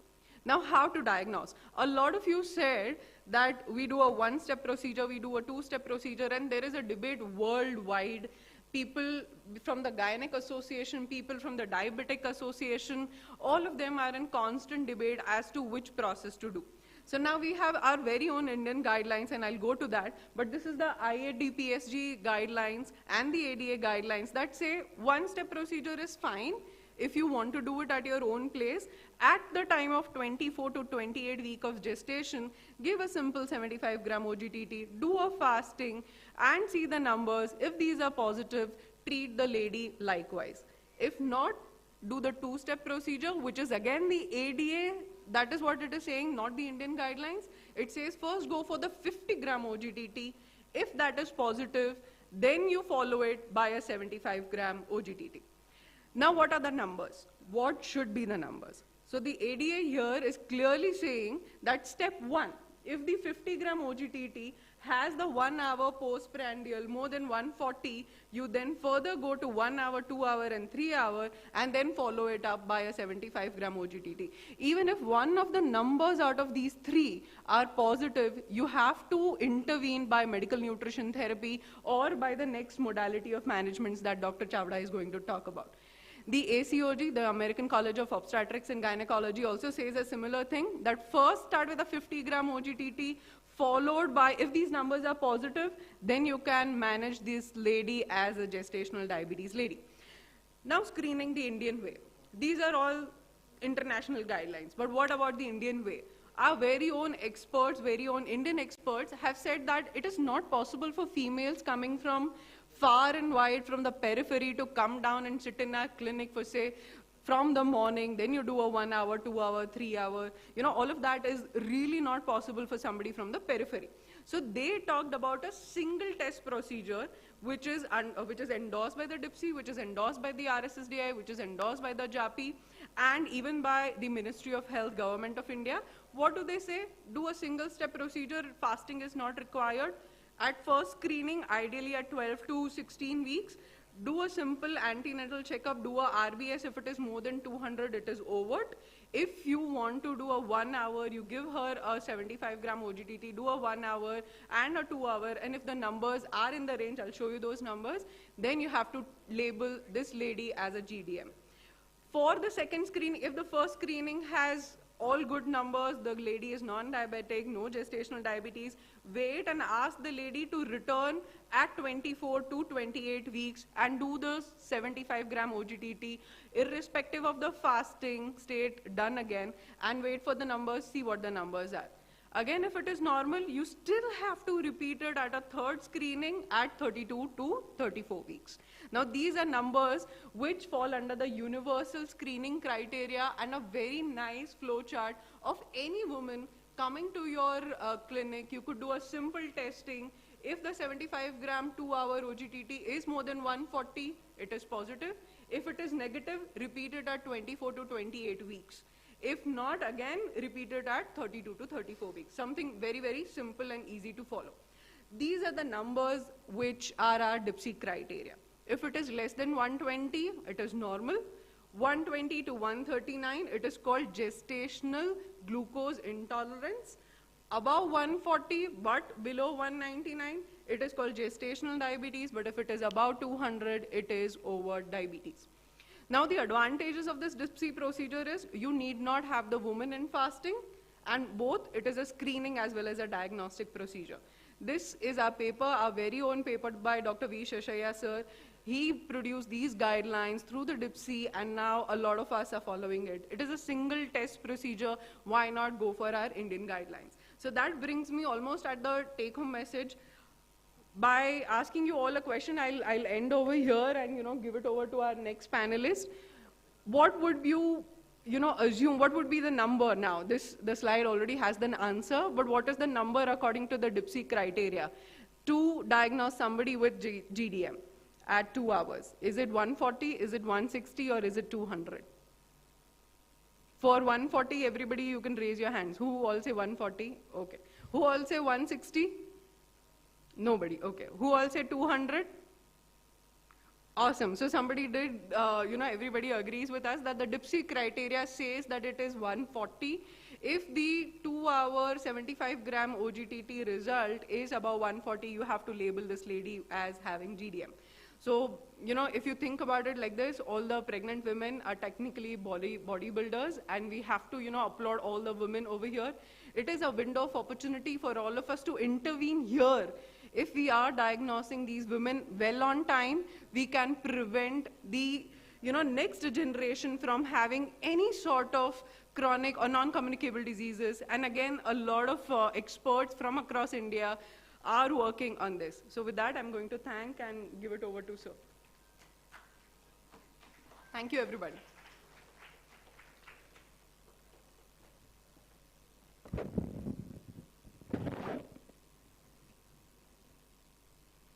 So good evening, everyone. I am Dr. Vipul Chavda, and today I will talk on a topic which is the management of GDM, oral hypoglycemic versus insulin. So likewise, I will ask few questions to the audience that management of GDM and management of type 2 diabetes, whether they are same or different. Those who are believing they are same can raise their hands. Good. Second thing, what is the most important part in the management of GDM? Whether you have to target a fasting plasma glucose more or postprandial. Those who believe that fasting are more important can raise their hands. Good. And third thing is OHA versus insulin. That is my today's topic, and let's see how we can interact in that. So these four things is very important of my today's topic or discussion, that pregnancy determines fetal outcome as well as it will determine the future physiology and pathology of both mother as well as in baby. Maternal hyperglycemia impairs fetal beta cell growth. So as a clinician, as a diabetologist, our duty is to provide an environment to the fetus that has normoglycemia. Fetal should not sense that her mother is having hyperglycemia, and that is a success to the clinician. Loss of first phase of insulin secretion is more in GDM, and that's why there is more postprandial hyperglycemia as compared to fasting hyperglycemia. And talking about pathogenesis, GDM has both insulin secretion defect as well as insulin resistance, but resistance is more as compared to insulin secretion. To the august audience, I would not go into the detail that what are the complications to the mother and baby, but I must say that all diabetes are not same. When we are treating type 2 diabetes, we are dealing as we are playing a test match. First we try to win the match, but if we are not going to win the match, we at least try to draw that match. While GDM is a T20 cricket. It is a very limited time frame. You have to act from 24 week to 38 week, and if you play well in that time frame, you change the life of baby as well as mother for their future. We have to prevent here macrosomia, we have to prevent fetal death, as well as in GDM we have to prevent other fetal complication. So how we will manage that? First and most important is medical nutritional therapy. As in all type of diabetes, MNT is a cornerstone of management, and many ladies in GDM are able to control their sugar only with the MNT. But what we should focus that there must be adequate nutrition to the mother.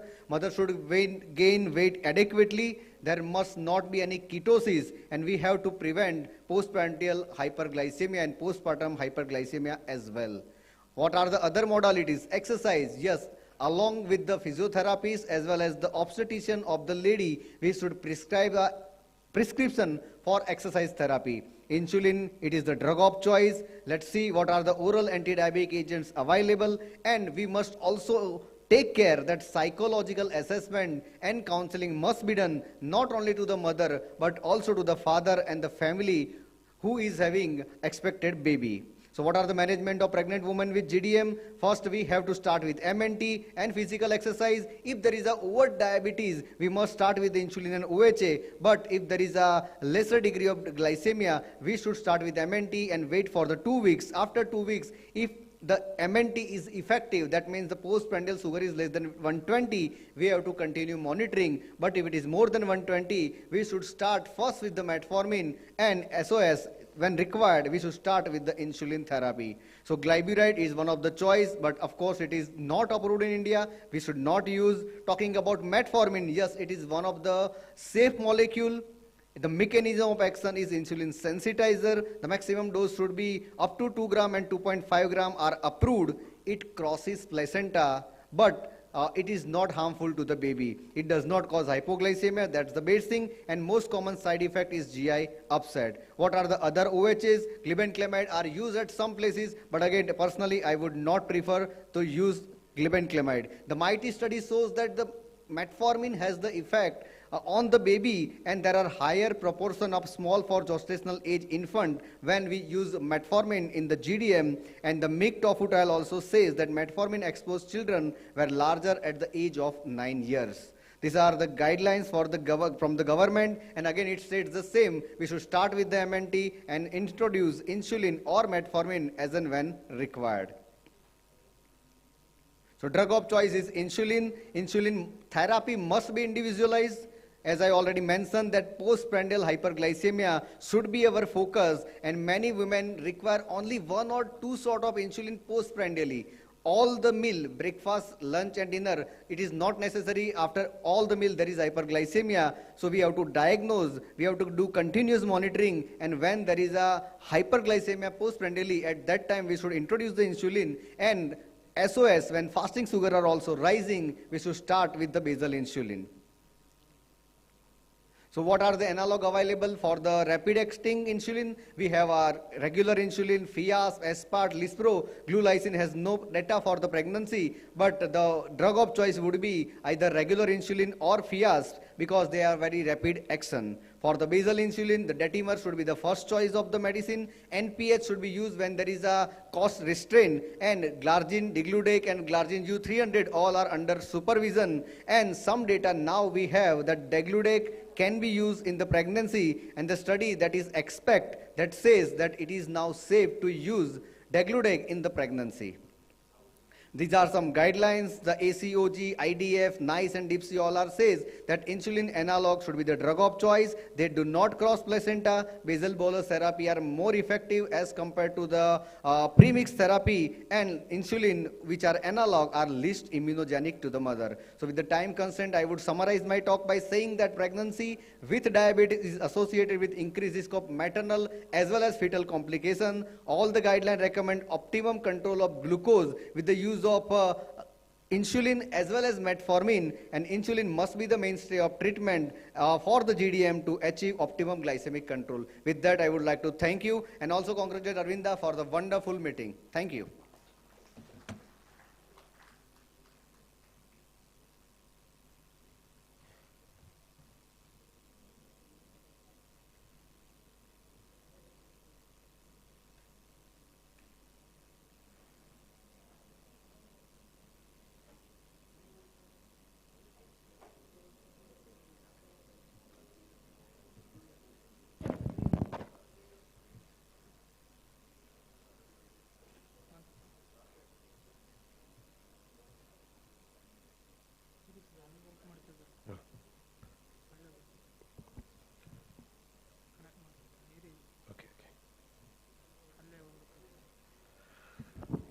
Good evening to all. Let me at the onset itself thank Dr. Aravinda for this fantastic opportunity. It's a real privilege to be here presenting on a topic on post-GDM care. So all of us know pregnancy is a diabetogenic event. A woman is transformed from a physiological point of view by the nutritional demands by the fetus and also the metabolic changes in the mother. The key to success in any GDM management is the pre-conception counseling, the tight blood glucose control, the timing of delivery, the look out for the various complications, and a very good cordial relation and working atmosphere between diabetologist and obstetrician. But the most important part that I would say is the follow-up of these GDM patients. So if you look at the management, the postpartum care, let us see under 3 headings. Why? What is the evidence? Why we need to follow up and care these patients? When should we monitor these patients? And how we should treat and how we should follow up and advise these patients? Now, all of us know the statistics, the global statistics, the Indian statistics, and this is a very well-known fact that Indian women are 11-fold increased risk of GDM. But the most important thing is, if you are treating GDM, you are treating 2 generations. And it is also a very well known fact that 50% of the GDM patients develop type 2 diabetes over a period of 5 to 10 years. And around 60 to 70% of GDM develop diabetes in GDM in future pregnancies. So if you look at the evidence, this is a very famous study which came in Canadian Medical Association Journal way back in 2009. And this studied around 6.5 lakh patients, and of these, around 20,000 people developed GDM, that is around 3.3%. And when they were followed post-delivery, what was seen over a period of time, the incidence of type 2 diabetes increased, and by 9 years, around 20% of the people developed type 2 diabetes. This is again a very famous study, type 2 diabetes mellitus after gestational diabetes, systematic review and meta-analysis, which came way back in 2009 and came in Lancet. And this says that women with gestational diabetes had an increased risk of developing type 2 diabetes compared to those who had normoglycemic pregnancy. This forest plot very clearly shows how there is an increased relative risk for these GDM patients to develop type 2 diabetes in future. Not only for the mother, but also for the baby, this is very, very important. And this is again a study which came in Diabetes Care in 2008, which very clearly shows that there is a high prevalence of type 2 diabetes and pre-diabetes in adult offspring of women with gestational diabetes. So this is a very well known fact, most of us know. And now let us see when we should monitor these patients. Pre-gestational diabetes and gestational diabetes follow-up is different, all of us know, because the insulin resistance decreases dramatically postpartum period. In pre-gestational diabetes, we may have to continue insulin, but in gestational diabetes, most often we may have to withdraw the insulin, no need of insulin. The postpartum care is always psychosocial assessment and support for the self-care. Now what ADA says is that we should screen. It's a lifelong screening. And postpartum, we should screen every patient by 4 to 12 weeks with an OGTT of 75 gram of glucose, as we used to do for the diagnosis of diabetes. So remember the time, 4 to 12 weeks postpartum is the time we should do OGTT with the 75 gram glucose. And this is a lifelong screening. And if the patient does not have diabetes, then we need to screen every 1 to 3 years. That is what the latest ADA says. Women with pre-diabetes, if in an OGTT we find that the woman is having a pre-diabetes, then we need to screen the patient yearly. That is what the latest ADA says. This is again ACOG guidelines, almost similar. In a normal patient, we need to screen every 1 to 3 years. Women in a pre-diabetic state, we need to screen annually. And in diabetic patients, we should treat appropriately. Now, how to intervene these patients in the postpartum? Lifestyle modification is absolutely important. It is basically the medical nutrition therapy along with exercise. And if you are finding that this woman is developing pre-diabetes, we need to be more intense. Intense lifestyle modifications, plus or minus metformin, is the treatment of choice that is being advocated. Always educate the woman and family is very, very important. Not only this, some of the aspects that we always should give importance, one is the breastfeeding. We always encourage breastfeeding in the postpartum period, and if an OAD is needed, the treatment of choice is insulin. Next is the family planning. Family planning is very, very important. If the patient develops pregnancy after some time, we need to give preconception advice. The advice regarding contraceptives is also very, very important. It is highly individualized. Non-hormonal contraceptives can be used. A low-dose estrogen progesterone contraceptives can also be advised. But again, the most important thing is the preconception screening and advice for diabetes and care to prevent further congenital malformations in the ensuing pregnancies. Now, if suppose a patient needs to take drugs, always try to avoid the drugs, especially the insulin resistance producing drugs like steroids. It is a very well known fact that poor intrauterine development causes poor fetal growth, rapid childhood weight gain, and adulthood diabetes and cardiovascular disease. So not only for the mother, the baby also is very, very important, because we need to follow up these children for future diabetes, obesity, and metabolic syndrome in early adolescence. So just to summarize what I was trying to convey in the last 10 minutes was, gestation diabetes management is absolutely important. You are treating 2 generations. Postpartum care and follow-up is very, very important. Why? Because 50% of the GDM develop diabetes in 5 to 10 years. We need to screen these patients with OGTT 4 to 12 weeks, then every 1 to 3 years. If the patient develops prediabetes, annual screening is needed.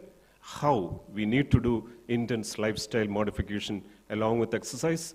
We should also advise regarding breastfeeding and family planning. And once again, a real thank you from the bottom of my heart to my dear Aravinda for this fantastic opportunity. Thank you.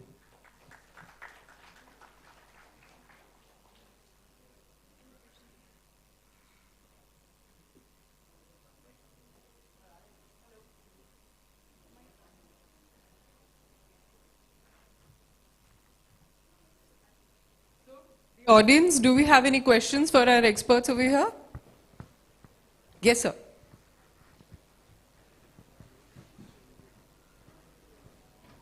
Madam, thank you for a wonderful session on GDM.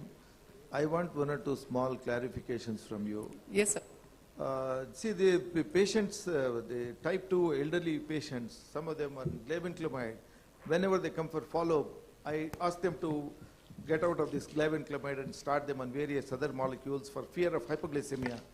Whereas in the previous talk, he said, Dr. Sunil, sir. Yes. Glibenclamide also is one of the molecules along with the metformin in pregnancy. Is it really advisable? Because glibenclamide is almost getting outdated and it's almost disappearing from the market. Do you want to take that up? Can it be still used? Number 1. Metformin, of course, is okay. And Mixtard, can it be used or it cannot be used? And then one more thing is, what are the chances of the baby developing diabetes when there is a diabetic GDM mother? What are the chances?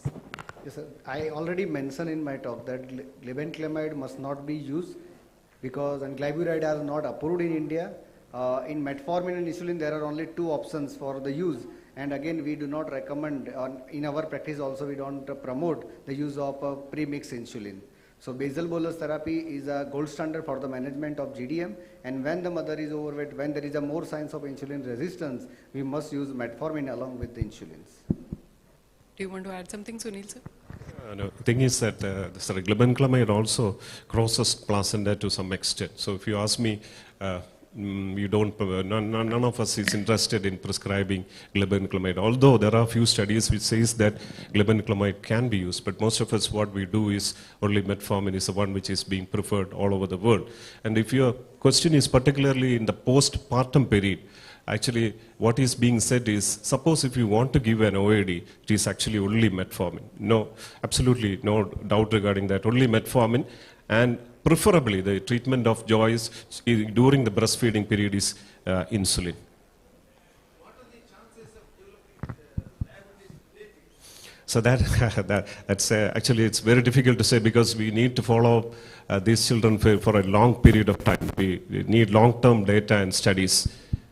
There are papers by Dr. Yagnik, sir, who has actually studied 2 generations and 3 generations of women with diabetes and their offsprings. And I don't remember the statistics. I think somebody else can. No, all right. So there is a significant amount of type 2 diabetes, and that is why the postpartum care is very important in these women also. And the partum care, the peripartum care is also very important. The stricter control during the gestation would, prevent the offsprings from having the higher chances of type 2 diabetes. So that is what always say Shreya sir and many others always used to say. In our daily practice, we don't do primordial prevention in a big way. We do primary, secondary and tertiary. Treating gestation diabetes is almost like a primordial prevention. You are treating the future diabetes in the future offspring. So with the time constraint, we will closing this. Sir, I had one question. We will discuss in the... No, sir. Why are you telling that OADs are contraindicated in breastfeeding, sir? Why only insulin should be given? Why can't other drugs? Because second generation sulfonylureas don't cross the breast milk. No, it is always better. That is what is being said. Breastfeeding, if at all you want to give, it's metformin, not the glibenclamide or other OADs. The recent ADA guidelines also says like that. We'll discuss this all over tea outside, and thank you so much everybody for your patient listening. Thank you for this session, madam. Sir, I request Dr. Aravind Jagdish and the chair. I request Dr. Aravind Jagdish to present the mementos to the speakers.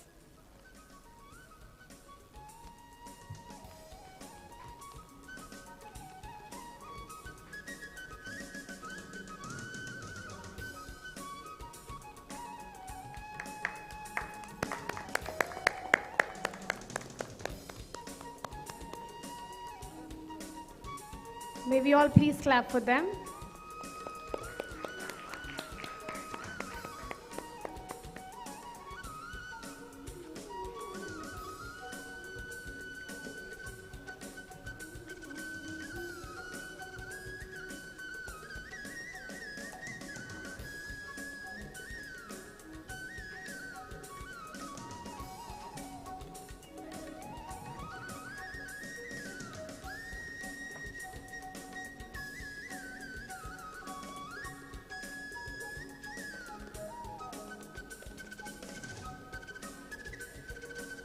Thank you, ma'am.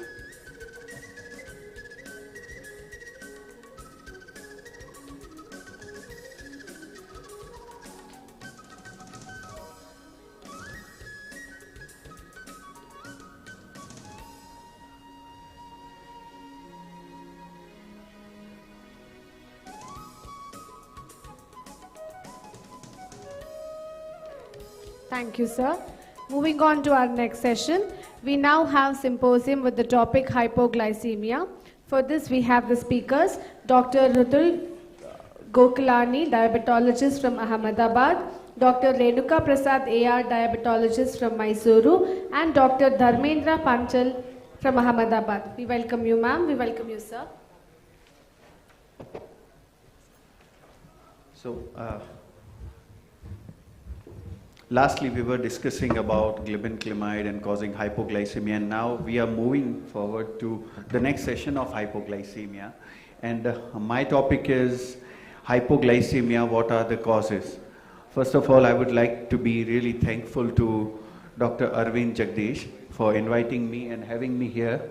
It's my privilege to be here. It's really wonderful to see so many people in the last session at 5 p.m. So, thank you again. And what are the risk factors for hypoglycemia? If you really see in layman term, if you see, then not enough food taken, late or missed meal, fasting, malnourished, malnourishment, excessive insulin treatment or medication like sulfonylureas, prolonged and unplanned physical activity, history of severe hypoglycemia. If a patient having history of severe hypoglycemia, then even the chances are higher. Other diseases and conditions like liver-related disorders, kidney-related disorders, gastrointestinal tract-related disorders, and other endocrinopathies. Inability to recognize symptoms of hypoglycemia, that is hypoglycemia unawareness, or long-standing diabetes, as well as other medications and alcohol-induced hypoglycemia. So first of all, I'll come up to iatrogenic hypoglycemia, because most of the times the chances of hypoglycemia is due to our treatment, but not due to our inappropriate treatment, but maybe most of the cases are due to patients' behavioral problems with our treatment and not due to doctor's side of causing hypoglycemia. So in iatrogenic hypoglycemia, it may be insulin reactions, factitious insulin injections, sulfonylureas, ethanol, that is alcohol-induced, beta blockers, or other medications like quinine, chloroquine, and quinolones. So hypoglycemia, where usually what we have observed, and you all must have been observed this thing, that type 1 diabetic patients, the patients with type 1 diabetes have more chances of hypoglycemia as they are on insulin, and we know that the patients with insulin treatment has higher chances of hypoglycemia. Type 2 diabetes then, and in gestational diabetes, you all must have observed that the hypoglycemia threshold goes so low that many of the patients, even at the blood sugar level of 60, 65 or even 55, we have seen that they don't feel hypoglycemia. So hypoglycemia threshold goes low in gestational diabetic patient. So being type 1 diabetic patient itself is the cause of hypoglycemia, or the risk of hypoglycemia is there. So hypoglycemia in type 1 diabetic patient, mild symptomatic episodes are common and most likely develop before meals and during or after exercise. But what I have commonly observed in our patient, that the usage of premix insulin in our Indian patient is so common. And the other thing, that when we prescribe basal bolus even, we give the fixed doses. Like we have given basal insulin maybe of 10 or 15 units, bolus unit we write 5, 7, 7 units, and this is how the chances of hypoglycemia increases. How it increases, I want to give a simple example, that the patient before meal, if they don't check their blood sugar and it is already around 75 or 80, patient is not feeling hypoglycemia, but they take the regular or the usual dose which is prescribed without checking blood sugar. So monitoring is important part, and after taking that fixed dose of insulin, patient is going to have hypoglycemia because before meal already patient is having low blood sugar. So this is one of the commonest cause we have found in our type 1 diabetic patient. So around 1 episode in a week, those on conventional therapy, around 2 episodes a week in those on intensified treatment, and severe hypoglycemia, that is rule of thirds, applied to adult type 1 diabetic on conventional insulin therapy in Western countries. This is what we have found. Due to scarcity of time, I'll not discuss much about this, but definitely in type 1 diabetic patient where patients are taking insulin, multiple insulin injections, and this is why they have more chances of hypoglycemia. So the commonest cause of hypoglycemia is insulin. It occurs 2 to 3 hours after regular insulin or after analog, short acting analogs, 8 to 10 hours after NPH insulin, and less common with basal insulin. If in type 2 diabetic patient, when we give basal insulin in lower dose or 0.1 to 0.2 unit per kg body weight along with the OADs, which apparently do not cause hypoglycemia. So we can use basal insulin in judicious way and we can reduce the chances of hypoglycemia, like glargine, detamir or degludec could be a better option. Common causes of insulin-induced hypoglycemia, that is insulin errors like reversal of morning and evening doses. We have seen it commonly. Most of our patients, they would call us in the evening, late evening, that sir, we have taken basal insulin dose instead of our short-acting insulin, or short-acting insulin instead of basal insulin. So there is a reversal of this insulin. Again, reversal of short and intermediate acting insulin, improper timing of insulin in relation to food. Mostly we ask our patient to take regular insulin at least 30 minutes before meal. But what usually is there, that those patients take regular insulin just before meal and they get hypoglycemia 2 to 3 hours after, or maybe 4 hours after meal. In excessive insulin dosage, this is also we have seen commonly without checking blood sugar. So monitoring is integral part in our patient who is taking insulin, but many of our patients fail to do so, and this is why it causes hypoglycemia. So mix up of U40 and U100 syringes and insulin. This is why we in our OPD nowadays promote insulin pens only, so that they don't mix up with these syringes and their colors. So erratic or altered absorption of insulin, more rapid absorption from exercising limbs, and unpredictable absorption from hypertrophied injection sites. So lipohypertrophies are also one of the commonest cause in type 1 diabetic patient to cause hypoglycemia. So this is again predisposing factors. If you see excessive dose due to error by patient, doctor or pharmacist, this is not a case in our Indian scenario where pharmacists do not prescribe insulin. Poor matching to patient's need or lifestyle and deliberate overdose. It is also common in some of the young adults where they factitiously, they want to eat sometimes a sweet, and this is how, or they want to have chocolates and they cause hypoglycemia themselves. This is the factitious hypoglycemia. Also, increase in bioavailability, that is accelerated absorption, may be due to exercise, injection onto abdomen. Insulin antibodies also causes hypoglycemia, that is release bound insulin, where renal failure or honeymoon period in type 1 diabetic patient is also commonest cause of hypoglycemia.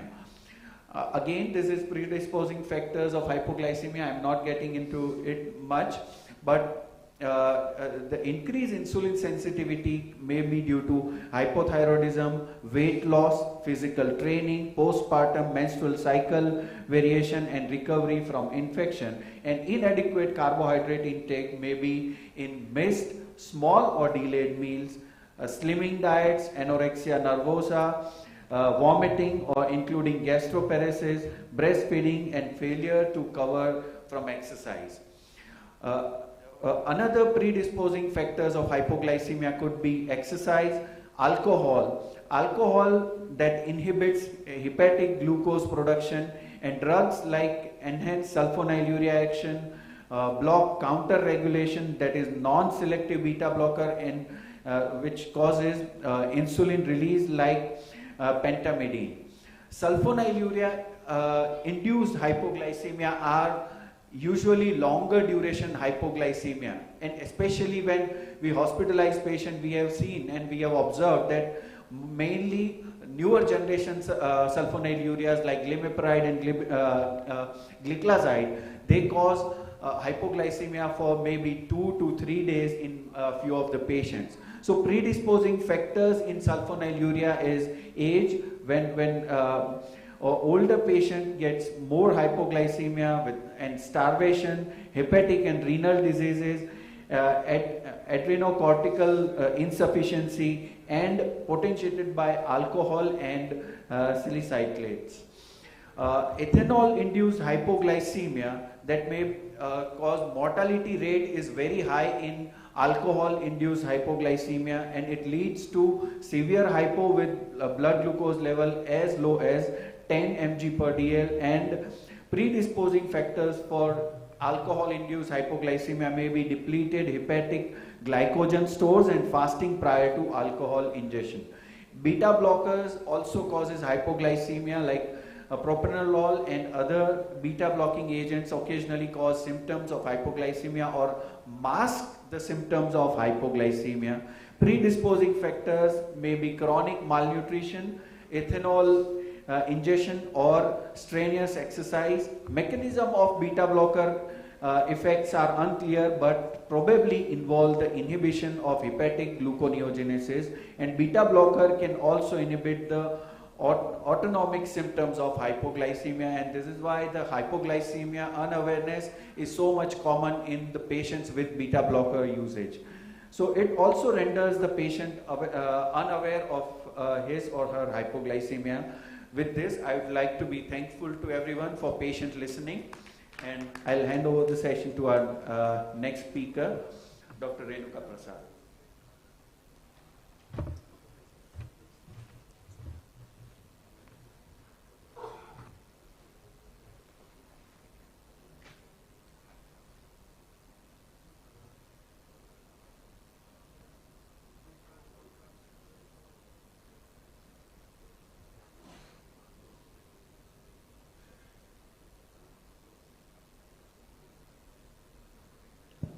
Very good evening to all. First of all, I would like to thank dear Aravind sir for organizing such a wonderful event, and also I would like to thank for giving the opportunity.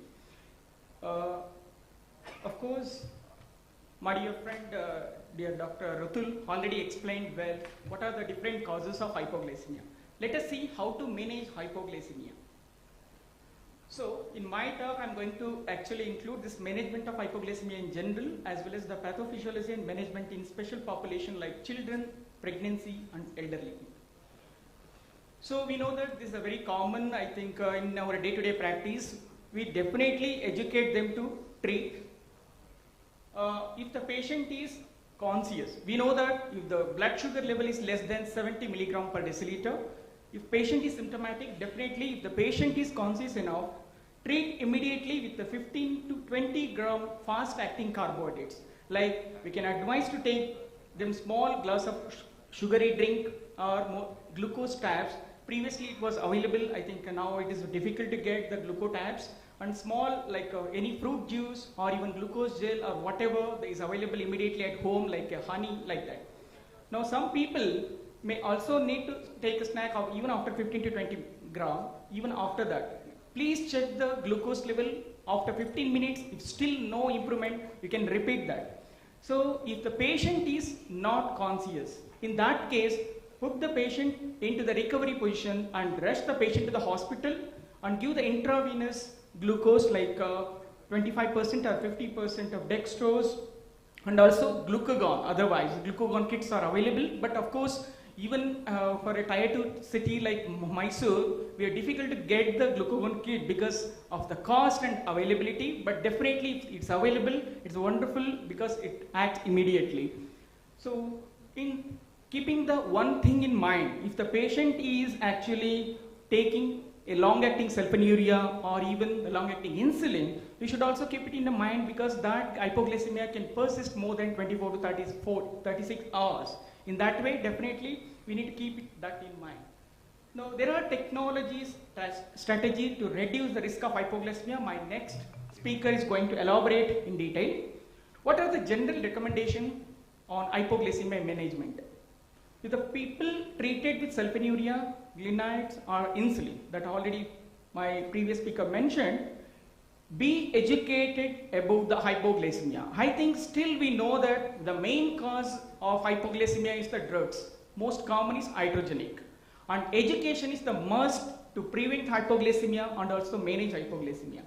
So it is important to follow the glucose level for at least 24 to 48 hours in a patient where hypoglycemia is induced by long-acting sulfonylurea like glibenclamide or even long-acting insulin like NPH-Lente. But of course, it is not very common nowadays, use of these glibenclamide and Lente.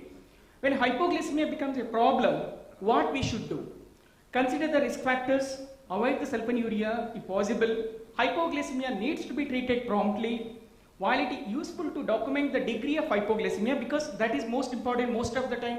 If the patient feels hypoglycemic symptoms without actually checking the sugar, they used to treat it. But at least once a while, they should know the readings before taking or treating the patient at home. So this should not delay in the treatment, and in general advice, if in doubt, please treat the condition. Let us see, is there any difference in the management of hypoglycemia in children, pregnancy, and elderly? We know that children's, it's very difficult because hypoglycemia in very young children, infants or young children are unable to recognize or even report hypoglycemic symptoms. Irregular eating habits combined with unpredictable periods of exercise make them particularly susceptible. Less strict glycemic target and also the patient-tailored insulin regimen. This may be applicable in such cases. Hypoglycemia, especially in children, has a negative impact on memory and learning ability. Of course, this repeated hypoglycemic leads to a significant decline in the verbal abilities, memory skills, and also ability to organize or even recall the information. So decreased cognitive function for the children with the onset of diabetes before the age of 4, that is studied in different studies. Both hypo and hyperglycemia affect the cognitive function in children with the type 1. Now let us see the nice guidelines to treat the hypoglycemia in children. Usually they treat the mild to moderate hypoglycemia immediately with a fast acting glucose by mouth. Liquid may be taken more easily than solid. May need to be given frequent small amount since hypoglycemia can cause vomiting in some cases, and recheck the blood glucose level within 15 minutes. Again, as we said, if no improvement, again you can repeat test and also give the glucose. So insulin analog, CGM and insulin pump allows the children to titrate to lower with the risk of severe hypoglycemia. That will be evaluated again deliberate next talk. So let us see improper the management of hypoglycemia in children. Now we know that 15 gram of glucose is good enough, but in case of children, 0.3 gram per kg body weight in children, which would be approximately 9 gram of glucose for a child weighing about 30 kg, and 15 gram for a child about 50 kg should be administered. A severe hypoglycemia can be safely reversed by injection of glucagon, as I already mentioned. In hospital setting, of course, intravenous glucose may be given. A glucagon 1 mg for adult and also children weighing more than 25 kgs, and 0.5 mg for children less than 25 kg. A glucose 10 to 20% for a total 200 to 500 milligram per kg of glucose, and also rapid administration or even excessive concentration may risk hyperosmolar cerebral injury. That also we need to keep it in mind. There is no treatment difference between young children and adolescent. Let us see the pregnancy. In the previous talk we almost listened the good talk about the GDM. Now strict glycemic control is of course important for the pregnancy outcome, that we know that HbA1c should be less than 7, or a goal for the preprandial blood glucose less than 95, after 1 hour should be less than 140, and also after 2 hours less than 120.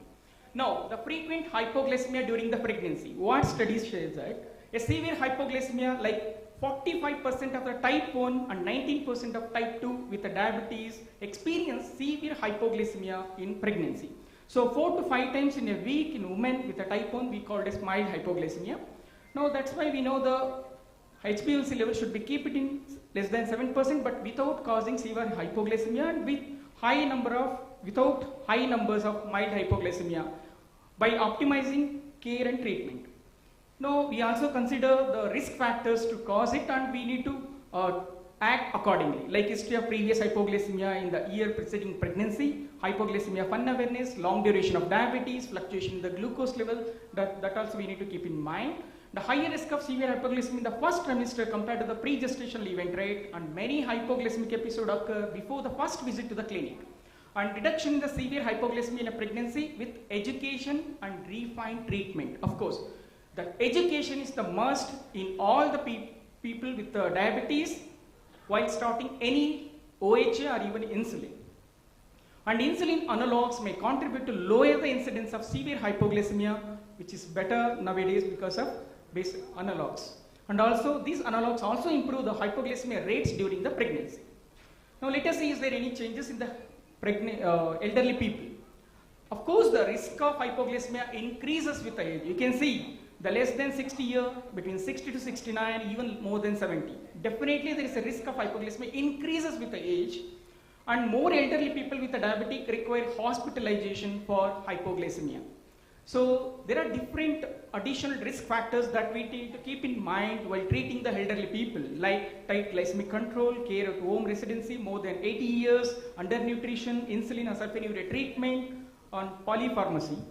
And definitely these all factors will contribute to hypoglycemia, and also it leads to a decreased treatment adherence, hospital admissions, cognitive impairment, fall, further poor nutrition or joint dislocation or limb fractures. Ultimately it may lead to further hypoglycemic risk or increase the disability, need for carrier support, premature death, increased dependency, worse clinical outcome.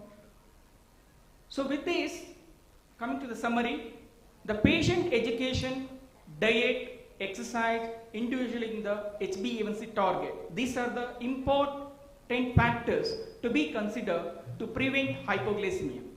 Hypoglycemia needs to be treated promptly because we know that which is a very, very detrimental if not treated timely. Hypoglycemia, especially in children, has a negative impact on memory and learning ability. There is no difference in the management of hypoglycemia in adults and also in children. And insulin analog may contribute to lower incidence of severe hypoglycemia, and risk of hypoglycemia increases with the age, and most of the patients require hospitalization. So with this, I would like to conclude my talk. Once again, thank organizers. Thank you.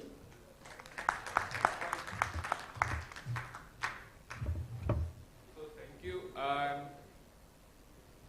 So now in hypoglycemia symposium, we have started from learning that, what are the causes of hypoglycemia, how we can treat the hypoglycemia. And now Dr. Aravind has given me the job, to recognize how we can utilize the technology for the hypoglycemia prevention. And I would just to the start would like to thank Dr. Aravind. Thanks a lot for giving us the opportunity, and thank you all the participants who are still here for us. And this is what we learned. And today I will talk regarding CGM, use of insulin pump, mobile app and smart band, and how with the aid of this we can prevent the hypoglycemia. And first and foremost, whatever you want to prevent something, you need to know what is the risk. We do have application which can tell us the risk of hypoglycemia. We can find out, even MD calculate is also there. There is a hypoglycemia risk score. So you can just go through that. You can define the risk of the person with diabetes, risk of hypoglycemia, and accordingly we can advise.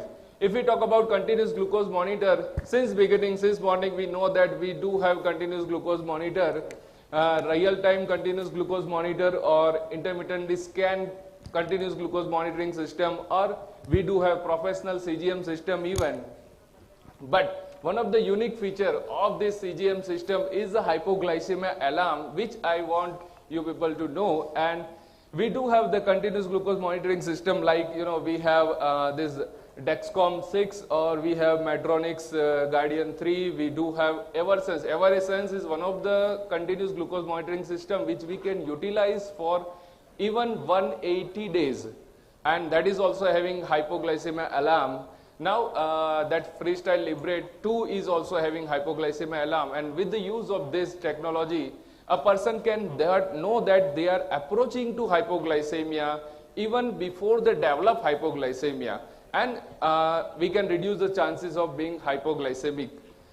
Again, use of insulin pump. We all know that with the aid of modern insulin pump, there are our people with who are using insulin, they will develop very, very low incidence of hypoglycemia because of some unique feature which are there with the insulin pump, like basal rate adjustment. We all know that physiologically also our basal insulin secretion is not the constant. So how the hell one injection or one basal insulin can take care of it? And that is what we can correct with the insulin pump. We do have bolus wizard insulin pump at that facility. So as per the meal, we can correct it. We do have temporary basal rate. So as per the person requirement, you can temporarily change basal rate in insulin pump. Suppose I am wearing insulin pump, I want to go for exercise. Temporary for the momentary, I can have my temporary basal rate. There is integrated CGM included with the insulin pump that can help. And that is a precise and predictive algorithm that learns by itself. Your pump will learn by your trends, and that will adapt to that trend so that you will not develop hypoglycemia. And that is what insulin pump. We are using insulin pump even in GDM also. I think I would ask Dr. Rutul to share his experience, use of insulin pump and how it can help us to reduce the hypoglycemia. Yeah, so in GDM, usually what our range is very strict, like we want to keep it between 70 to 130. So, and even the stricter range, sometimes we ask the patient to keep postprandial blood sugar less than 120. And in such cases, insulin pumps can be very much useful, as they can give us the alarm, as well as whenever even the blood sugar goes higher than 130 or 140, it gives us alarm that we have to increase the basal rate, or even we can increase, we can give the micro boluses from insulin pump whenever we want. Like if we take a very small amount of mid-meal snacks, and that time if we want to give smaller amount of insulin, we can give it spontaneously.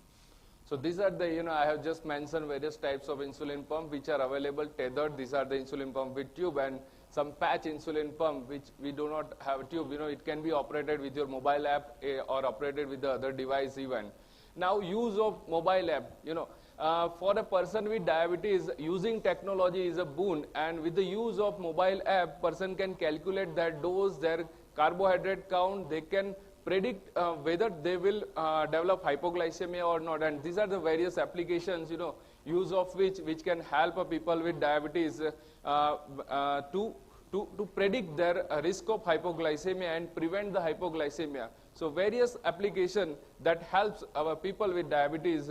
Likewise, one application I would just like to draw attention is My Sugar Junior, which is a particular made for the children, and that application it is in the form of some games. So children with diabetes, they will learn their application from the application, their behavior towards the food, towards the medicine, towards the insulin, and that can help a lot to prevent the incidence of hypoglycemia. Some applications like Blue Loop, it involves the family members to take care of hypoglycemia, and that can send the alert message regarding that glycemic trend to the family members. So we do have some other insulin pump system like VGO, and this is some secure simplicity, which is a simple made for the mealtime insulin delivery. That's a patch system. So we do have this sort of all the applications which can help our people with diabetes to decide their carbohydrate count, to define their exercise algorithm, to define their insulin dose. They do have bolus calculator even, and with the help of this, people with diabetes can prevent the hypoglycemia. We do have now in smart insulin pen even, and that pen is able to deliver accurately the half unit of the insulin dose even, which is having options for multiple daily injection. It can be used as some sort of rescue therapy for the pump failure also.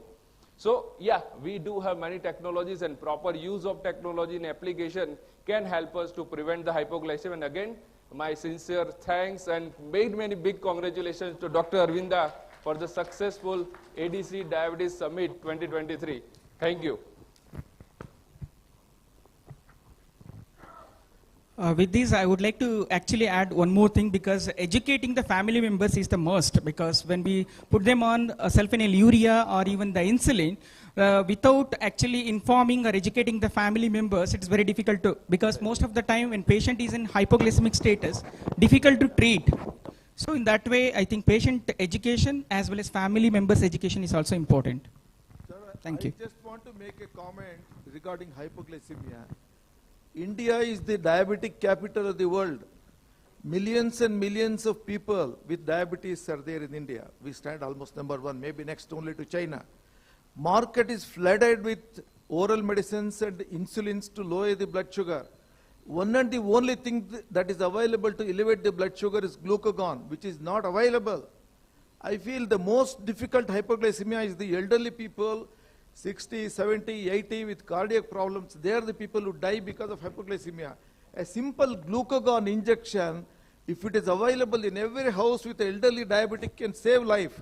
Why it is not available in a great country like India? Why it's not available? I feel it should be there in every house. Not every doctor, every house should have a glucagon injection. Somebody should be trying to give the injection to the elderly diabetic in case of an emergency, which can save life. Why it is not available? And what is the price, and can you throw some more light? Sir, actually, we respect your comment, but rather, now the trend is not to have hypoglycemia. So that, why we develop hypoglycemia, that is we need to focus more. Second, of course, treatment of hypoglycemia, glucagon injection is required. But again, let me say you, it is not a long acting. It will be a temporary solution only. It's not a long-acting therapy that you need not to repeat it. One dose is sufficient. Yeah, of course, there is a scarcity of availability. Only Glaxo is having glucagon injection. Other problem with glucagon injection is the stability. So that is also one of the major issue. And to have glucagon injection, and if you are not able to keep it properly, it will not be active. So you cannot, deliver it to some healthcare physician or private care physician. Yeah, of course. corporates or ICU setup, they must be there.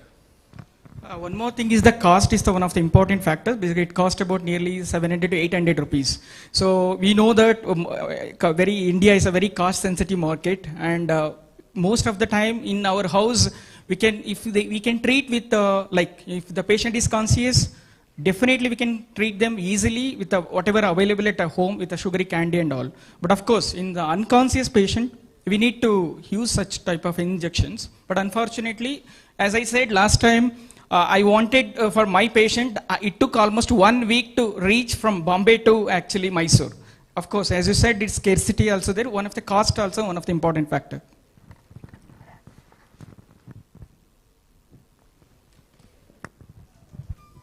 Thank you all very much for sharing your deep knowledge with us, sir.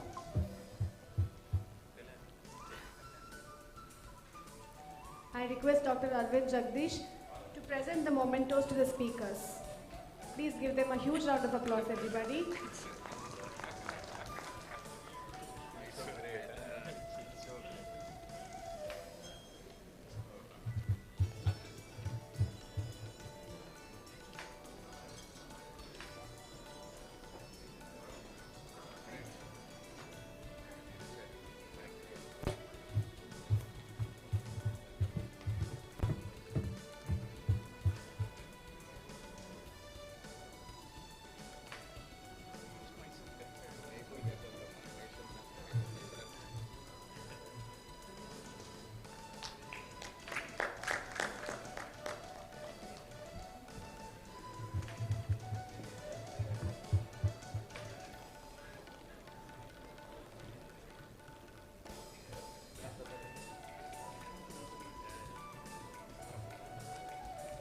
Thank you, sir.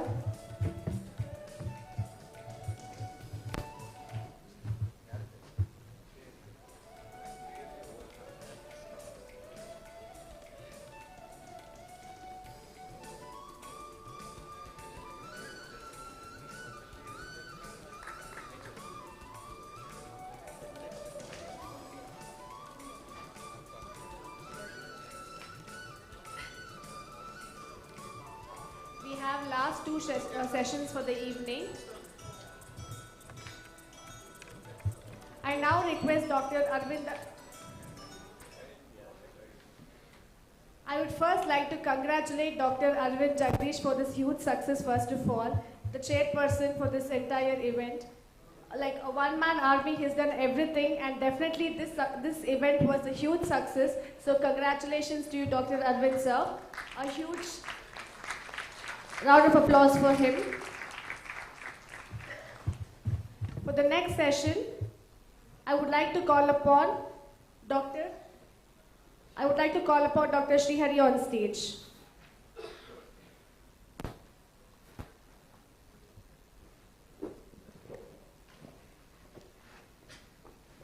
So my topic today is on SGLT2 inhibitors and combination.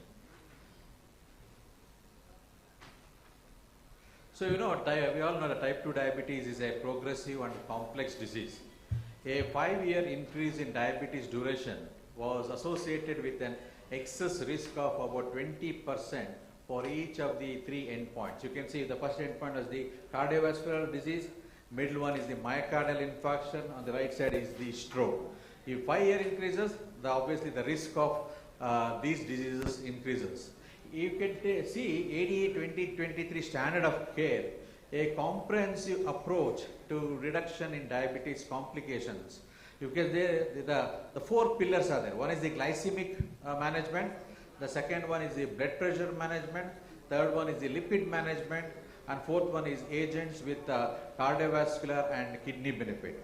The lifestyle modification and diabetic education plays like a main pillar of diabetes management. So there are unmet needs in type 2 diabetes therapy. Therefore, there is a need for combinational approach to address multiple pathophysiological mechanisms of hyperglycemia, treatment that provide both glycemic and non-glycemic benefits, reducing the occurrence of hypoglycemia or weight gain, improves the compliance and adherence of the patients to the therapy. So SGLT2 inhibitors, a pillar in the management of type 2 diabetes, we all know. So because of its pleiotropic effects of SGLT2 inhibitors, like we know it, when it comes to heart, it decreases arrhythmia, decreases the intracellular calcium load on the retina here. Pointer.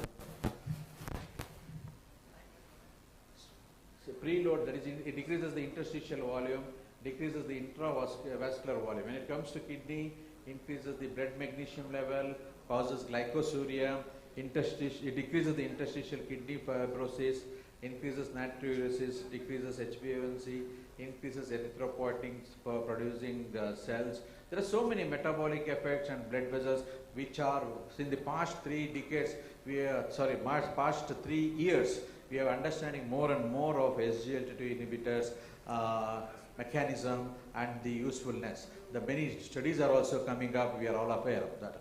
SGLT2 inhibitors offers the intermittent weight loss in type 2 diabetes. That is the plus point. Earlier we always thought that any diabetic medication we put, whether it is sulfonylureas or insulin, the problem, pioglitazone also, problem was weight gain. But if you see these newer molecules like SGLT2 inhibitors and GLP-1RAs and all, the weight loss is an additional benefit what you are giving, what you are getting in our patients. So when it comes to management of NAFLD with diabetes also, the SGLT2 inhibitors is one of the drugs which can be considered. More data are coming up recently. Last week also one paper has come telling about the role of SGLT2 inhibitors in NAFLD. So when it comes to glucose lowering medications in CKD, the first and foremost drug which always comes to our mind because of the data available is the SGLT2 inhibitors. So KDIGO, that is Kidney Association 2022, recommends SGLT2 inhibitor as first-line therapy in type 2 diabetes with CKD. So first is always the healthy diet, physical activity, smoking cessation, weight gain. Then the first-line drug. So we had a debate on all those things. Where the first-line drugs is the SGLT2 inhibitors in a patient with CKD. We can use if the eGFR is more than 20. So that is where the SGLT2 inhibitors plays an important role. So it is a surprise in the management of diabetes and this complication. SGLT2 inhibitors such as DAPA enhances the urinary glucose excretion and have made an imposing entrance to the type 2 diabetes treatment armamentarium. It's a unique insulin-independent mode of action, marked cardiovascular renal benefits. So, effect of DAPA on worsening heart failure and CV death was consistent across all subgroups in DAPA heart failure study. So, various studies are there to support this effect. So, DAPA CKD, you can see, it helps in the preventing the renal failure as well. So, DAPA glucosidone cut the incidence of worsened chronic kidney disease by an average of 39% with a number needed to treat of 19. Next is the DPP4 inhibitors. Why I am telling about SGLT2 inhibitors and DPP4 inhibitors? Because these combinations are available in the market, very widely used. So DPP4 inhibitors is a cornerstone in the management of type 2 diabetes. The benefits of incretin therapy at different stages of diabetes. You can see the significant glucose lowering effects, weight neutral, inhibit glucagon secretion, exhibit cardiovascular benefit, protects beta cell and low risk of hypoglycemia. We know that Savartini had a problem with saxagliptin with regards to heart failure, but the TICO study with sitagliptin has shown there is no significant difference in the rate of hospitalization for heart failure. So what is the clear message from TICOS is the TICOS trial showed no imbalance between the treatment and placebo arms in the hospitalization for heart failure. This provides reassurance that even if the increased heart failure signal seen in the earlier trial is true, it's not a class effect associated with all the DPP4 drugs. So the unmet needs of treatment. So do we need SGLT2 inhibitors and DPP4 inhibitors? Yes, definitely. Why? One is the acting on multiple pathophysiological mechanism. Second one is treatments that provide both glycemic and non-glycemic benefits. The third one is reducing the occurrence of hypoglycemia or weight gain. And OAD option that not only meets all of the needs, but additionally improves the compliance of the patients in need. So combination of SGLT2 inhibitors and DPP4 inhibitors. This is a blockbuster combination because of the double benefit in management of type 2 diabetes. So the efficacy of DAPA as add-on sitagliptin, you can see this is a 24-week multi-center study. What it shows is a combination of SGLT2 inhibitors and DPP4 inhibitors achieved better glycemic control and a greater weight reduction without the increasing risk of hypoglycemia and urinary tract infections in patients with inadequately controlled type 2 diabetes. If you see this algorithm, that is glucose-centric algorithm for glycemic control, if you see the first is the lifestyle modification, then always metformin, then depends upon the HbA1c, we can use 2 drugs or 3 drugs, or if the patient is having osmotic symptoms, the insulin is recommended. So you can start from the beginning also, then you can always down titrate depending upon the HbA1c and the goal what you need to achieve in the individual patient. So this is an expert opinion. You can see the optimal clinical approach to combination use of SGLT2 inhibitors and DPP4 inhibitors in the Indian diabetic settings. This is an interesting article. If you see these authors, most of the authors were our faculties yesterday and today. So it is an important to address multiple pathophysiological aspects underlying type 2 diabetes. Combination therapy with the DPP4 inhibitors plus SGLT2 inhibitors may be relevant in this regard. This therapeutic combination may be pertinent partner to metformin in providing meaningful glycemic control without increasing the risk of hypoglycemia and improving the metabolic profile of the patient. The combination of agents with proven benefits may be preferred for patients with higher predisposition to cardiovascular events and kidney disease. Overcoming clinical inertia and ensuring long-term adherence are important aspects of clinical outcomes optimization. The adoption of a relevant combination therapy can help address these aspects. So the combination, that is a fixed dose combination of SGLT2 inhibitors and DPP4 inhibitor, is a suitable option for Indian type 2 diabetes. Why? It is a safer, rapid and sustained glycemic control, improves both the insulin resistance and beta cell function, helps reduce body weight and blood pressure, extra glycemic benefits, reduces the pill burden, compliance improves, and overall cost effective, which is very important in our country.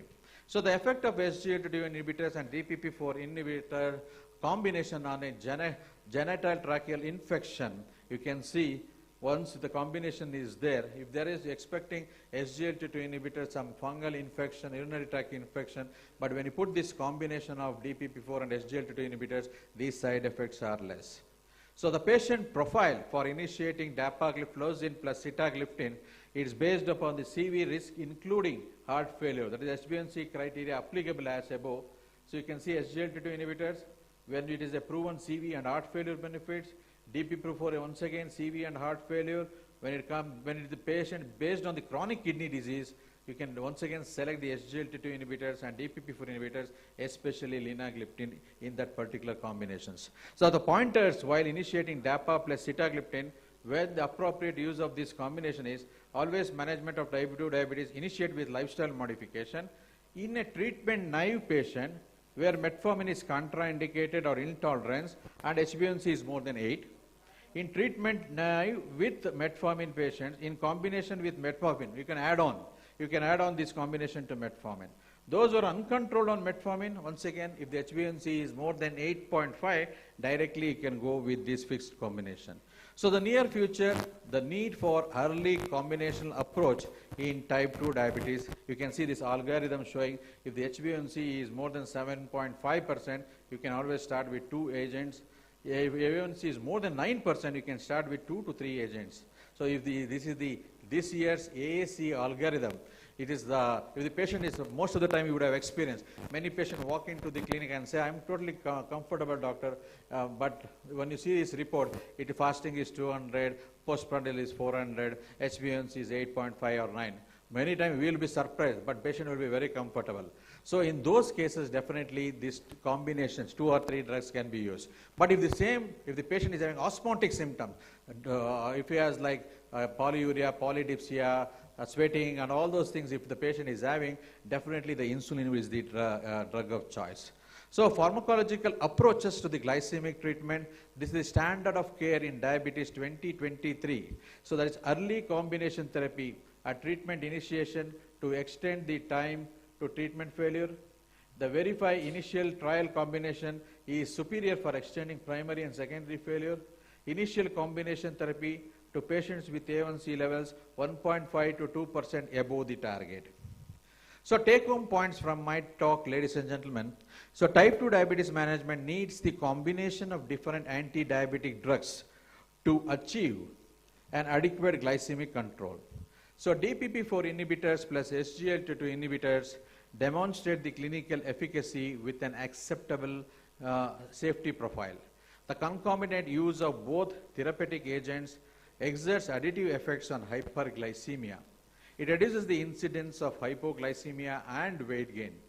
Dapagliflozin plus sitagliptin combination increases the adherence and exert beneficial effects on glycemic control and other cardiovascular risk factor. So combination therapy can be considered as an early intensification strategy to lower the risk of complications. So this combination is doing wonders in the treatment in our diabetic practice because the pill burden is reduced. Second one is it is cost effective. Thank you for your patience hearing. If you have any question, you can discuss. Thank you, Dr. Aravind. It was a wonderful talk. And any questions? At the outset, I thank Dr. Aravind for providing this opportunity. And many congratulations on a successful event. At the outset, we would like to now invite you for the ceremony. You have given everyone, now it is our chance to felicitate you. I think we should. It will become like Nityananda, me talking myself, me felicitating myself. So, no need. As a chairman of this ADC conference, please accept this small memento. And also, I request all the family members to come over the stage, please.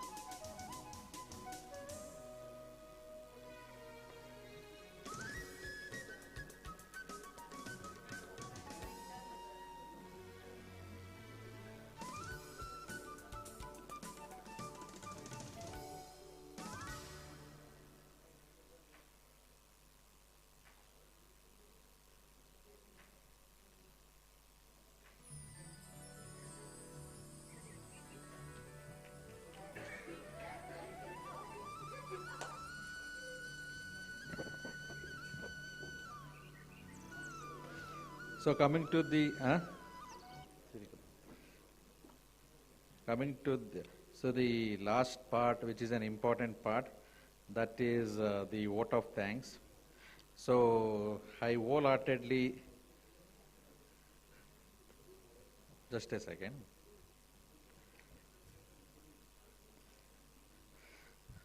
I wholeheartedly thank each one and all for being a part of our conference, being actively participating. So any conference will not be a success without the participation from the delegates. So we are happy to have many delegates till the end.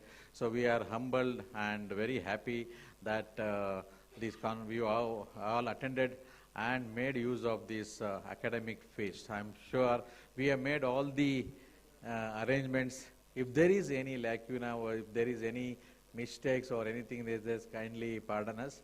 Utmost care has been taken, but sometimes big events, some problems, minor problems may occur, but I hope all these things you'll forget me, forgive me. So first of all, I like to thank my family members. Their support was huge, and without their support, it was not a simple task to do. But it's all the family members joined together and helped in the success of this conference. And I thank the delegates who participated in this conference very actively. That is most important thing. And the most important thing is the faculty also. They have come across India. I'm happy to say that nearly 60 members outside Karnataka, they participated in our conference. So that is a very important thing, and I'm sure all of you had a good interaction with them. And the most important thing is my support team. Like we had a support team. So the most thing is any conference will not be a success without our industry partners. So the industry partners played an important role. Our pharma partners played an important role, because without their help, any conference will not be a success. So they are equally supported. First of all, if the teams are there, I like to call one by one so that we can allot this. First time I'm doing this concept, like giving the certificates to them as a token of gratitude. So first is, so it is random, I'll call according to this list. First, WOCART, anybody is there? WOCART team? If anybody is there, please come up. TMS, yeah. Please come, please come.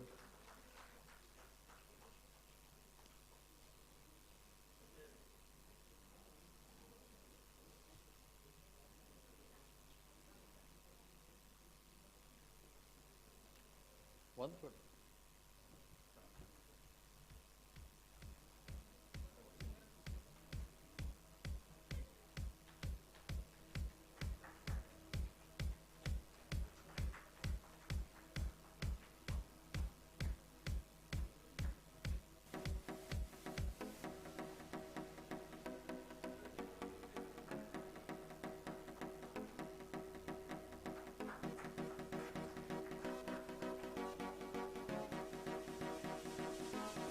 And Novo Nordisk.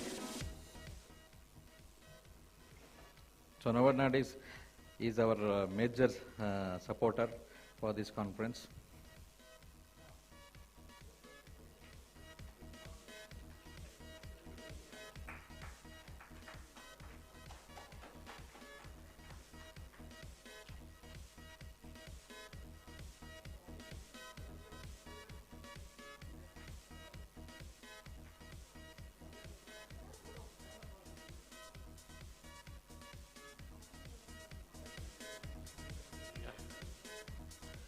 Next, disease friend, our Banu. I should say, Banu was the main man behind this conference. Since 2 months? So since 2 months, day and night, the communication was going on regarding the organizing the event. so many things. Like every day I used to call him at 12 o'clock, 1 o'clock in program scheduling, program designing. Everything was meticulously planned and implemented. He tolerated me, I should say. Please come on.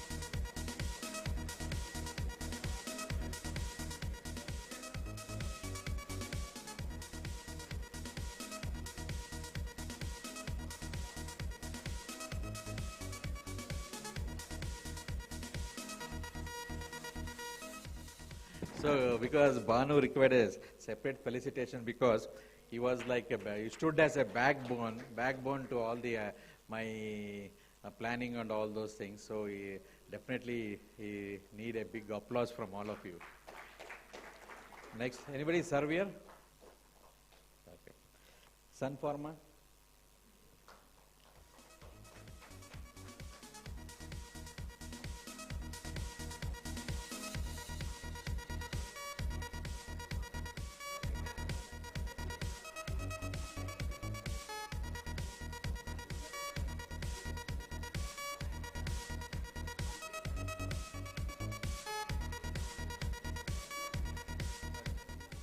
Intas, Corona Remedies. Corona Remedies? Oh, yeah. The Corona Remedies were also a major sponsor for us for this conference. Aries, Janssen, Mankind,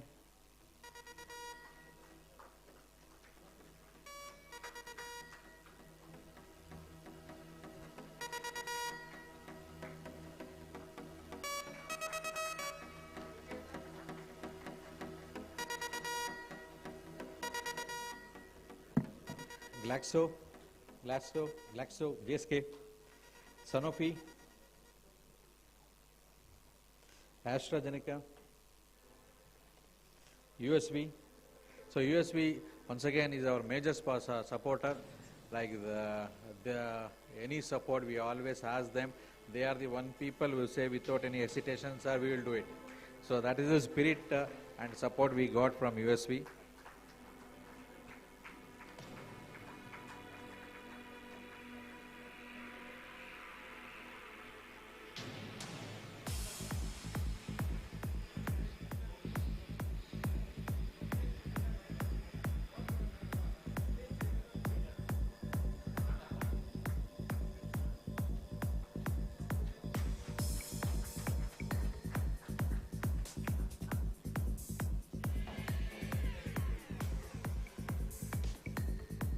Lupin,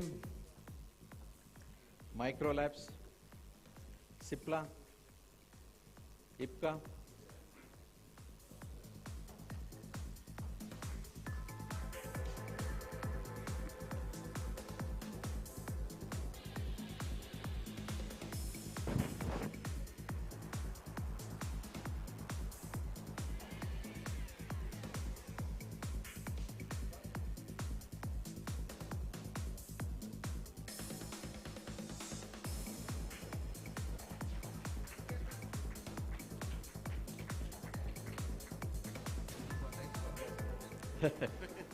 Boehringer, Biocon,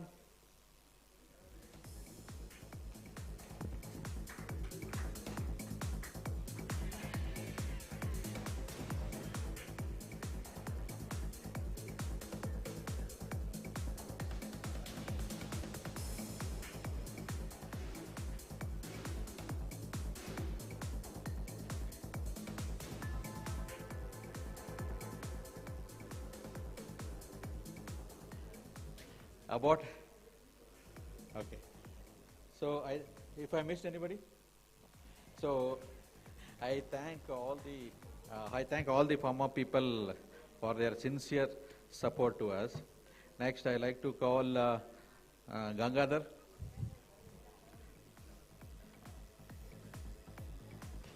Hmm.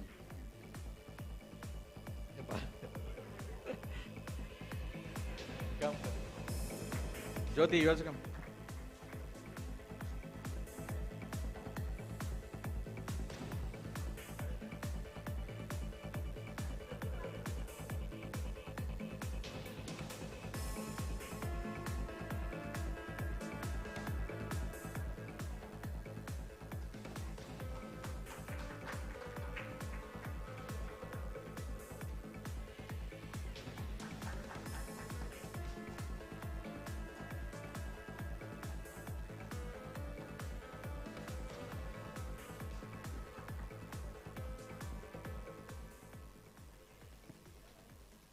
Nisha.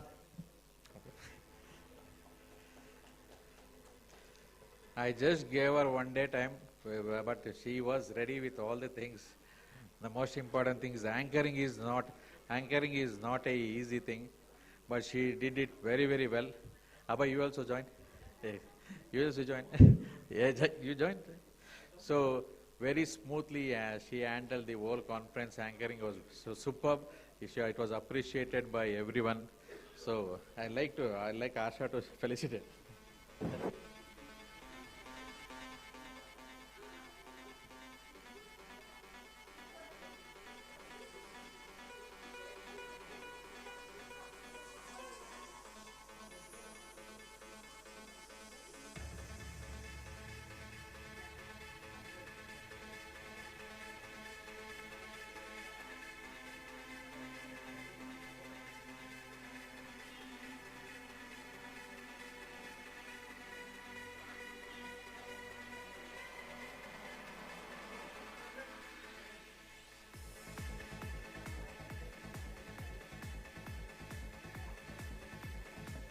Deepak.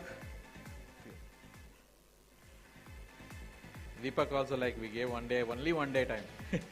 Because with all the things, he's an experienced fellow. He managed it very, very easily and smoothly. That is the most important thing.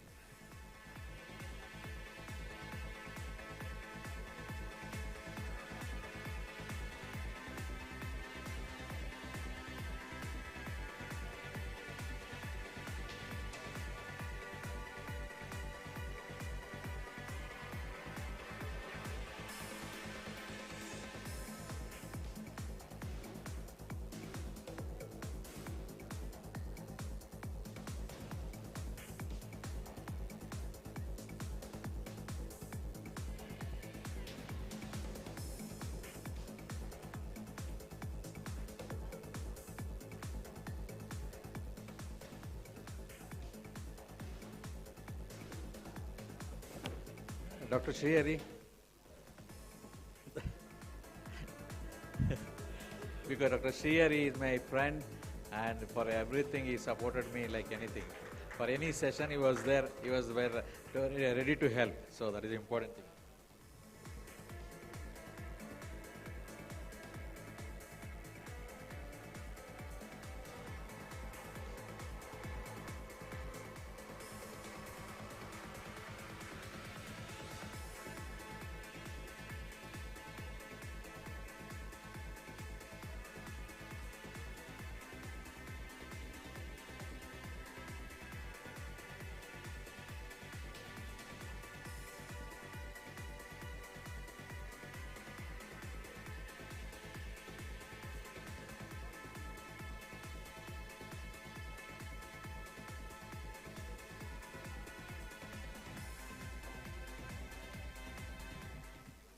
Another,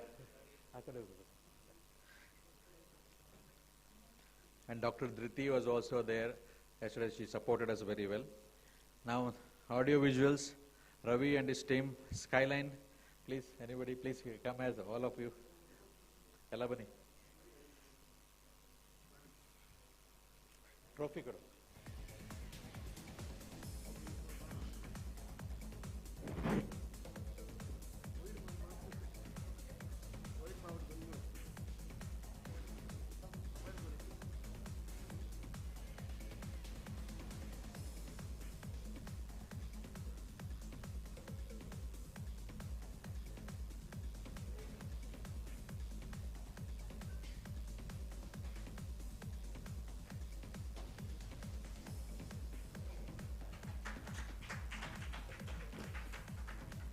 and the hotel staff.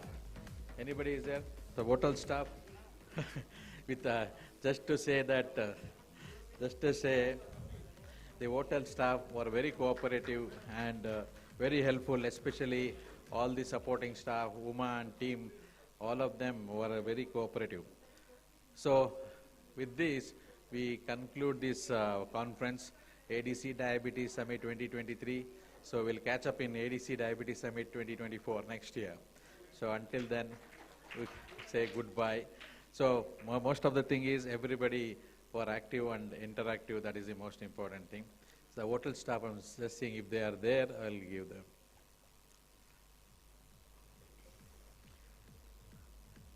If I have missed anybody, kindly excuse. I hope I have covered everybody.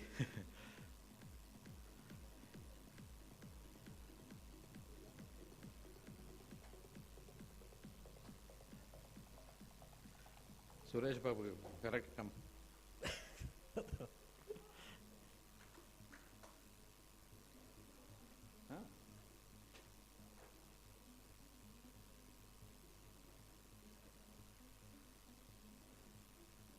Idhara?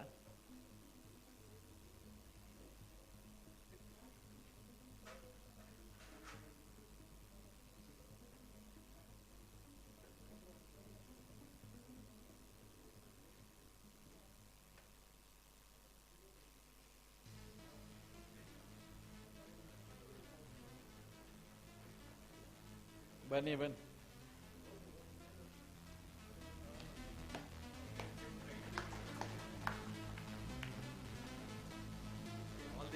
All the hotel staffs were very, very cooperative.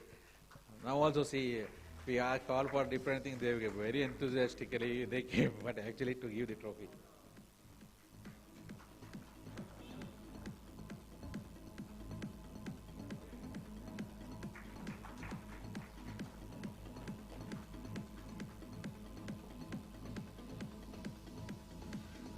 So thank you once again, one and all. So we all hope to see you next year. Goodbye.